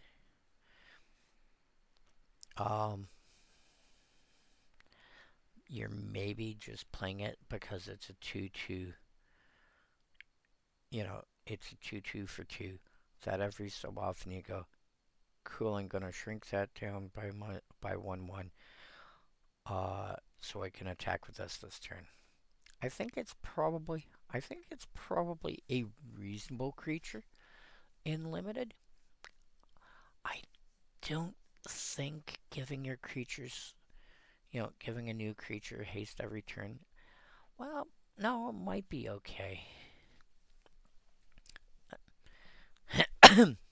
you you have a creature that's got warp. You blight it. Like that 9 mana Colossus. I forget what it's called, but it's a 9 mana Colossus that that warps for 3. Bygone Colossus or something like that. And you just attack with that. Sure, it's an 8/8 instead of a 9/9. Oh. You do that 3 times and your opponent's dead. Blossoming Defense, we already know that's good. We already know where to play it. We already know how to play it. If you don't, you play it in limited. It's almost a giant growth plus its protection. Play it.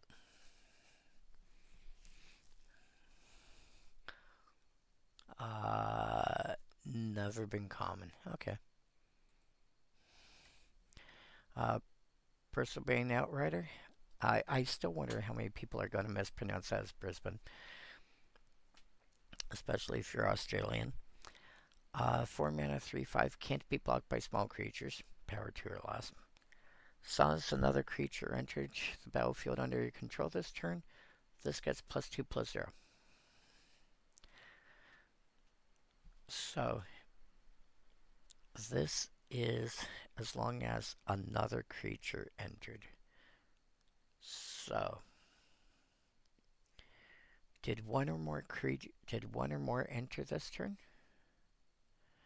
under your control? This is attacking as a 5/5. Otherwise, nothing. Although it does say this turn, it doesn't mention attacking or anything.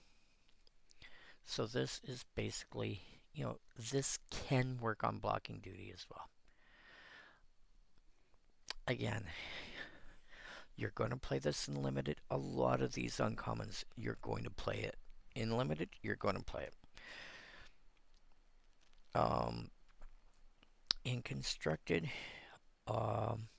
even in standard, it has to contend with, against, Bristly Bill and Tifa and Ouroboros and Badgermole Cub and you name it. It's got an uphill battle. And even in Commander, it's a Kithkin Knight. Knights generally aren't green, and any support that I can think of off the top of my head is in Mardu, like even Tournament Grounds. It's going to have an uphill battle. Chomping Changeling. 3 mana for 1/2. When it enters, destroy up to 1 target artifact or enchantment. This might actually replace Mass Vandal in a lot of decks. Because it's...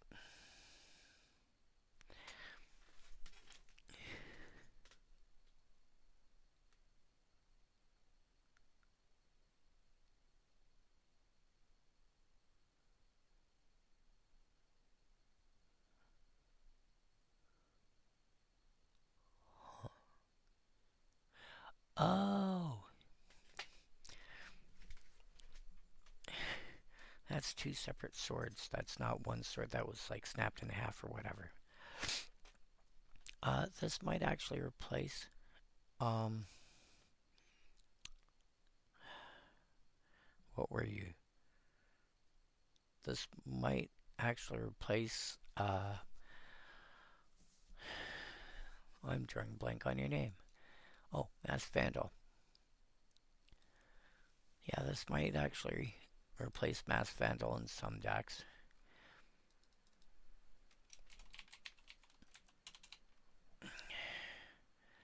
which is a 1/3.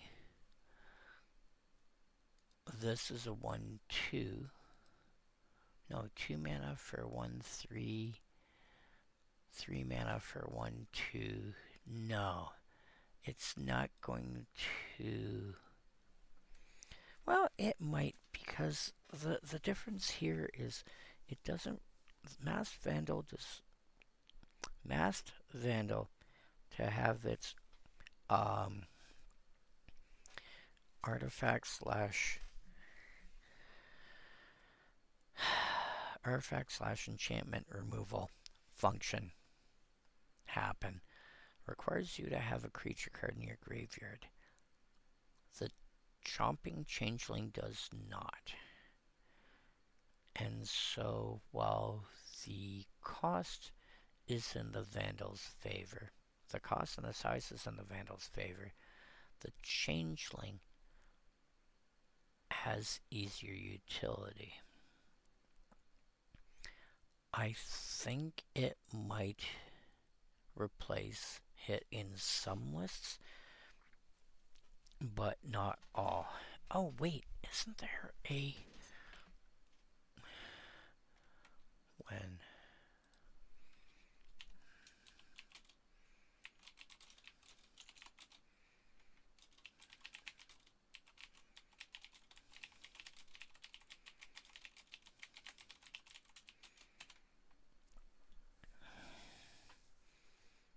No. Okay.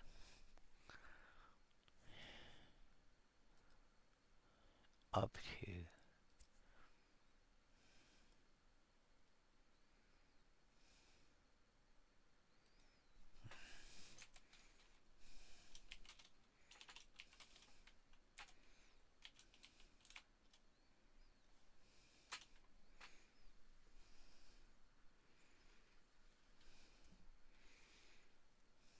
green...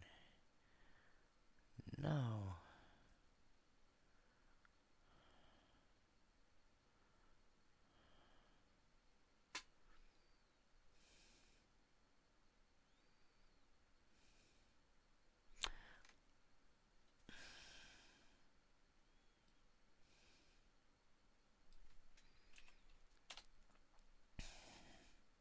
Sort by color search.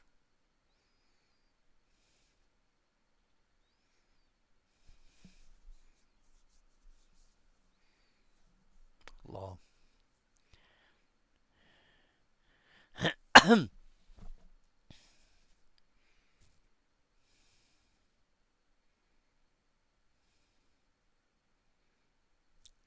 Foundation Breaker.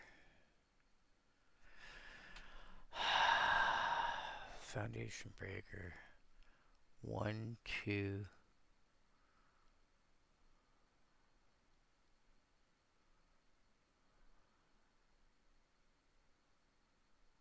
Reclamation Sage. Okay.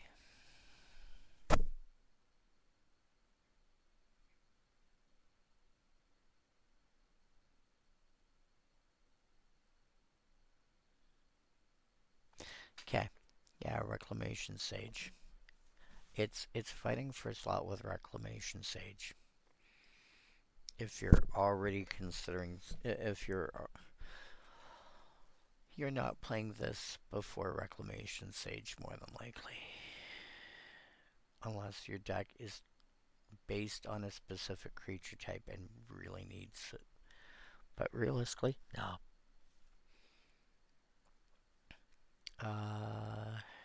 That being said, if you don't have access to Rec Sage, which is in Foundations, so it's going to be in Standard for the next few years, yeah, you're playing this in Limited.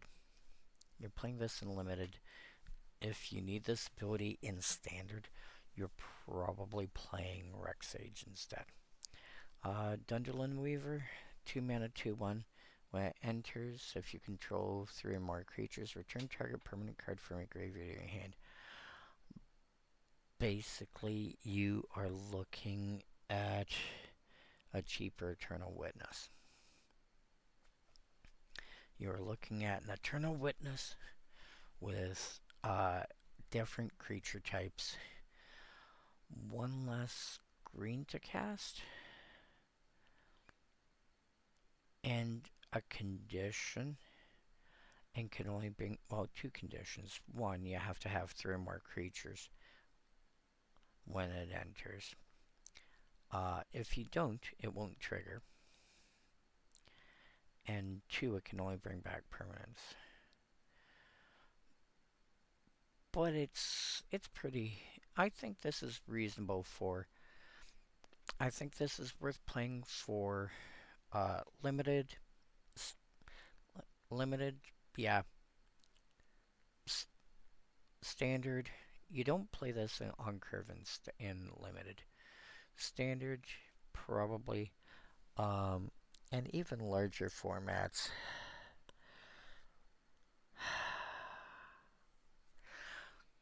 I don't think it goes down to Legacy or Vintage, but I think it can get down to Modern. The Luminolisk, 2 for Death Toucher for 4, which in of itself is fine. In Limited, you play it. In Standard, probably not, but maybe. When it enters, you gain life equal number of colors among permanents you control. Meh. You're not playing this to gain the life. That's a random side bonus tacked on that is going to be rarely actually relevant. You're playing this because it's a 2/4 with Death Touch for 4. Which doesn't feel good enough for Standard, but it's going to be really good and limited. It's going to hold back so many things. 1, because it's got 4 toughness, and 2, because it's got Death Touch. Lystlana Dignitary. Oh, this is funny. 2 mana for a 2/3 Elf Advisor. As an additional cost to cast it, behold an elf or pay 2. Chances are, even if you're casting this on 2, you have an elf in your hand. Or maybe one in play. Tap for double green. Activate only if there's an elf card in your graveyard. Oh no! I will also point out that because it's got 3 toughness, this also means, and it's a 2-drop, it's got 3 toughness. This means it's, you know, you can't be shocked. It's got to be struck by lightning or something somewhere. Wow.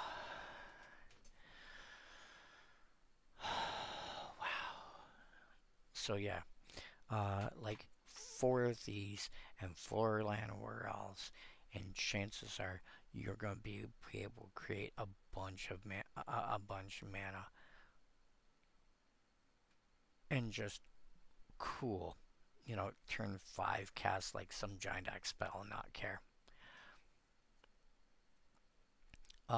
Moon Vigil Adherence, 4 mana for a 0/0 Elf Druid with Trample. And you're going, what? Gets +1/+1 for each creature you control and each creature card in your graveyard. Barring an effect like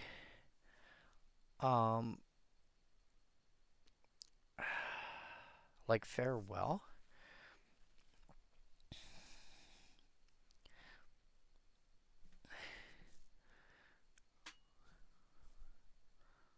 if this is in play, like under an effect like this, oh man, I'll be right back.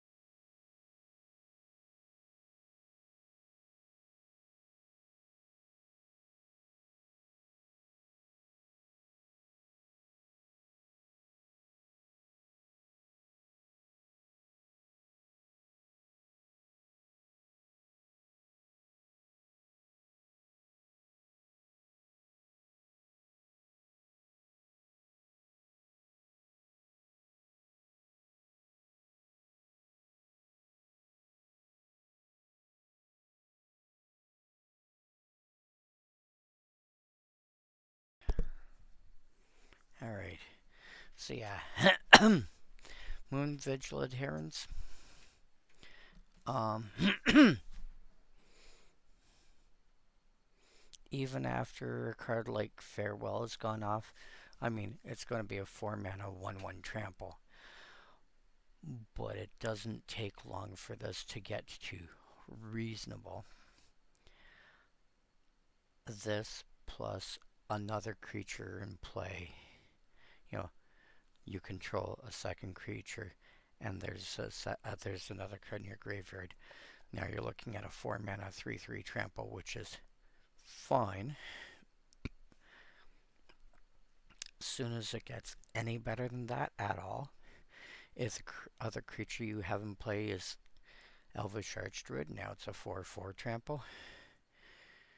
That is letting your Archdruid tap for 2 instead of 1, etc., etc. It gets good fairly quickly. And the fact that it's got trample is really, really nice. And in my opinion, that's actually what makes it worth being 4 mana. Because, again, it does not take long.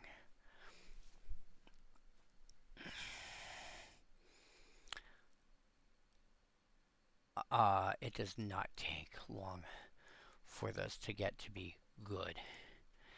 And it only cares about each creature you control and each creature in your card in your graveyard. It doesn't care if they're elves or not, which is nice. Morgan's Eyes, 2-mana elf enchantment. Being of your upkeep, Surveil 1, always useful. Pay 6 and sack it, only as a sorcery. Make X 2/2 elf tokens. X is the number of elves in your graveyard. So ideally, you want to Morgan's Eyes a reasonable number of elves into your graveyard. Let's say at least 3. And then you start making, and then you sack it to make a bunch of elves. Also, if they die from other things, your surveilling does not have to be the reason they end up in the graveyard. So, and again, with all the shapeshifters in the set, it's not unreasonable that you're going to have 3 in your graveyard. So yeah, limited, yes. You're probably only going to make 2. Although I will point out it says X's number of elf cards. It does not say elf creatures. So a second copy of Morgan's Eyes will count towards, like, 1 copy of Morgan's Eyes in your graveyard will count towards the one that you're trying to activate.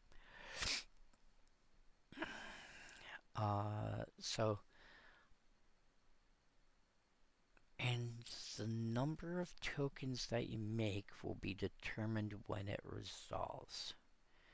So this will be in your graveyard by then. So, barring weird stuff going on, you're going to get at least 1 token. I say try and get at least 1 more elf in your graveyard somehow before triggering this. If you can get 2, great. Although, don't ruin your board state for it. But then you get, then when you sack this, you should be able to get 3.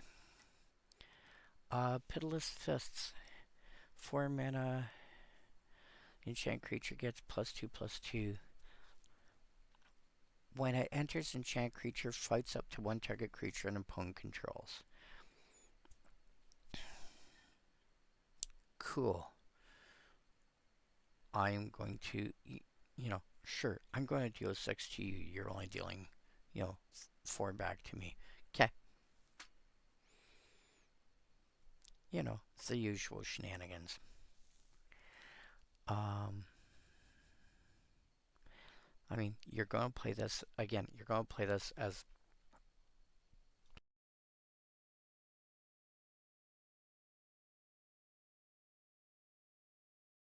you're going to play this as removal. You're going to play this as removal, and it's going to be a pump spell that's going to stick around because it's an aura. So, yeah, I mean, in limited, you play this because it's removal. It may be 4, but it's still reasonable removal that's going to make your creature permanently big. You put this on a 2/2, suddenly it's a 4/4. You put this on a 4/4 flyer, suddenly it's a 6/6 flyer, which is going to deal 12 damage in 2 turns instead of 3, etc.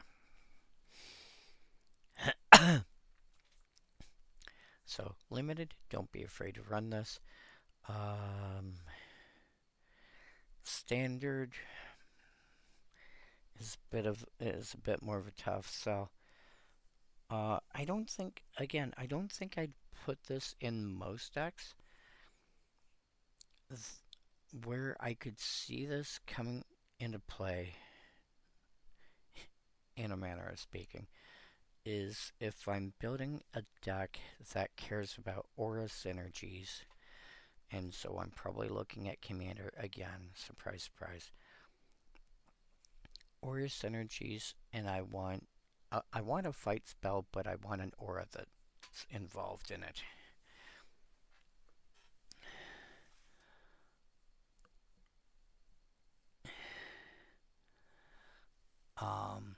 So yeah, I could see that.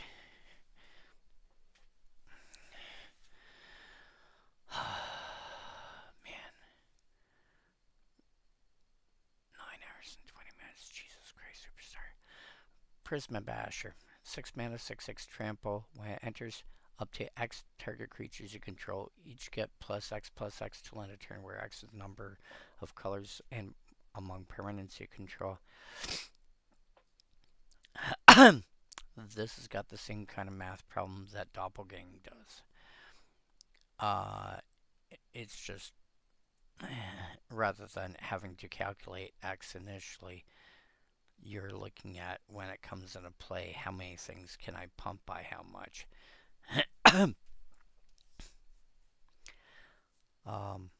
Which, I mean, again, might be a thing you want to calculate before you cast it.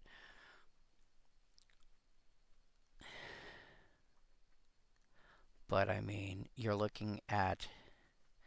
The thing is, it doesn't give trample. All it does is it gives a size boost. And so, in limited, you're giving... like, not unreasonably, you're giving 3 creatures +3/+3 till end of turn. Is that enough? It gives a size boost, it gives nothing else. And that might be, you know, in some board states, that might be enough. A 6 mana 6/6 trample is still fine. You know,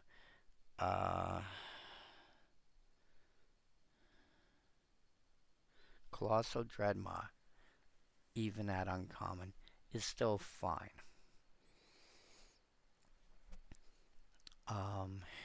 Expect that, I would say expect 2 creatures get +2/+2 till end of turn by the time this comes out.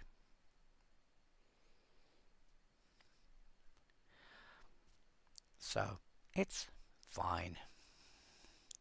I'm playing it because it's a 6 mana 6/6 trample. In limited, that's what I'm doing. In constructed, I'm not really playing it. Unless I can, you know, have it affect 5 creatures. But even so, even if I'm having it affect 5 creatures, I'm not giving them trample or anything. So unless they've already got it by some other means. Whatever. Prismatic Undercurrents. 4 mana enchantment. Lets you play an additional land on each of your turns, which in and of itself is already nice. When it enters, search your library for X basic land cards. X is the number of colors among permanents you control. Reveal them, put them into your hand, and shuffle. I will point out, even if you search for 0, it says you have to shuffle. You still have to shuffle, even if you searched up 0.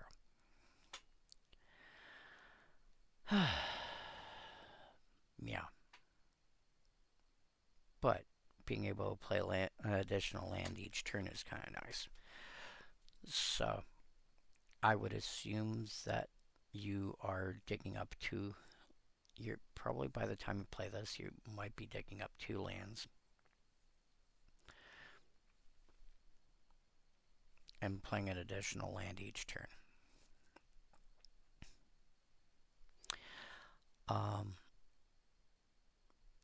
In Standard, I can actually see that being really useful. In Limited, this is tutoring up to, probably tutoring up 1 to 2 lands. Probably 2. One being, you know, one of your 2 main colors and one being a splash color.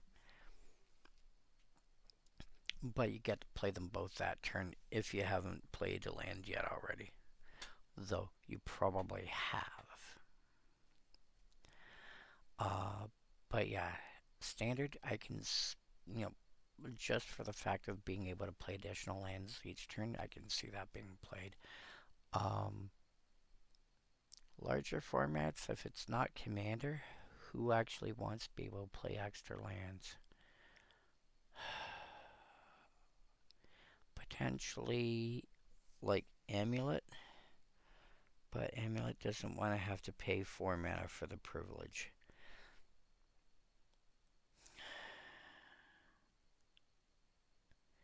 And the Amulet, by that point, probably only has 1 color of permanent, so you're searching up 1 land. Yeah, probably not worth it. Pummeler for hire. 5 mana, 4/4 Vigilance, reach with ward 2. When it enters, you gain X life for X's greatest power among giants you control, so probably 4. Yeah. Vigilance, reach, ward 2. 5 mana, 4/4. Yeah.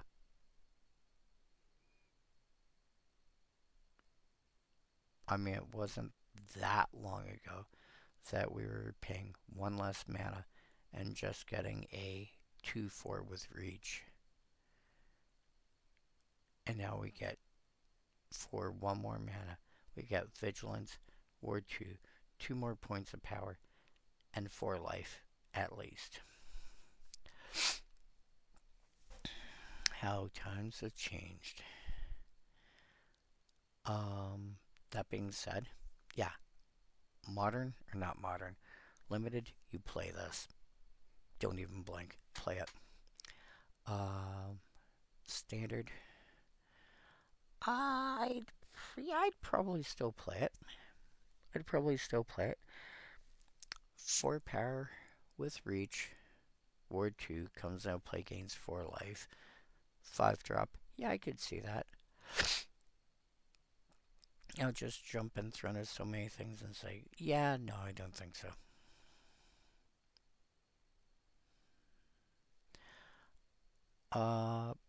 Probably too slow beyond that, but still pretty good. Shimmer Wild's Growth, 2 mana. Again, it's incredibly rare to find a card that says that turns a land into a specific color. Often you'll see, you know, a basic land type, but not a color. You know, and there's a big difference.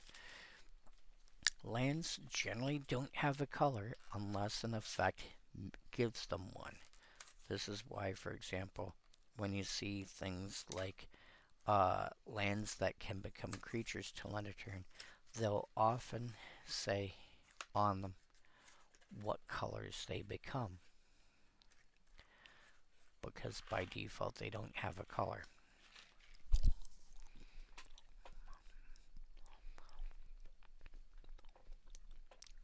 Enchanted land is the chosen color.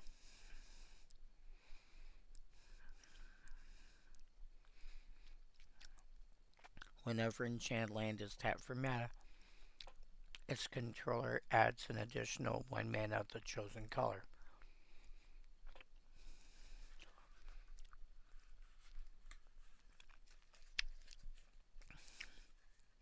So you can count this, you can put this on a mountain,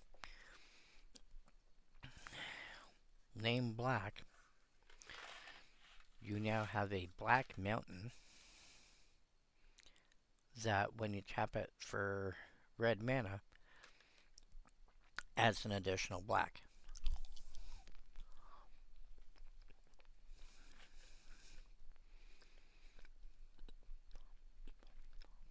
Really, really interesting card.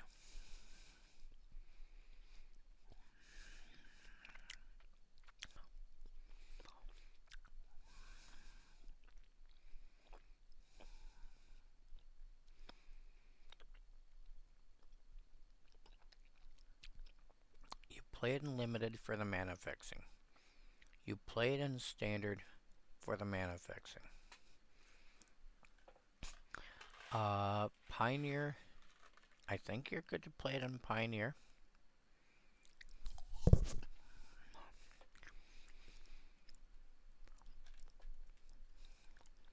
Modern might actually be okay with it because the cards like Arbor Elf.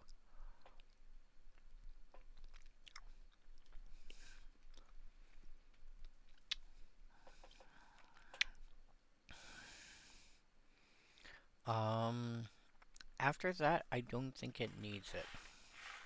I don't think formats larger than Modern need a card like this.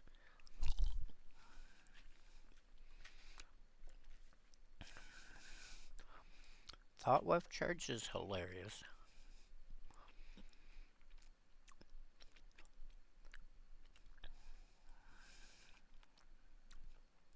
Two mana, instant, Giant Growth. So Giant Growth for an extra mana.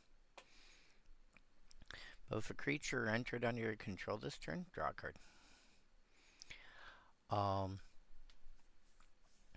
Obviously, again, you play this in limited as basically a removal spell because it's going to kill a creature that your opponent's trying to block with or attack with or whatever.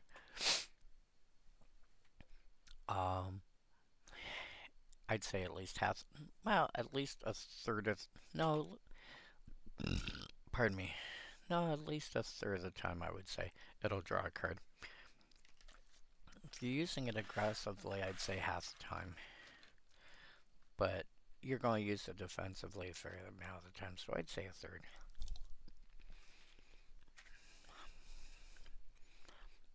Standard.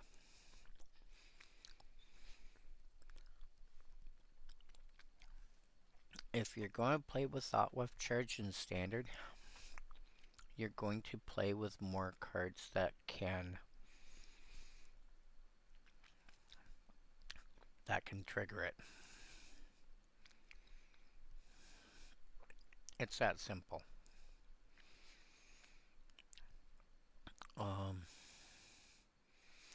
Other formats, you know, again, your typical, hey, commander can find a way to make use of this.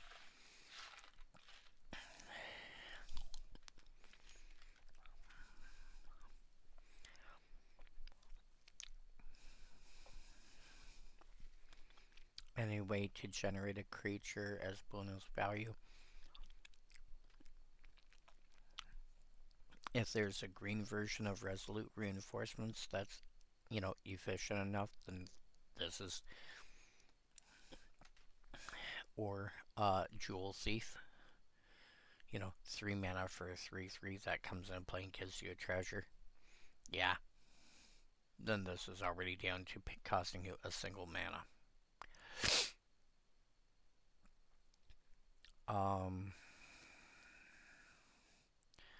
Again, probably still too slow for larger formats.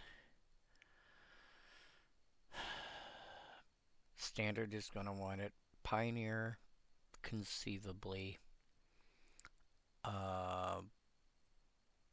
Modern, maybe if you can find a way to make use of it.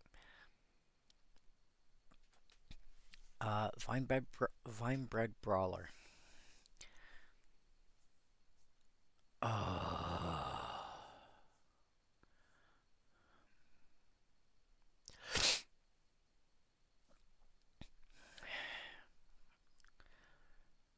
Green +2 for a 4/2 must be blocked. And whenever this creature attacks another target elf you control, gets +2/+1 till end of turn.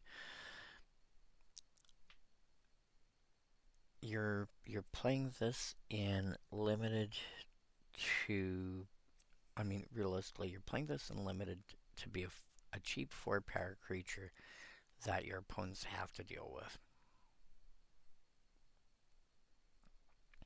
You are playing this in standard to be a 3-mana 4-power creature. You're playing this in any other format because it's a 3-mana 4-power elf, which means it can get really big really fast.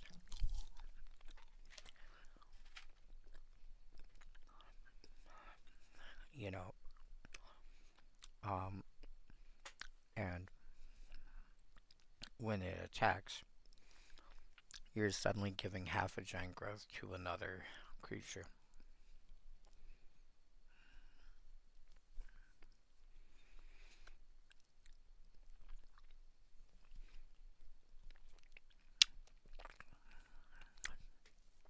You have to keep an eye, if you're playing with a brawler, on how many 3-drops you're running, though, because a lot of elf lords are 3 mana. So you gotta pay attention. Virulent Emissary, 1 mana, 1/1 Death Touch. Everyone loves that. Whenever another creature you control enters, gain a life.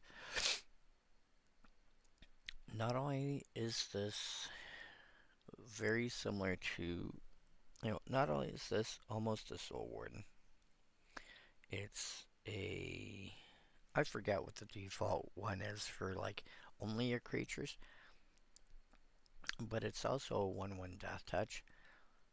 This fills in so many slots and so many decks. In limited, I still say, like, even though you shouldn't generally play 1-mana creatures in limited,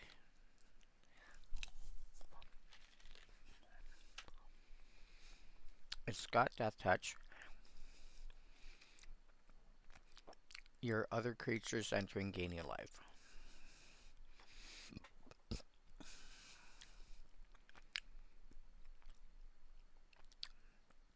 This is a must-kill on-site threat in limited. And in fact, in a lot of other formats too. If you really need an additional 1-mana elf,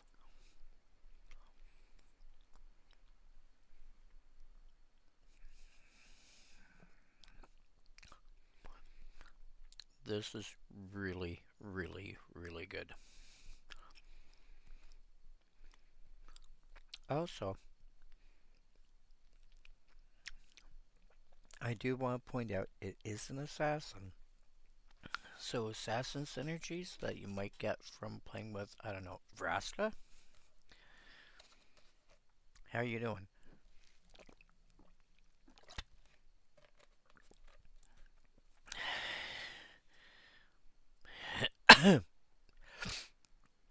Yeah, I would play this pretty much anywhere where I can. Anywhere where it's legal. Yeah, just play it.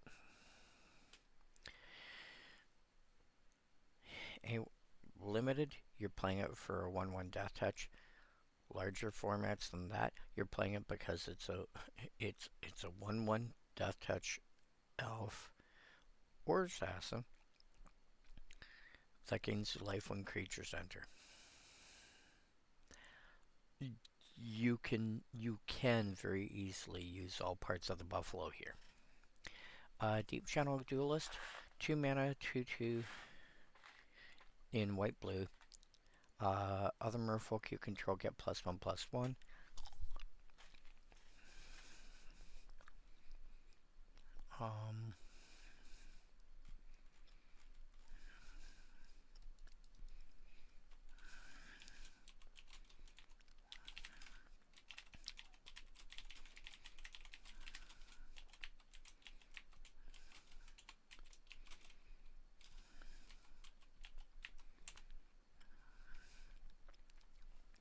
Merfolk Mistminder.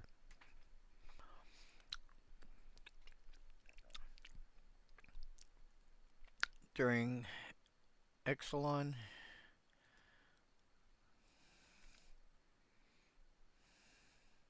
okay. During Exile, she was Simic. Whoops. During Exile, she was Simic. He is now.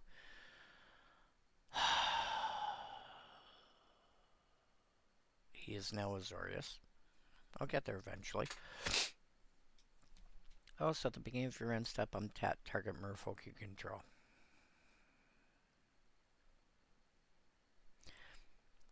Basically the same card with an untapped trigger.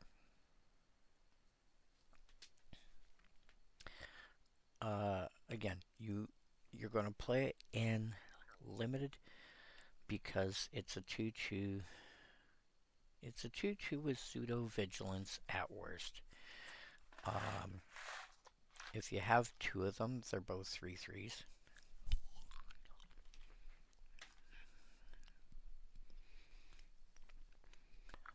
If you have any merfolk at all, which again includes changelings, they suddenly get a buff. And again, larger formats,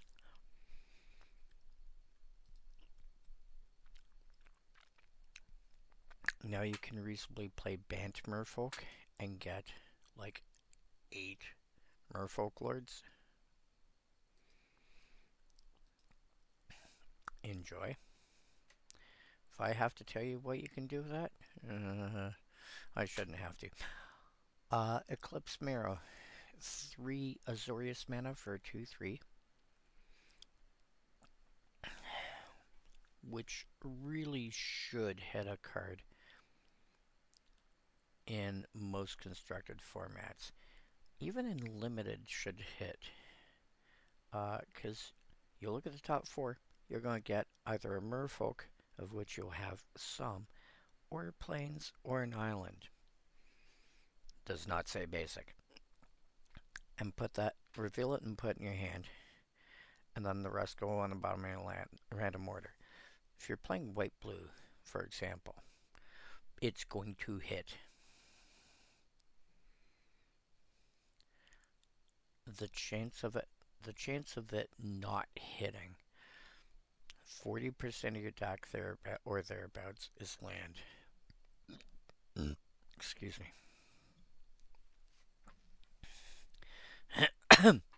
So, top 4 cards, 1.6 of them should be land. Roughly.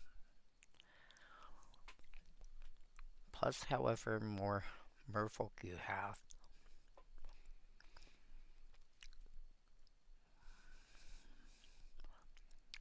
so if you got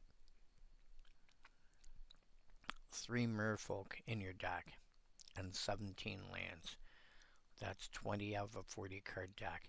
You've got roughly a 50-50 chance of hitting.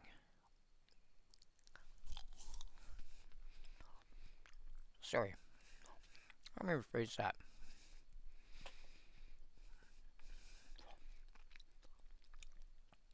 On average, there will be 2 hits.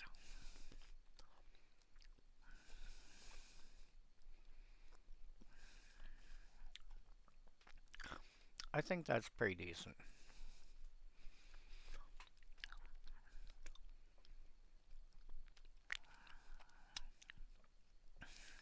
Voracious Tomb Skimmer.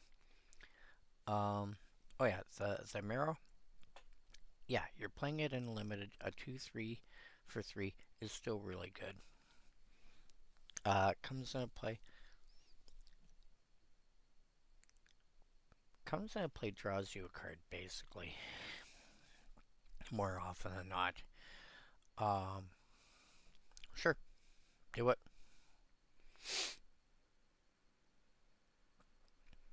Um, you're playing standard. You're going to build around it. And you're going to make sure that you hit quite a bit. Because you're going to play probably a lot of merfolk in a deck like that.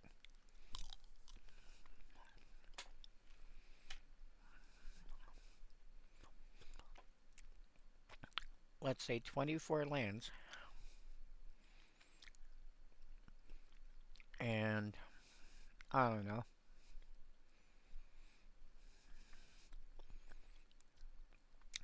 36 merfolk is probably a bit much. But let's say 26 merfolk.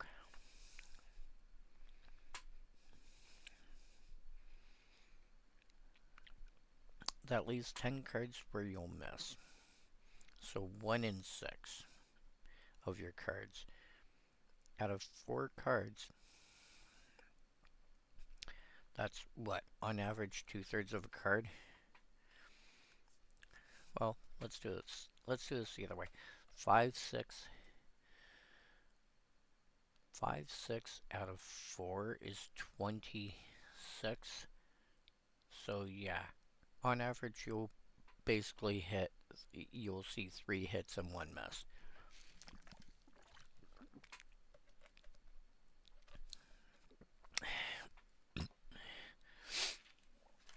Like, assuming an average distribution, you'll see about 3 hits and 1 miss.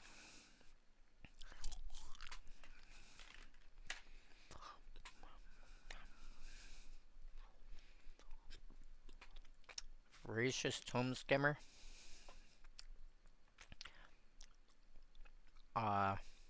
3 Dimir mana for a 2/3 flyer, which is also a fine rate.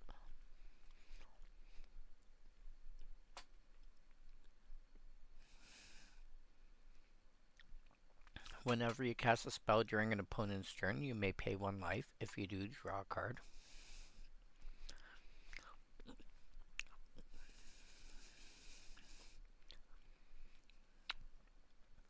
Hilarious is when the spell that you're casting on an opponent's turn draws you cards.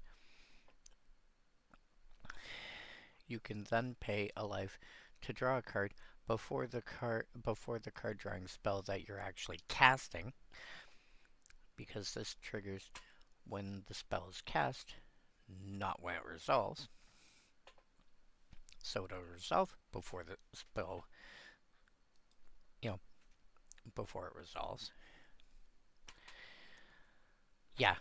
I mean, I'm seeing these triple pips, and I'm thinking, well, what about, what about a blue, or sorry, not blue. What about a devotion deck? So, blue, not blue. Pioneer. I think Pioneer still likes devotion. These cards so far are making a nice dent towards devotion, and reasonably playable cards.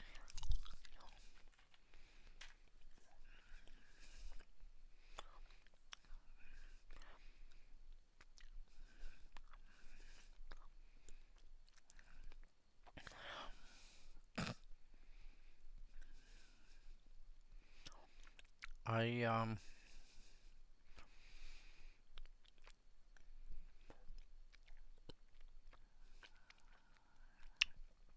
the fun part is when you're looking at a card and you're going, well, this would be interesting in deck X. But deck X doesn't really exist yet. But then you take another look at it, it's like, if you massage things a little bit, Sure, this might be slightly worse in some matchups. Is it enough worse to matter? But suddenly you get this entire different angle. Like, let's say a mono blue devotion deck. I don't know what mono blue devotion Pioneer might be like. But there's stuff that's got, you know, 1 blue pip, obviously, 2 blue pips, 3 blue pips in Pioneer. And I don't know about 4. There's at least one card that I know that's got 4. And you're taking a look and you're going, what can I do with all that mana I generate out of blue?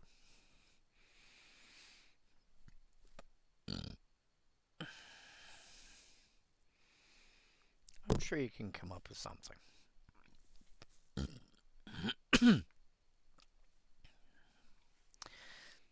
Of course, if you then do that with Modern, you have options. You have, you know, worst case scenario, Whispers of the Muse.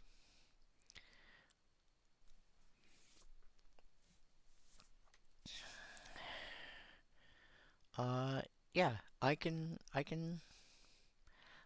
see a home for this and potentially in Pioneer, potentially in Modern. I'm more interested in the fact that it's a permanent that's got, you know, triple um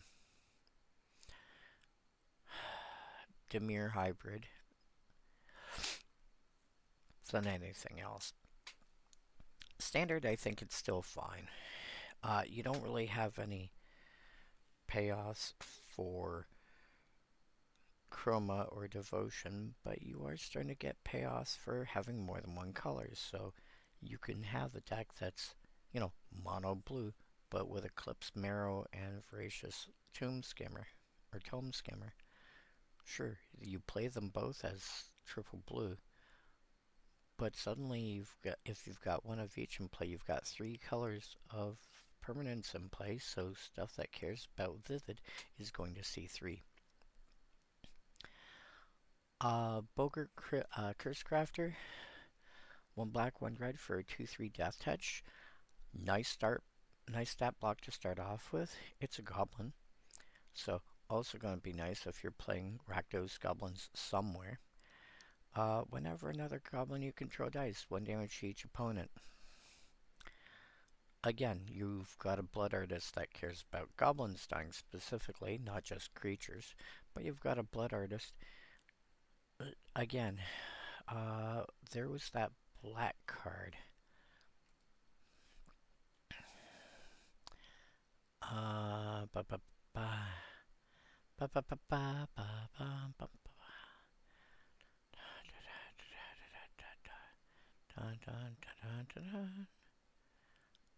Yeah, Bogart Mischief. Whenever a goblin creature you control dies, each opponent loses 1 life, you gain 1 life.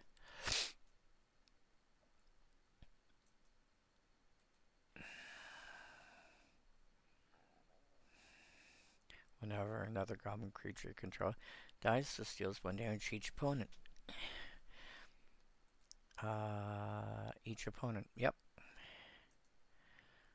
So yeah, Bogart Curse Crafter plus Bogart Mischief is, you know, having 1 of each in play. Each opponent's taking 2 and you're gaining 1. I think there's going to be a reason for people to play goblins in Standard. And that's going to be on the back of 2 uncommons.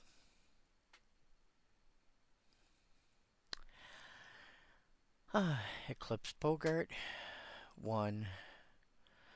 So again, a 2/3 for 3 Rakdos mana. When it enters, look top 4 for Goblin Swamp or Mountain.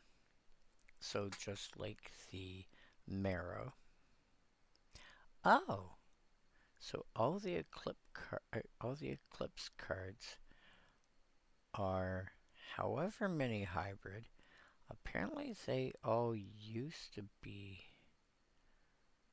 They were all going to be 3 hybrid mana for a 2/3, but things changed, and you reveal a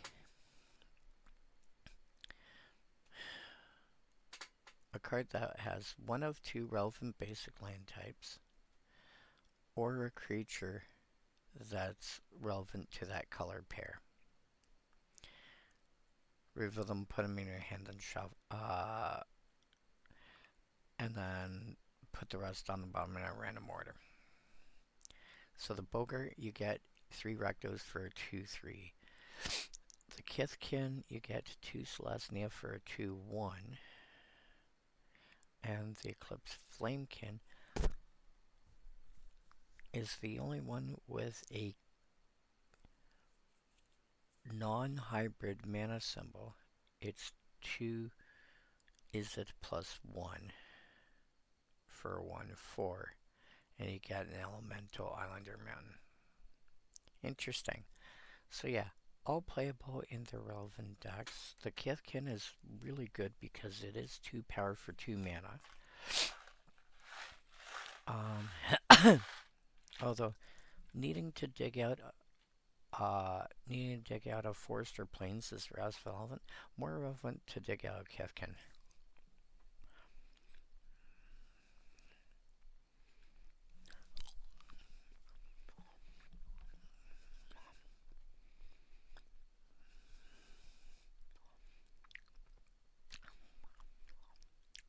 Noggle Robber.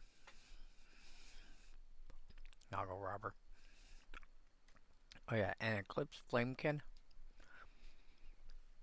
Elemental Islander Mountain. You're probably digging for island.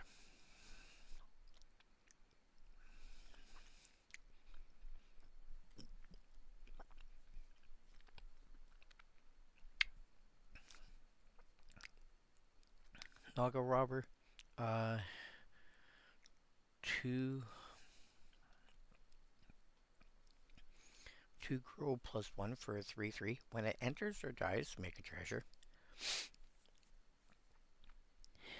You know, again, this is not really on the same power level as Jewel Thief.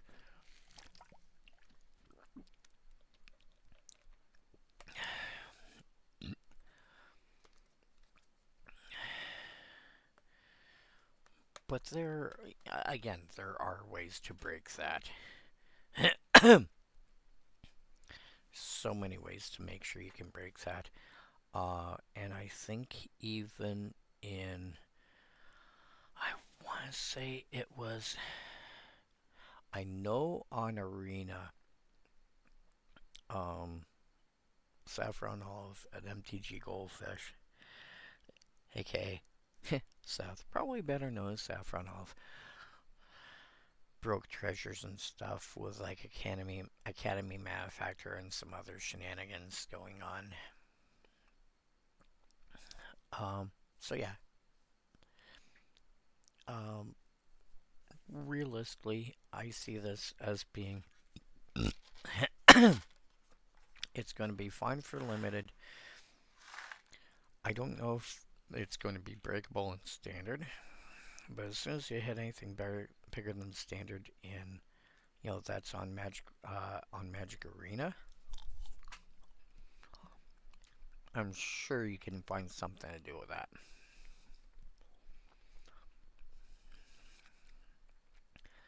Thoughtweft Lieutenant. 1 green, 1 white.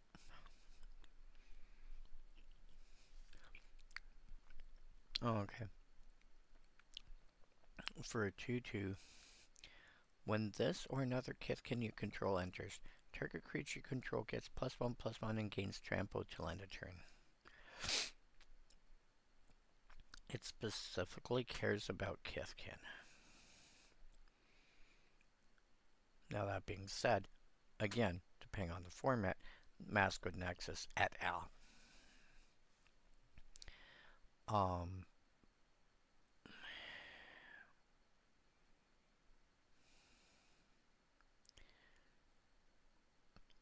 So, can you feasibly make a Kithkin deck in some format? If a feasible Kithkin deck exists in Standard, then yes. And you know what? Date less than 2026, format type 2, type Kithkin. We have one. We have one Kithkin at this point. And that's Belly Rush Banneret. Kithkin spells and soldier spells cost 1 less to cast. It's a 2 mana 2/1.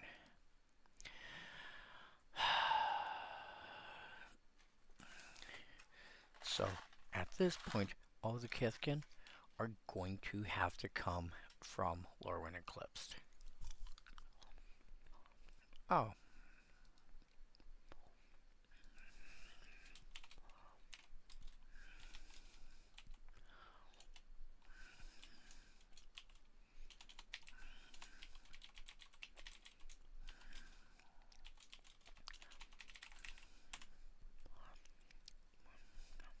Okay. Wait. You oh.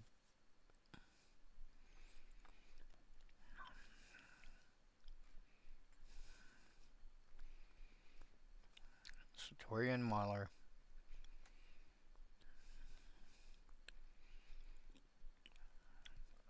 Couple 2-drops, couple 3-drops.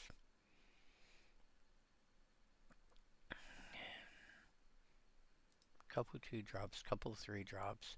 Thought left, Lieutenant. Okay. Doable with stuff that already existed.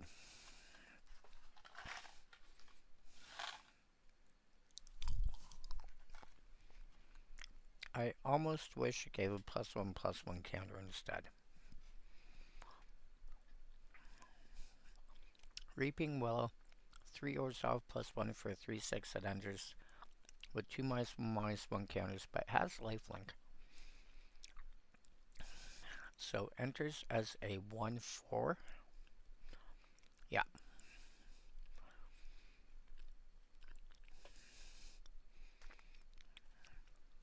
Or roughly a 2/3 with lifelink. Okay, yeah. But pay Orzhov +1 and remove 2 counters from this creature to reanimate a creature mana value 3 or less as a sorcery. Okay. And again, stuff that gives -1 counters is not necessarily a drawback here. Also, remove 2 counters, not 2 -1/-1 counters.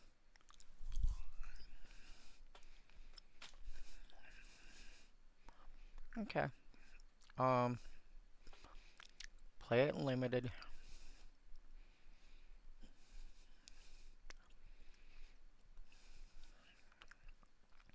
There might be some shenanigans you can pull off with this.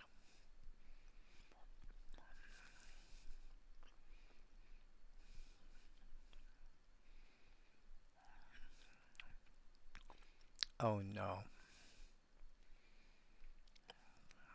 Oh, that doesn't work. Okay. The card I was thinking of that could return a thing returns only permanents. Damn. Twin Flame Travelers, 4 mana for a 3/3 flyer. That Panharmonicons Elementals. If triggered ability of another elemental you control triggers, it triggers into. Oh my god.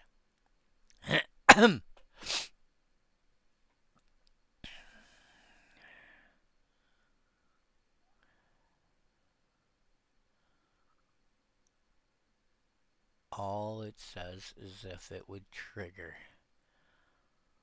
Wow. Twin Flame Travelers is more than... It only affects elementals. But Oh, triggered abilities.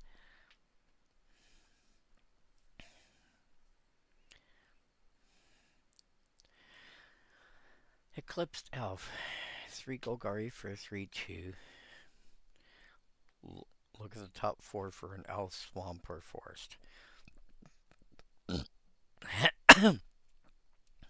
You're playing that in your elf.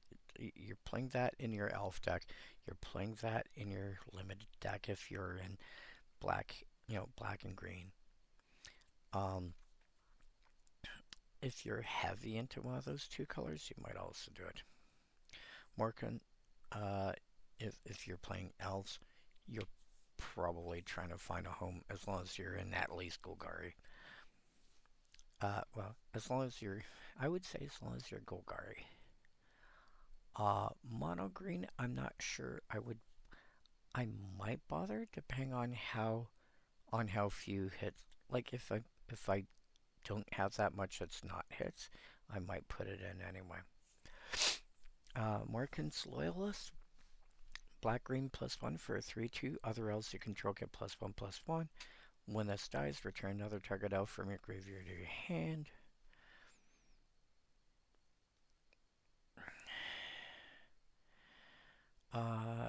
Yeah, it's an elf lord. Why wouldn't, if you can play it, why wouldn't you play it? You know, you have a couple of elves. Did I stumble upon a marathon stream 10 hours? Goddamn. Yeah, I don't normally go this long. I usually stop 6.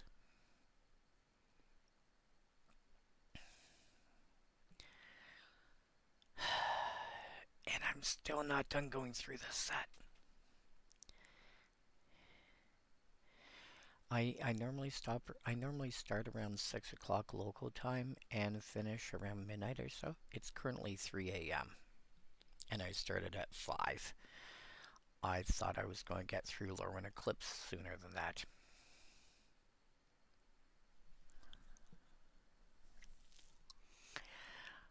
Hover Hurler. 2, not Rakdos, 2 Boros +3 for 6/7 wood shenders with 2 -1 counters on it, so it will be a 4/5, which is about right. Pay 2 Boros and remove a counter from this creature. Another creature you control gets +1/+0, gains flying till end of turn. Activate only as a sorcery. Giants love 2 things, sleeping and getting rid of things that wake them up. Alarm clock.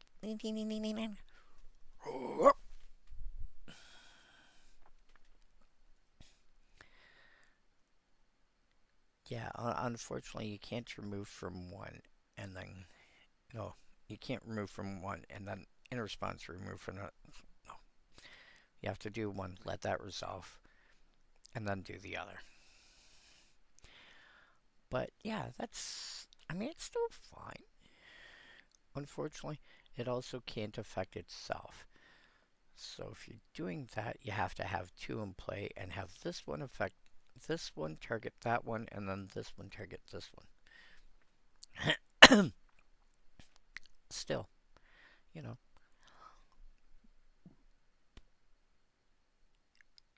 as long as you've got a creature, as long as you've got one other creature, you can still activate it. And you activate it once, and you've now got a 5/6, which is still, I like the Hovel Hurler in all sorts of ways. Yes, you're playing this in limited. Yes, you were playing this, and if you have, stuff that gives -1 counters, you might want to be doing this to your guy, to your hurler anyway, because it can handle a lot of -1 counters.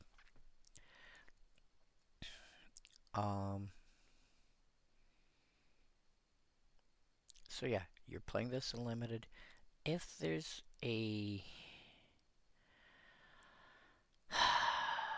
think the number reason I might play this in Standard is to play Giants. Let's be honest. There might actually be enough Giants to make it worth playing. I think it's just too slow otherwise. But then there's that other card that gave Giants double strike. And as a 4/5, this with double strike, it starts getting a little nutty. Beyond that, yeah, I think some kind of Boros aggro deck might also like it, but this is, you know, this is Boros aggro the way you would do it for, like the way you would normally think of Boros aggro, not like the way.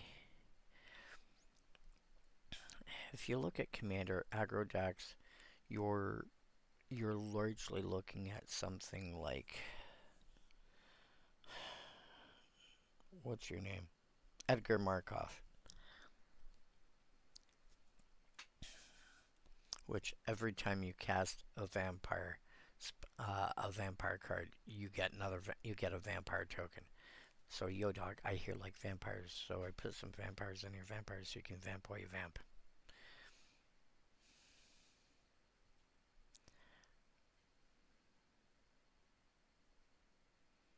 Yeah, no.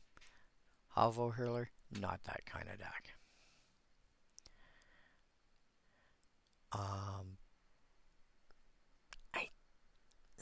Yeah.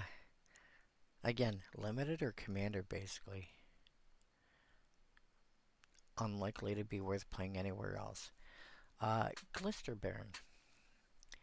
3 Simic +2 for 1/4 at the beginning of combat. On your turn, another creature you control gets +X till end of turn, where X is the number of colors among permanents you control. This is going to be at least +2/+2, but this is going to happen every turn. So, assuming it just targets itself, you're looking at a 3. You're looking at a 3/6.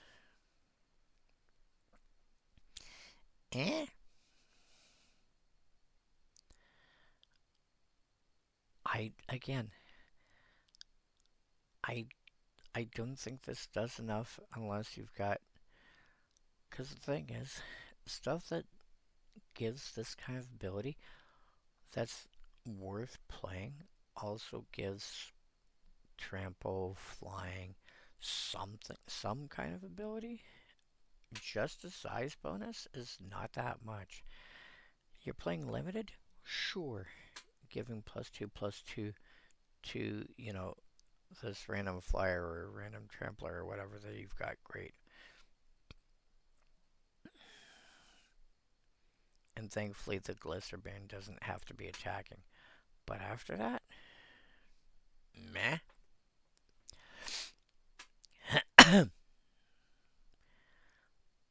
I wouldn't bother unless my deck has got some kind of evasion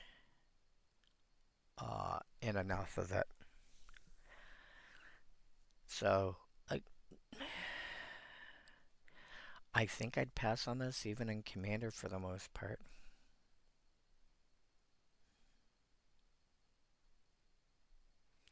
Dawn Blessed Pennant. 1 mana artifact. As it enters, choose one of the creature types in Lorwyn. Whenever permanent you control the chosen type enters, gain a life. Pay 2, tap, and sack it. Return target card of the chosen type from your graveyard to your hand. Notice it keeps saying card. It doesn't say creature card or creature or anything like that.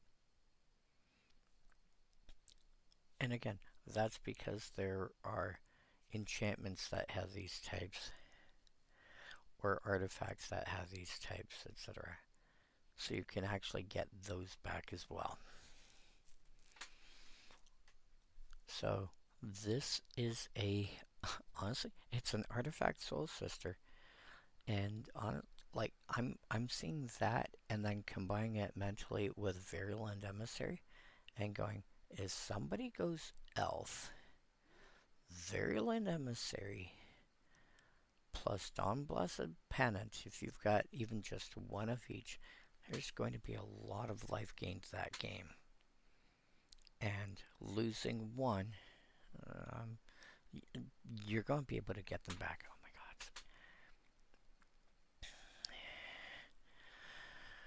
god. Gathering Stone, 4 mana.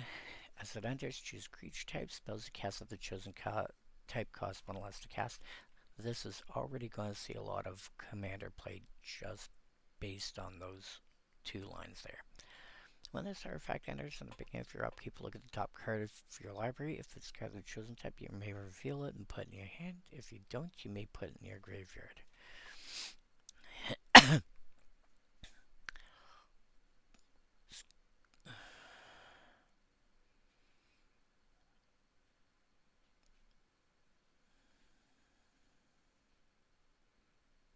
Going to make a it's going to see a lot of commander play just based on that.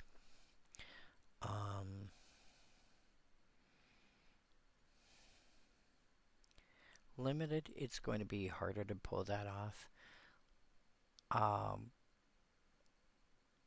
You need to make sure you have enough creatures of a relevant creature type. No.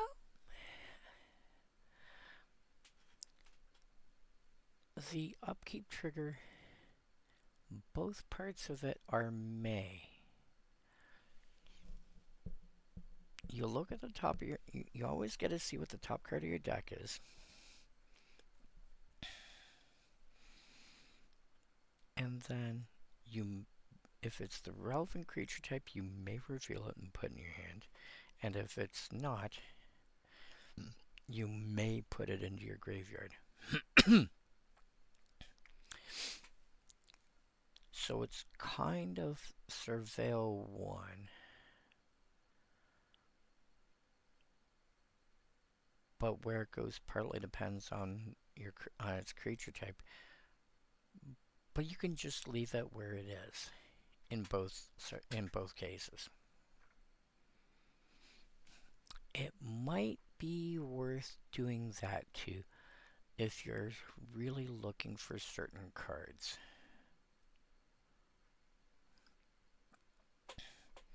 I think it's actually fine in limited.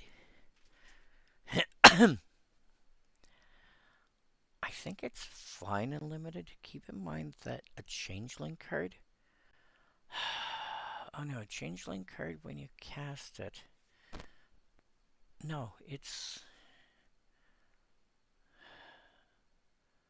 I think you still get the...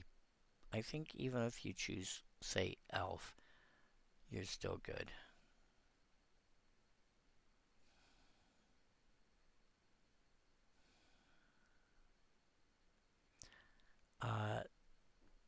Standard will probably have a use for it, especially since they're not legendary, so you can actually stack them. Again, beyond that, probably commander.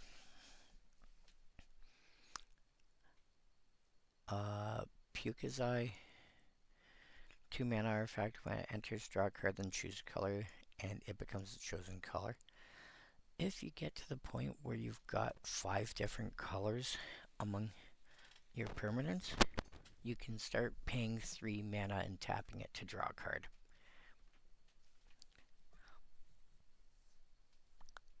It is going to be really hard to pull that off in a colorless deck.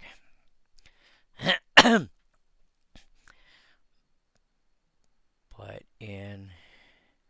I expect this in most decks to be simply pay 2, and when it comes into play, you draw a card. That's what I expect in most decks. In limited, that's probably fine. In standard, you're going to try and find a way to make it into a you're going to try and find a way to make it activate. At which point, I think you're looking at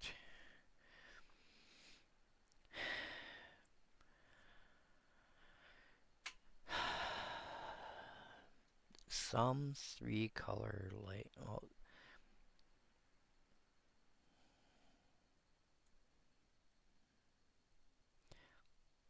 you need to be in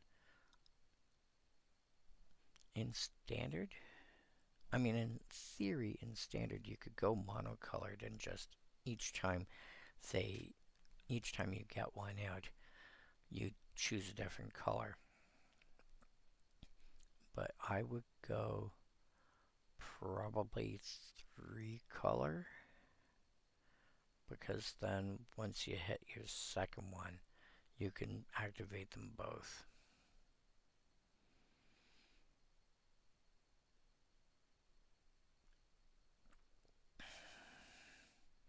Springleaf Drum, we all already know about that. You play that everywhere you already can, including limited. Eclipsed Realms, choose one of the relevant creature types. Tap for colors or tap for mana of any color, only towards spells or activate abilities of the based on the chosen creature type. Again, you play that where you're already going to. Let's go through this quickly. Oh my god, I've got rares left. And then mythics. Oh my god. Okay. Uncommon. Fuck you. I gotta go through this quickly. Adept Water Shaper. 3 mana, 3/4. Other tap creatures you control have indestructible.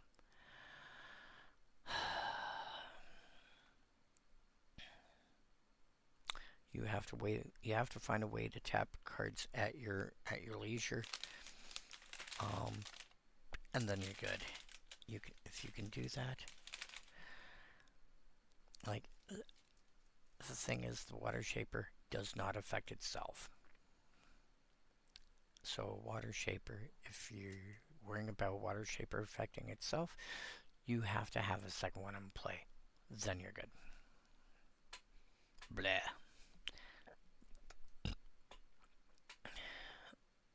Oh my, who are you?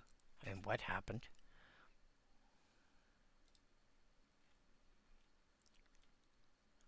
Tagger. Have you answered yet? Healing. I don't know.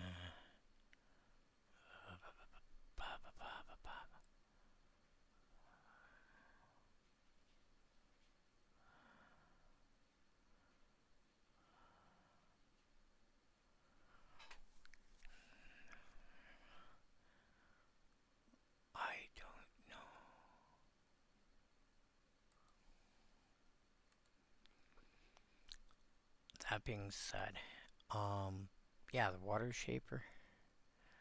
3 mana, 3/4. You play it so that you can attack with a little more impunity than you would otherwise.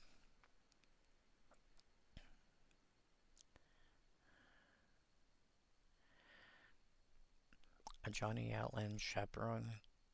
3 mana for 3 loyalty Ajani Planeswalker. +1. Make a Kefkin. -2. 4 damage. Target tapped creature. -8. Look at the top X cards of your library. To be fair, anytime you hit a Planeswalker in limited, you play it. You try and find a spot and you play it.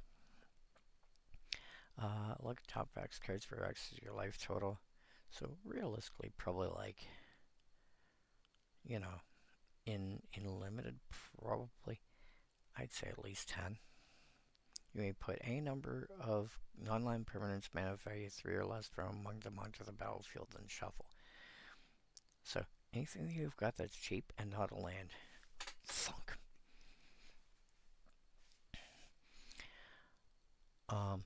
Yeah. In any format where you can manage to get it off, you play it. Doubling Season. Doubling season is too slow for that, so 3.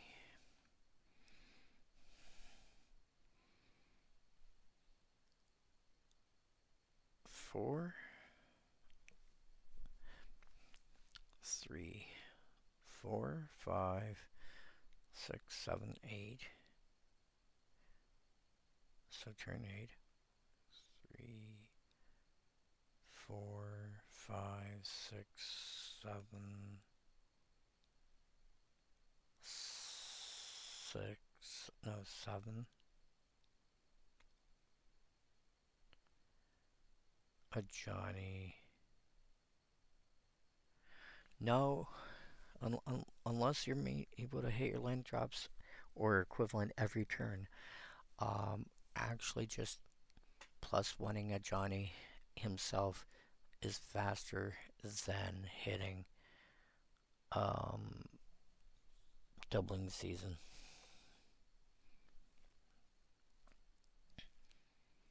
That being said, it's faster still if you've got something along the lines of Karn's Bastion so that you can proliferate. But that's another story. Yeah. You play it. Standard, you probably play it.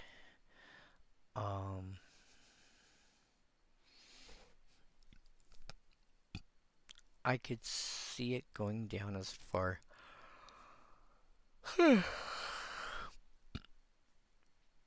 I could potentially see it as far down as modern. Unlikely, I think. Nah, I don't think modern. But Pioneer, maybe. Bridget Clachan's Heart, 3 mana for a 3/2. When that enters or transforms into this side, you get a Kithkin token. Being of your first main phase, you may pay green. If you do, Transformer into Dune's Mind. At the beginning of your first main phase, you may pay white to transform her back. And she's still the same size, but now she taps for mana, where it's either strictly green or strictly white, where X is number of other creatures you control. So you don't count her, but you count everybody else you've got. And you can tap her to generate that much mana.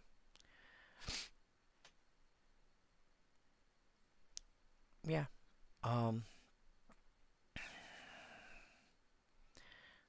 I would, in limited, I would probably end up transforming her into Dune's Mind, and then using her eventually start generating a bunch of mana.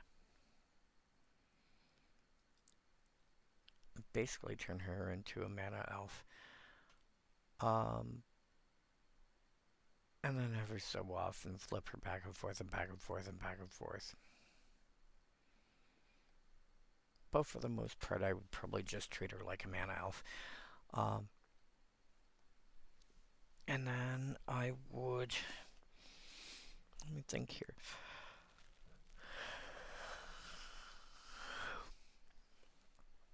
Standard, yeah, treat her the same way largely.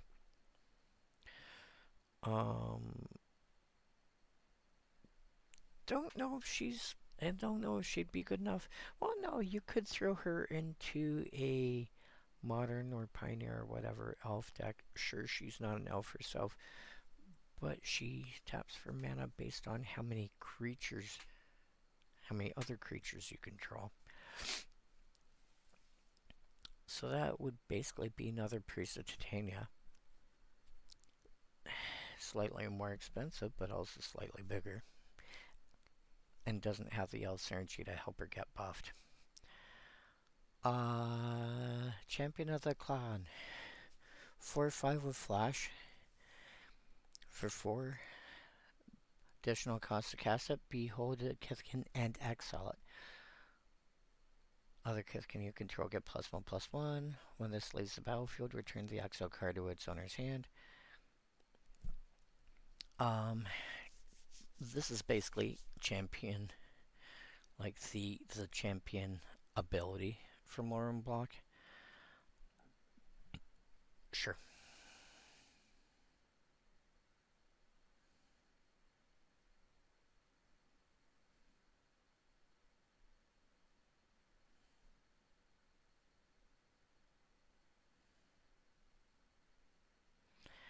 Um, yeah, you're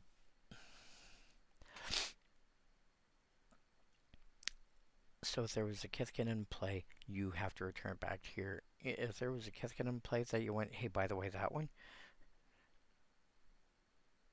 when the champion leaves the battlefield, you have to send it back to your hand, which means you have to go through recasting it, as opposed to the champion ability or, you know, most other exile until such point abilities. Yeah. Um, if you're looking for Kithkin Lords are not exactly plentiful. So if you're looking for building a Kithkin tribal deck of any sort, at which point, you know, you're probably realistically looking at Commander for this. Uh, yeah, you're probably having to play this. I'd probably try for a token or a Kithkin in hand and going from there. This is also the kind of card where I'd want to go um, Soul Foundry shenanigans and start making bunch copies. Curious Colossus, 7 mana, 7/7. Of course, you're playing that in limited anyway. 7 mana, 7/7. When it enters, each creature target opponent controls loses all abilities, becomes a coward in addition to its other types, and base parent toughness 1/1. Um,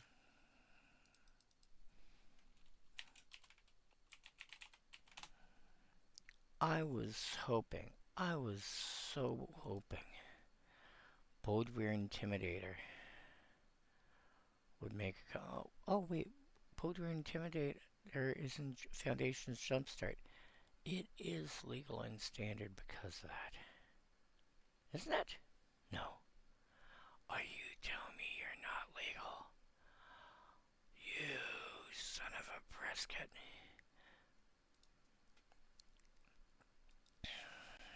I'm sad now. I thought the Jumpstart set for Foundations was legal and standard. Grumble, grumble, grumble. Whine, whine, whine, bitch, bitch, bitch. Play it, complain, carry on like like an old man. Anywho, yeah, it's a 7 mana 7/7 that turns all your opponent's creatures into 1/1s with no abilities. Keep in mind that only affects the creatures that are in play when the ability resolves, nothing that comes out afterward.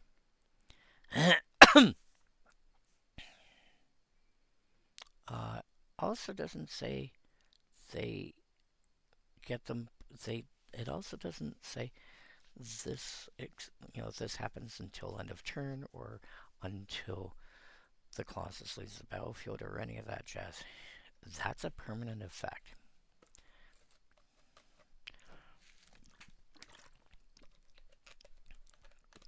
You are playing this in Commander. It's quite conceivably a reanimation target in other formats. Turning your opponent's stuff from like 3/3s or whatever. Like, imagine doing this and reanimate,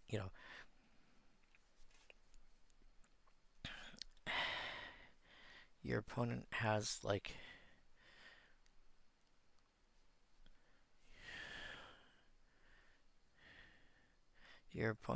hey, by the way, here's a 12/12 trample.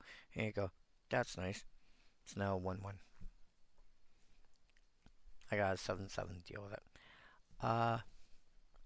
Yeah, I could conceivably see that as a reanimation target, especially when you combine it with stuff that gives your opponent's stuff -1/-1. Not apologizing.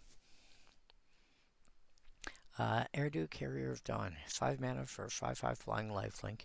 Creature spells you cast have Convoke. you're already playing this in Standard. You're already playing this in Brawl. You're already playing this in... You're probably already playing this in Pioneer. You've already thrown this into your deck in whatchamacallit, in Limited. You're not even thinking about it. You're seeing all these words and it's like it's going in. At the beginning of your first main phase, you may pay black. It's still 5/5 flying lifelink, but now your non-token creatures now have persist. Yeah. And you can pay black and white mana to flip it back and forth on your first main, on your first main phase. Enjoy that.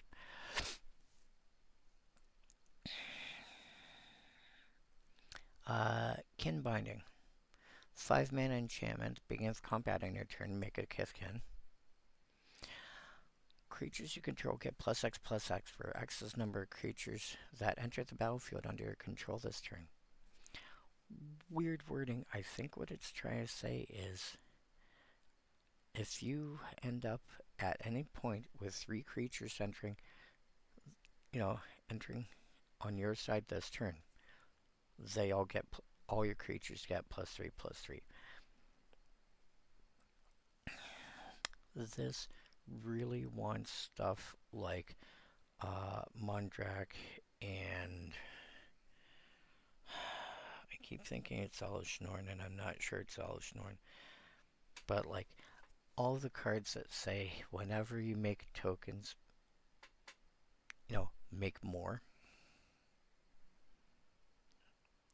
and then you run Kin Binding and suddenly instead of making 1 token I make 12. All my creatures get +12/+12.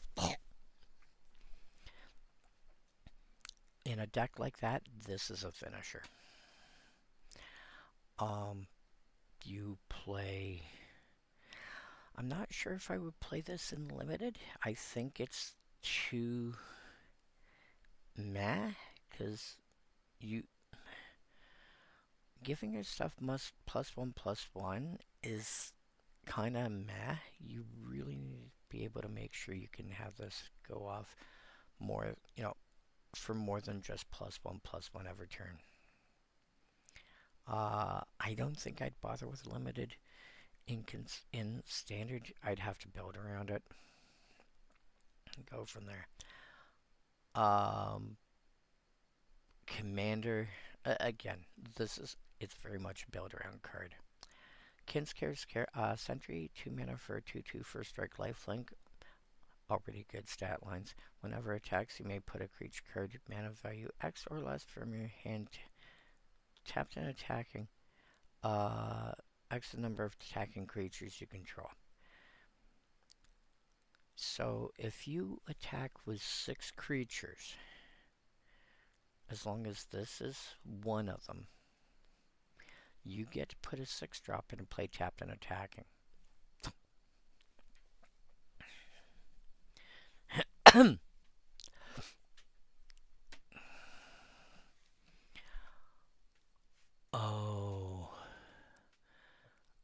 Oh, you can shortcut Kona so much with this.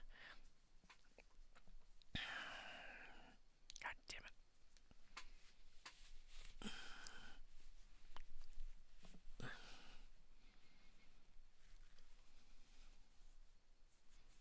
Damn it. I've got an itch that it's in an awkward spot.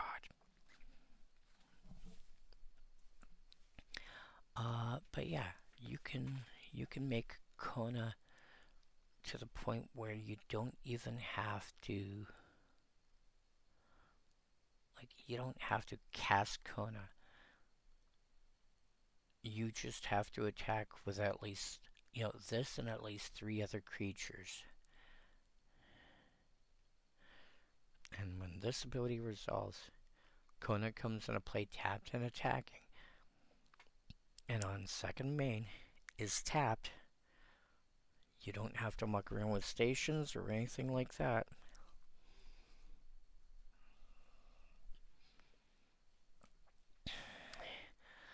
And in theory, you don't have to spend more than 2 or 3 mana on anything. Okay, so Standard's going to find a home for that.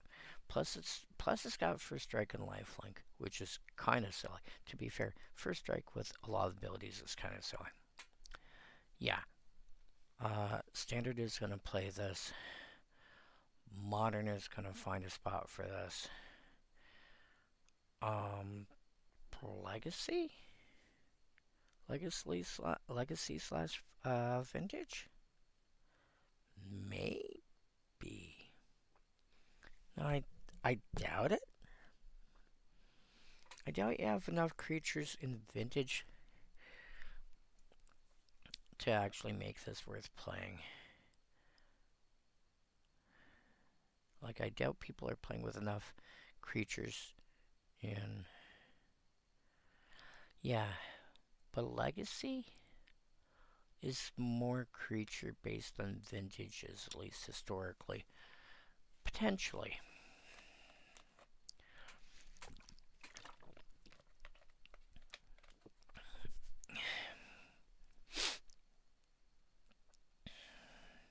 Morning Tide's Light, 4 mana, exile a number of target creatures. At the beginning of the next end step, return them tapped under their owner's control. Until your next turn, prevent all damage to be dealt to you. Exile this.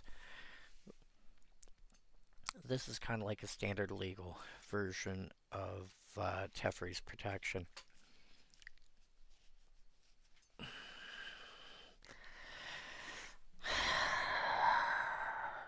No.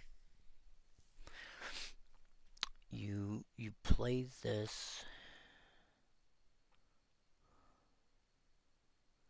in limited. I think you play this after combat. No, that doesn't even work because you return them tapped.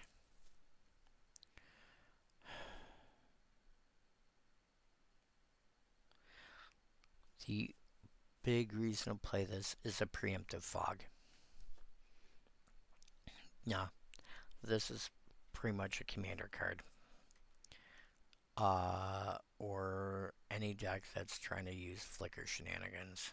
But beyond that, yeah, no. Where's the Evermore? 2 mana, 2/2 flash. When it enters another target creature, control gains persist till end of turn. Pay white tap and remove any number of counters from target creature control. Activate only as a sorcery.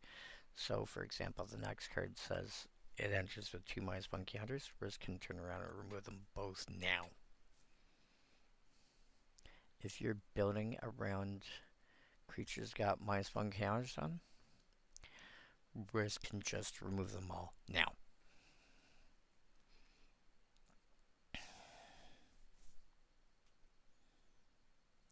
Slumbering Walker. So yeah, Risk, you are playing. You're playing.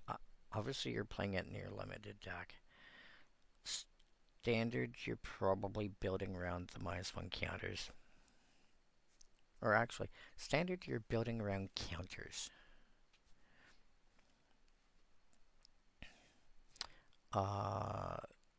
You know, maybe it's in your sideboard so you can remove stun counters and stuff. Has to be from one of your own creatures, but beyond that, yeah, stun counters, -1 counters, etc., etc. Any counters that are just annoying. Slumbering Walker, 5 mana, 4/7, enters with 2 -1 counters on it. So 4/7 is 5/6, which is 3/4. Beginning of your end step, you may remove a counter from it to reanimate something power 2 or less. And again, most creatures that, you know, come into play with when it comes to the -1 counters, in the battlefield, it's its full size. This is a 4/7. Or sorry, in the graveyard, this is full size. In play, on the battlefield, this has only got 2 power. So you have to watch that.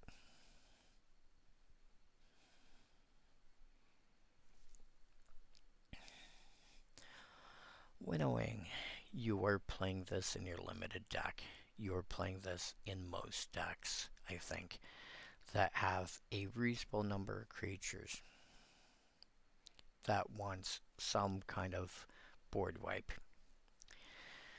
So 6 mana will convoke. For each player, you choose a creature that player controls. Then each player sacrifices all creatures they control that don't share a creature type with the chosen creatures they control.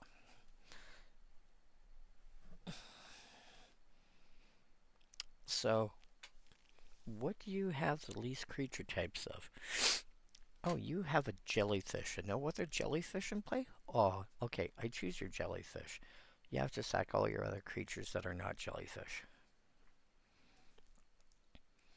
Obviously, you're playing this. You're putting a deck that's heavily based on one creature type. In limited, you are. It's a wrath effect. You're playing it.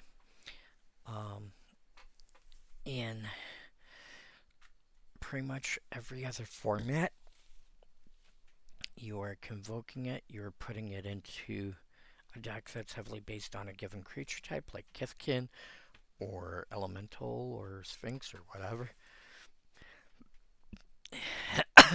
Probably tapping 6 creatures, and for the most part, blowing up the board.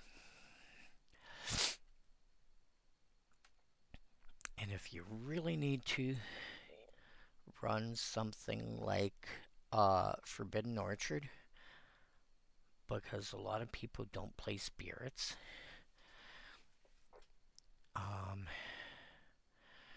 run Forbidden Orchard or run Generous Gift, because a lot of people don't play elephants. They'll either play elephants or they'll play spirits. They're not going to play both. I would probably run Generous Gift. Blow up a thing.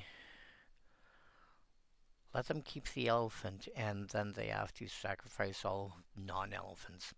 Enjoy.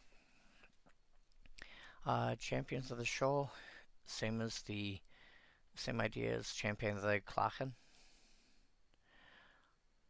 As in, when it enters, behold an Exile Merfolk. When it leaves, return the Exile card to its owner's hand. You get a 4 mana 4/6. When this enters, it becomes tapped. Tap up to 1 target creature and put a stun counter on it. You can stun your own creatures. It doesn't say creature an opponent controls. Doing so can let you do things like Flittering Nuisance that allows you to remove a counter from this creature to do a thing.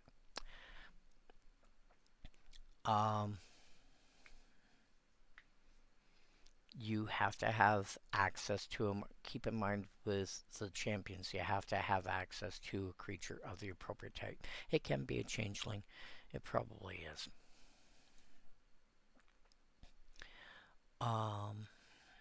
Yeah, it's fine. I think most of the champions are going to fall into the same category of if you've got enough creatures of the relevant type, you should probably play it. If you don't have, I think if you've got half a dozen, you can probably get away with it. Otherwise, probably don't. As for constructed environments, depending on the individual champion, you may or may not want to. I wouldn't have a problem playing this, but I'd also have to be wary of, because it gives counters, you have cards like Flittering Nuisance that can remove counters.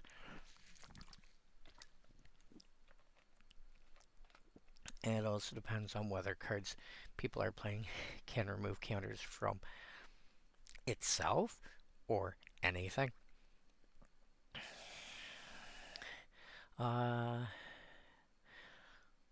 So keep an eye on that. It is a merfolk. There are multiple merfolk lords, so you may end up wanting to play that regardless. Disruptor of Currents, 5 mana for 3/3 with Flash and Convoke, which is a fun combination. When it enters, return up to 1 target non-land permanent to its owner's hand. So what we said earlier about Mana War, cranked up to 11.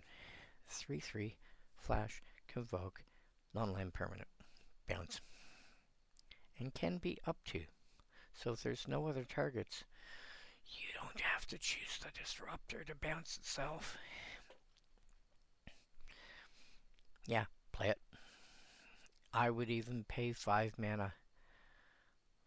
I would even pay the full cost for this, and it's like, and I wouldn't complain. Are you playing a Merfolk deck? Consider if you want to add this to your list. You probably do at some point. Fun sideboard deck, if nothing else. Flatterwing Nuisance, 1 mana for 2/2, enters with a -1 counter on it. Pay 3 and remove counter from this creature. Whenever creature you control deals combat damage to a player or planeswalker this turn, draw a card. So basically, you have a one-use version of Enduring Curiosity. And then it becomes a 2/2 flyer. Enjoy. And if it somehow enters with no counters on it, you have a 1 mana 2/2 flyer. Just saying. Yeah. Worth playing in many lots of places. I'll be right back.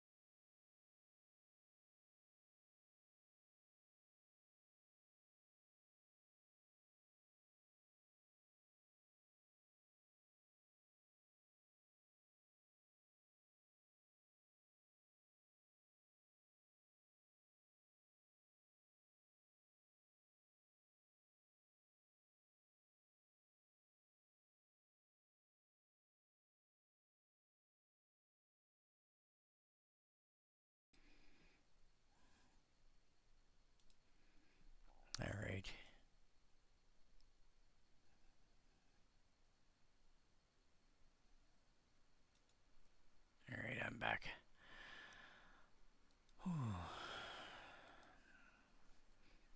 Alright, so where did I leave off? Okay, so I did the nuisance. Glenelendra Guardian. 3 mana, flash flying for a 3/4, enters with a -1 counter. Huh? So enters as a 2/3.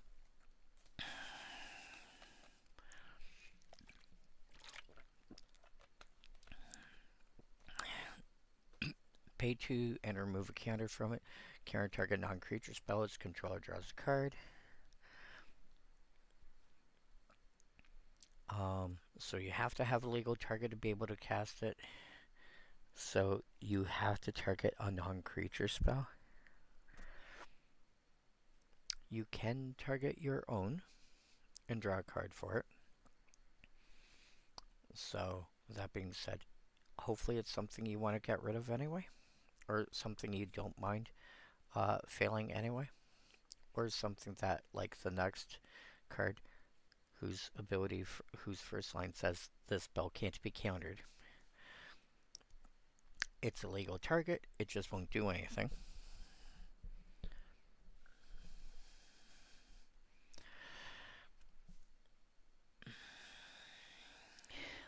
And then you end up with a 3/4 flyer for 3 mana. I mean, yes, it kind of costs you 5 mana, but you also got a negate out of it, so. Still, 2/3 flash, the worst, the fail condition is a 2/3 flash flyer for 3 mana, which is still fine. Limited, play it even just as that. Standard, you're going to play this. Basically, I think anywhere where it makes sense to play it, you will play this. Any format where you were considering a card like Glenelendra Archmage,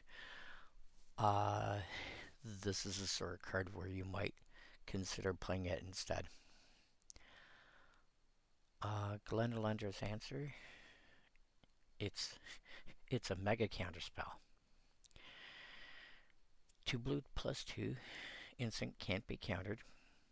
Counter all spells your opponents control and all abilities your opponents control.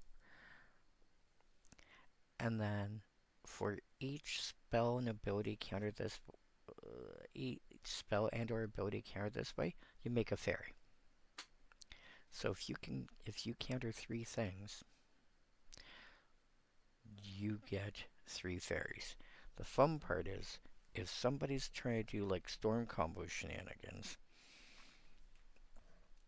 cool. Let their storm trigger resolve. Then with all the copies of spells on the stack,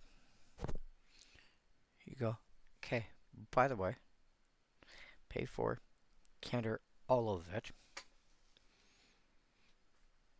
And storm count was what? 8, I think you said? So you'd end up doing like 9 copies of this, right? Yeah, so I'm gonna make 9 fairy tokens instead. I counter all of that, and I'm gonna get 9 tokens instead. And that cost me 1 card. And it can't be countered. Can't be countered is less broken when there's stuff that say exile target spell or return target spell to its owner's hand or whatever. This is my domain and I am its queen. Marilyn Faye Ascended. Yeah, I need a copy of this. In a lot of cases, like this is one of those cards that belongs in your sideboard. In a lot of cases, if you just main deck it, it's just going to be a expensive counter target spell and make a 1/1 fairy. You really want to put this in a deck where it makes sense to actually cast it.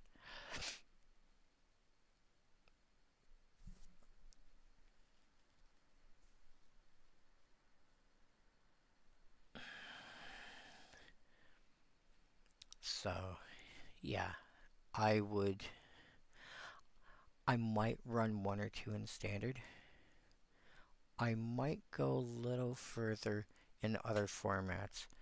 Um, I'd be more comfortable running this in Commander, just as a whole, because there's more likely, considering it's a multiplayer format, to be like, I cast a spell, I counter it. I'm gonna counter that. I'm gonna play this in response to protect my creature. Stop them all. Harmonized Crescendo. So yeah, basically anywhere where you can play it, I think it's likely to see play. Um, well, I shouldn't say that. Modern potentially, but you do have, I think it's Mind Break Trap. But anything smaller than that would make sense. Pioneer, Standard, etc. in some quantity. Harmonized Crescendo, 6 mana, instant with Convoke. Choose a creature type, draw a card for each permanent you control of that type. Anything where you're playing a tribal deck that runs blue, Sphinxes, Merfolk, anything of that nature at all, yeah, you're probably going to find a way to play this. Not that great in limited unless you happen to get really lucky and get a lot of changelings or whatever. But in constructed, this thing's going to be an absolute house. In limited, this is not unlikely to be like a 6 mana instant draw 2, maybe draw 3 if you're lucky. Wouldn't bother. Lochmare. It's 2 mana Horse Serpent. For 4/5 that enters with 3 -1 counters on it, so it's a 1/2. Pay 2 and remove a counter from this creature to draw a card. Pay 3 to remove 2 to stun a creature.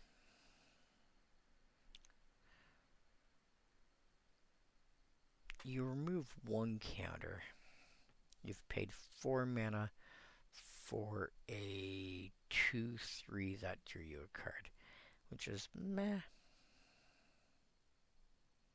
But it's fine. But it's not, it's not necessarily 4 mana now. It's often 2 mana now and 2 mana later. So, it's fine. Limited, yeah, it's going to be worth playing because the amount of card draw you can keep getting out of it and the amount of stunning you've got the potential to get out of.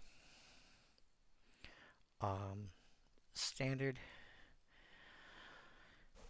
might also be okay for the same kind of reason, and then you end up with like this big body that you got out really cheap and early. Other formats, again, with the exception of Commander, most of these stacks I'm seeing are I can wrap my brain around playing it in Commander.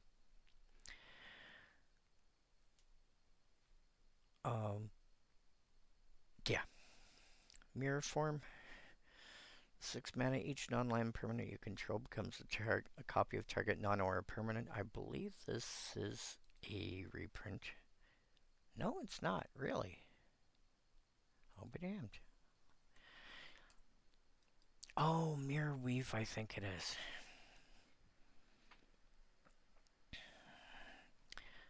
Bum bum bum bum bum bum bum bum bum bum bum bum bum bum. Each other creature becomes a copy of target non-legendary creature until end of turn. This affects only cards you control. Each non-land permanent becomes a copy of target non-aura permanent. Dude! I all your non-lands can become island until end of turn. I know that sounds dumb, and it kind of is. But all your non-lands can become copies of island. That suddenly allows like your dozen random, janky things that are not lands to all. I mean, at that point, you paid 6, but you're generating 12 mana. Become a copy of target non-or. Oh my god. I need a copy of that for. And it sounds really dumb. But suddenly this has found a way to become a ritual in a mono blue ramp deck that's trying to play like a green deck. I.e.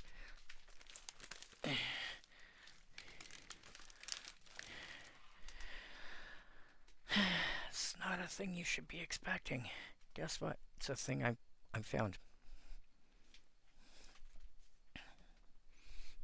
I found a loophole. Yeah, beyond that.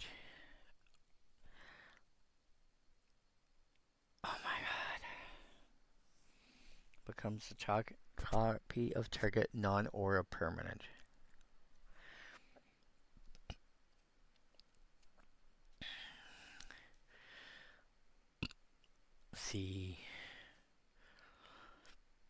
The non-lands are things you control.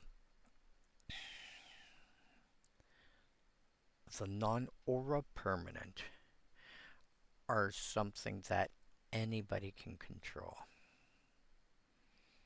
So if you go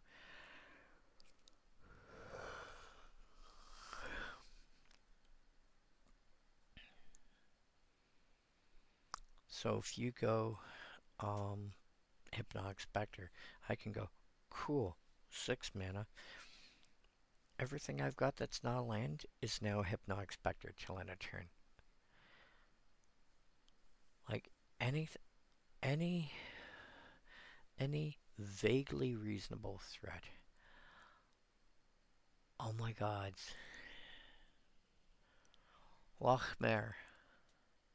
The card before it enters with -1/-1 counters. If there's no...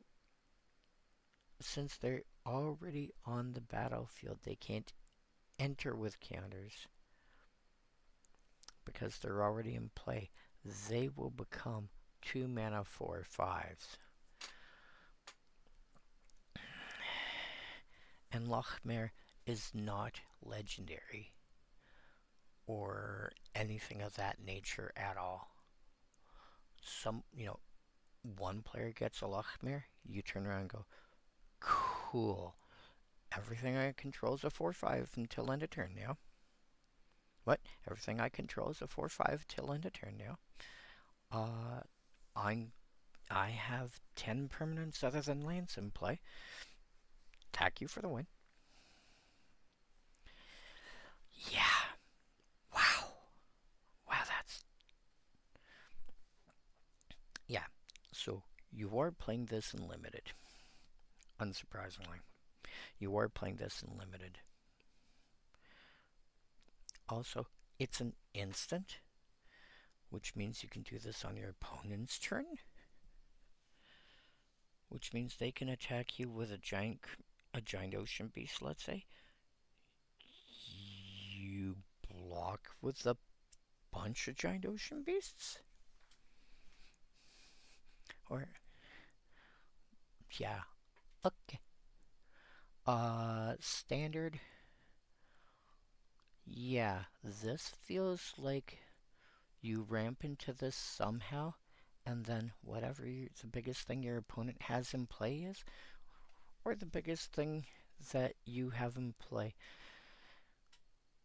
like Lochmere. Just run Lochmere in your deck.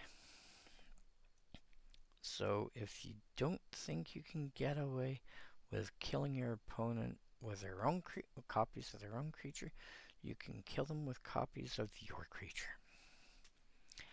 Yeah. Standard, yes. Pioneer, probably not.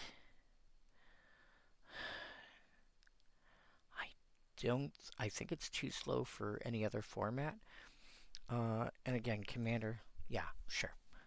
There's ways to make it work. You know,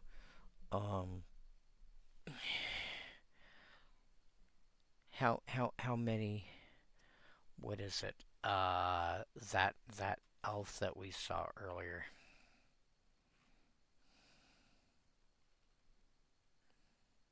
There it is. Moon Vigil Adherence. All your creatures, all your non-lands are now Moon Vigil Adherence. Okay, I have 10 permanents. Cool. They are now at least 10 10s. Plus however many big whatever is in. Yeah, that's just dumb. Sure. Mirror form, done. Oko Lorwyn Liege. 3 mana, 3 loyalty planeswalker that you can pay green to transform it. Its Lorwyn side is all plus abilities. Its Shadowmoor side is all, I think its Shadowmoor side is all minus abilities.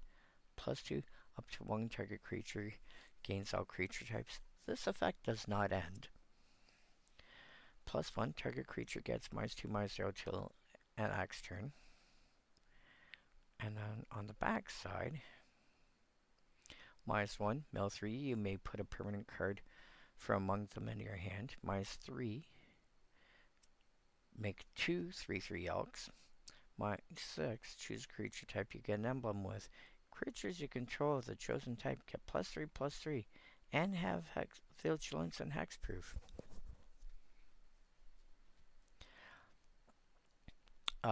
Here we're probably playing. No, I was gonna say Merfolk, but I don't think it's Merfolk that's Simic here. Again, in limited, you're playing this regardless. Standard. Standard, I think you want to flip it over as soon as you reasonably can. And I think ideally you want to emblem ASAP. But yeah, that's fine. Rimefire Torque, 2 mana. Enters, choose creature type. Whenever a permanent you control the chosen type enters, put a charge counter on it. Tap, remove 3 charge counters from it. Whenever you cast an instant or sorcery spell, this turn copy it. You may choose new targets for the copy. So every time you play a Sphinx spell, for example, or a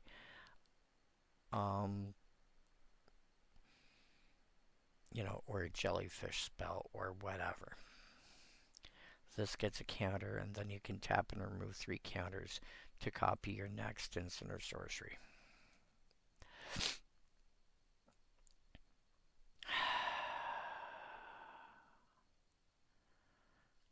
You need a good balance between instants and sorceries that you want to copy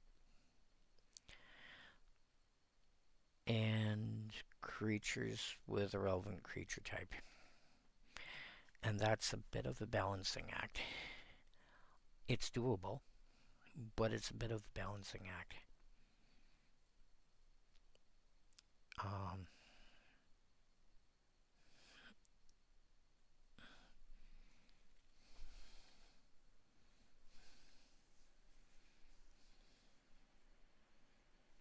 Where are you? Where did I get it? I think I got it. It's fine. Eh. Oh man, I really gotta get through this fast. Sunderflock. So, yeah. Um, I think this thing is largely going to store up counters, and then you're going to have like a couple of turns, 2 or 3 turns in a row, where you're just going to go, hey, by the way, I'm going to cast this, and I'm copying it with the torque, and do that a few times. Beyond that, it's cute. I'm not sure how good it's going to be. Sunderflock, 9 mana for 5/5 flyer. Costs X less to cast for X's greatest mana value among elementals you control. That's an interesting thing. When it enters, if you cast it, return all non-elemental creatures to their owner's hands.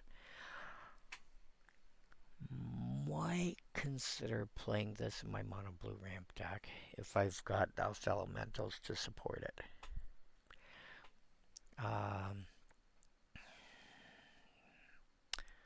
Blue, you, that. Details, type, elementals, huh? Illuge 1. Wavewing 2.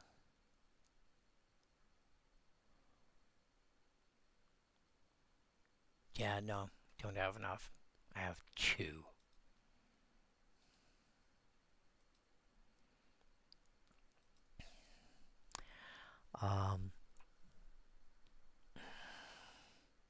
Yeah, nah, sadly. Oh well. Sig 1, apart from that, yes, you play it in limited. It's mass removal of a sort. This might be your finisher, this might be your end game. Hopefully you've got a couple of elementals in your deck that can actually reduce it down a decent amount. It's based on the greatest mana value. So this is 9, so if you've got a 4 mana elemental in play, this is a 5. And if you've got a 7 mana elemental in play, 7 or larger, this is a 2.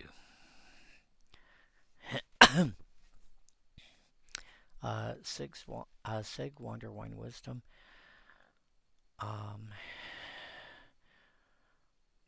Blue that you can pay white to flip back, or it'll have a white side that you can flip blue to flip back. 2/2 can't be blocked. When it enters or transforms into this side, whenever target creature deals combat damage to a player, draw a card. And then when it transforms into this side, target creature control gains protection from each color till end of turn.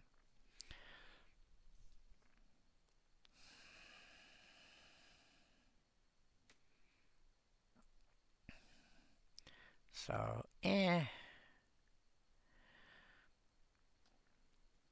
can't be blocked. Target creature.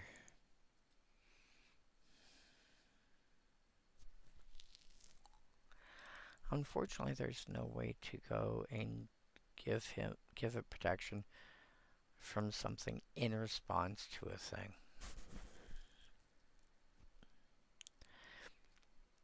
Not with its own ability. Yeah, I'd probably just I don't see it really making a splash anywhere apart from being a 2/2 that can't be blocked for 2 mana. Which is not terribly bad, don't get me wrong, it's just not exciting. Bitter Bloombearer, 2 mana for 1/1 flash flying. Beginning of your upkeep, lose life and make a fairy token. Of 1/1 flying fairy token. Yes, you're going to see play in all sorts of places. You're going to see play in standard. You're going to see play probably in modern. You're going to see play in so many formats because you are basically you're slightly better Bitter Blossom that costs double black instead of black plus one, which also means that you might sneak into like a black devotion build somewhere. You're going to see play in a lot of places. Bloodline Bidding, 8 mana, sorcery, convoke. Choose creature type, return all creature cards of the chosen type from your graveyard to the battlefield. Basically, it's a convoke one-sided living end that only affects a given creature type, but hey, you put this in. I keep talking about Sphinxes because it's also a creature type that people forget about. I also, in this case, have a Sphinx tribal deck that wants to reanimate a bunch of them, and this is slipping in. And unlike cards like Living End, I don't have to sacrifice them first. Champion of the Weird, 4 mana for a 5/5. Again, champion like the others. You know, Behold and Exile, in this case a goblin. Pay life and blight 2, target opponent blights 2, activate only as a sorcery.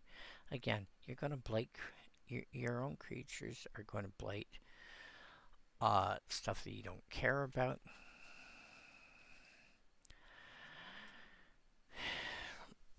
Also keep in mind these, all these Behold and whatevers are as part of the cost of casting it.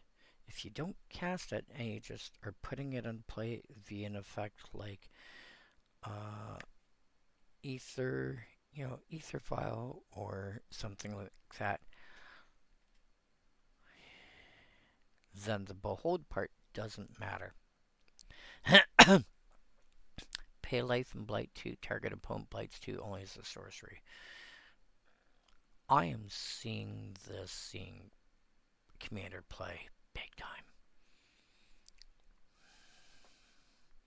time. Standard, can't think of any ways to cheat him in a play that don't still involve casting it.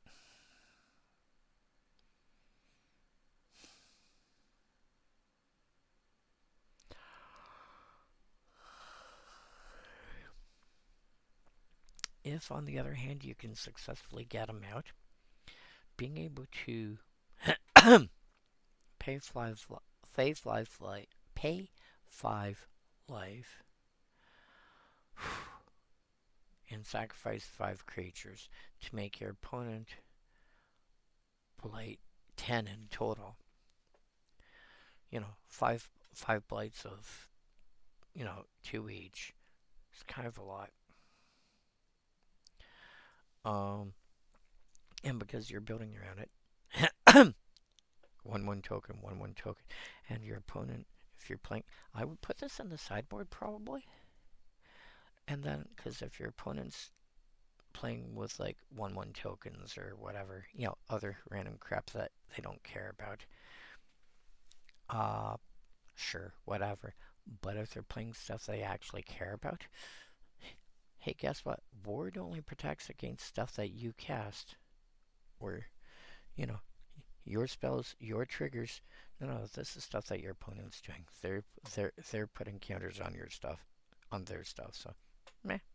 It's one way to get around Ward. Dawnhand Dissident, 1 mana for 1/2. Tap 1 and tap and blight 1, surveil 1. Tap and blight 2, exile target card from a graveyard. During your turn, you may cast creature spells from among cards you own, exile with this creature by removing 3 counters from among creatures you control, in addition to paying their other costs. So kind of like escape.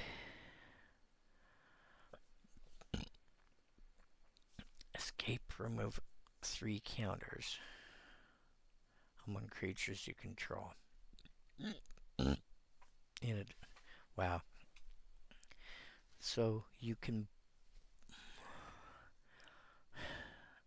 unlike most I shouldn't say most, but unlike a lot of black cards that say you can cast stuff that you exiled with this, it doesn't allow you to spend mana as though it were mana of any color. You still have to spend the appropriate color. So be aware of that.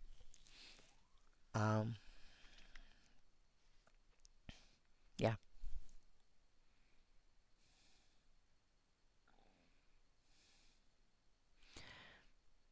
It's fine.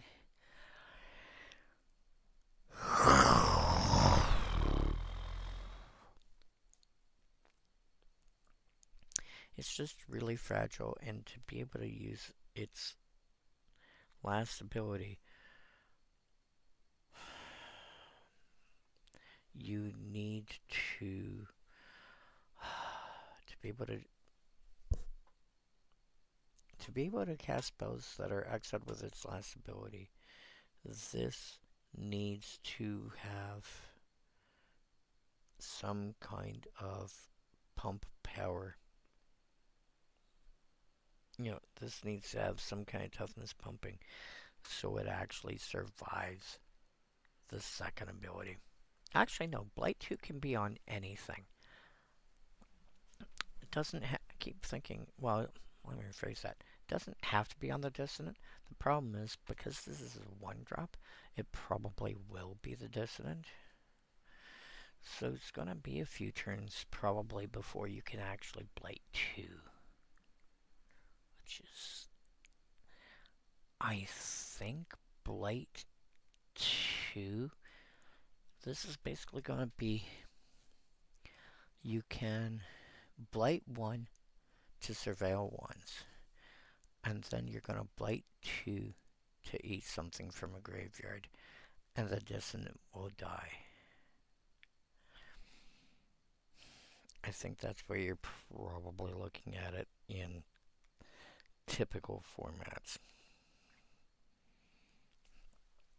which is not bad.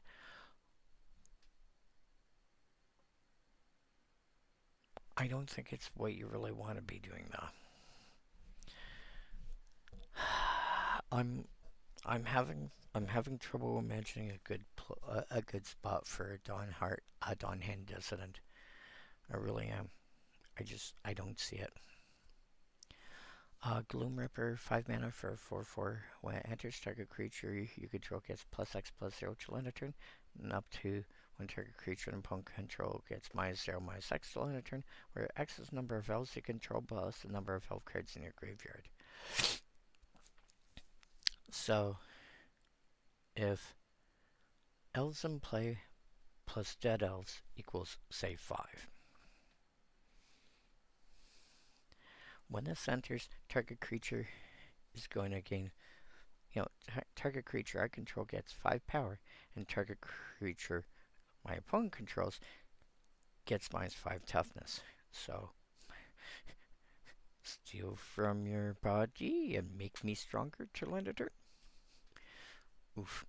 Yeah. I want to say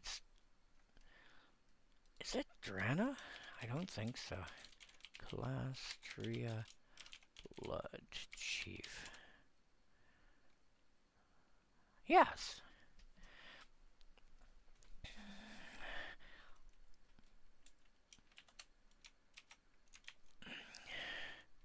Control-Shift-T.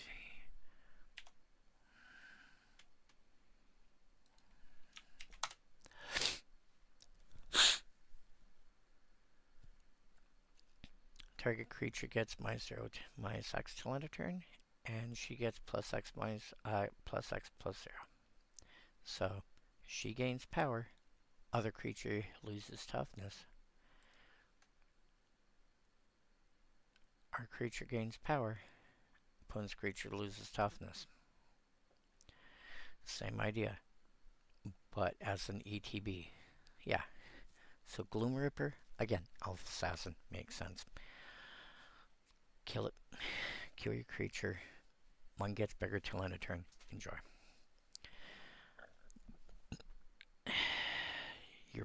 You are playing it in limited. Again, I think most of your rares and mythics are going to be, you're playing it in limited. Potentially standard playable, more so if you can flicker it somehow, which I don't think there's very much of right in Standard at this point. That being said, black can do flickering by sacking it and reanimating it again later. And that is somewhat of an option.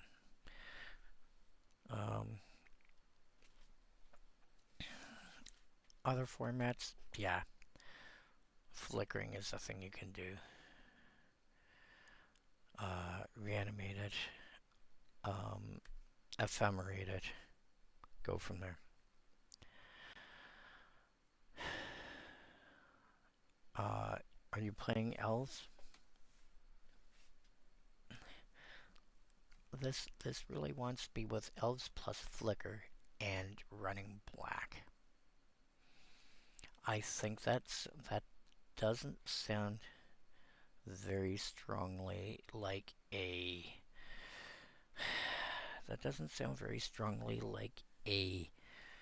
modern thing. That sounds very much more commander thing. Shrug. Grubstroid Matriarch, 3 mana for 2/1 with menace. When it enters or transforms on this side, you can return a goblin card from your graveyard to your hand. You can pay red on first main and probably a black on first main to flip it back. Yep. When she attacks, you may blight 1. If you do, create a tapped attacking token that's a copy of the blighted creature, except you have to sack at the end of turn.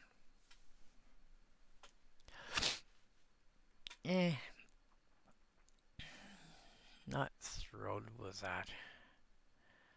I don't know how good that's going to be. I probably wouldn't bother. Moonshadow. Wow, this is weird. 1 black for a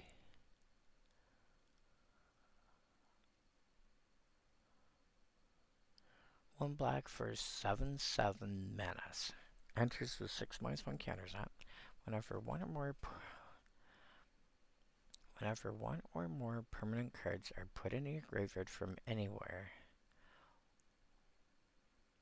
while this creature has -1 counter on, remove -1 counter from this creature.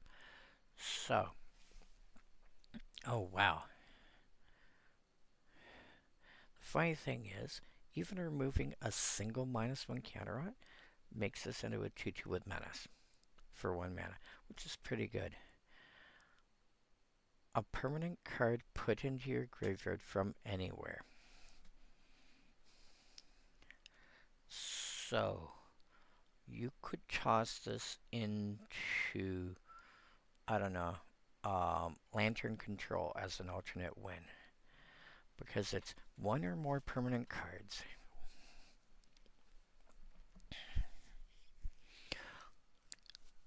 Throw this in as an alternate win. That's funny. Yeah. Limited, you play this. Standard, you play this. Modern, I can see this. I might be able to see this in almost any format.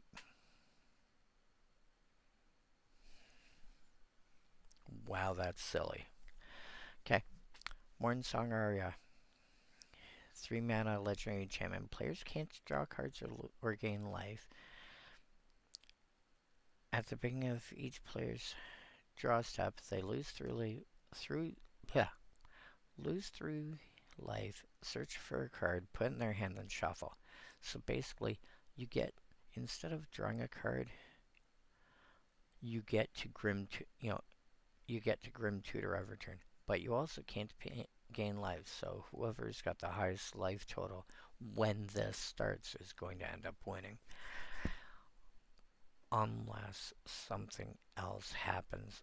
For example, oh look, I get a Moonshadow out.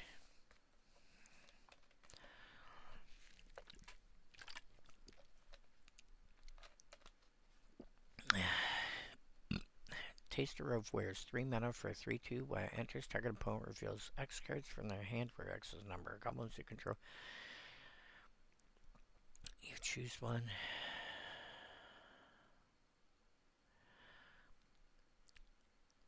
You choose one, they exile it. If it's an instant or sorcery, you can cast as long as you control the Taster, and mana of any type can be spent to cast it.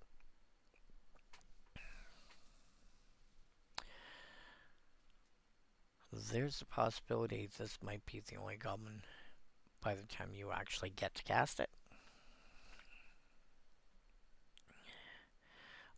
And so they'll, and the funny thing is,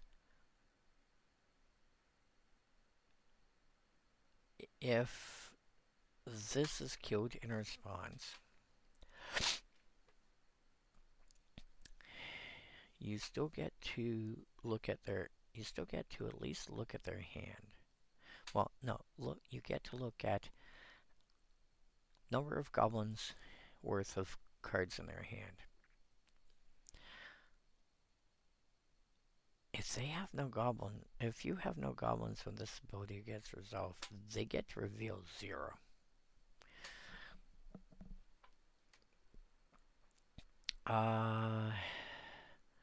Limited, it's fine. It's a 3/2 that will probably take a, make your opponent exile a random card. 3/2 for 3, make them exile random card. 3/2 for 3, make them exile random card. God damn it. Yeah, it's gonna be fine. And probably won't last long enough to actually be able to cast whatever it takes. Standard, yeah, I just don't, and in any other format, I don't think it's gonna last long enough. Twilight Diviner. 3 mana, 3/3, when it enters survival 2.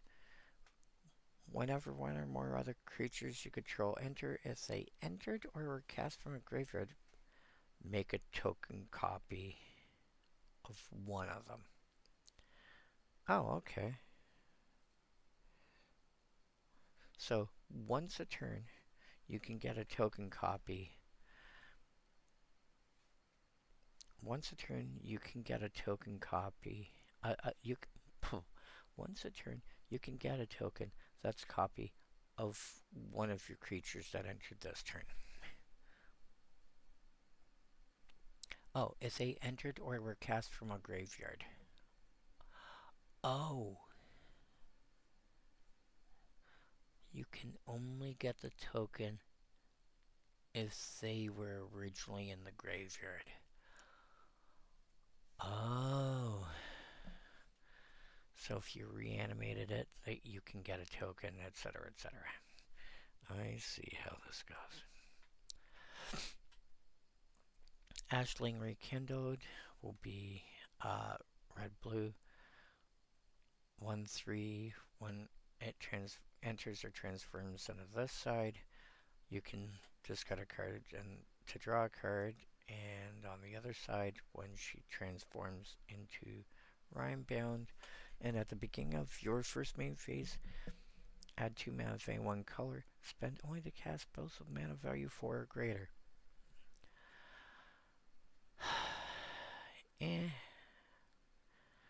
Like in limited, she's going to be fine. I don't think she'd be amazing, but she'll be fine. In standard, you might be able to combine this with firebending stuff. I'm not sure.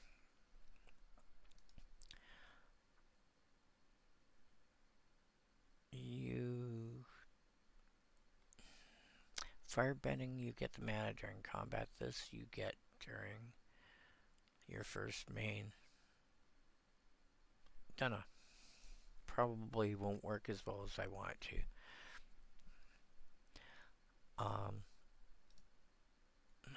I mean, free mana is free, but still, you also have to spend it on expensive stuff.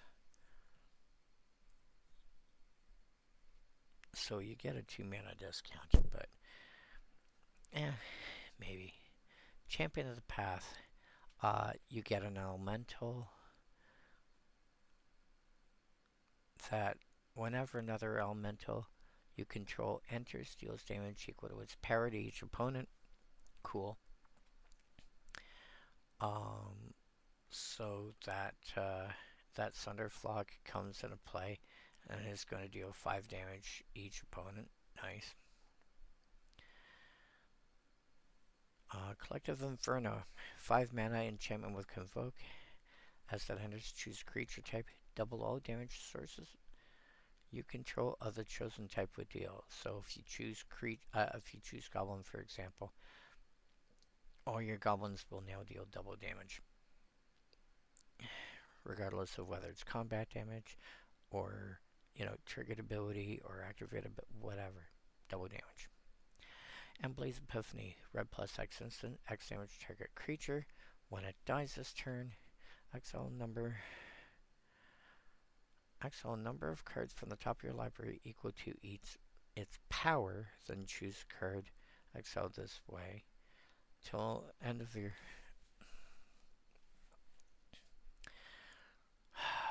So ideally, you want to hit something that's high power, low toughness.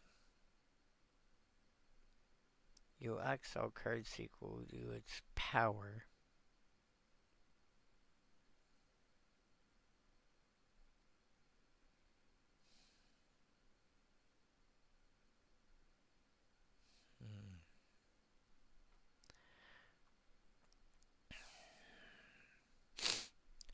The remaining cards stay exiled. It doesn't say you put the rest on the bottom or anything like that. The remaining cards stay exiled.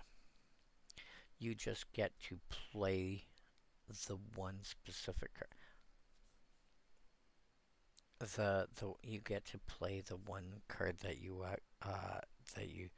pointed to of the exile group and say, I get to cast this until the end of my next turn.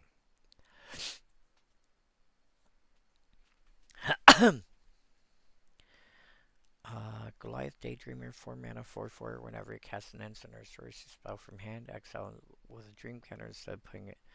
So basically, suspend it. And then when this attacks, you may cast a spell from among the cards with dream counters on them without paying their mana cost. Don't store an X spell because X will equal 0. Unless you actually want X equal to 0.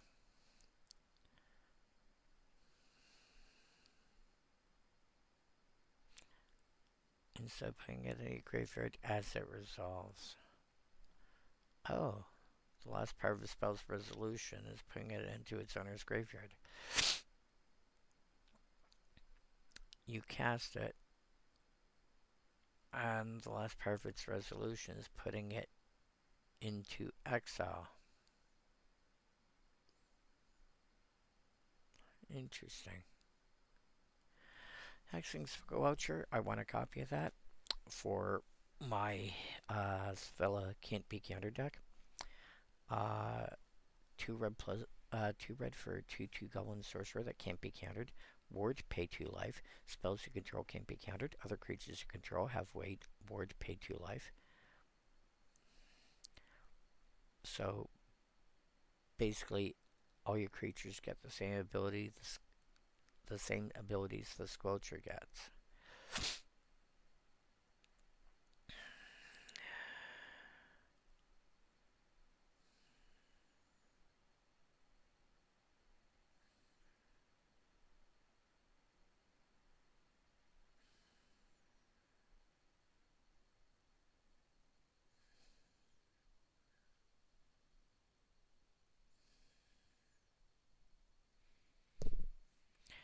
Bloody hell, I gotta get through this fast. Holy shit balls. Spells can't be countered. Yeah, I'm playing this. I'm probably playing this in sealed just because it's got ward to pay 2 life. I'm basically playing this as a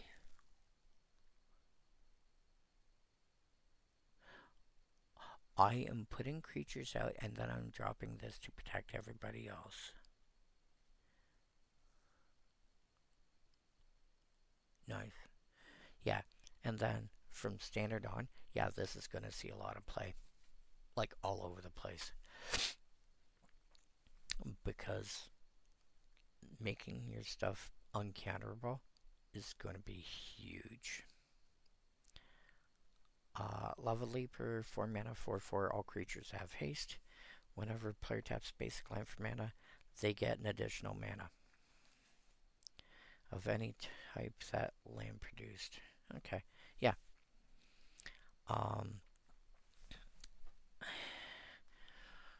You basically want this so you can do like one big massive swing. I don't see a good spot. Like, I don't see a good spot for this in most places. You don't want to be giving your opponent stuff haste if you can avoid it.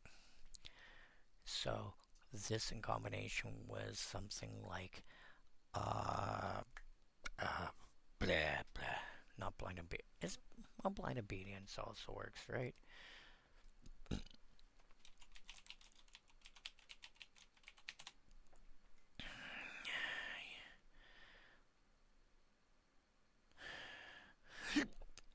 Yeah, it's not in standard, but it does what I'm thinking of.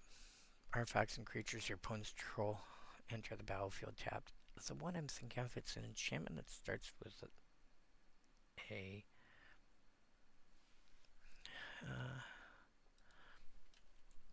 format type 2, ID equal white, mana value equal 2, mana value less than 3, type enchantment.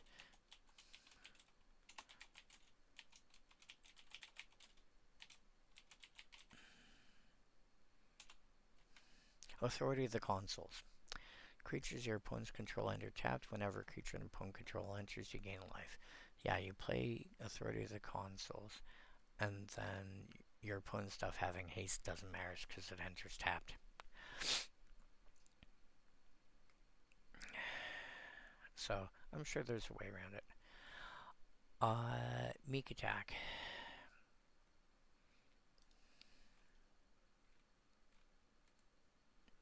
So, 3 mana enchantment. Pay 2, you may put a creature card, total power and toughness 5 or less. So something that cut down works against. From your hand onto the battlefield. That creature gains haste at the beginning of the next end step, sack that creature. So anything up to anything from a 4/1 up to a 0/5. Although hilariously, if it's a 0/0 in your hand, it could have a different size once it actually enters. Lord effects, for example, could make a difference. It could say it enters with some number +1 counters on it, etc., etc. So make attack could actually end up putting something that's bigger than it first appears into play.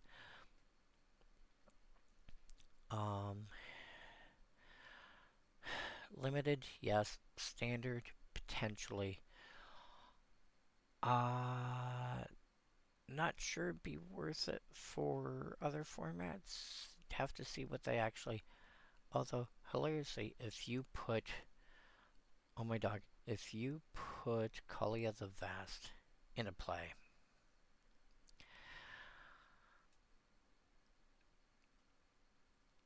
you then attack with it, and then use that to put something huge into play, etc., etc., etc. So potentially there's ways to make it snowball. Scuzzback's Grounder 2 mana 3/2 at the beginning of your first main phase. You may blight one. If you do, make a treasure.